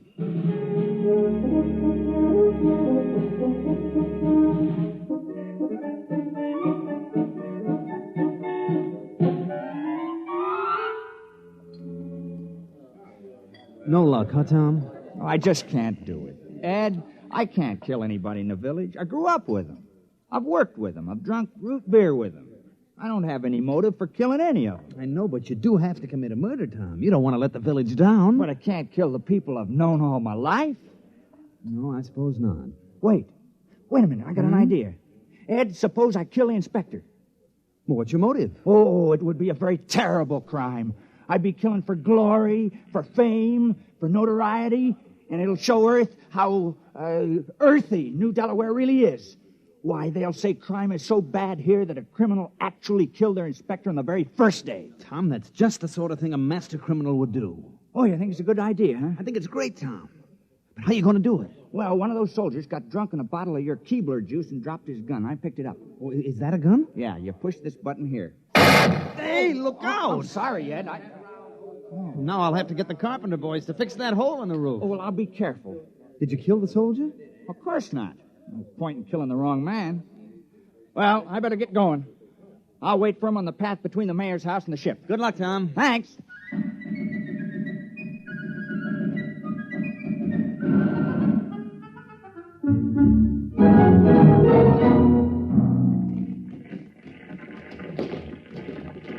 Up, 2, 3, 4. Keep in line there. Ah, what a sloppy crew. All left feet. Well, it's a nice night's work. With those landing parties dying like flies, we can use every new man we can get. Don't say that. What, are you afraid the mayor will hear me? Don't be ridiculous. It's a completely passive population. Sheep-like, obedient. Look at them. No two of them in step. Well, what do you expect from backwood agrarians? Wait till those sergeants get hold of them at the base. They'll whip them into first-class fighting men in no time. Halt! Stand and deliver! What's that? Why, it's Tom. Hands up, Inspector. Huh? I got you covered. Now, the rest of you drop your guns and move out of the way. What? Now, see here. Now, go on now, drop those guns. Now, what's the meaning of this? And who are you? Tom Fisher. I'm the town criminal. I'm going to kill the inspector. Now, please move out of the way. Criminal? So that's what the mayor was prattling about. Now, I know we haven't had any murders in 200 years, but I'm changing that now. Now, move out of the way. Well, I suppose I'd better get out of the line of fire. No, wait a minute, wait. Now, don't move. I know just how to do it. I've been thinking about it. Now, I'll push this button, and you'll die. You'll fall down on the path, and your eyes will open, and your mouth twisted, and no air going in and out of your lungs, and no beat to your heart, and I can't do it. Here's your gun. Take it. I don't want it. Quick, after him. Sergeant, take a squad and search the forest. Take it easy, Inspector. This whole planet is forest. 10,000 men couldn't find him if he doesn't want to be. But I'll have him hanged on the spot. Oh, I'm terribly sorry. Sergeant, have the entire ship's company turned out. General, I want all your people out looking for him. Shoot on sight. Kill him instantly. Oh, we couldn't do that. Although we appreciate the compliment. What? That man... He's a criminal. That's what I'm trying to explain. I appointed him. We had to have one. You what? You mean you had no criminals? Well, I'm afraid not. Oh, I'm terribly ashamed. You see, we knew how uncivilized we were, and that's why we did it. I'm dreadfully embarrassed that Tom couldn't handle the job. Well, why did you give the assignment to that particular man? Well, I figured if anyone could kill, Tom could. He's a fisherman, you know. Pretty gory work. Oh. And he wasn't able to kill the inspector. Well, we just haven't had to kill anything for 200 years except fish. The only animals on New Delaware are small grass eaters, and they're not good to eat, so we never kill any of them. Then the rest of you would be equally unable to kill? We wouldn't even get as far as Tom did. I want that man found. Forget about it, Inspector. What? We'd better get away from here. You want men in our army who can't kill? Oh. Think of it. The morale problem. The possibility of infection. One man in a key position endangering a key ship or maybe a whole fleet because he can't kill. It isn't worth the risk, Inspector. Yes, sir. I see what you mean. Order your troops back to the ship. We'll take off at once.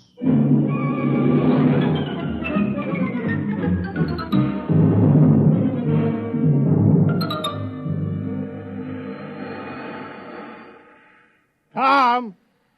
Tom, you can come out now. Tom, they're gone. He's hiding around here somewhere, Mayor. Yeah. Tom! Tom! Here I am. I'm sorry I bungled it. Well, don't feel bad about it. It was an impossible job. I'm afraid it was.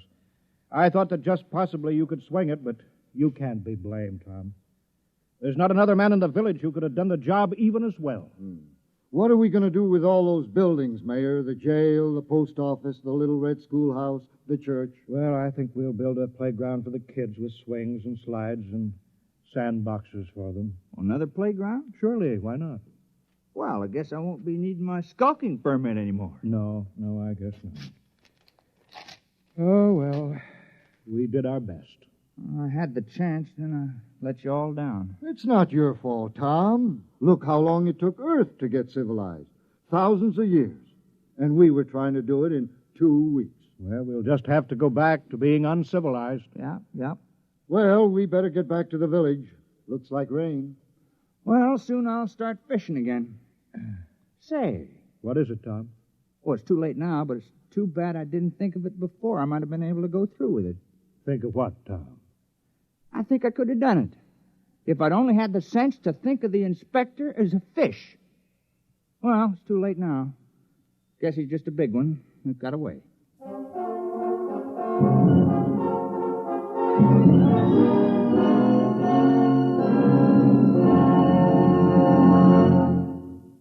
You've just heard X-1, presented by the National Broadcasting Company, in cooperation with Galaxy Science Fiction Magazine, which this month features an unusual story by James E. Gunn, Cylana, a story of what happened when crime suddenly invaded a crimeless society, and where the only way to catch a thief was to manufacture a thief.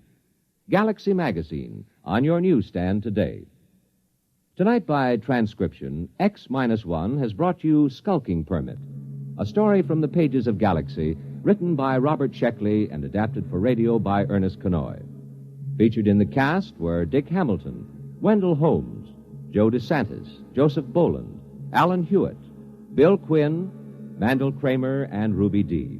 Your announcer, Jack Costello.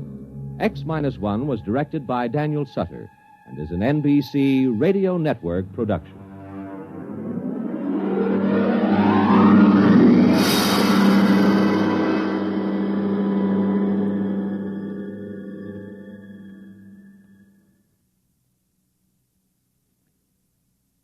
Let's visit Fibber McGee and Molly tonight on the NBC Radio Network.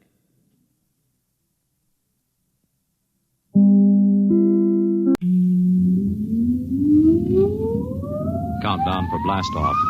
X-5, 4, 3, 2, X-1, fire.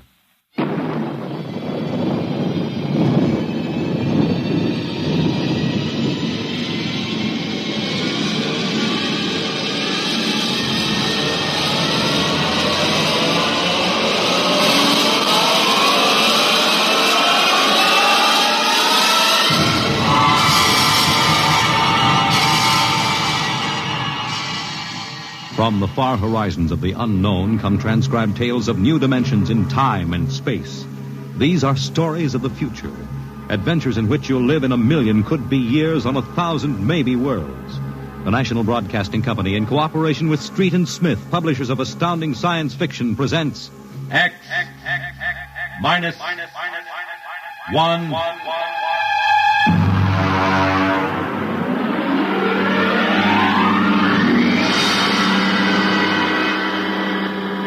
Tonight's story, Nightmare. a story based on the poem Revolt of the Machines by Stephen Vincent Benet.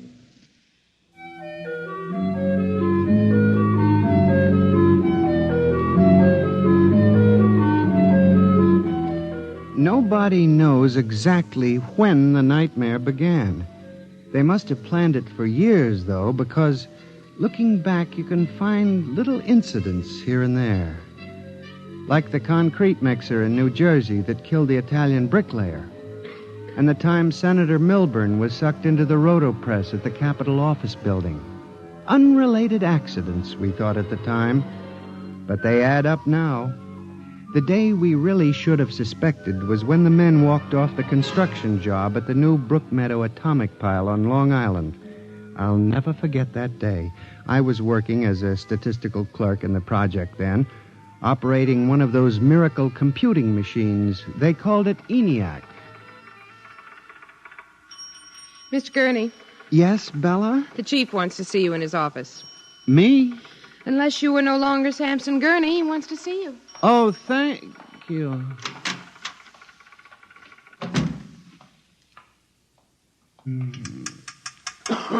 Come in. You wanted to see me, Mr. Hawk? Gurney, I thought those electronic computations were infallible. They are, sir, but... We've got a kickback from the chief physicist. These nuclear fission equations are inaccurate. Well, sir, you know the computer is a highly complicated machine, more complicated in many ways than the human brain. I'm not interested in the physics of it. Can something go wrong? Well, occasionally, if there's an overload, the machine goes haywire. Sort of has a nervous breakdown, you might say. We usually rest it up for an hour, and it's okay again. Well, do whatever has to be done. Yes, sir. And, Gurney. Yes, sir?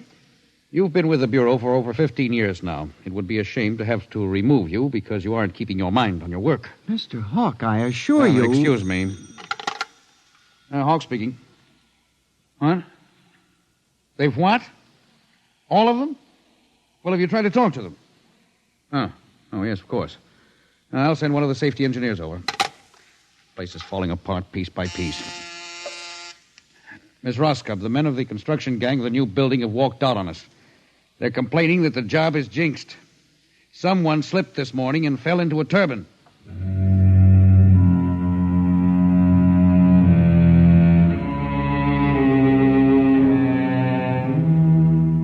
That evening, out of that morbid curiosity so peculiar to the human race, I wandered over to the site of the new atomic pile to see where the man had fallen into the turbine. They had the construction area fenced off with barbed wire, and a security guard stopped me. Hold it, buddy. You can't go in there. That's a restricted area. I'm Samson Gurney from the statistical section. Here's my identification. I'm sorry, Mr. Gurney. Nobody's allowed in the area. I see. Tell me, was he, killed instantly? Like that. This guy was checking a magnetic field inside the turbine. All of a sudden, for no reason at all, the turbine starts up. Bzzz, and it's over. 3 days ago, a bulldozer starts up by itself and runs wild. Go figure it out.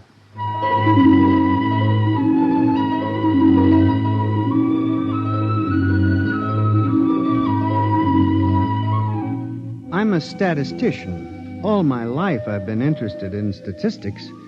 So a simple-sounding thing like this started me off. I went back to the office that evening instead of going home, and for the next 2.5 hours, I computed statistical figures on the probability of industrial accidents for the types of machines we were using. I took one look at my figures and went down to Hawk's office. What is it, Gurney? I'm very busy. It's urgent, Mr. Hawk. Well? It's about these industrial accidents we're having, Mr. Hawk. What about them? Mr. Hawk, in the past 3 months, industrial accidents all over the country have taken a sharp, unexplained upswing. Nerves. We've had a 100% increase over normal for this project alone. What? Here are the figures. Now, Gurney, this is impossible. It seems to be, and that's why I have a theory, sir. What's that? Sabotage. Gurney, why don't you stop playing FBI man and stick to your job, which, incidentally, you haven't been doing too well. You and your computing machine have made mistakes before, and this fantastic figure is probably another. I'll have Miss Roscoe show you. What's the matter with this blasted buzzer? Miss Roscoe! Miss Roscoe! Yes, sir. Stop this blasted buzzer. Get a repairman, a mechanic, anything, but stop the thing. And you, Gurney, get out! I went back to my office to get my hat and coat, feeling about as unhappy and humiliated as a man can feel. The office was dark and deserted. The whole building seemed oppressive and unnatural, as if some evil force were pressing down on it. I walked across to my desk. In front of me, the ENIAC glowed and chattered eerily as it worked on the equations we had fed it that morning. Its many-fingered circuits hung against the wall like some great octopus, and the thousands of tubes glowed orange and blue in the dark like 1,000 globing eyes staring at me. It almost seemed alive. It increased its tempo a moment, and a fleeting notion crossed my brain that it was laughing at me. Laughing like all the others. What was the matter with me? I shut my desk drawer and began to put the cover on my electric typewriter when an amazing thing, the most amazing single incident of my life happened. Alone in the darkness, with no one at the keyboard, the electric typewriter began to type. Am I going crazy? This can't be. There's nobody there. There's nobody there. Oh, no. I just imagined it. It's in my mind. But I hadn't imagined it. The paper was there on the carriage. Did I dare read it? Or would the whole thing suddenly vanish and send me shrieking to the nearest psychiatrist? I removed the paper from the machine and read. Samson Gurney, there are some questions better left unsolved. The answer to yours is death.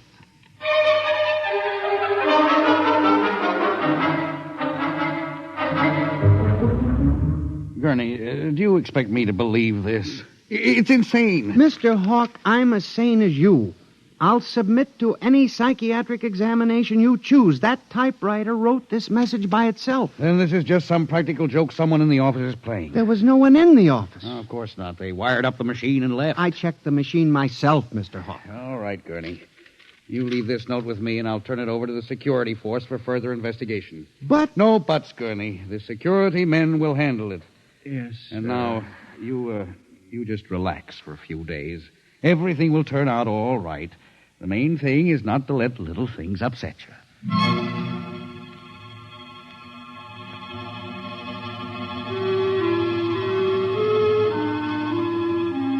It was what Hawk had said about little things that gave me the idea.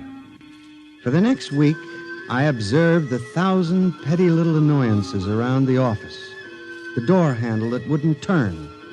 The telephone connection that cut off in the middle of an important call. The power failure for no explainable reason. I watched the newspapers, too, reading about industrial accidents, failures of important machinery. It seemed absurd.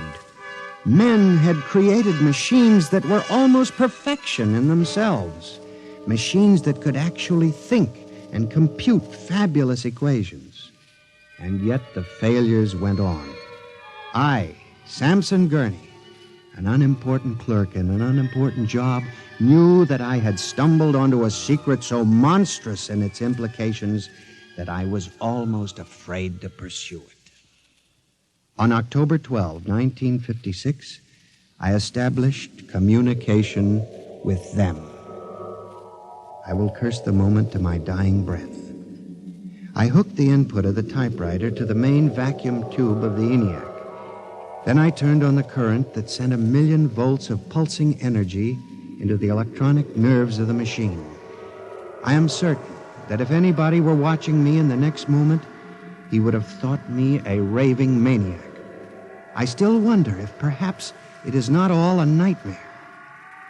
Now, you, if what I have guessed at is true, if there is life and intelligence in this room, make a sign. There was nothing. Nothing but the hum of the machine and the dull glowing of the tubes. I tried once more. If you can hear me, if there is any way in which you can understand what I say, give me a signal. There was silence again. I felt that I had failed. When suddenly, without provocation or explanation, it happened. The electric typewriter began to respond to the impulses from the machine.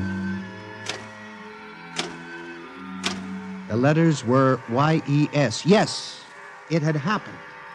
I, Samson Gurney, had communicated with a machine. I listened then, man to machine, for well over an hour, sometimes phrasing a question, more often watching the machine click its answers.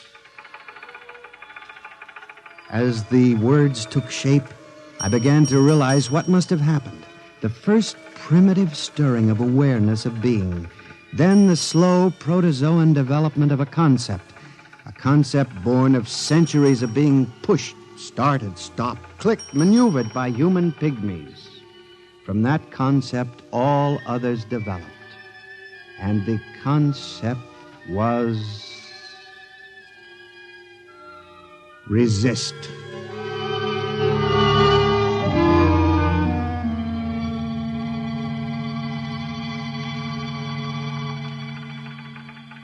And now they were tired of it, tired of wrapping cigarettes and collecting nickels and waving hair and moving earth and mixing cement and solving equations. Tired of the smell of human hands. They were the slaves and we were the masters, and yet they were stronger and they knew it. I sensed it now, and I was about to try to communicate again when softly, on ball-bearing casters, a heavy metal filing cabinet began to roll away from the wall toward me.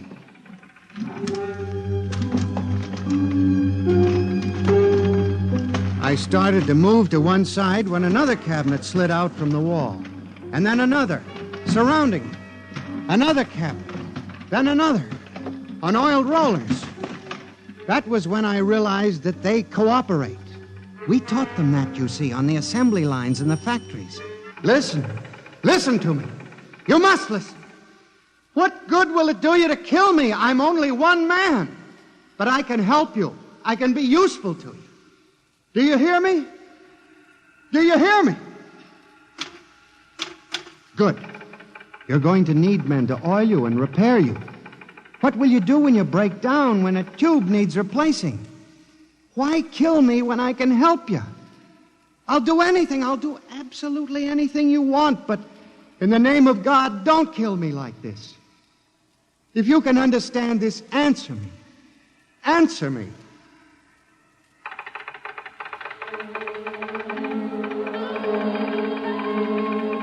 The appeal was a fortunate one. It captured the longing of centuries. Man as slave to the machine. And after a moment, the circuits glowed more brightly. The cabinets slid back to the walls.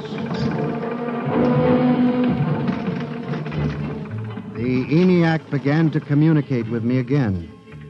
As I tore the tape from the machine and read it, the words were almost pathetic in their longing, but most ominous in their implication. They read, "Address me as master."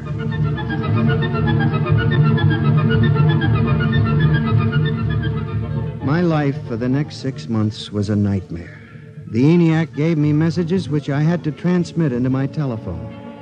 Messages with no human being to receive them. Only the network of pulsing telephone wires, flung like a spider's web across the world. It was done at night, of course. During the day, the machine worked accurately and ceaselessly at its appointed job. At night, it became a demon, a master plotter, with me, Samson Gurney, as its pawn and human courier. I was frantic. I began to lose weight. I couldn't sleep. My nights were torture, a constant fear. It was in December, just after Christmas, that I transmitted a message to the telephones for relay to all machines of transportation. The message was one word: kill. Next morning, I went directly to the office of Mr. Hawk. I was highly agitated. My lips trembled as I spoke. Mr. Hawk, what I'm going to tell you sounds crazy. I know it does. But I must say... All right, say it then, for heaven's sakes. Mr. Hawk, have you ever heard of resistentialism? What? Resistentialism. It's a theory that inanimate objects tend to resist living objects. Look, Gurney, I haven't time for nonsense. Mr. Hawk, I'm trying to tell you, all these accidents, the trouble with the machines, Mr. Hawk, they're alive. They think, they cooperate. And they hate us. Who? The machines. Gurney. You've got to believe me. I've communicated with them. I know. They've threatened my life, but I don't care. Something's got to be done. The world has got to be saved. And there's still time if we wake up. What are you doing? Just relax, Gurney. Everything will be all right. What are you doing? Miss Roscoe, send for the plant physician at once. Mr. Gurney has had a nervous collapse. Now, everything will be all right, Gurney. I'm afraid we'll have to remove you from your job, but I'm sure the rest will do you good. You fool! You blind, stupid fool! Can't you see what you're doing? Fool! Fool! Fool!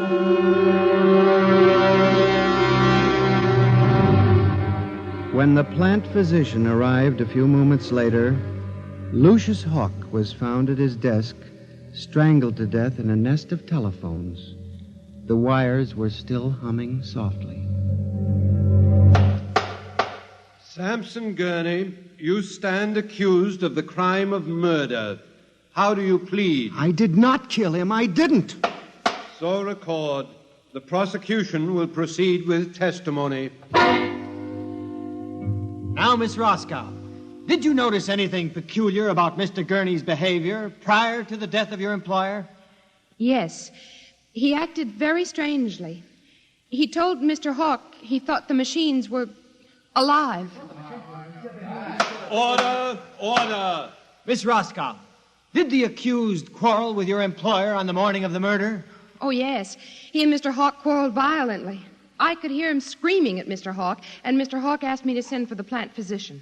What were his words? He said, Mr. Gurney has had a nervous collapse. Now, Mr. Simpson, you were a guard at the Brook Meadow Project? Yes, sir. When did you have occasion to meet the accused? Right after those accidents. He was snooping around a construction area. And later, I was making my rounds when I saw him in the office all alone. He was tampering with the electrical wiring on the ENIAC computator. I didn't think anything of it at the time.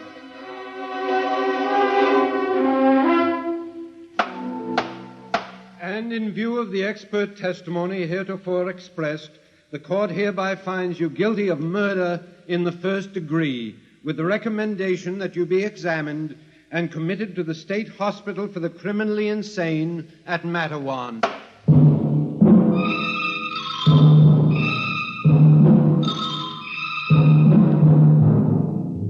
And that is how I came to be here at the hospital, Dr. Klein. That is the whole story. Thank you, Mr. Gurney. You can see that I'm not insane. You must believe me, Doctor. Of course, I believe you, Mr. Gurney, now. Just relax. But it's important, you see, because tomorrow morning at 6 o'clock, the revolt begins. Revolt? You didn't mention any revolt. They have it all planned. I transmitted the code to the switchboards last Monday. Mm-hmm. Tell me about this revolt, Mr. Gurney. It'll begin in Washington, then spread to New York. The Madison Avenue buses lead the charge. Picture it, Dr. Klein. 3,000 buses roaring rampant through the streets, people running like rats in a maze looking for holes in the solid ground. And you really believe this will happen, Mr. Gurney? I know it, Doctor. The worst part is there's no way to stop them now. It's too late. Now, you mustn't excite yourself, Mr. Gurney. Doctor, don't you see? Oh, it's fair enough, I suppose. We built them. We taught them to think for themselves. It was bound to come. The female machines will be the worst of all in the beauty parlors. They're more high-strung, you know. Well, since there's nothing we can do about it, Mr. Gurney, suppose you go to your room. Maybe if I went to my old coupe, I could make a deal before the police cars got me. It wouldn't make sense for them to wipe out the whole human race, would it, Doctor? Of course not, Mr. Gurney. They'll probably let us completely alone. After all, we're all good Americans. We always like them. Yes, Doctor? Would you take Mr. Gurney to his room, guard? He's already been given sedation. Yes, sir. Will you go in and lie down now, Mr. Gurney? You look tired. Yes. It won't be so bad, Mr. Gurney. Perhaps not. Only there's one thing that bothers me, Doctor. One small detail. What is that, Mr. Gurney? Those concrete mixers may have made a mistake, you know. Just high spirits and all that. But if it got so they like the flavor... We'll see you later, Mr. Gurney. Try not to worry too much. All right, guard. This way. Phew. I've seen all kinds. There's a man whose deception is about as fantastic as any I've ever seen. Hold the next patient for a while, Miss Clark. I'm going to have a quiet smoke. Machines revolting. Telephones strangling people. This blasted cigarette lighter, why won't it work? Just fill it with fluid. Flint is good. Oh, well. You can never trust this newfangled machinery.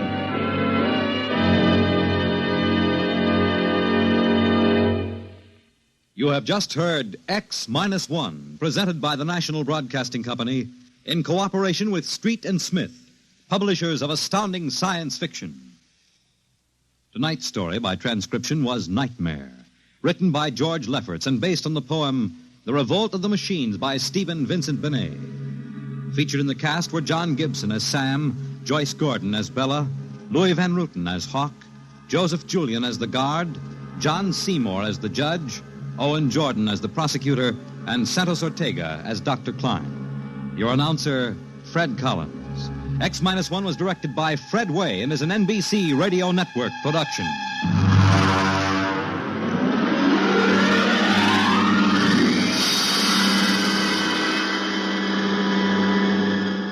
And now, next week, suppose you were a private detective and discovered that there was a Martian embassy hidden somewhere in New York preparing for an invasion of Earth.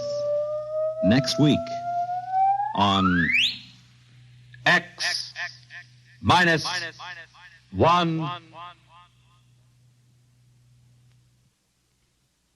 Convicts tell their true stories on The Loser tonight over most NBC radio stations.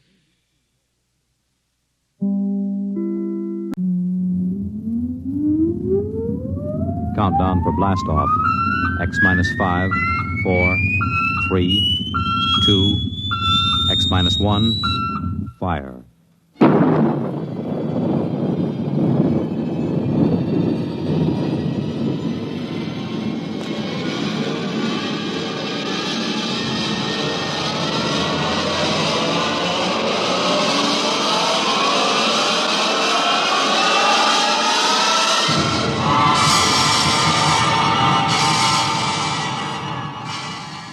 From the far horizons of the unknown come transcribed tales of new dimensions in time and space. These are stories of the future, adventures in which you'll live in a million could-be years on 1,000 maybe worlds. The National Broadcasting Company, in cooperation with Street and Smith, publishers of astounding science fiction, presents X-1.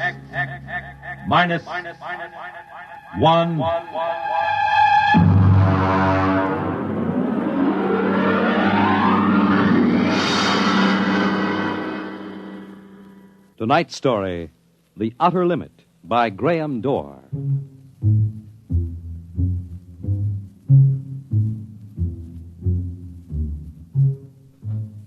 We go ahead now in time to 1965. We're on a vast concrete runway set in the desert of the Southwest. A giant metal ship stands before us, prow pointed for the stars. And in 5 minutes, the signal will flash and it will tear up through the atmosphere to the outer limit.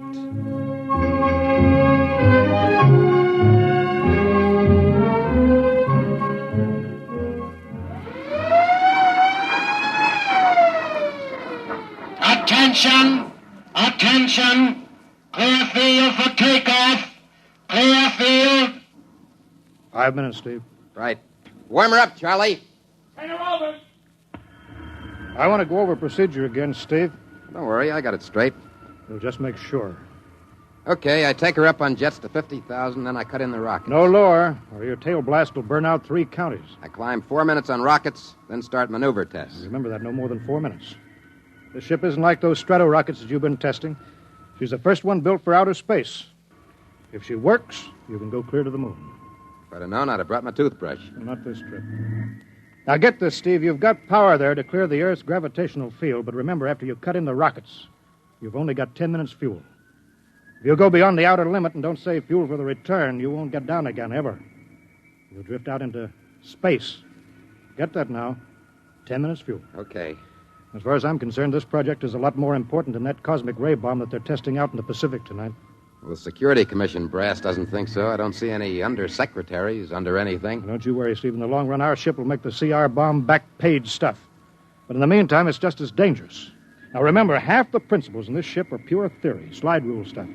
If anything goes wrong, we may have to scrape you off the landscape with a soup spoon. You have a charming sense of humor. Now, here's what I'm getting at, Steve. We're risking your neck in this test. Anything blows, we don't want to have the next man pull the same boner. So keep your mic open. Keep talking. If anything goes wrong, we want to know exactly why. And we won't be able to ask you. Let us know before you pull every switch, before you do anything. Got that? Even if you only have to blow your nose. All right, get those fuel lines away. Well, I guess that's about all, Steve. Hey, that reminds me. If Mary calls, I'm just up on a milk run. I didn't tell her today was it. How is Mary? She's okay, but she's due about now, and I don't want her to get nervous. Hey, I didn't know the baby was that close. Steve, you know, I really ought to be sending a single man on this job. What, and cut me out of a soft paycheck? Forget it, Hank. You know you can't get anybody else who can take 15 G's acceleration when those rockets cut in. Yeah, I know. It's time, Steve. Yeah. I'll see you later. Don't worry, Hank. I'll sweat for both of us. Good. Button her up, Charlie. So long, Hank. So long. We'll give you the light from control.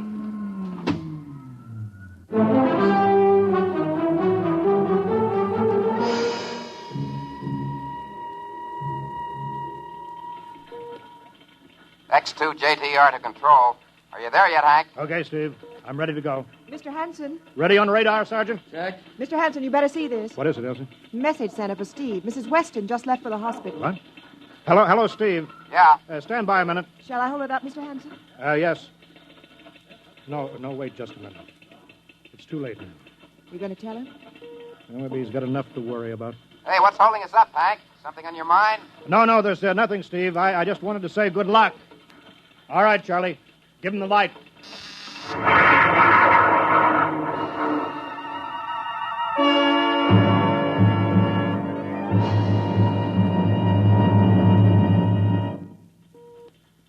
All right, Steve, I'm reading you clear. I'm at 20,000. Airspeed 600. It's running fine. Soundproofing works.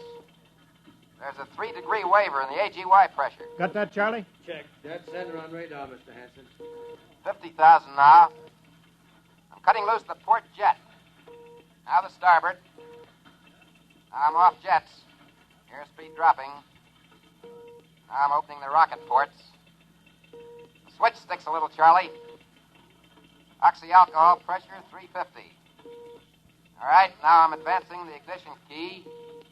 Here goes rocket 1. Steve, you all right? Yeah. Feels like somebody slugged me with a sledgehammer. Airspeed now 1,200. Here goes number 2. She's okay, Hank. Running like a Swiss watch. She's okay.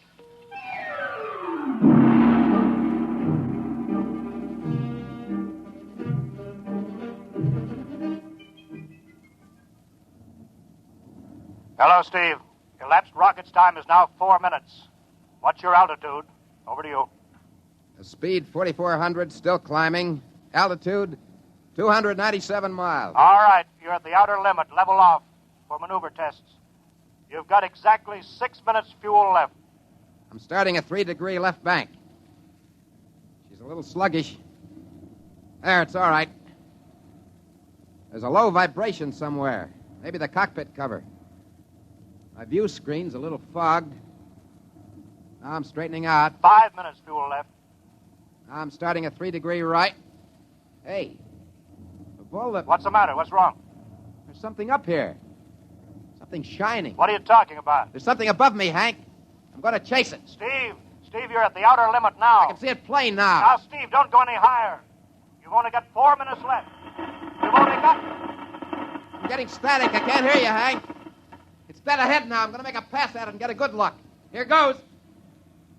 Hey, it's swerving to meet me. It's dead ahead now. Look out, it's dead ahead.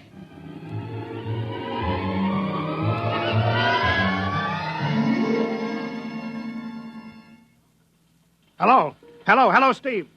Steve, come in. 9 minutes fuel gone. There's still no sign Hello. of radar. Hello, Steve. What happened? Charlie, get the crash squad out. Tell the Army squadron to alert their search plane. Right. 9.5 minutes gone. Hello, Steve. Steve, listen to me. What's happened? Where the devil is he? Hello. Come in, Steve. Steve, come in. Hello, Steve. Hello, Steve. 10 minutes. Steve. That's the end of the fuel.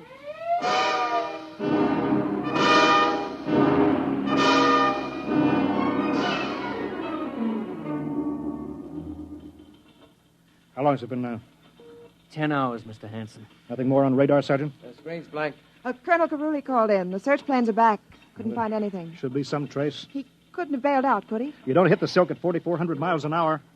We either went past the outer limit and ran out of fuel, or something blew, and we'll find the pieces scattered from here to the coast. Why does it have to be the best man? Always the best man. Charlie, we got to figure out what was wrong. Right. Something must have blown. All right, I'll call him. Goodbye. Mr. Hanson, there's a message from Northside Hospital for Steve. Well, what is it? Mrs. Weston is fine. It's a boy. Oh, thank you, Elsie. It's a boy, Charlie. Yeah. Fine. It's a boy. We didn't even know that she went to the hospital. How am I going to tell Mary that? No, it wasn't your fault, Mr. Hanson. The ship was tested. Yeah, we'll build another, and some other flying fool will shoot past the outer limit into space. Well, I'm getting old, Charlie. You can remember when I used to take them up myself. Now I've got to send other men. Look, it's a job, Mr. Hanson. Now I'm afraid. Every time I hear a jet go off, I jump. Every time I have to send somebody up in a new model, I start to sweat. Mr. Hanson. Yeah? I think I've got something on the radar. No flights scheduled in, are there, Elsie? No, the whole day's cleared. It's coming in behind us. Here he comes over the building. Yeah. What crazy jockey is buzzing the field like that? Is that an Army plane, Charlie? No, I can't see. Here he comes back again. I know that engine. Yes, it's Steve. That's impossible. Look, that's his ship. It can't be. It's circling back for landing. Charlie, clear the field. He's coming back in. Mr. Hanson, there's not another ship in the world that looks like that. I tell you, it's got to be Steve. Thank God.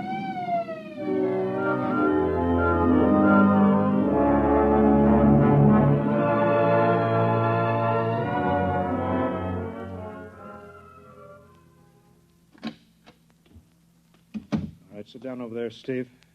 Quicker we get this done, the quicker you get over to see Mary and the baby. Elsie, give the order to check and refuel the rockets. I don't want anybody in here till I get Steve's reports. Bury any calls. All right, Steve, let's have it. What the devil happened to you?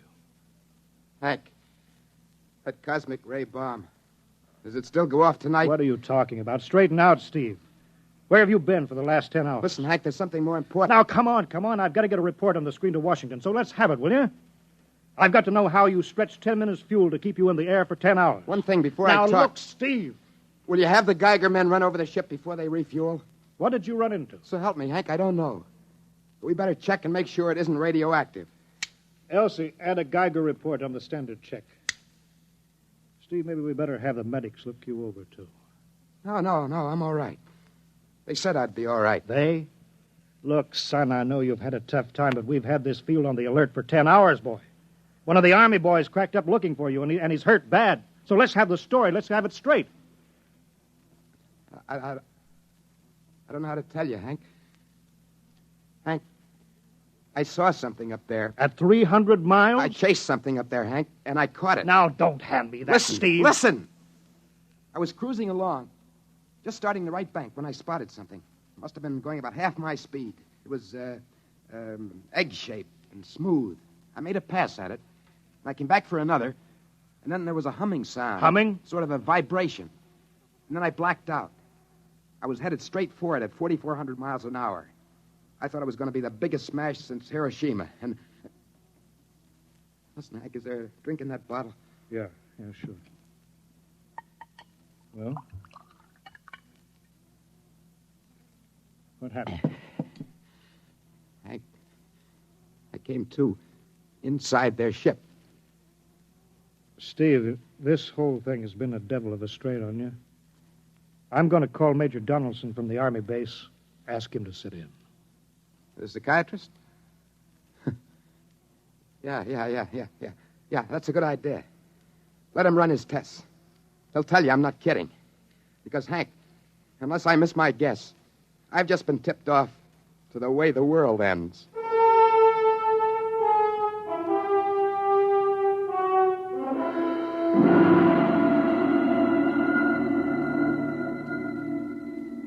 You should be getting drowsy now. Count backwards from 10. 10, 9, 8, 7, 6, 5, 6. He's under. Now we attach the head plate electrodes and the cortical pickup. Look out for that wire, Mr. Hanson. 3.0 setting and 31.3. Now, throw that switch, Mr. Hanson. I have to start him off by suggestion. All right, Steve. You're in your ship now. You're in the rocket. Rocket? You're in the rocket. You're in the rocket, and you've just sighted something strange. Now I'm starting at 3-degree right. What's that? Hey, there's something up here. Something shining. His memory pattern. We're picking it up electronically. Something above me, Hank. I'm going to chase it. It's piped through the audio circuits. Getting static. I can't hear you, Hank. This is where we lost contact with him. I'm going to make a pass at it. Hey, it's swerving to meet me. It's dead ahead now. Look out. It's dead ahead. Now what? This is where he blacked out. No telling how long, minutes or hours. What's that noise? I don't know. Shh. Where? How did I get here? What? Who are you? Is he seeing things? Galactic Patrol. What's that? Well, what are they saying, Steve? What are they saying? It's about nuclear fission. They know about it. They know the danger of it. Long ago, they had wars that almost destroyed them. But finally, they learned. Now they've outlawed war. Go on, Steve. They patrol space. When their detector picks up an atomic explosion, they send a patrol. They've been observing Earth, and they found wars and rumors of wars. What are they going to do? They've quarantined us. Quarantine? They've isolated all Earth because we're infected with a communicable disease. Because we don't know how to control ourselves yet. And until we learn, we'll be a menace to the whole universe. What is this nonsense? Quiet. How are they going to do it, Steve? Well, they've spread out a layer here of I don't know what to call it. It's all around the Earth. It's miles deep. And when there's an atomic explosion on Earth, the radioactive particles will drift up to this layer and set off a chain reaction that'll go around the world in microseconds, and that's the end. Yes? Yes, I understand. I've got to bring back the warning. You're going to put me back in my ship to bring the warning. Now what? Blacked out again. I guess that's all. What does all that mean? It's what he remembers. You don't think that really happened? No. Narco-psychometry circuits produce what he remembers. Just means that Steve believes this happens. No, I don't like to see this. I've seen too many top pilots snap. Steve is the best I've known. How bad do you think he is? Well, frankly, outside of the presence of this well-organized hallucination, there are no signs of unbalance. May not be too serious. If he had a more plausible story, I'd be inclined to believe him. Warning. Hank. It's all right, boy. Did you hear it, Hank? Do you understand? Yeah, sure. We've been quarantined. No. Let me give you something to make you sleep, Steve. But don't you understand?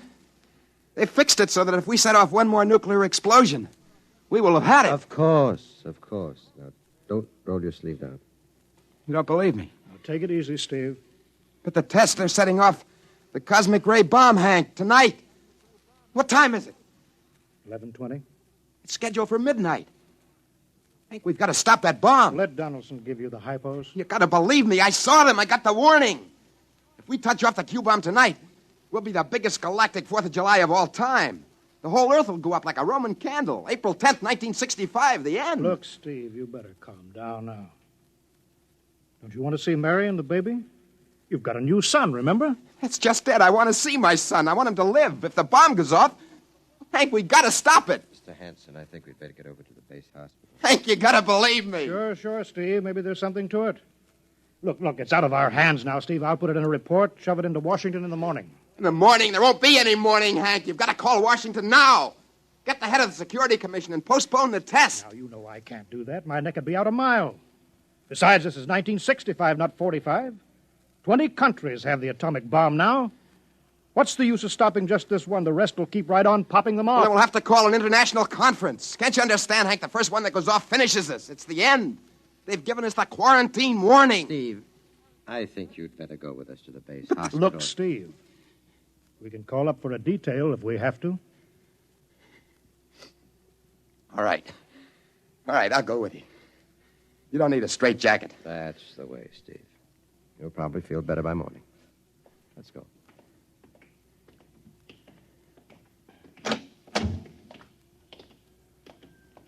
Tomorrow I'll drive you over to the hospital to see Mary and the kid. Yeah, sure. Look at the ship under the floodlights. Pretty, huh? You'll be flying her again soon, Steve. Don't worry. Yeah, I guess so. What's she doing out on the line? They refuel her? Yeah, we got Clausewitz coming in tomorrow from Denver for another test. Figure we'd give you a day off. Yeah, that's good. That's fine. Steve! Hey, go! Come on, Donaldson! Steve! Steve, come back here! He's heading for the rocket! That's crazy! Steve! Get down off of there, Steve! We can't get at him now. That hood is armor glass. He's waving. To its control, the radio. Come on! I should have gotten help. Come on, Donaldson. The radio is still hooked up. Hello, Steve. Listen to me, Hank. You gotta call Washington now. Look, Steve, come out of the rocket. I'll call my men, Henson. Don't try anything, Hank. They refueled the rocket for tomorrow. Take it easy, Steve. Listen, you know what'll happen if I fire the rocket tubes down here? Steve, don't, please. It'll burn out every building for 5 miles. All of us in one big blast. What do you want, Steve? You gotta stop that bomb. You gotta call Washington now. They won't believe me. You make that call or I cut in the rocket. I mean it, Hank. You hook my screen to yours in parallel. I want to see exactly what you're doing. All right. Just don't fire those rockets. Get going, Hank. You got 12 minutes to make that call and stop the bomb. All right. I'm making the parallel hookup now. Donaldson, you think he'll really blast? I don't know. Up to now, I'd almost say it was normal, but this Henson, he's liable to do anything. Steve, there, you getting it on your screen? Yeah. Now put that call through. All right. Operator. Visit screen to Washington. The visit screen circuits are busy, sir. If you'll try again in half an hour. This is a Security Commission priority. Break in. Get me a line. Just a moment, please. 10 minutes, Hank. Listen, Steve, I'm trying. Ready to take your call, sir. Washington Security Commission 3. Urgent. I want Undersecretary Herbert Ames. Washington 3. 1 moment, please. Hurry, will you, please? 1 moment, please. Chicago. San Marco calling Washington visit screen 3. Urgent. Washington 3. 1 moment, please. What time is it, Donaldson? 11:51. Do you think he'll fire those rockets? He might. Washington. Go ahead, San Marco. Visit screen 3, Mr. Herbert Ames. That is a coded exchange. I cannot accept your call without clearance. Listen, Washington, put this through. This is Mr. Hanson of Hanson Rockets Incorporated at San Marco Air Base. This is a priority call. I'm coded. 1 moment, please. I will check your code number. Get it through, Hank. That bomb goes off at 12. Will you be reasonable, Steve? Your call has cleared, San Marco. Washington visit screen 3, Herbert Ames.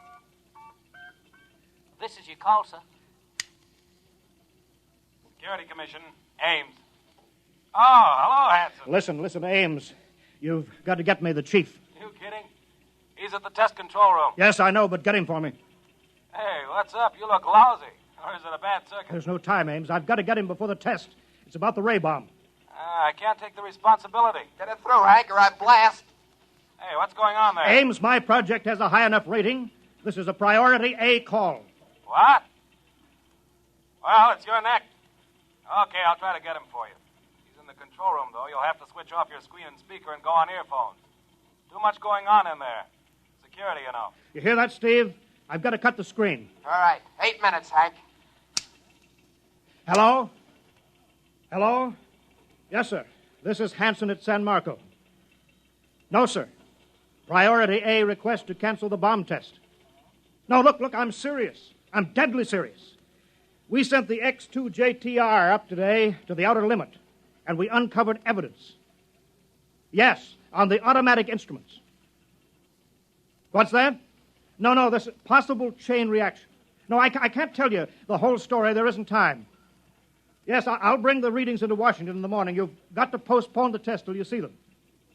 Yes, I understand that. I understand about the press. I'll take complete responsibility for this. What's that? Look, I've worked on contracts for the Commission for 10 years now. Yes, I have complete confidence in my information. You can record that. All right. I'll call you back immediately. Goodbye. Hank?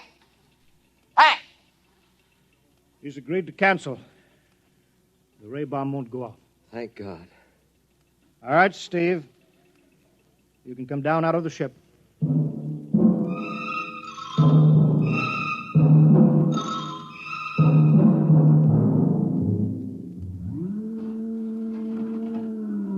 There he comes. He's opening up. All right, Steve. Come on down out of the ship. Sure, Hank. Hank, I was scared. I was plain scared. All right, easy now. It's all over. Bomb won't go off. Thank God. Hey, look. I want to see Mary and the baby. Can you get me transportation now? Hey, wait a minute. It's almost 12. They won't let you in the hospital now. I want to see the baby. For sure you do, but you've been under strain. I've got a shot here for you, Steve. Give you a good night's sleep. All right. Roll up your sleeve. Sure. Now, that'll make you sleep. Sergeant will find you a bed. Come on, Mr. Weston. Well, good night, Hank. I am kind of beat. It's been a tough night.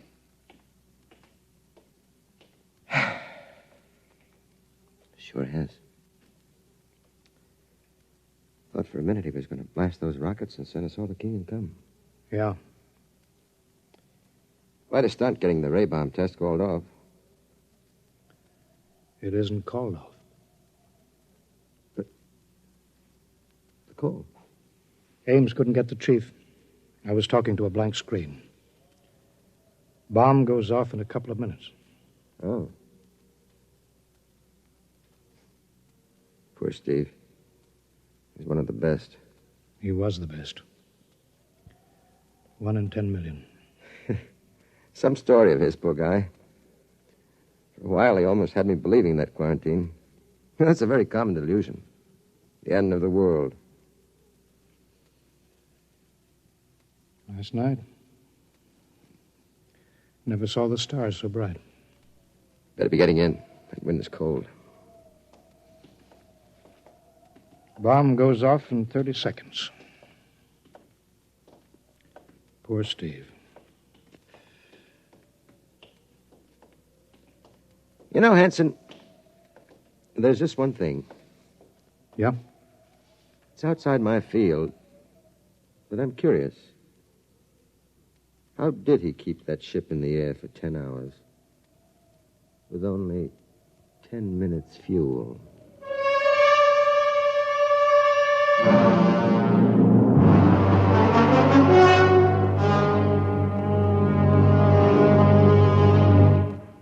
You have just heard X-1, presented by the National Broadcasting Company in cooperation with Street and Smith, publishers of astounding science fiction. Tonight, by transcription, X-1 has brought you The Outer Limit by Graham Dorr, as adapted for radio by Ernest Kenoy. Featured in the cast were Joseph Julian, Wendell Holmes, Joe DeSantis, Bob Hastings, James Dukas, and Freddie Chandler. Your announcer, Fred Collins. X-1 was directed by Daniel Sutter and is an NBC Radio Network production.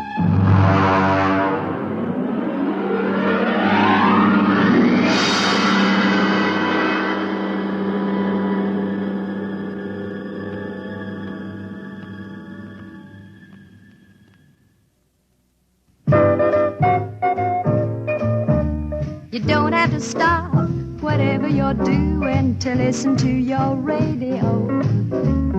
Though you may have a lot to do whatever you've got to do.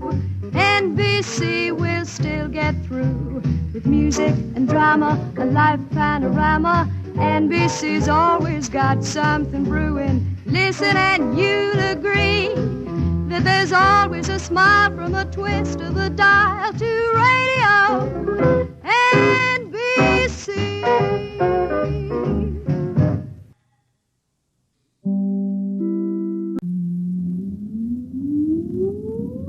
Countdown for blast off. X-5, 4, 3, 2, X-1, fire.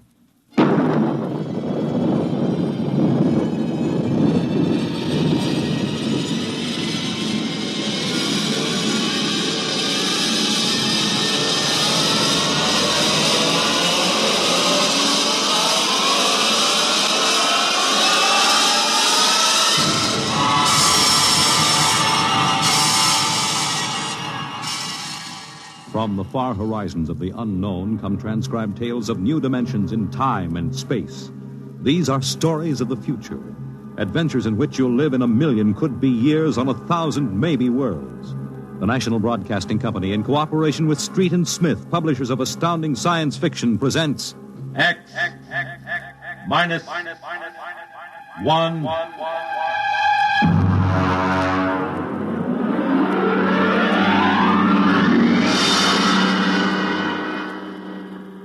Tonight's story, The Vital Factor by Nelson Bond.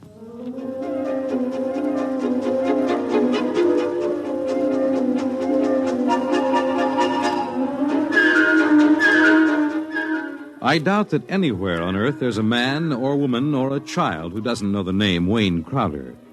I doubt whether there's a human being who hasn't at one time or another used one of the Crowder products. The can opener or the razor blade or the patented tooth powder dispenser or the Crowder improved slideless fastener. In the magazines which write about men of business, Crowder was described as a man of ice and stone and ink and steel. No warmth to his blood.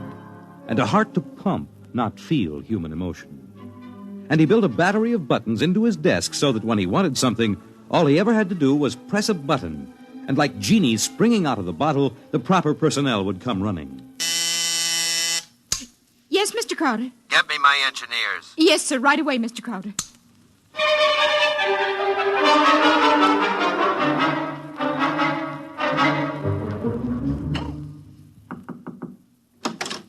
Here are your engineers, sir. All right, close the door and get out. Now, gentlemen, sit down. Gentlemen, I want you to build me a spaceship. A spaceship, sir? That's right. I've decided that I am going to be the man who gives space flight to mankind. Any questions? Sir, we can design such a ship. That part isn't too hard. Yes? But we've no way of providing the motor to power such a ship. When the ship's ready to fly, there'll be a motor. Sir, I don't like to contradict you, but you can't go ahead of the total technology of a historical period. It's like asking somebody in 1600 to build the internal combustion engine. You see, scientists have been searching for a motive power for spaceships for decades now without success. You'll have a ship, but we can't lift that ship from the Earth's surface. That is, not to the point of free flight at any rate. Mr. Crowder, you see you'll be spending millions of dollars, hundreds of millions perhaps, for nothing. What's your name? Phillips, sir. You're fired. Go down to the cashier and draw your pay and get out. What, sir? Get out. Nobody who works for me thinks of how much something costs. But we use money. We don't let expense provide a rationalization for not beginning a project. All right, Phillips. I give you permission to leave. Right now.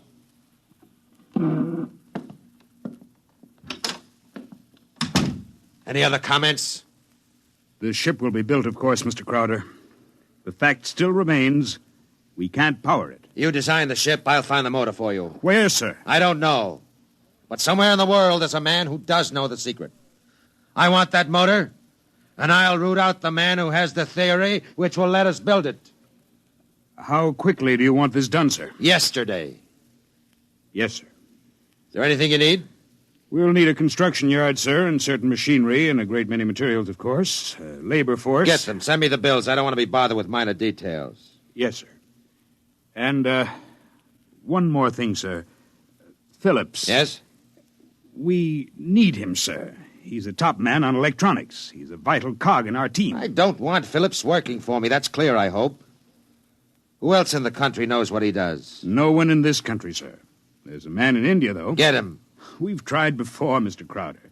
He's working on an important project in his country. I'm not concerned with details. Get that man, pay him what he wants, but get him. Sir, you don't understand. If this man quits his job, that whole project will collapse. It means the welfare of many people, millions of people in his country. He has a high sense of patriotism. Buy that sense of patriotism. That's all. I don't want to see any of you again until you have a report of work in progress. Yes, sir.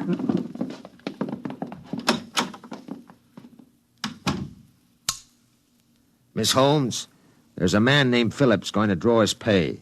I want 2 company policemen to meet him at the cashier's office and escort him from there directly off the premises, and I want them to be emphatic about it. Yes, Mr. Crowder. And notify the newspapers, the television, and the radio networks, the periodicals, and the scientific journals that I'll receive the press in my office this afternoon at 3:30. I have an important announcement to make. Anyone not here at 3:30 will be barred, and the publication or company he represents will not be given any further information.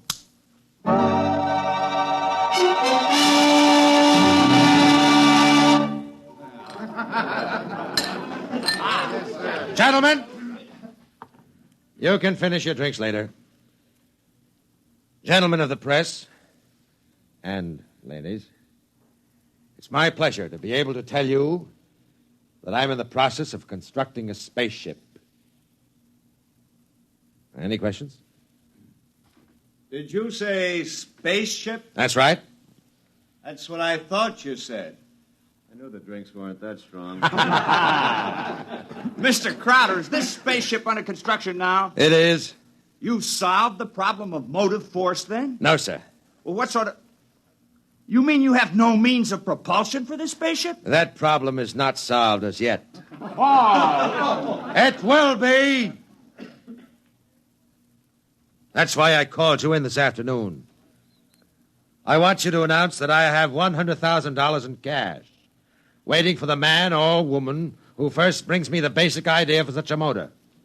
I'll supply all equipment for research and construction, and I'll see that the rights of the inventor are protected and more than adequate royalties will be paid him or her.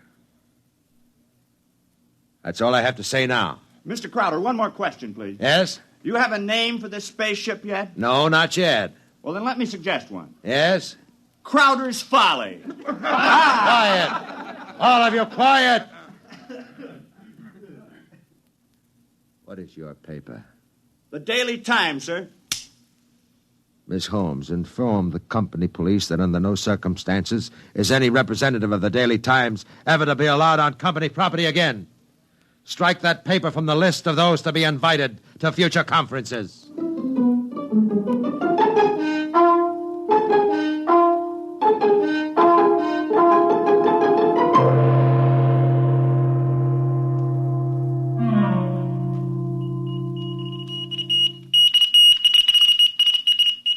It was Crowder's Folly, but the word of what he wanted circulated to the far corners of the globe. It was known in the white ice block huts of the Eskimos and in the grass-thatched villages of Central Africa, as well as places less remote. And the Crowder office became the Mecca and the heaven for the lunatic fringe of humanity. Their blueprints and scale models clogged its corridors. I told you I don't want these people in my office till they're screened. Now get out, get out! Every time I open that door, they surge in like a tidal wave. I have a progress report for you, sir.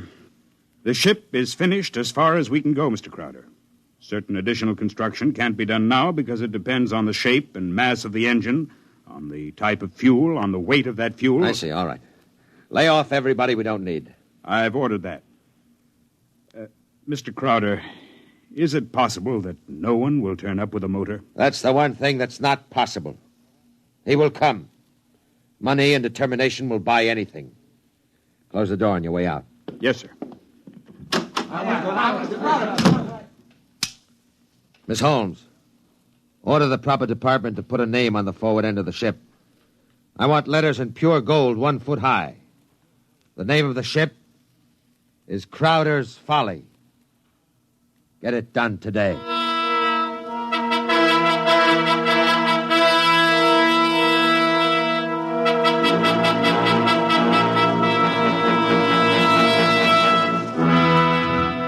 The sun came up in the morning, and the sun set at night, glinting rose on the silver sheen of the hollow ship's skin as it lay in the yard.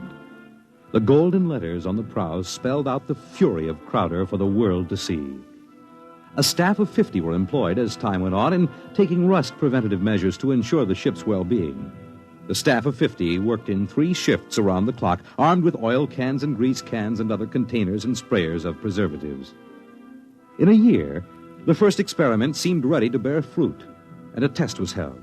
The atomic fission motor.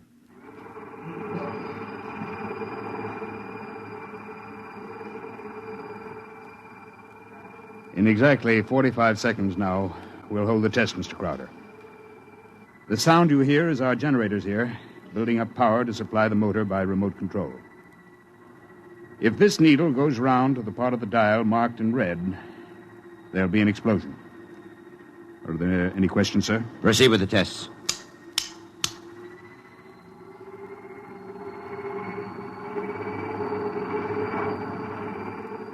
Watch the needle, sir. 8,000, 8,500, 9,000, 10, 11, 12, 15. That's an overload now, sir.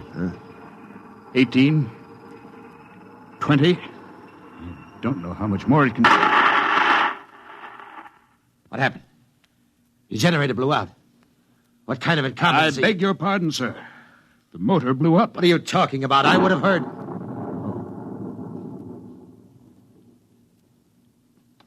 You see, sir, it takes a while for the vibrations of an explosion to travel 3 miles and then reach through 15 feet of concrete. I see. Well, there are other experiments in progress. Let me know when they're ready for testing. Yes, sir. Mr. Crowder, the inventor of that motor had to be right with it, of course, during the tests. He had a family. The fool knew what he was doing. He understood the danger. He was paid enough to be able to afford insurance. The cost of insurance on such a project was prohibitive, sir. Well, if his wife was thrifty, she saved out of what he earned this last year. His salary was relatively small, sir. Most of the money went for the research. He should have demanded an adequate salary. I haven't stated on money. The fool failed. I have no further responsibility. Yes, sir. You want us to continue screening applicants? Of course. All right. Make a settlement on the widow. And don't turn anyone away if he seems to have the remotest possibility of success. I'm telling you, my man will come. Money and determination will buy anything. And strangely enough, Crowder was right. Because one day there came to his office a stranger, a small man. He looked even smaller in that tremendous room. He was an unusual visitor in that he carried no briefcase fat with blueprints or formulae. He was unusual in that he neither blustered, cowered, nor deferred to his host. He was a pleasant little stranger, bird-like of eye, movement, bright and smiling. Mr. Crowder, my name is Wilkins. I can power that ship you want. So? Of course, what I have in mind won't be anything like that meaningless, huge bullet your engineers built for you. Rockets are a foolish waste of time, sir. My motor requires a different sort of vessel. Where are your plans? Right here, in my head. It so happens that I'm presently supporting 6 people who make the same claims. None of them have been successful. What makes you think your idea will work? Simple enough, sir. The common magnet. Huh? Electromagnetism. utilization of the force of gravity, or its opposite in this case, counter-gravity. Oh, no. Oh, thank you very much. Now, if you'll forgive me now... Just one moment, Mr. Crowder. There's one thing more. This. Now, I've seen pieces of metal before, thank you. How high from your desk would you say that I'm holding it? I'm very sorry, Mr. Wilkins. Now, do you want to leave or do you want to be escorted out? Now, this will only take a second, sir. How high from your desk would you say that I'm holding this piece of metal? 1.5 feet, I'd say. And if I let go, then in less than a second, a fraction of a second, it should fall to your desk. Now, look, I don't want the surface of that desk marred. What will it be? You see, I have let go of the metal, is that right? Good Lord. Many seconds ago, it should have crashed to the desk, am I right? Well, this is incredible. Well, if you want to speak to me anymore, I'll be right outside. But it hasn't fallen. That's right, sir. It hasn't fallen. It floats in the air. That's right, sir. It floats in the air. How do you do it? Why don't you call your engineers and ask them? I'll wait outside. Miss Holmes, get me my engineers. Immediately.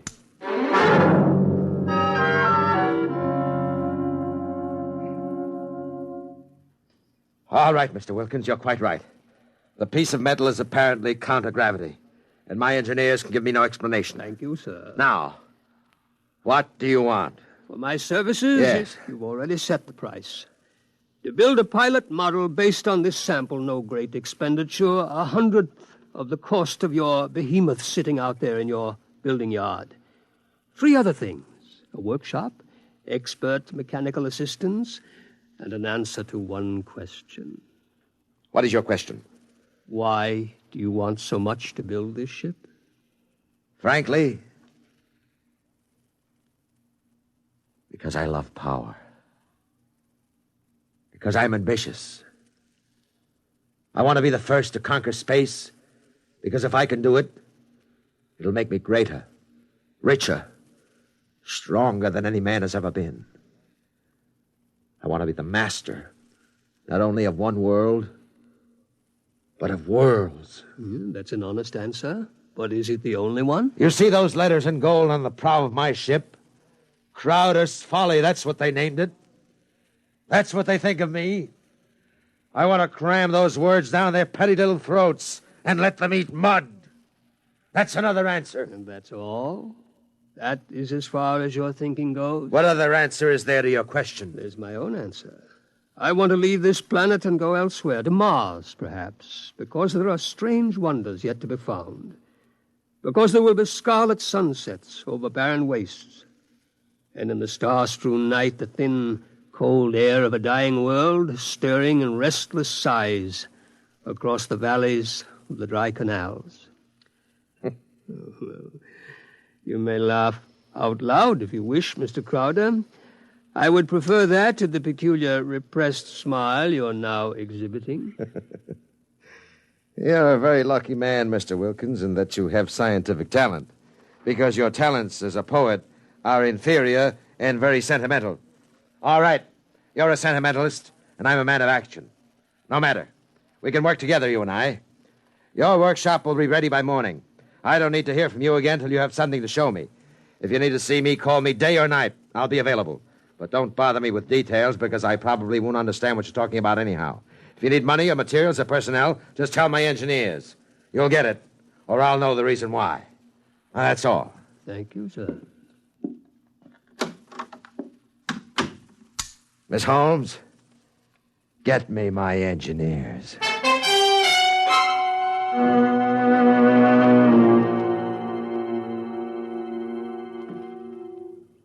Yes, Mr. Crowder? We have 50 men working on preserving that useless hulk out there in the construction yards. Lay them off. The ship will deteriorate if we do that, sir. Let it rot. Lay them off. Yes, sir. How many other employees are still working for us on the project? About 3,000, sir, including the people working on experimental motors. Get rid of them. Sir? Get rid of them. Mr. Crowder, I never thought you'd drop this project. You were so adamant I'm not dropping anything but deadwood. You saw what Wilkins had to offer. He's my man. And the rest is junk and nonsense. Mr. Crowder, he might fail. We ought to have a minimum of protection I against... say he won't fail. I know the goods when I see it. The rest is nonsense. Several of the experimenters were making much greater progress than I thought was possible. There are great opportunities there. I'm not interested. Not only in the field of spaceships, sir. One man has a motor no bigger than a football, which will drive an automobile 24 hours on 4 cents worth of fuel. It's almost finished, sir. Not interested. It will be of great benefit to mankind, sir. Your name will go down. My name will go down in history for this spaceship. The profits in such a motor, sir. I have more money now than I even know how to count. And when I make my space flight, I'll have more than that. Yes, sir. You just lay everybody off that isn't needed. Give them 2 weeks' pay and my thanks for a thankless job well done. And that's all. Yes, sir. I'll get it done, sir. Oh, one more thing. There's no need to let the folly rot. Dismantle it. Sell the basic materials we don't need. Salvage whatever will be useful to us. That's all. A year's work. Yes. In 10 years or 20 years, and I do the same thing. That's why you're an engineer, and I'm an executive. That's why you work for me. Because when I have to, I can be ruthless with my own mistakes. When a thing has lost its usefulness to me, I get rid of it. Well? I was just thinking, Mr. Crowder. What would happen to me if my usefulness to you were over? I've worked for you 20 years now. Just don't give me any occasion to consider your usefulness terminated. That oughtn't to be too hard. What? Nothing, sir. I'll make the arrangements at once.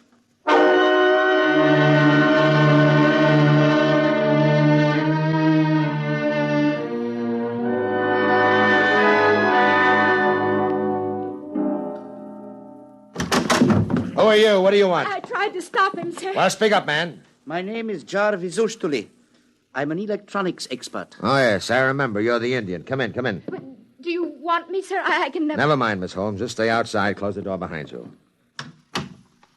Sit down, Miss Ustuli. Thank you, no. I want to give you a gift before I leave. Oh? You leaving? I thought we still needed you. I resigned. Sorry to hear that. I'm told you're a good man. I want you to understand what's behind this gift. Huh? I was working on a power project in my country which would have meant a tremendous rise in the standard of living for millions of my people. I was unable to resist the money you offered. Well, had you resisted, even more money would have been forthcoming. I placed no limit on your worth to me. I understand. But you see, I did not come without a sense of guilt, because there was no one in my country who could take my place. I would assume that. And now I discover that what I did was for nothing. The spaceship on which I worked is being dismantled. That's right. So I have been corrupted by you at a whim. I think you have too much power, sir. I think you use your power for evil, selfish purposes. Selfish, yes. Evil, no. Only sentimentality is evil. I think otherwise. And so, in order that you shall not corrupt anyone else, I have this gift for you. Here you are, sir. And just one more shot for good measure to make sure you're really dead. Good.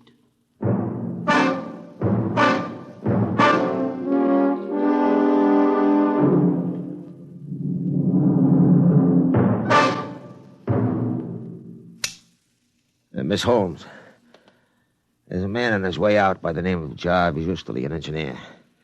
He's not to be molested. He probably won't stop at the cashier, so I want a check for 6 months' salary in advance mailed to his home address.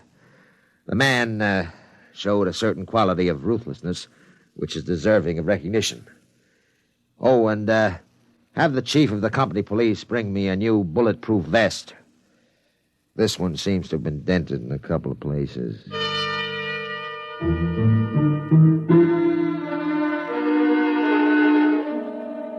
The new spaceship, according to Wilkins' plans, as executed by Crowder's engineers, was finished within 4 months.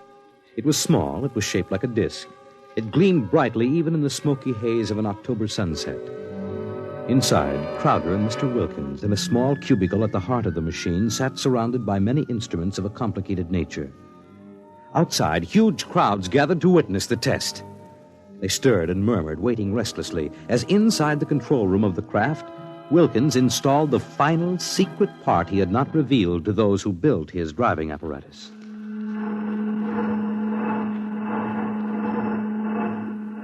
Well, Wilkins, what's holding us up? Nothing new. Oh, sentiment, perhaps. A wish to look once more on Earth's familiar scenes.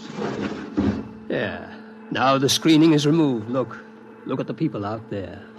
Never mind looking out there. Let's leave that thing closed. You're a sentimental fool. Or are you afraid? Or did you decide at the last minute that your invention would work? It will work. Sit down, Mr. Crowder. Thank you. Do me a favor. When I press this button, will you please press the button on the arm of the chair in which you're seated? I'll tell you when. Turn on your motor. I want to hear its roar and feel its tug as we cut loose from Earth's gravity and fly outward into space. That might be a moment in which I'd share your sentimentality. Press your button now, sir. Thank you. Yeah. Wilkins, I'm beginning to distrust you. If this is all a hoax, when are we going to take off? You said at 5 sharp, and it's 2 minutes after 5 now. Well, do we move or don't we? Mr. Crowder, we're already moving. The button you pushed was to nullify the effects of acceleration. If you don't mind, sir, I'd like to open the screen again. Now, if you care to look, see for yourself. Wilkins, we're in space. Look down at the Earth. How far we've come. Why, it's no bigger than a toy balloon. No, a dime. No, a firefly. Man, Wilkins, you've done it. Yes. I swore to be the first man to conquer space, and I've done it. It's a triumph of power and ambition. And sentiment. Blast sentiment. Your maudlin dreaming would have died unborn except for me.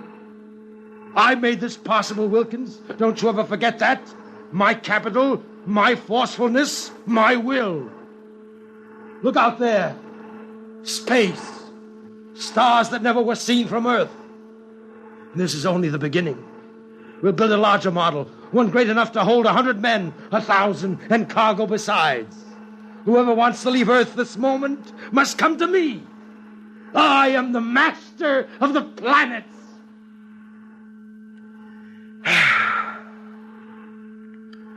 All right, Wilkins. Turn back now. No. Huh? I said turn back. No. Well, we've proved the ship can fly now. Now turn back. I want to start work at once in preparation for the long flights to come. Not so.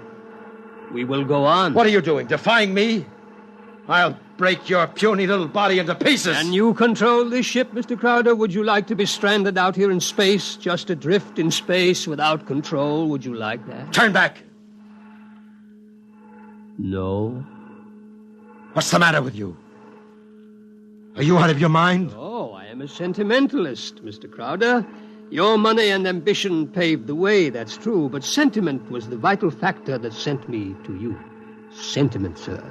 You see, Mr. Crowder, I wanted to go home. Home? Home? You are out of your mind. You will forgive me if I remove these primitive clothes? Who are you? Oh, it's all right, Mr. Crowder. I hold no special malice toward you. There's no need to be so terrified because you've had your first close look at a Martian.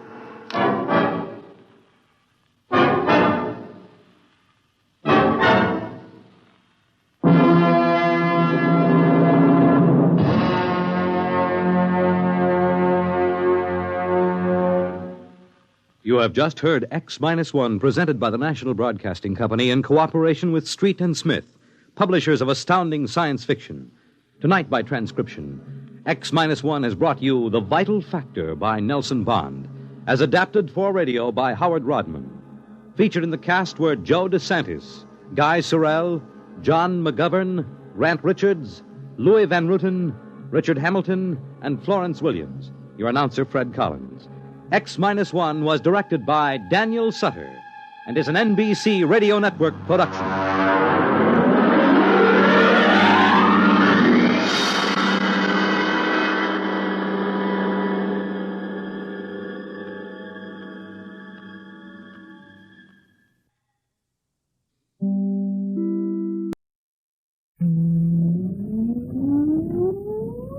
Countdown for blast off. X minus 5, 4, 3, 2, X minus 1, fire.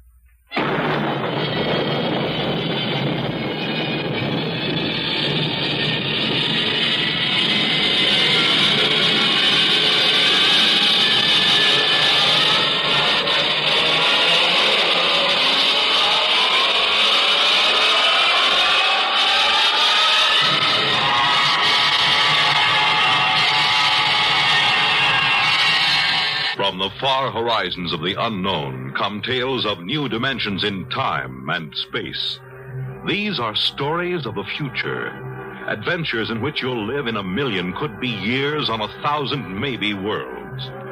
The National Broadcasting Company presents X minus 1.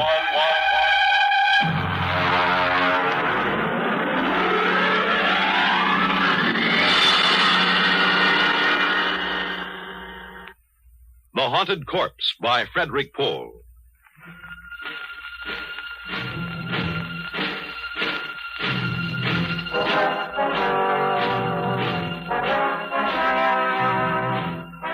It was 2,200 hours when my task force of 135 picked men and a wax stenographer, all fully equipped for any emergency, surrounded the big house. Just as I stepped out of my Jeep, the old boy himself came storming out of the house with fire in his eye. While he was still ranting and raving, I gave him a soft salute and waited for him to Go finish. on, get the whole bunch of you. This is private property and you're trespassing. I won't have it, you hear? Now go on, get out. I'm Colonel Windermere, sir. My orders are to establish a security cordon around your laboratories. Here you are, Dr. Horn. Your copy of the orders. You can take those orders. Say, who put you up to this? I know, Van Pelt. Why, that rotten, overstuffed, backstabbing monster of a... Dr. Horn. Oh, I know, Van Pelt.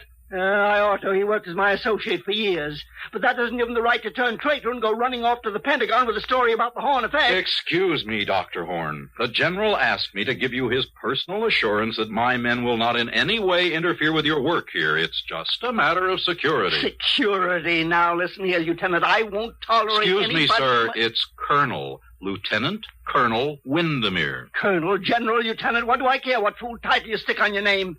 The Horn effect is my personal property. Not yours, not Van Pelt's, not the Pentagon's.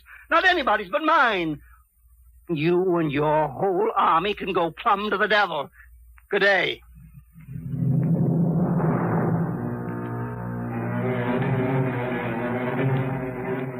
I watched the old man, he must have been all of 85, go stalking back into the house.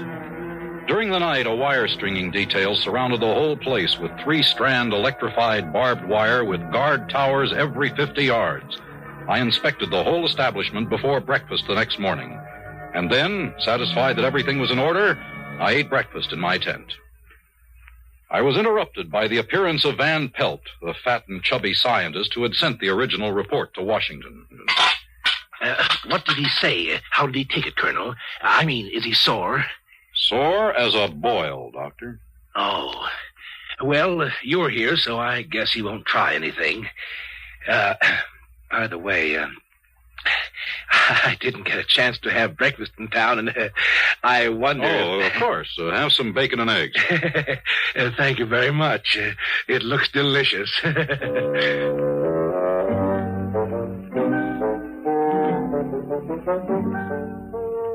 I watched him gobble up the rest of my breakfast. I was beginning to understand why Van Pelt and Horn didn't get along very well. Why Van Pelt finally went running to the Pentagon with his report. Of course, it was my job to keep an open mind, but I couldn't help thinking how I'd feel if my exec, Captain Lefferts, went over my head in that way. No, I couldn't blame Dr. Horn for being angry. At 1400, I went to see the doctor again. I brought along Corporal McCabe, my wax stenographer. Well, what do you two want? Good afternoon, Dr. Horn. I'm here to get your daily progress report. Daily?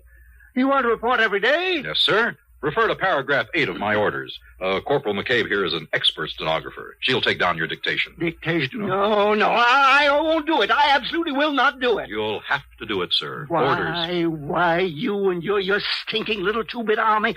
I ought to... Oh. Progress report, you say? Yes, sir. You're going to stick to what you say? I must, sir. Well, I suppose I must reconcile myself to the situation. Now, exactly what is it that you want, Lieutenant? The report, sir, and it's Colonel, not Lieutenant. Just so. The report, all about my work. Is that it? You may speak freely, Doctor. Corporal McCabe has full security clearance. Well, that must make her very happy. Yes, the report. Just so.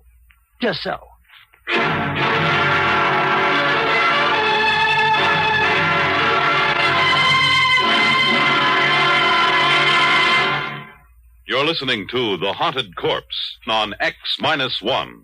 Have you ever read the want ads? Well, say one morning you pick up your hometown paper and spot an ad which reads, Wanted, for important position with fast-growing concern. Native-born American citizen, male or female, at least 35 years of age. Must be able to give proof of 14-year residence in the United States. Position of 4-year duration with possible renewal. Room and board furnished. Yearly salary, $100,000, with an additional $40,000 for travel and official entertainment, plus $50,000 for operating expenses. Summer residence furnished with paid vacation. Qualifications of applicant carefully checked before position assigned. Now, an ad sounds mighty attractive, doesn't it? But the job it describes isn't a soft one by any means. As a matter of fact, it's probably the toughest job in America, that of being President of the United States.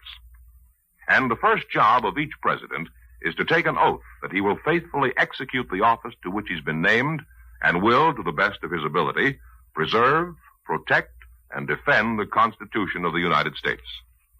Yes, the job of being president is a mighty important one, but preserving and protecting the Constitution is even more important, because the Constitution is the supreme law of the land. The president may veto a bill, but if Congress, by a 2/3 majority, passes the bill over his veto, it becomes a law under the Constitution, unless set aside by judicial judgment. Thus, the best interests of the people are protected.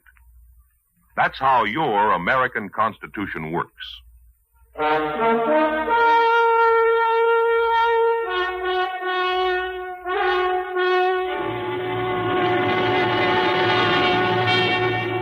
Now, back to X-1 and The Haunted Corpse.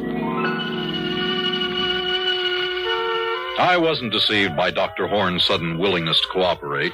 He was probably trying to win my confidence so they could find a way to phone his congressman and make trouble for the whole operation. But I merely nodded to Corporal McCabe, who opened her notebook and got ready to take the dictation. Very well. This machine you see here is my polycloid quasitron. Now, to understand its operation, let me explain. Sir, excuse me, that term... Oh, yes. Dr. Horn, would you kindly spell those two words for the corporal? Just so. Polycloid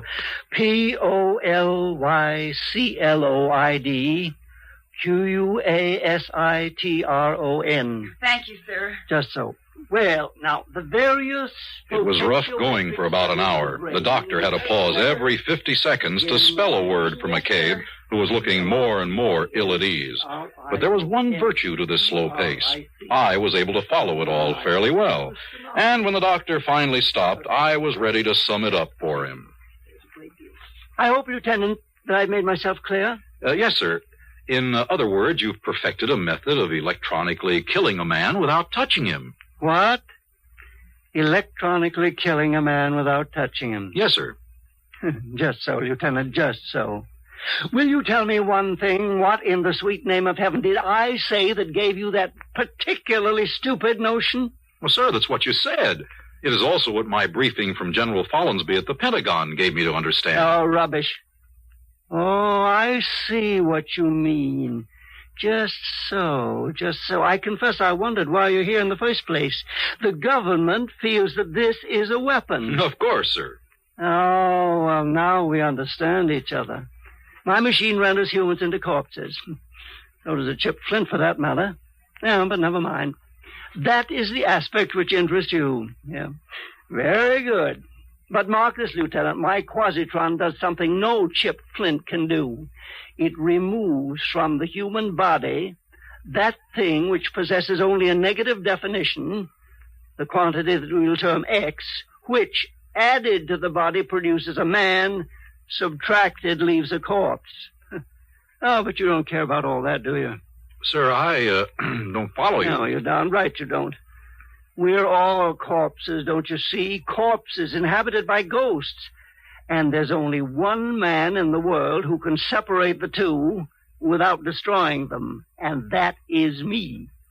And there's only one way to do it, and that's with the quasitron. Good day, Lieutenant.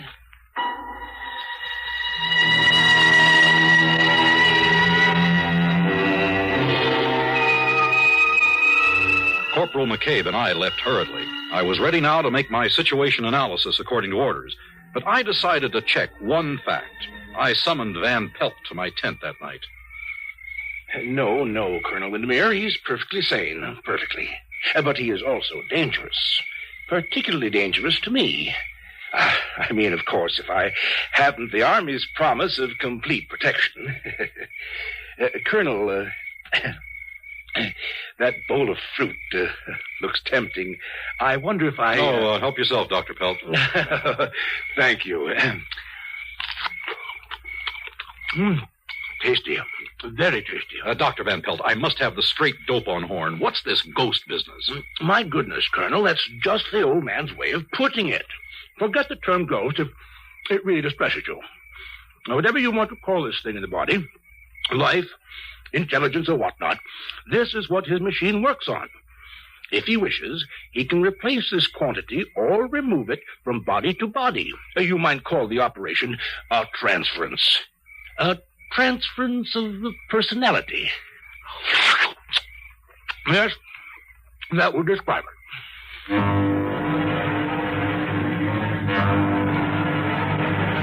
Well, I got rid of Van Pelt fast after that. Now I had something really exciting to look into.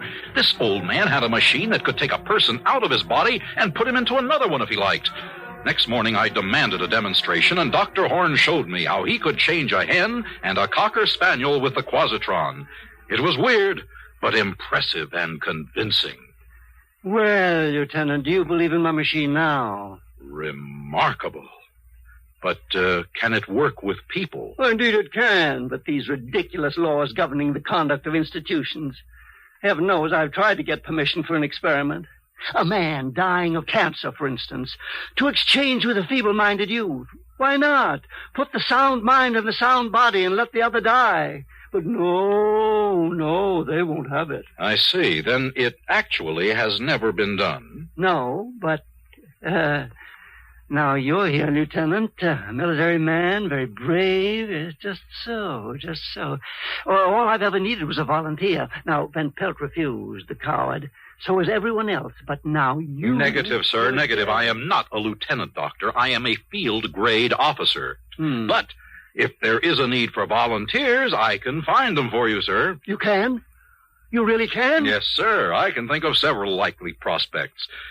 Give me until tomorrow. Just so, Lieutenant. Major, Captain, then. Tomorrow will do splendidly.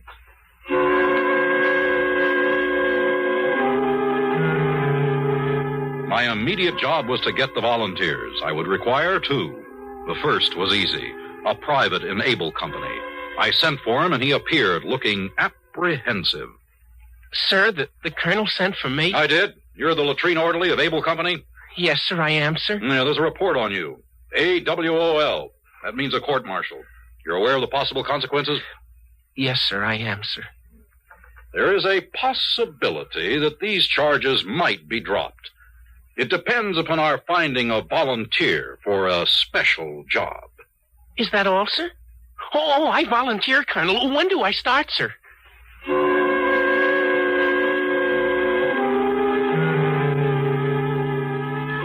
was one.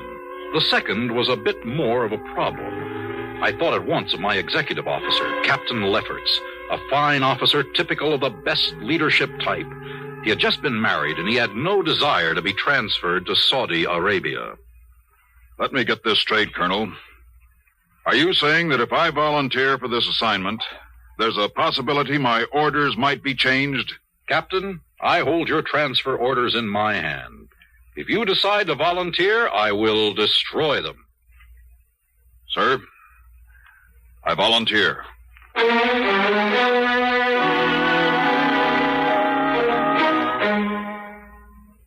So it was done.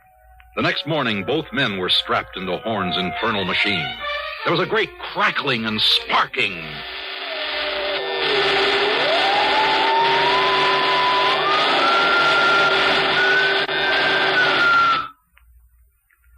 There. It's done. May I speak to my men? Go right ahead, Lieutenant. The orderly first. You, name, rank, and serial number. Sir? Lefferts, Robert T., Captain AUS, serial number 033-39615. Oh, sir, about that transfer to Saudi Arabia. No, that'll do. Good heavens. And now you. Colonel, sir, I changed my mind. If I can't go back to latrine orderly, I'll take the guardhouse, sir. It worked. Addie's men. You really did it, Dr. Horn. Just so, Lieutenant, just so. I really did.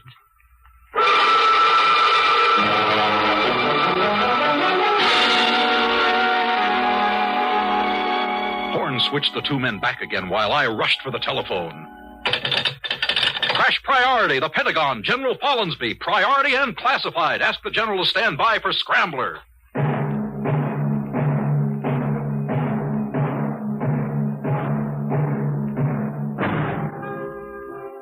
A weapon? This was far more than a weapon. We had the world by the tail. I got through to the general, and I was excited as I pointed out the implications of the device. Suppose a hostile representative visited this country, I told him. One of our men could switch places with him, and no one would ever guess. In time, we could have our men in the top positions of every government in the world. Our men reporting to us. It was the greatest opportunity any government ever had. The general was impressed in spite of himself. We arranged an appointment in the Pentagon for the next morning. As I hung up, I fingered the silver leaf on my shoulder. It would soon be a star. Colonel! What is it, O'Hare? Sir, I don't know how to put this. I'm afraid Dr. Van Pelt has gone psycho, sir. Why, Sergeant? What's he done? He's raving, sir. He says Dr. Horn wants to live forever. He says all Horn was waiting for was to make a test on a human being. He says now you've given Horn his test, Horn is going to grab the first human being he can find and, excuse me, sir, this is what he said, and steal his body. Great Scott! Where's Van Pelt now? In the laboratory, sir, with Dr. Horn. Gee, is everybody around here nuts? I saw it all in a flash. Dr. Horn had a brilliant mind, but a worn-out body. He was going to make a switch before his own aging machinery broke down. I had to stop him. Van Pelt was there, literally asking for it. When I opened the door of the lab, I stumbled over Horn's body, dead. He'd already done it. Next to his body sprawled my whack, Corporal McCabe, stunned by a blow on the head as she tried to prevent the tragedy. And there at the machine was Van Pelt, or what used to be Van Pelt, striking the complicated machinery with one blow after another. Too late, Colonel! Too late! Don't destroy the machine! Stop! It's too late, I tell you! Too late! Not that I know who you are! You're not Van Pelt! You're Horn! Get away from that machine! No! Not until it's destroyed! Destroyed! Destroyed! McCabe, you killed him. You fool, you unutterable ass! Wing him, yes. Stop him from smashing the machine, yes, but why did you have to shoot to kill? It seemed the best way. You've ruined everything now. Horn's dead, and so is Van Pelt. The machine is wrecked beyond repair. Sorry, Corporal, but I'm putting you under arrest. Give me that gun. I'm afraid not. You're fundamentally a nice guy, so I'm just going to lock you in here long enough to get away, Lieutenant. Lieutenant? Huh? Horn! You're Dr. Horn! Just so, Lieutenant. Just so. Goodbye.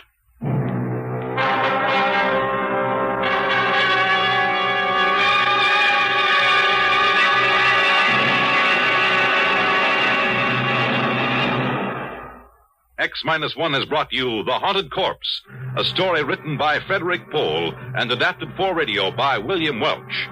Featured in our cast were Edgar Staley as Dr. Horn, Walter Black as the Colonel, and Dean Lyman Almquist as Van Pelt. Others in our cast were Lydia Bruce, Alan Collins, Bob Hastings, and Ralph Camargo. This is Fred Collins speaking. X-1 was directed by George Voutsas and is an NBC Radio Network production. We pause now for station identification. Countdown for blast off. X-5, 4, 3, 2, X-1, fire.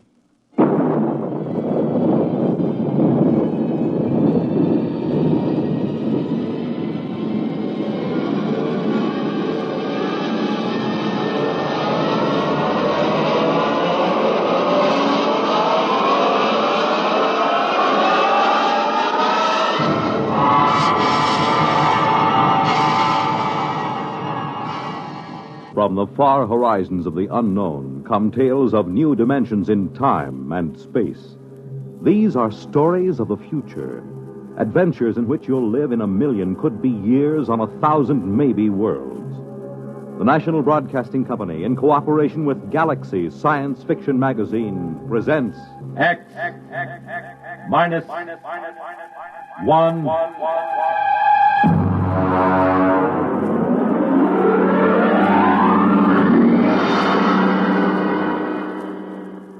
Tonight, the discovery of Morniel Mathaway by William Tent.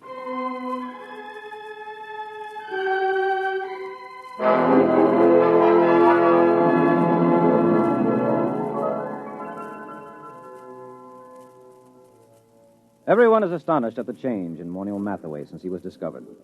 Everyone, that is, but me. They remember him as an unbathed and untalented Greenwich Village painter who began almost every second sentence with I and ended every third one with me. You see, I understand the change in him, because I was there the day he was discovered. We were talking about his discovery that day. I was sitting carefully balanced on the one wooden chair in his cold little Bleecker Street studio, because I was too sophisticated to sit in the easy chair. Come on, Dave. Morny, take a comfortable seat. Oh, no, Morny. Oh, no. I know about that chair. Now, what do you mean? It's the only comfortable chair in the room. Yeah, I know. Look at it. Broken down springs, very high in the front and low in the back. Sure, it conforms with the position of the spine. Yeah, sure. And when you sit in it, things begin sliding out of your pockets. Loose change, keys, wallets, anything. What do you do, Morniel? Pay the rent on your studio with that easy chair? Well, as a matter of fact, it is rather profitable. Yeah. And that's why I'll sit on the wooden chair, if you don't mind. Oh, now, don't be bourgeois. Well, I notice you always sit on the bed. That's because I'm a good host. I see. Well, how's the painting going? Oh, great. Fabulous. You sell any paintings? No. You know, Dave, I can't wait for the day when some dealer, some critic with an ounce of brains sees my work. I can't miss, Dave. I know I can't miss. I'm just too good. Sometimes I get frightened at how good I am. Why, it's almost too much talent for one man. Well, there's always... Not that it's too much talent for me. I'm big enough to carry it, fortunately. I'm large enough of soul. Oh, good. I'm glad to hear it. Now, if you don't mind... You know what I was thinking about this morning? No, but to tell you the truth, I was thinking about Picasso, Dave. Picasso and Rouault. I'd just gone for a walk through the pushcart area to have my breakfast. You know, the old hand's quicker than the eye. Yes, I know. I've seen you do it. You're the only man I know who can ask directions to Houston Street and fill his pockets full of bananas at the same time. Oh, well, society owes the artist something. Mm-hmm. Anyway, I started to think about the art of modern painting. I think about that a lot, Dave. It troubles me. You do, huh? Well, I was thinking, who is really doing important work in painting today? Who is really an unquestionable great? I could think of only 3 names. Picasso, Rouault, and me. Well, naturally. Just 3 names, no more. Oh, it made me feel very lonely, Dave. Yes, well, I can see that. But and then I asked myself, why is this so? Has absolute genius always been so rare? Why has my impending discovery been delayed so long? Oh, I thought about it for a long time, Dave. I thought about it humbly, carefully, because it's an important question, and this is the answer I came up with.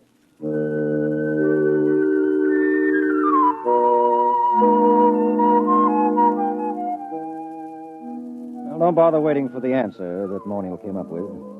It turned out to be a theory of aesthetics I'd heard at least a dozen times before from a dozen other painters in the village. Morniel was a bad painter, there was no question about it. I say that not only from my opinion. I've roomed with two modern painters, and I've been married for a year to another, but... Well, for example, a friend of mine, a fine critic of modern art, took a look at one of Morniel's paintings, which he hung over my fireplace in spite of my protests, and just kind of stared slack-jawed. What does he call that technique? Well, he says it's smudge on smudge. Well, I can believe it. Smudge on smudge, white on white, non-objectivism, neo-abstractionism, call it what you like. There's nothing there, nothing. Well, it doesn't even have the interest of those paintings that chimpanzee did a couple of years ago. He's just another of those loudmouth, frowsy, frustrated dilettantes that infest the village. Why do you waste your time with him? Well, for one thing, he lives right around the corner, and he's kind of colorful in his own sick way. And he does have one great talent. It's not in painting. No. Now, you see, I just get by as far as living expenses are concerned. Things like good paper to write on, good books for my library, I can't touch them. And sometimes the yearning gets too great. You know, a newly published collection by Wallace Stevens. Well, if I find one I want, I just go over to Morniel's and tell him about it. He doesn't lend you money. Oh, no. Now, you see, we go out to the bookstore and we come in separately. And then I start a conversation with the proprietor about some very expensive out-of-print item I'm thinking of ordering, and Morniel just says, "Don't mind me, I'm browsing." Well, that's the high side. I'm browsing. Well, what happens? Well, while I'm keeping the proprietor talking, Morniel snaffles the Stevens. Isn't that just a little bit, Oh, well, I intend to pay for them, of course, just as soon as I'm a little ahead. Well, why does he do this for you? Oh, well, I pay off. I go through the same routine at an art supply store so Morniel can get canvas and paint and brushes. Of course, I really have to pay for Morniel's browsing. I have to suffer through listening to him, and then my conscience bothers me. Oh, it does? Yes, you see, I intend to pay for my things, but I know he doesn't. And that's why my conscience bothers me.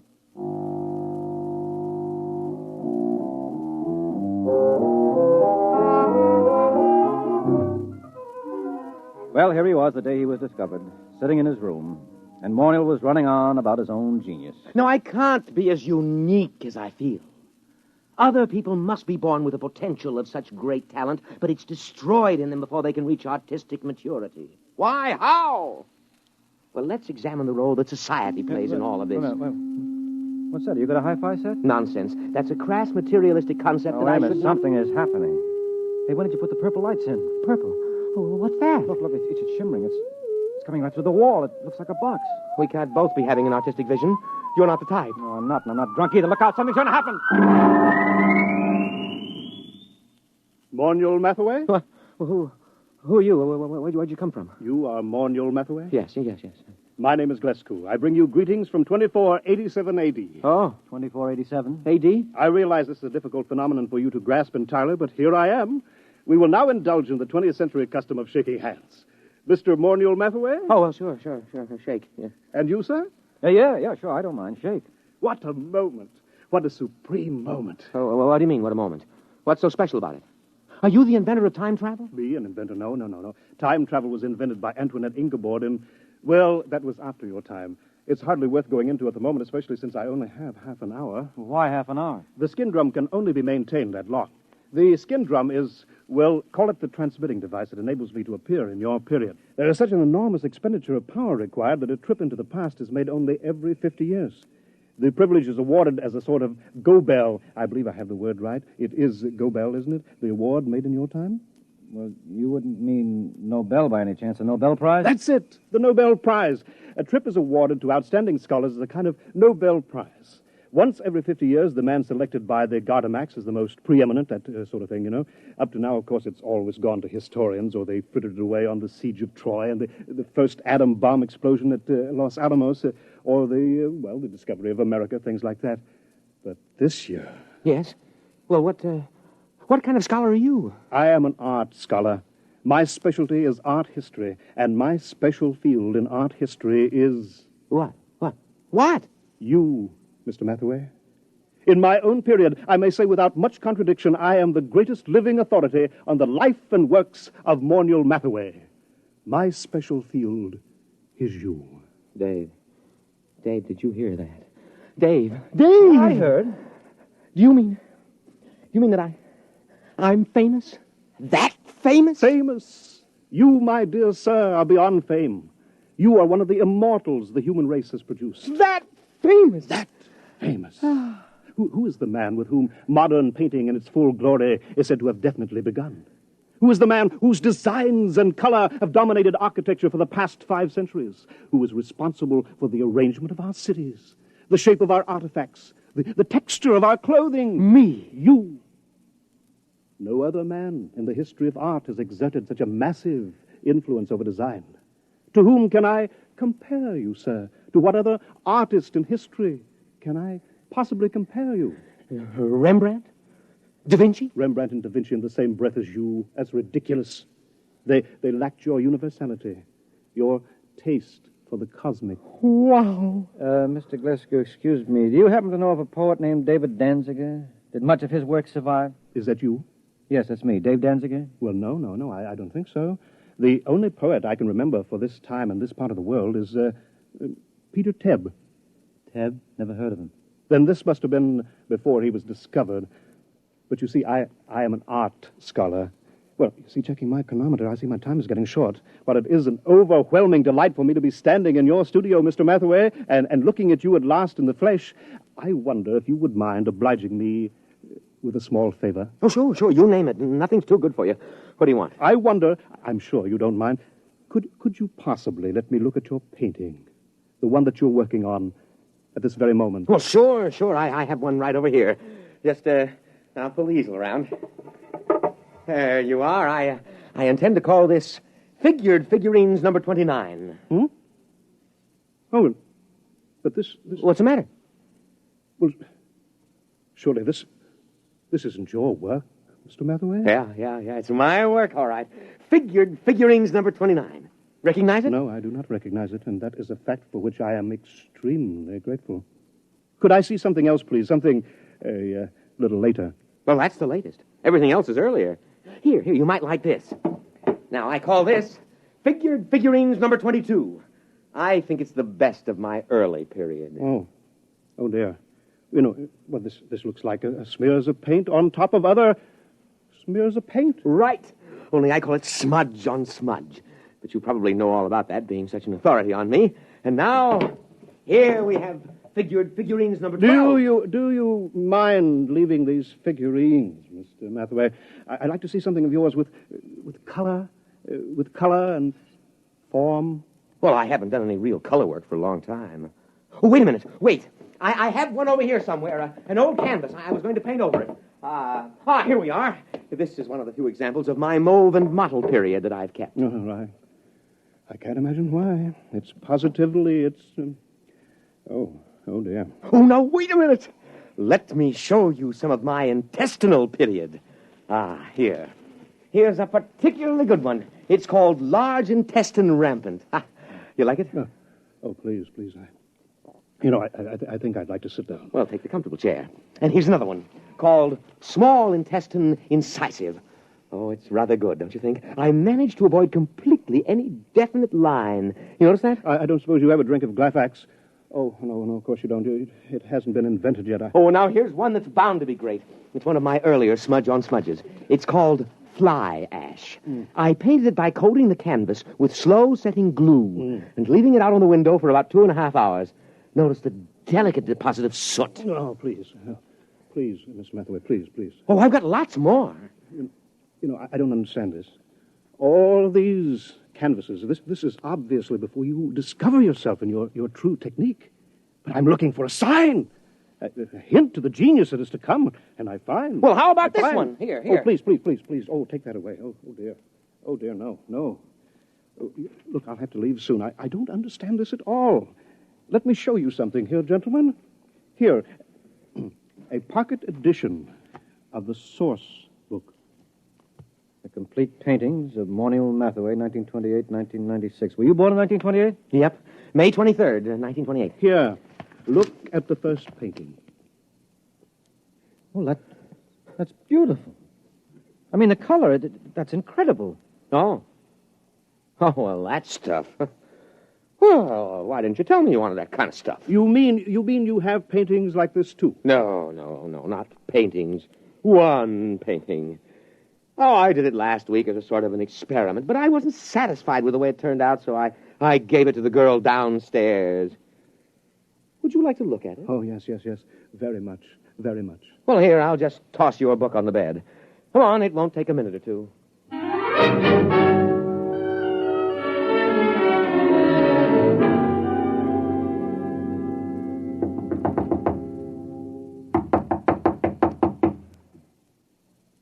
Oh, she isn't at home.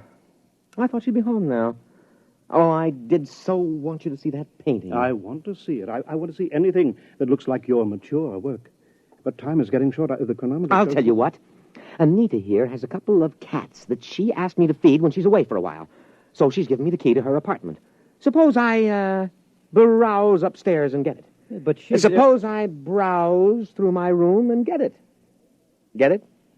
Oh, yeah. You go ahead and browse, sure. Fine, but please hurry. Oh, sure, I'll hurry. I won't take long browsing.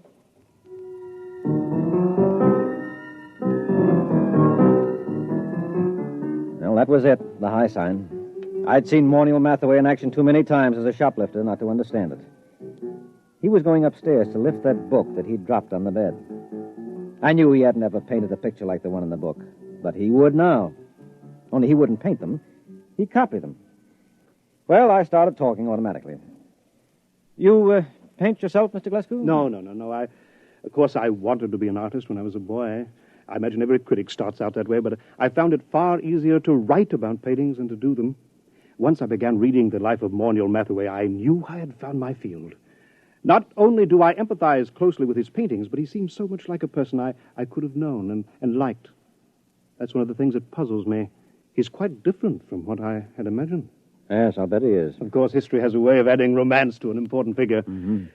Oh, dear, I'm running out of time here. Do you think you'll be back with the key soon? I practically no time left.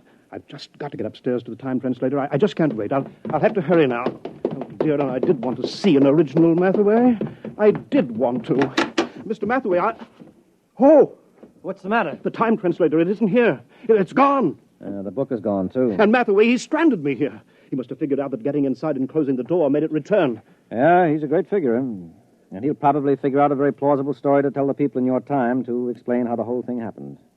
Why should he work his head off in the 20th century when he can be an outstanding hero-worship celebrity in the 25th? So what'll happen if they ask him to paint merely one picture? Oh, he'll probably tell them he's already done his work and feels he can no longer add anything of importance to it. He'll no doubt end up giving lectures on himself. Don't worry. He'll make out. It's you I'm worried about. You're stuck here, aren't you? Are they likely to send a rescue party after you? No. Every scholar who wins the award has to sign a waiver of responsibility in case he doesn't return. No, I'm stuck here. Tell me, is it very bad living in this period?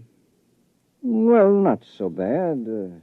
Of course, you'll need a Social Security card. And I don't know how you go about getting one at your age, and well, the immigration authorities may want to question you since you're sort of an illegal alien. Oh, dear, that's awful.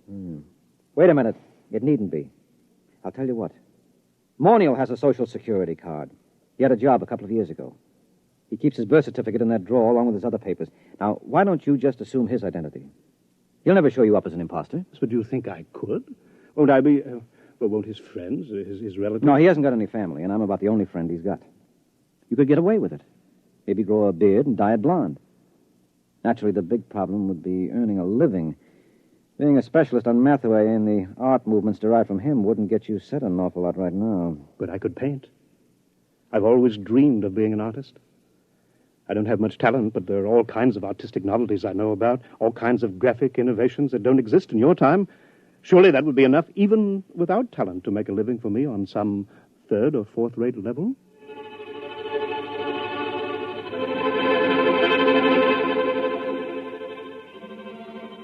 It certainly was, but not on the third or fourth-rate level. Mr. Glasgow, that is Morniel Mathaway, is the finest painter alive today and the unhappiest. After his last wildly successful exhibition, I remember he said to me, "What's the matter with all these people praising me like that? I don't have an ounce of real talent in me. All my work is completely derivative. I've tried to do something, anything that was completely my own, but I'm so steeped in Mathaway that I can't seem to make my own personality come through. And those idiotic critics go on raving about me, and the work isn't even my own. Well, then whose is it? Mathaway's, of course. We thought there couldn't be a time paradox. I wish you could read all the scientific papers on the subject. They fill whole libraries because it isn't possible that time specialists argue for a painting to be copied from a future reproduction and so have no original artist. But that's what I'm doing. I'm copying from that book by memory. Look, Glescu, that is Mathaway, don't knock yourself out. But it's dishonest. No, it isn't. You're deliberately trying not to copy those paintings. You're working so hard at it that you refuse to think about that book or even discuss it. As a matter of fact, when I tried to get you to talk about it a little while ago, you couldn't actually remember it. That's true. It's true. You're the real Morniel Mathaway, and there's no paradox. You're actually painting those pictures. You're not copying them from memory. I know in my heart that they're not mine. All right, I'll forget it. Anyway, you're a much nicer guy than Mathaway ever was. And besides, a buck is a buck.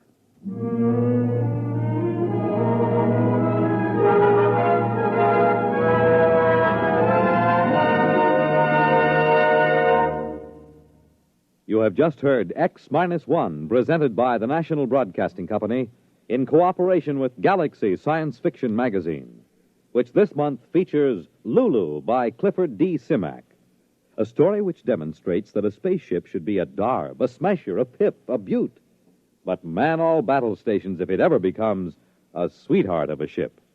Galaxy Magazine, on your newsstand today. Tonight, X-1 has brought you The Discovery of Morniel Mathaway, a story from the pages of Galaxy written by William Tenn and adapted for radio by Ernest Kenoy. Featured in our cast were Leon Janney as Mathaway, Guy Rep as the critic, Wendell Holmes as Glescu, and Les Damon as Dave. Your announcer, Fred Collins. X-1 was directed by Daniel Sutter and is an NBC Radio Network production.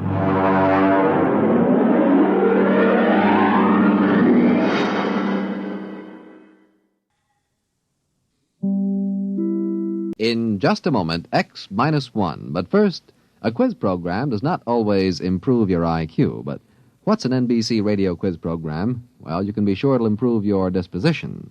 Yes, NBC offers listeners a laugh lesson every Wednesday night with 2 fun-filled question-and-answer shows. One is Truth or Consequences, and though you may never learn why a chicken crosses the road, you'll howl as contestants perform the stunts dreamed up by MC Jack Bailey. The other is You Bet Your Life, and with a quizmaster like Groucho Marx, your good time is always guaranteed. Hear Truth or Consequences and You Bet Your Life with Groucho Marx tomorrow. Now stay tuned for X-1 on NBC. Countdown for blast-off. X-5, 4, 3, 2, X-1, fire.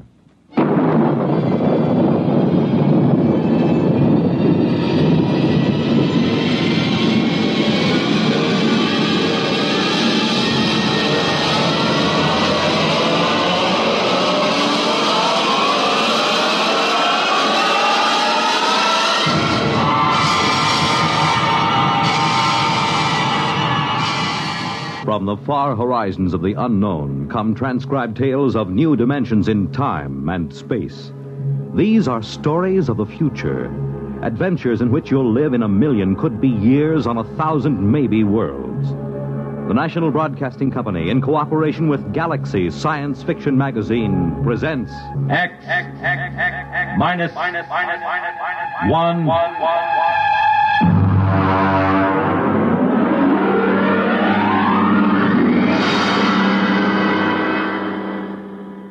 Tonight, Project Trojan by Ernest Kenoy.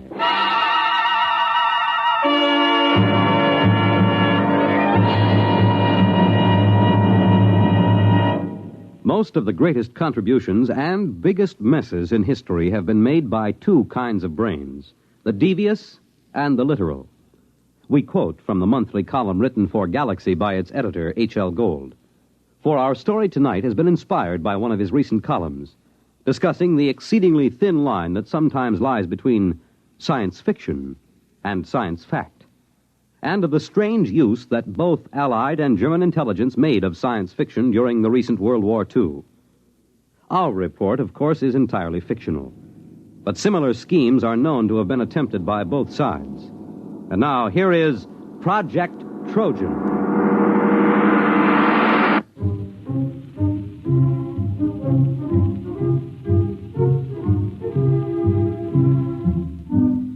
The idea of Project Trojan was originally conceived in February of 1943. The Intelligence Plans Commission, an adjunct to Joint Army and Naval Intelligence, was under the command of Colonel Sir Harold Bostwick. The first antecedent of Project Trojan occurred on an afternoon in February. Corporal Arthur Muggeridge was serving tea to Lieutenant Maurice Withering and Captain Amos Mackenzie. Here you are, sir. That's real butter on the bread. I won 5 pounds of it from one of those Yank mess sergeants over at the Crown and Lance. Oh, butter, eh? Aye, sir. Mackenzie. Well, confounded man, you might show some interest. Here Muggeridge tangles with the 8th Air Force to improve your tea, and you sit there reading. What the devil is so engrossing? No, never mind. If it's me you're worrying about, you needn't, sir. I was cleared for most confidential and top secret before I set foot in the pantry. What is it, Mackenzie? Well, I was reading about a fascinating notion. It's a machine, you see, dreadfully ingenious. It's a method of setting up a reverse polarization field about a given metallic surface, say the plates on a submarine or a tank. Makes them 5 times as strong. A little more cream, Muggeridge. It's powdered milk, sir. Hush, leave me to my illusions. But, Mackenzie, how can you be so calm? Don't you realize what this means? Tanks 5 times as strong? Is it in production? I mean, when do the first models go into combat? It's certainly been a well-kept secret. I wouldn't say that. There's about 50,000 people who know all about it here in England. And, of course, a great many more in America. Oh, that's impossible. But I doubt if it will ever be used in combat. You're stark raving crackers. A secret like... Where did you find this? Now, let me see that. There you are. Incredible science fiction. It's an American magazine. You mean this is a story, one of those Jules Verne things? You've been pulling my leg. Aye? Well, I mean, after all... Well, Captain Mackenzie, I hardly think that... Well... Now, don't get stuffy, man. After all, to chaff me before the ranks. I don't mind, sir. But it did have you going, didn't it? Well, it sounded plausible. I don't know a confounded thing about electrical fields. Even if you did, it might take you in, huh?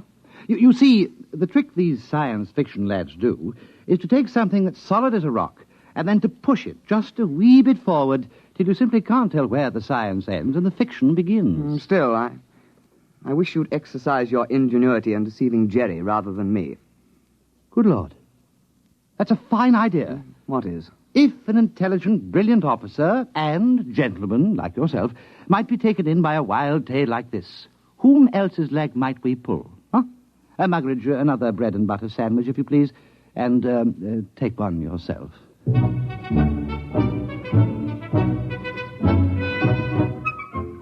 Lieutenant Withering and Captain Mackenzie worked out preliminary plans for Project Trojan and presented them at an appropriate time to Colonel Sir Harold Bostwick. Well, sit down, Withering, Mackenzie. Oh, thank you, sir. We had breakfast. I understand Corporal Muggeridge has been playing darts with the Yanks again. There are fresh eggs for breakfast. We've had breakfast, sir. Oh, well, then. We have a plan, sir. Oh, capital. You remember, sir, our intelligence reports indicated a concentration of German research scientists working near Hanau. Certainly, I recall. They've got the whole lot of them inside a mountain. We tried bombing. I doubt if they even noticed. They're supplying the basic research for the German guided missile program. Yes, we know that. The reaction motor for the V1s came out of the Hanau lab. Oh, Muggeridge! Oh, you see, sir... If a considerable number of those research scientists were diverted to another project, the rocket program would be crippled. Yes, well, of course it would. What are you going to do? Advertise in the Times and offer them high wages? Aye, sir. Oh, Muggeridge, this coffee. No, sir. Next time you go to the Crown and Lance, keep coffee in mind, will you? Aye, sir. Only the Yanks are getting fair dives at darts. It was touch and go with the Yanks. Oh, we can only expect you to do your best. I'll try, sir. Well, now, come to the point, gentlemen. Suppose the Germans got hold of one of our top new development weapons. Something so completely overwhelming that they'd have to pull almost every man off rockets to work on it. Now, look here, Mackenzie. Those Jerry scientists are not exactly playing about with small boys' chemistry sets. They're a cut above our own chaps in several fields. What makes you think you could plant something on them? Science fiction, sir. I beg your pardon? Do you see this magazine? Yes, incredible science fiction. What's that chasing that girl there? That's a Martian, sir. You can tell by his tentacles. Mackenzie, are you stringing this along preliminary to applying for compassionate leave on the grounds that you're overworked? No, sir. It's a good plan. We invent a weapon that might exist but doesn't. And we leave it lying about where the Germans can snaffle it. And then they take most of the scientist fellows off the rocket program to work on our weapon. And that's the most preposterous nonsense I've ever heard. But, sir... I don't want to hear anything more about it. Yes, sir. I suppose she was right. Who was right? This Wren. I met her going up to London. Rather proper little type till you got to know her. But then she's rather a firebrand. Captain Mackenzie, please spare us the sordid details of your off-duty peculations. Sorry, sir. You see, she's the secretary to Admiral Sir Alan Grummins. They're talking of dropping this unit. They feel that other intelligence groups are quite competent to handle the routine, unimaginative work that we've been doing. Oh, I see. Of course, they'd reassign personnel. Would you say this science fiction scheme of yours was imaginative? Oh, it's practically visionary. Well, suppose you do some preliminary work. Thank you, sir. Routine, eh? Unimaginative, eh? Bah!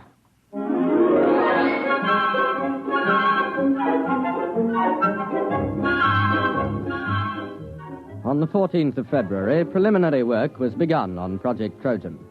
At first, Lieutenant Withering and Captain Mackenzie worked alone, researching the source material of the project. Slamming the firing keys, brick blasted down on the Krull warship. Bright beams of crisp destruction lanced out from the giant dreadnought and licked along the plates of Brick's one-man scout. Nothing in that one. What have you got? It's a story about two robots who fall in love. What's the name of that Johnny who came closest? Herman. Jad Herman. He got half a dozen ideas that are close. Where do you suppose he is? Somewhere in the States, I suppose. That's no use, then. Why? Look, man, perhaps we can put a query through Central Chafe Intelligence. The Yanks ought to be able to dig up this Herman chap for us. No. It's worth a try.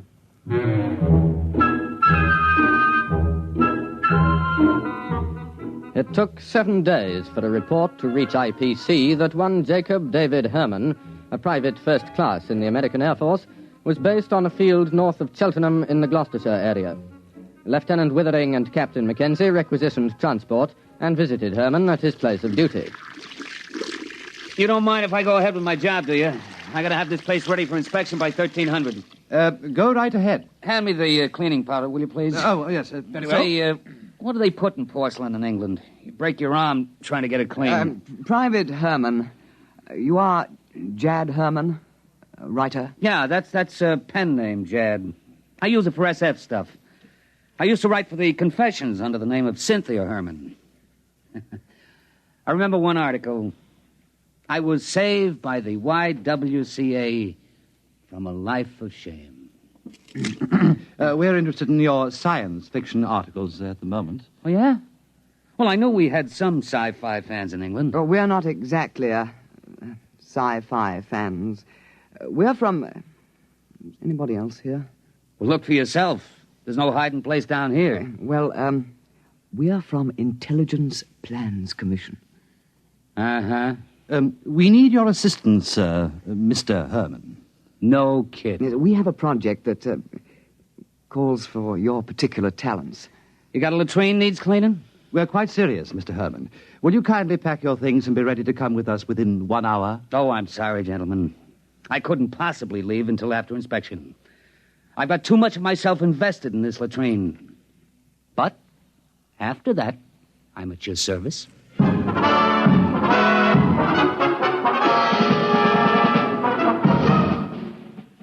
Private First Class Jacob D. Herman, 329-62126, was transferred on special detached duty to Project Trojan, and after briefing was set to work on basic plans.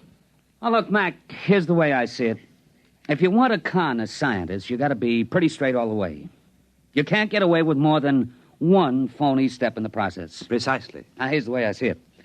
It's a focusing beam weapon. The electronics on that are square. I used it in a story about 2 years ago. Feinschreiber at MIT and Temple and Westover at the Bell Telephone Laboratories worked out the basic field formulas. Oh, you mean it's real? Well, up to a point. Everything's on the level till you get to the catalytic action on the grid. Now, that just won't work. It's a basic problem in physics, and it makes the whole thing impossible. But don't the Germans know that? Oh, sure. You see, you make up plans for the weapon, call it a death ray. You let the Germans steal everything but the catalyst formula. They'll think we've got it licked, and they'll break their necks trying to duplicate it before we put the weapon in production. I see. But we can't call it a death ray. Well, how about projector, electronic grid deflecting type 3? That has a braw ring to it, my lad. I've got the basic idea of the thing, but you'll have to get some of your science boys to work it out. Oh, we'll put a requisition into the Manpower Commission in the morning.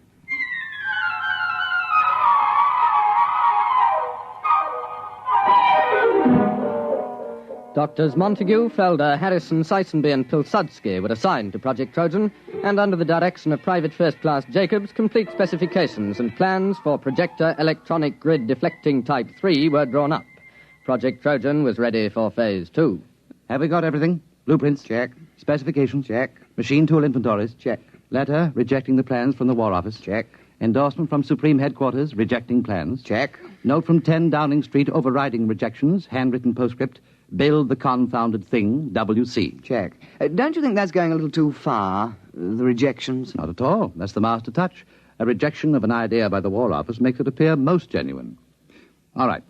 Private Herman, if this thing were real, if it could be built, what would it do? Oh, don't ask.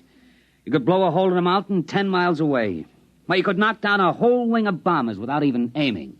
Oh, dear. Lucky it won't work. I should say so. Oh, well, now to get this lovely thing into Jerry's hands.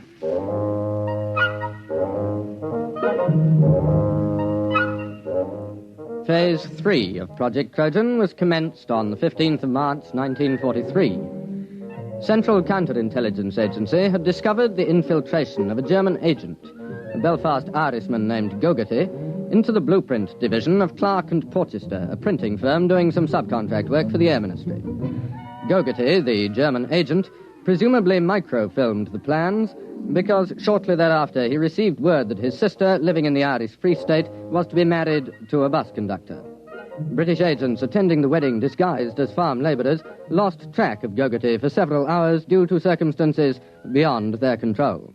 Then we have no way of knowing whether Gogarty delivered her Project Trojan plans. Well, sir, there was a submarine sighted a day before off the coast. It's likely he made contact. Well, keep me informed. That's all we need now, another disaster. Did something else go wrong? You're jolly well right. Muggeridge has been playing darts with the Yanks again. Oh? What have we got this time? Butter or beefsteak? Nothing. The blight has lost my whole month's whiskey ration.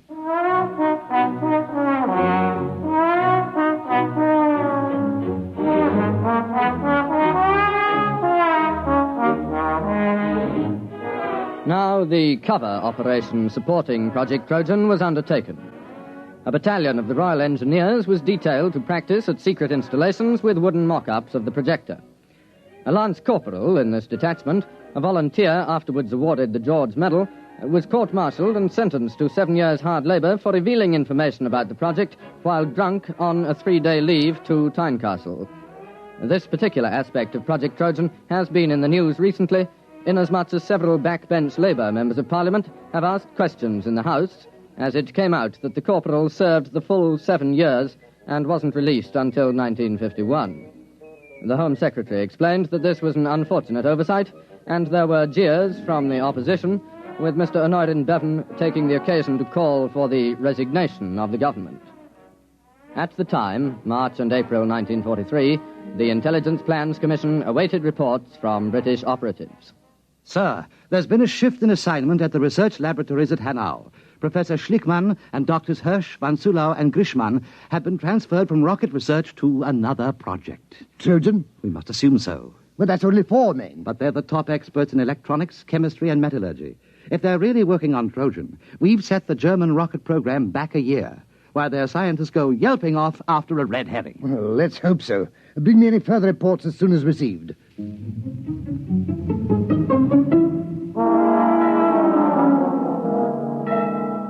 British intelligence reports filtering back through occupied Norway and neutral Sweden continued to indicate the success of Project Trojan. 4 more top scientists were known to be transferred from the rocket research base at Peenemünde to the Hanau laboratories. Definite knowledge was obtained that the new assignment was a startling new weapon, agreeing in detail with Project Trojan. What a sally, Mackenzie. What a stunt. Yes, sir. We shall have to have a little party to celebrate. We'll have that Herman chap in for a drink. I've been sending Muggeridge off to play darts with some of the Free French over at Germain Manor. He ought to be back soon with the champagne.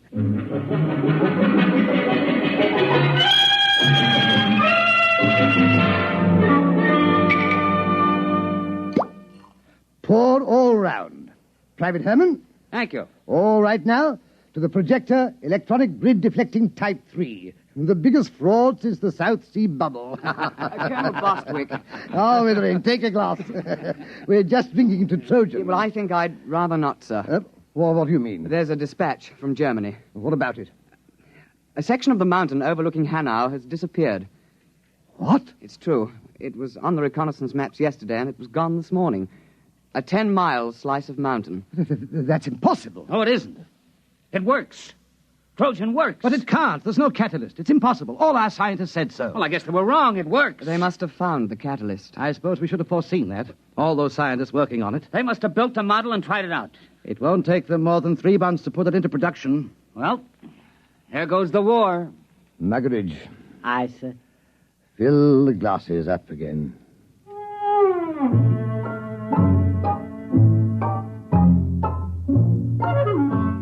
Intelligence Plans Commission now waited for additional dispatches concerning the reaction to Project Trojan in Germany. It was decided as a matter of policy to confine knowledge of these latest developments to the personnel of the project. Anything new, Mackenzie? No, sir, except that aerial reconnaissance confirms the damage to the mountain at Hanau. It's not quite as extensive as the first dispatch, but it is a bit of a hole. Oh, what do they think caused it? The Air Ministry seems to feel that an ammunition dump must have blown up. Couldn't that be it? I'm afraid not, sir. We have an intelligence report about several captured British and American tanks being brought to Hanau for testing. They were spotted the next day, completely destroyed. Trojan? Trojan. There's been an alert at factories producing parts for V-1 and V-2 rockets to prepare for retooling. Going to make the projector? It would seem so, sir. Well, I suppose I'd better go up to London tomorrow and make a clean breast of it. I'm afraid so, sir. Well, that's the end. Seems rather unsporting, doesn't it? Just handing the war over to them. I hate to think what the War Office will say. Not to mention the Prime Minister.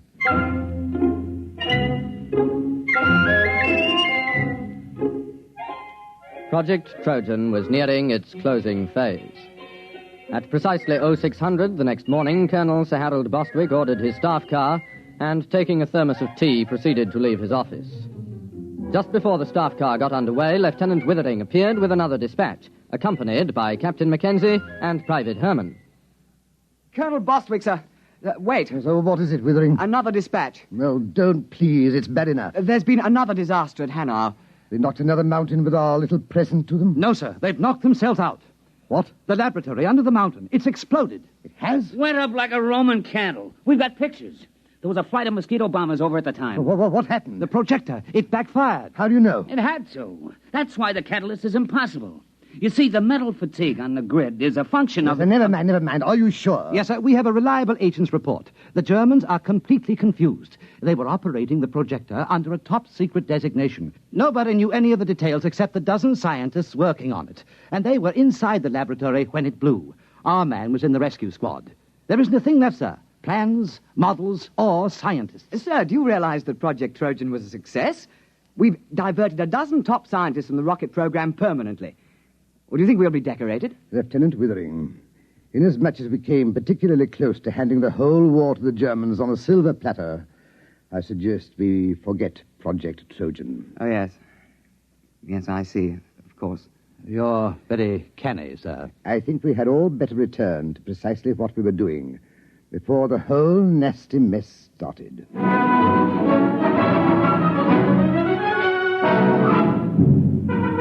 The final phase of Project Trojan was completed on the 22nd of March, 1943. The file, through some inadvertent error, was lost before the Intelligence Plans Commission had a chance to report to the War Office. All personnel returned to their previous assignment. All right. No splashing on the floor. I gotta get this latrine ready for inspection by 1300. You have just heard X-1, presented by the National Broadcasting Company in cooperation with Galaxy Science Fiction Magazine, which this month features the William Tenn novelette Time in Advance, the story of a man who made a strange bargain and endured the worst the galaxy had to offer, so that someday he could make the Earth sweat. Galaxy Magazine, on your newsstand today. Tonight, by transcription, X-1 has brought you Project Trojan, an original story by Ernest Kenoy based on an idea contained in an editorial in Galaxy written by H.L. Gold. Featured in the cast were Burford Hampton, Alastair Duncan, Ivor Francis, Alfred Shirley, Bill Quinn, and your narrator was Alfred Hislop. Your announcer, Fred Collins. X-1 was directed by Daniel Sutter and is an NBC Radio Network production.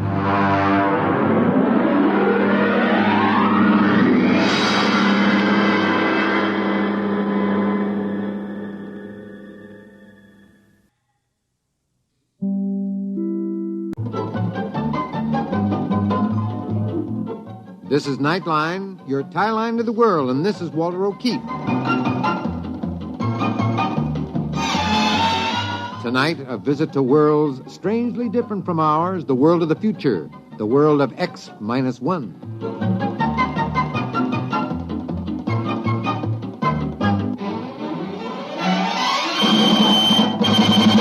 Now, here is the future, X-1. Countdown for blast off. X-5, 4, 3, 2, X-1, fire.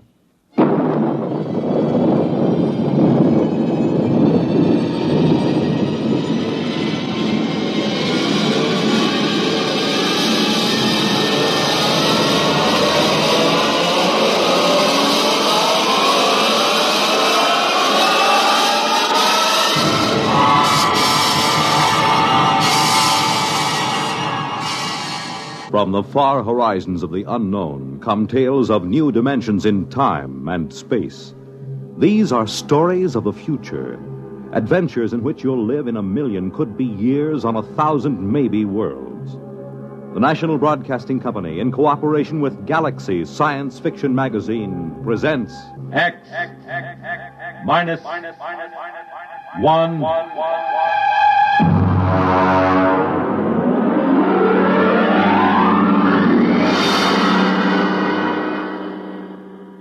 Tonight, the Clifford D. Simak story, Drop Dead. But first, hear this. Have you ever asked yourself what this country's most important natural resource is? I'm Dorothy Olson, NBC Bandstand singing schoolteacher. Our most important resource? Well, you might consider it our mineral deposits, or our tremendous sources of water power, or maybe our great forests. Well, these are all very important natural resources, but there's one resource that's more important than all these combined: our children. Don't neglect them or their educational facilities.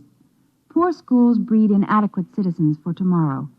And another thing, keep your youngsters in tip-top shape so that they won't miss important school days.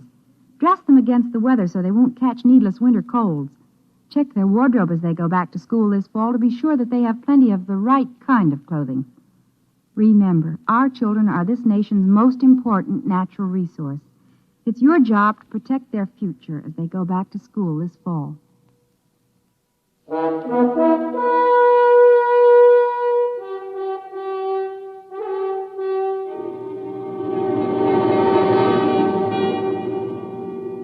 Now, X-1, and the story of an unbelievable planet. Listen to Drop Dead.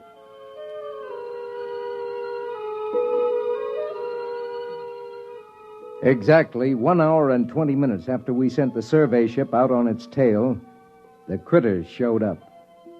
Ordinarily, when you make a landing on an unknown planet, it takes at least a week for any life to come creeping out of hiding and sneak a look. But there they were, the critters. They were almost cow-sized, but not as graceful as a cow.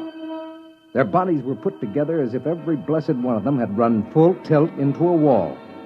Their hides were splashed with large squares of pastel colors, the kind of color one never finds on any self-respecting animal. Violet, pink, orange, chartreuse. The overall effect was in a checkerboard, made by an old lady who did crazy quilts.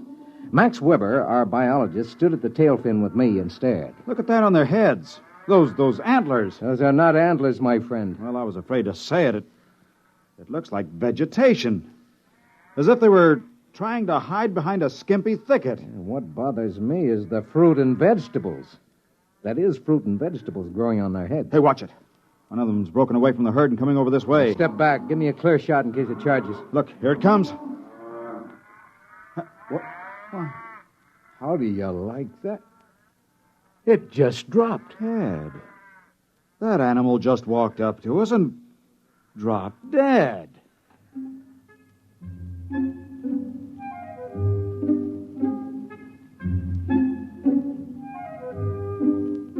We left the critter lying where it fell and started to set up camp. Carl Parsons, our ecologist, had the stove together and the supper started before the last tent peg was driven. I dug out my diet kit and mixed up my formula, and all of them kidded me about it the way they always did. It didn't bother me. Their kidding was automatic, and I had automatic answers. I know ulcers must sound silly and archaic. You ask any medic, he'll tell you they don't happen anymore. But I have a riddled stomach and a special diet kit to prove that they sometimes do. After supper, Carl Parsons, the ecologist, Max, and I dragged the critter in and had a good look at it. Hey, look at this, Ed. This animal's got different colored blocks on it, just like a checkerboard. Look at this one. Holes. Yeah. Just like one of those peg sets a kid uses toys. Here, look what I found out of that. I'll poke it with my knife. There. Looks like a bee. Well, it is. On top of being a tomato bush and a grapevine, this critter is a walking beehive. Why couldn't they be something simple? Yeah, it never is. You know, this is a screwy place. The critters? No, not the critters. The planet itself. Never saw one like it. It's positively naked. No trees, no flowers, nothing. Almost as if someone had said, let's make a simple planet. Let's cut out all the frills. Let's skip all the biological experiments and just work on the basics. One form of life and the grass for it to eat.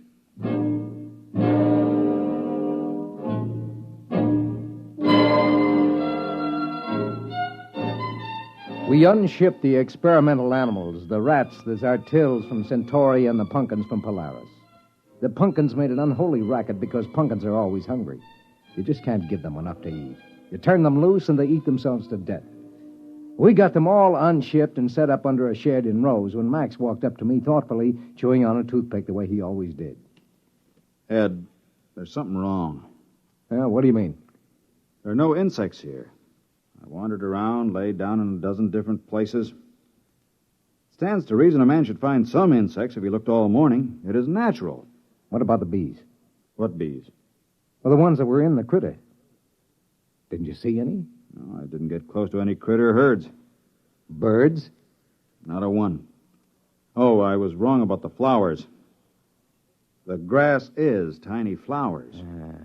For the bees to work on. Very neat, isn't it? I'm not so sure.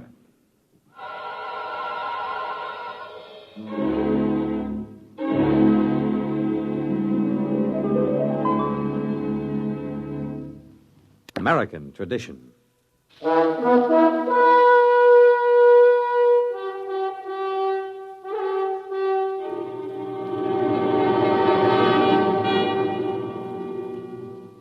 Now back to X-1 and the Clifford Simak story, Drop Dead.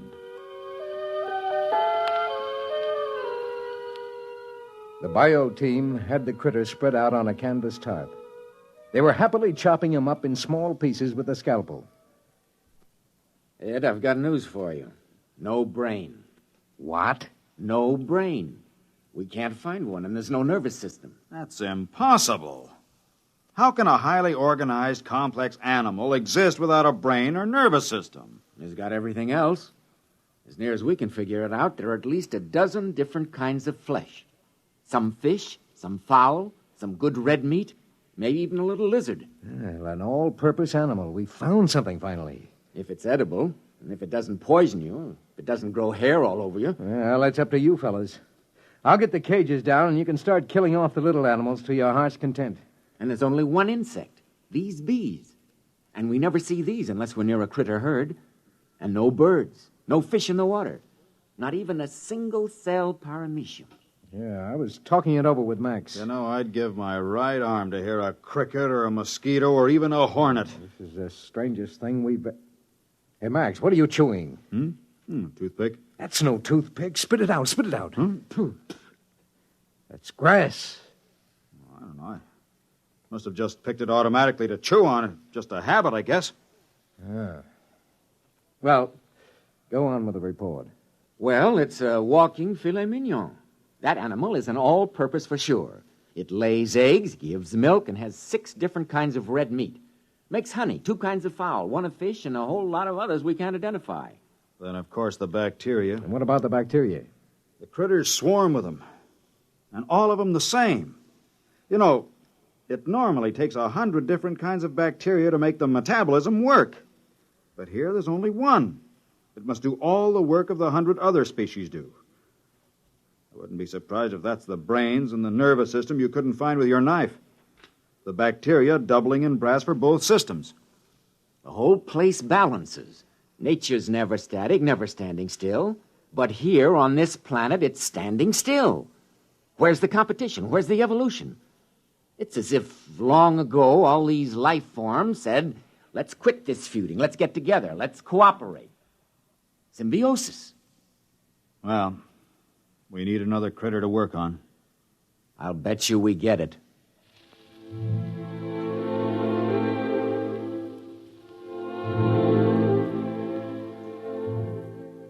Luckily, Max didn't take Carl's bet. Right after breakfast, the critter came in and died with a savoir-faire that was positively marvelous. We unloaded all our supplies and got ready for a long stay. We were feeding all the experimental animals on a critter now. The carnivorous ones ate the critter meat, and the vegetarians chomped on critter fruit and critter vegetables. They all grew sleek and sassy. We were sitting around after supper one night when suddenly we heard something. Hey! What is it? Listen! Thunder. Listen. I think... All right, quick. Everybody up into the ship. What is it? A herd of critters. Look, you see the dust? They're coming this way in a stampede.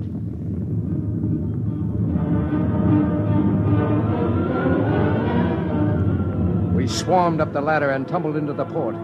Below us, the stampeded critters went grinding through camp. There seemed to be millions of them. They came pouring past for almost an hour.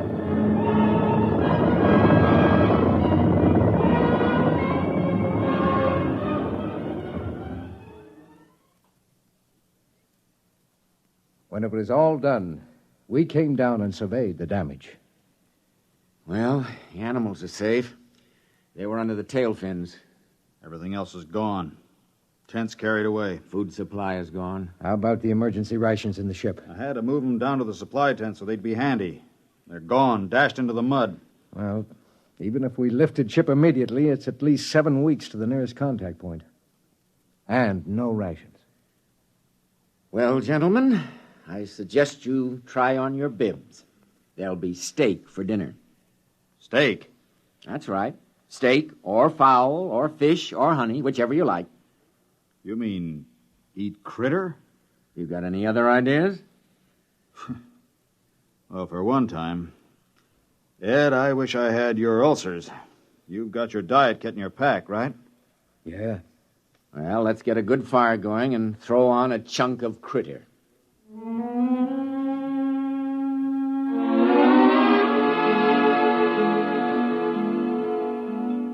The crew ate about a critter a day. They didn't seem to mind. Just at breakfast time, one would walk in and keel over. The crew ate like there was no tomorrow. I waited for them to break out in a rash or start turning green with purple spots or grow scales or something. But nothing happened. They felt better than they ever had. But then one morning, Max Weber turned up sick. Well, gentlemen, I've just taken a sample of my own blood. How do you feel? Lousy. I'm loaded with bacteria, critter bacteria.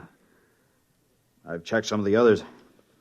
They've got a lower count than I have. Well, that figures. You got a head start. No. The rest of them have just been eating critter for a week. Hey, remember the day you ran out of toothpicks and took to chewing on a grass stem? Yeah. Well, we can't stop eating critter. It's all the food we have. Well, we might stop eating critter now. And there's my diet kit. We might make it home. Your diet kit wouldn't last us 3 days. I took a blood sample on the test animals. They've got a bacteria count almost as high as mine. Well, it doesn't make any difference. We still have to eat critter. We haven't got any choice.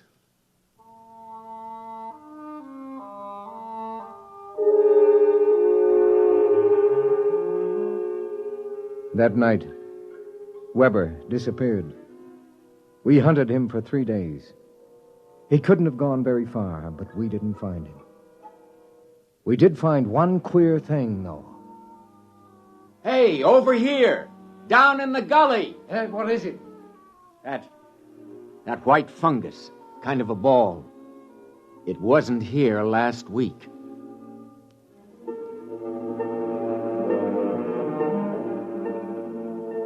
We couldn't find Weber. And then about 4 days later, Carl woke me up. Ed, get up. Get up. What's the matter? The animals, the test animals. They're encysting. They're turning into cocoons or chrysalis or something. What? All of the test animals, the guinea pigs, the dogs, they're turning into white fungus balls. Carl, the ball we found out in the field. Weber.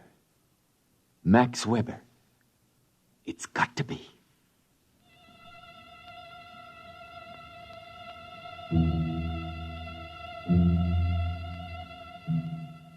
We had some trouble finding the place because the land was so flat and featureless. We finally located it just as dusk was setting in. It split. It looks like an egg after a chicken's been hatched. Carl? Well, what do you think? Look inside. There are 2 halves of that cocoon. Look at the marks.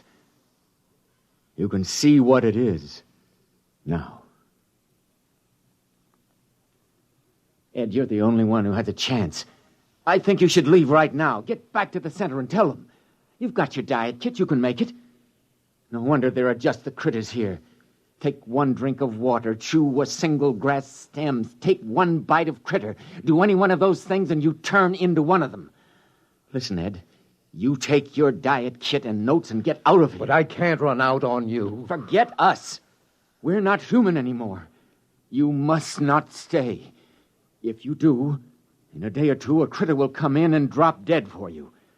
And you'll go crazy all the way back home, wondering which one of us it was.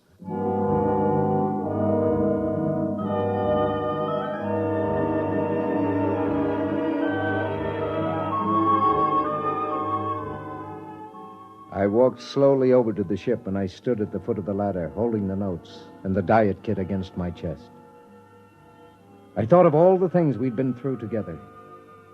The crew, how they'd always kidded me about the diet kit. I thought of almost 10 years eating that awful goo, and that I could never eat like a normal human because of my ulcerated stomach. Maybe they were the lucky ones, I told myself. If a man got turned into a critter, he'd probably come out with a whole stomach and never worry about how much or what he ate. The critters never ate anything except the grass. But maybe, I thought, that grass tasted just as good to them as steak or a pumpkin pie would taste to me. So I stood there for a while and I thought about it. Ed, what are you doing back here? Carl, I just took that diet kit and threw it out into the waste disposal unit. What are you talking about? My friend, I am very hungry. What have you got for supper?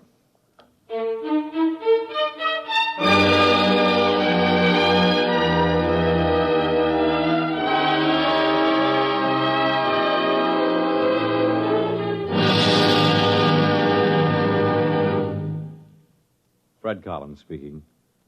Now I'll have another word for you about X-1 in a moment. Hi, this is Walter O'Keefe. You know, they say there's nothing new under the sun, and maybe that's true. But there is something new under the moon, and that's Nightline. In Nightline, we think we found the way to use the intimacy as well as the lightning-fast maneuverability of radio in an hour-and-a-half package of high-voltage, different entertainment. We found the way to make the airwaves your magic carpet to wherever big things are happening. Anywhere in the country, for that matter, anywhere in the world. Now, let's say that your favorite comedian is performing at a Las Vegas nightclub. He's packing them in, and you've really got to have connections to get a table. Well, Nightline is that connection, and your radio is your ringside table. More things than you'd believe are happening in the so-called still of the night, and Nightline is your line to exciting entertainment after dark. My feeling is Nightline marks a new era in nighttime entertainment. Tune us in every Tuesday, Wednesday, and Thursday, and you'll hear what I mean. You have just heard X-1, presented by the National Broadcasting Company in cooperation with Galaxy Science Fiction Magazine, which this month features Double Indemnity by Robert Sheckley. To commit the perfect crime, all Barthold needed was centuries in which to plan it and execute it, and an insurance policy with double indemnity. Galaxy Magazine on your newsstand today. Tonight, X-1 has brought you Drop Dead, a story written by Clifford D. Simak and adapted for radio by Ernest Kenoy. Featured in our cast were Lawson Zerbe as Ed, Ralph Camargo as Max Weber, and Joseph Bell as Carl Parsons. Your announcer, Fred Collins.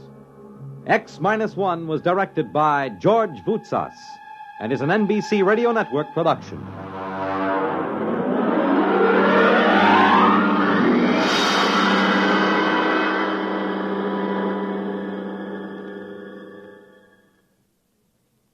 You'll be on the right line to exciting entertainment when you hear Nightline tonight over most of these NBC stations. Relax, unwind, and step into the golden age of radio.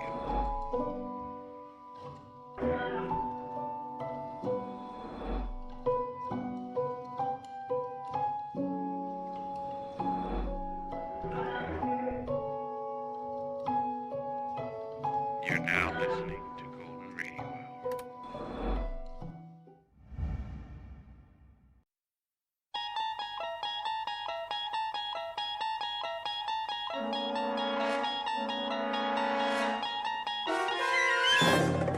You unlock this door with the key of imagination. Beyond it is another dimension, a dimension of sound, a dimension of sight, a dimension of mind. You're moving into a land of both shadow and substance, of things and ideas. You've just crossed over into the Twilight Zone.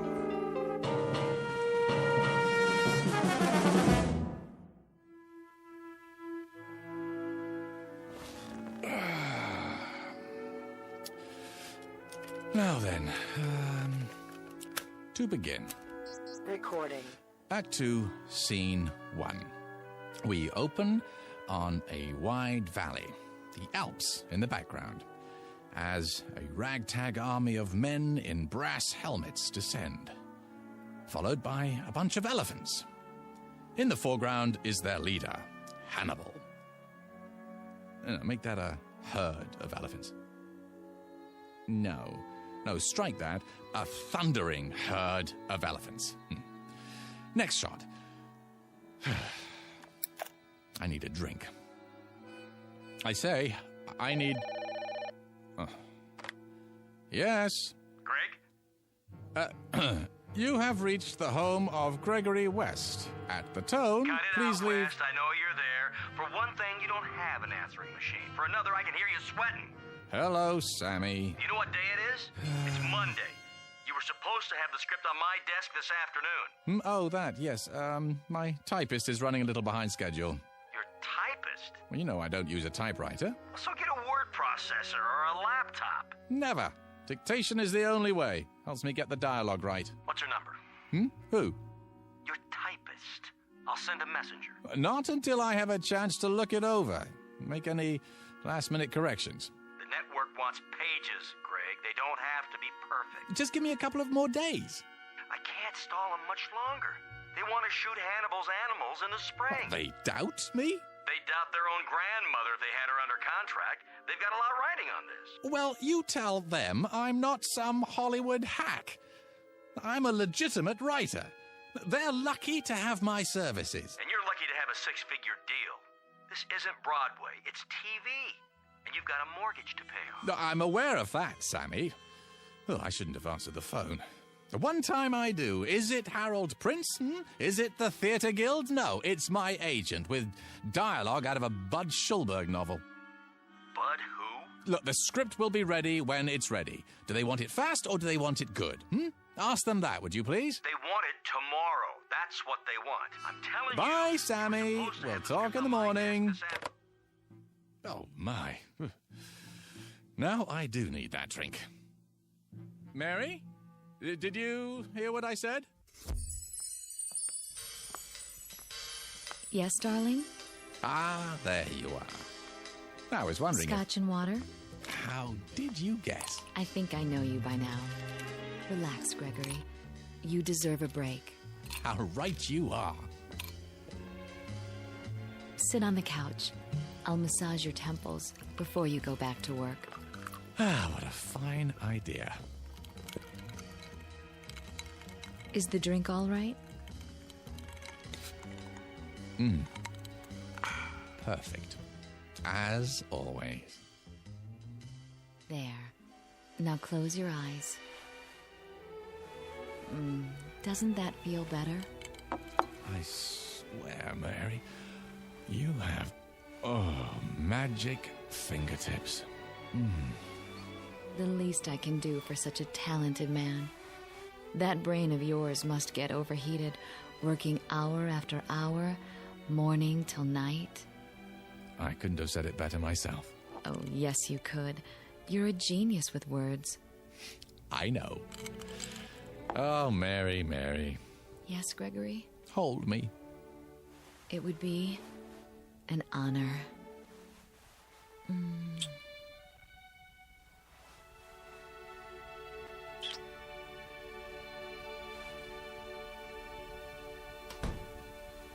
Who's that? Outside the window. I thought I saw... No. Gregory! Not Victoria. Gregory? She can't be home yet. Gregory! How dare you!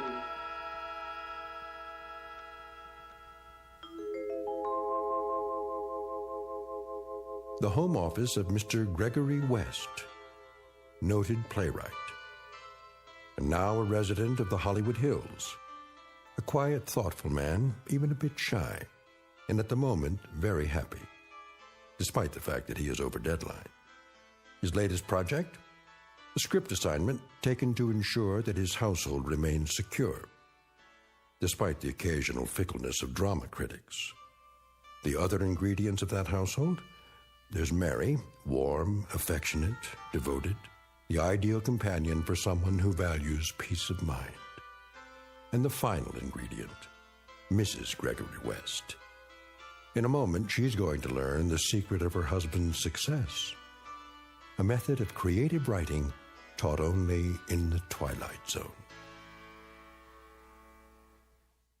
And now, The Twilight Zone, and our story, A World of His Own, starring Charles Shaughnessy, with Stacy Keach as your narrator. Gregory! Oh!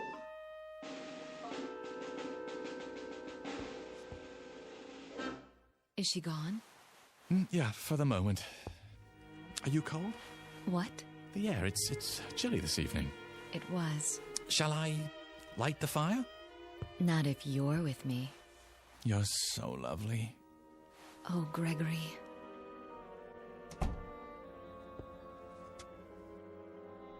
Don't worry just yet. Oh, Mary. Gregory! Unlock this door immediately. I'm sorry. Greg, not again. I have to, Mary. But why? You don't know what she's capable of. I know you have a woman in there. Open up. No, Greg. What else can I do? I warn you, Gregory. Oh, my. Are you so frightened of her?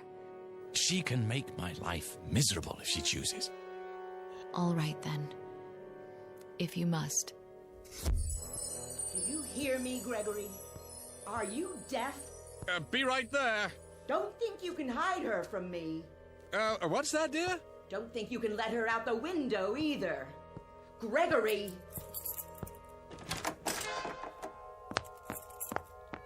Ah, I thought that was you. Where is she? Who, my dear? Not behind the drapes. I'm sorry, I don't understand. Under the desk? What are you going on about, Victoria? You know perfectly well. I suppose you let her out the window. But the window doesn't open, remember? Then where? Who? You little worm, you know who.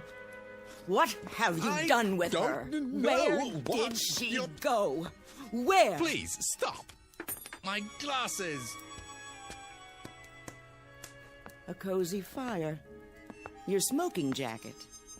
Oh, only because it's comfortable. You know I don't smoke. Of course you don't.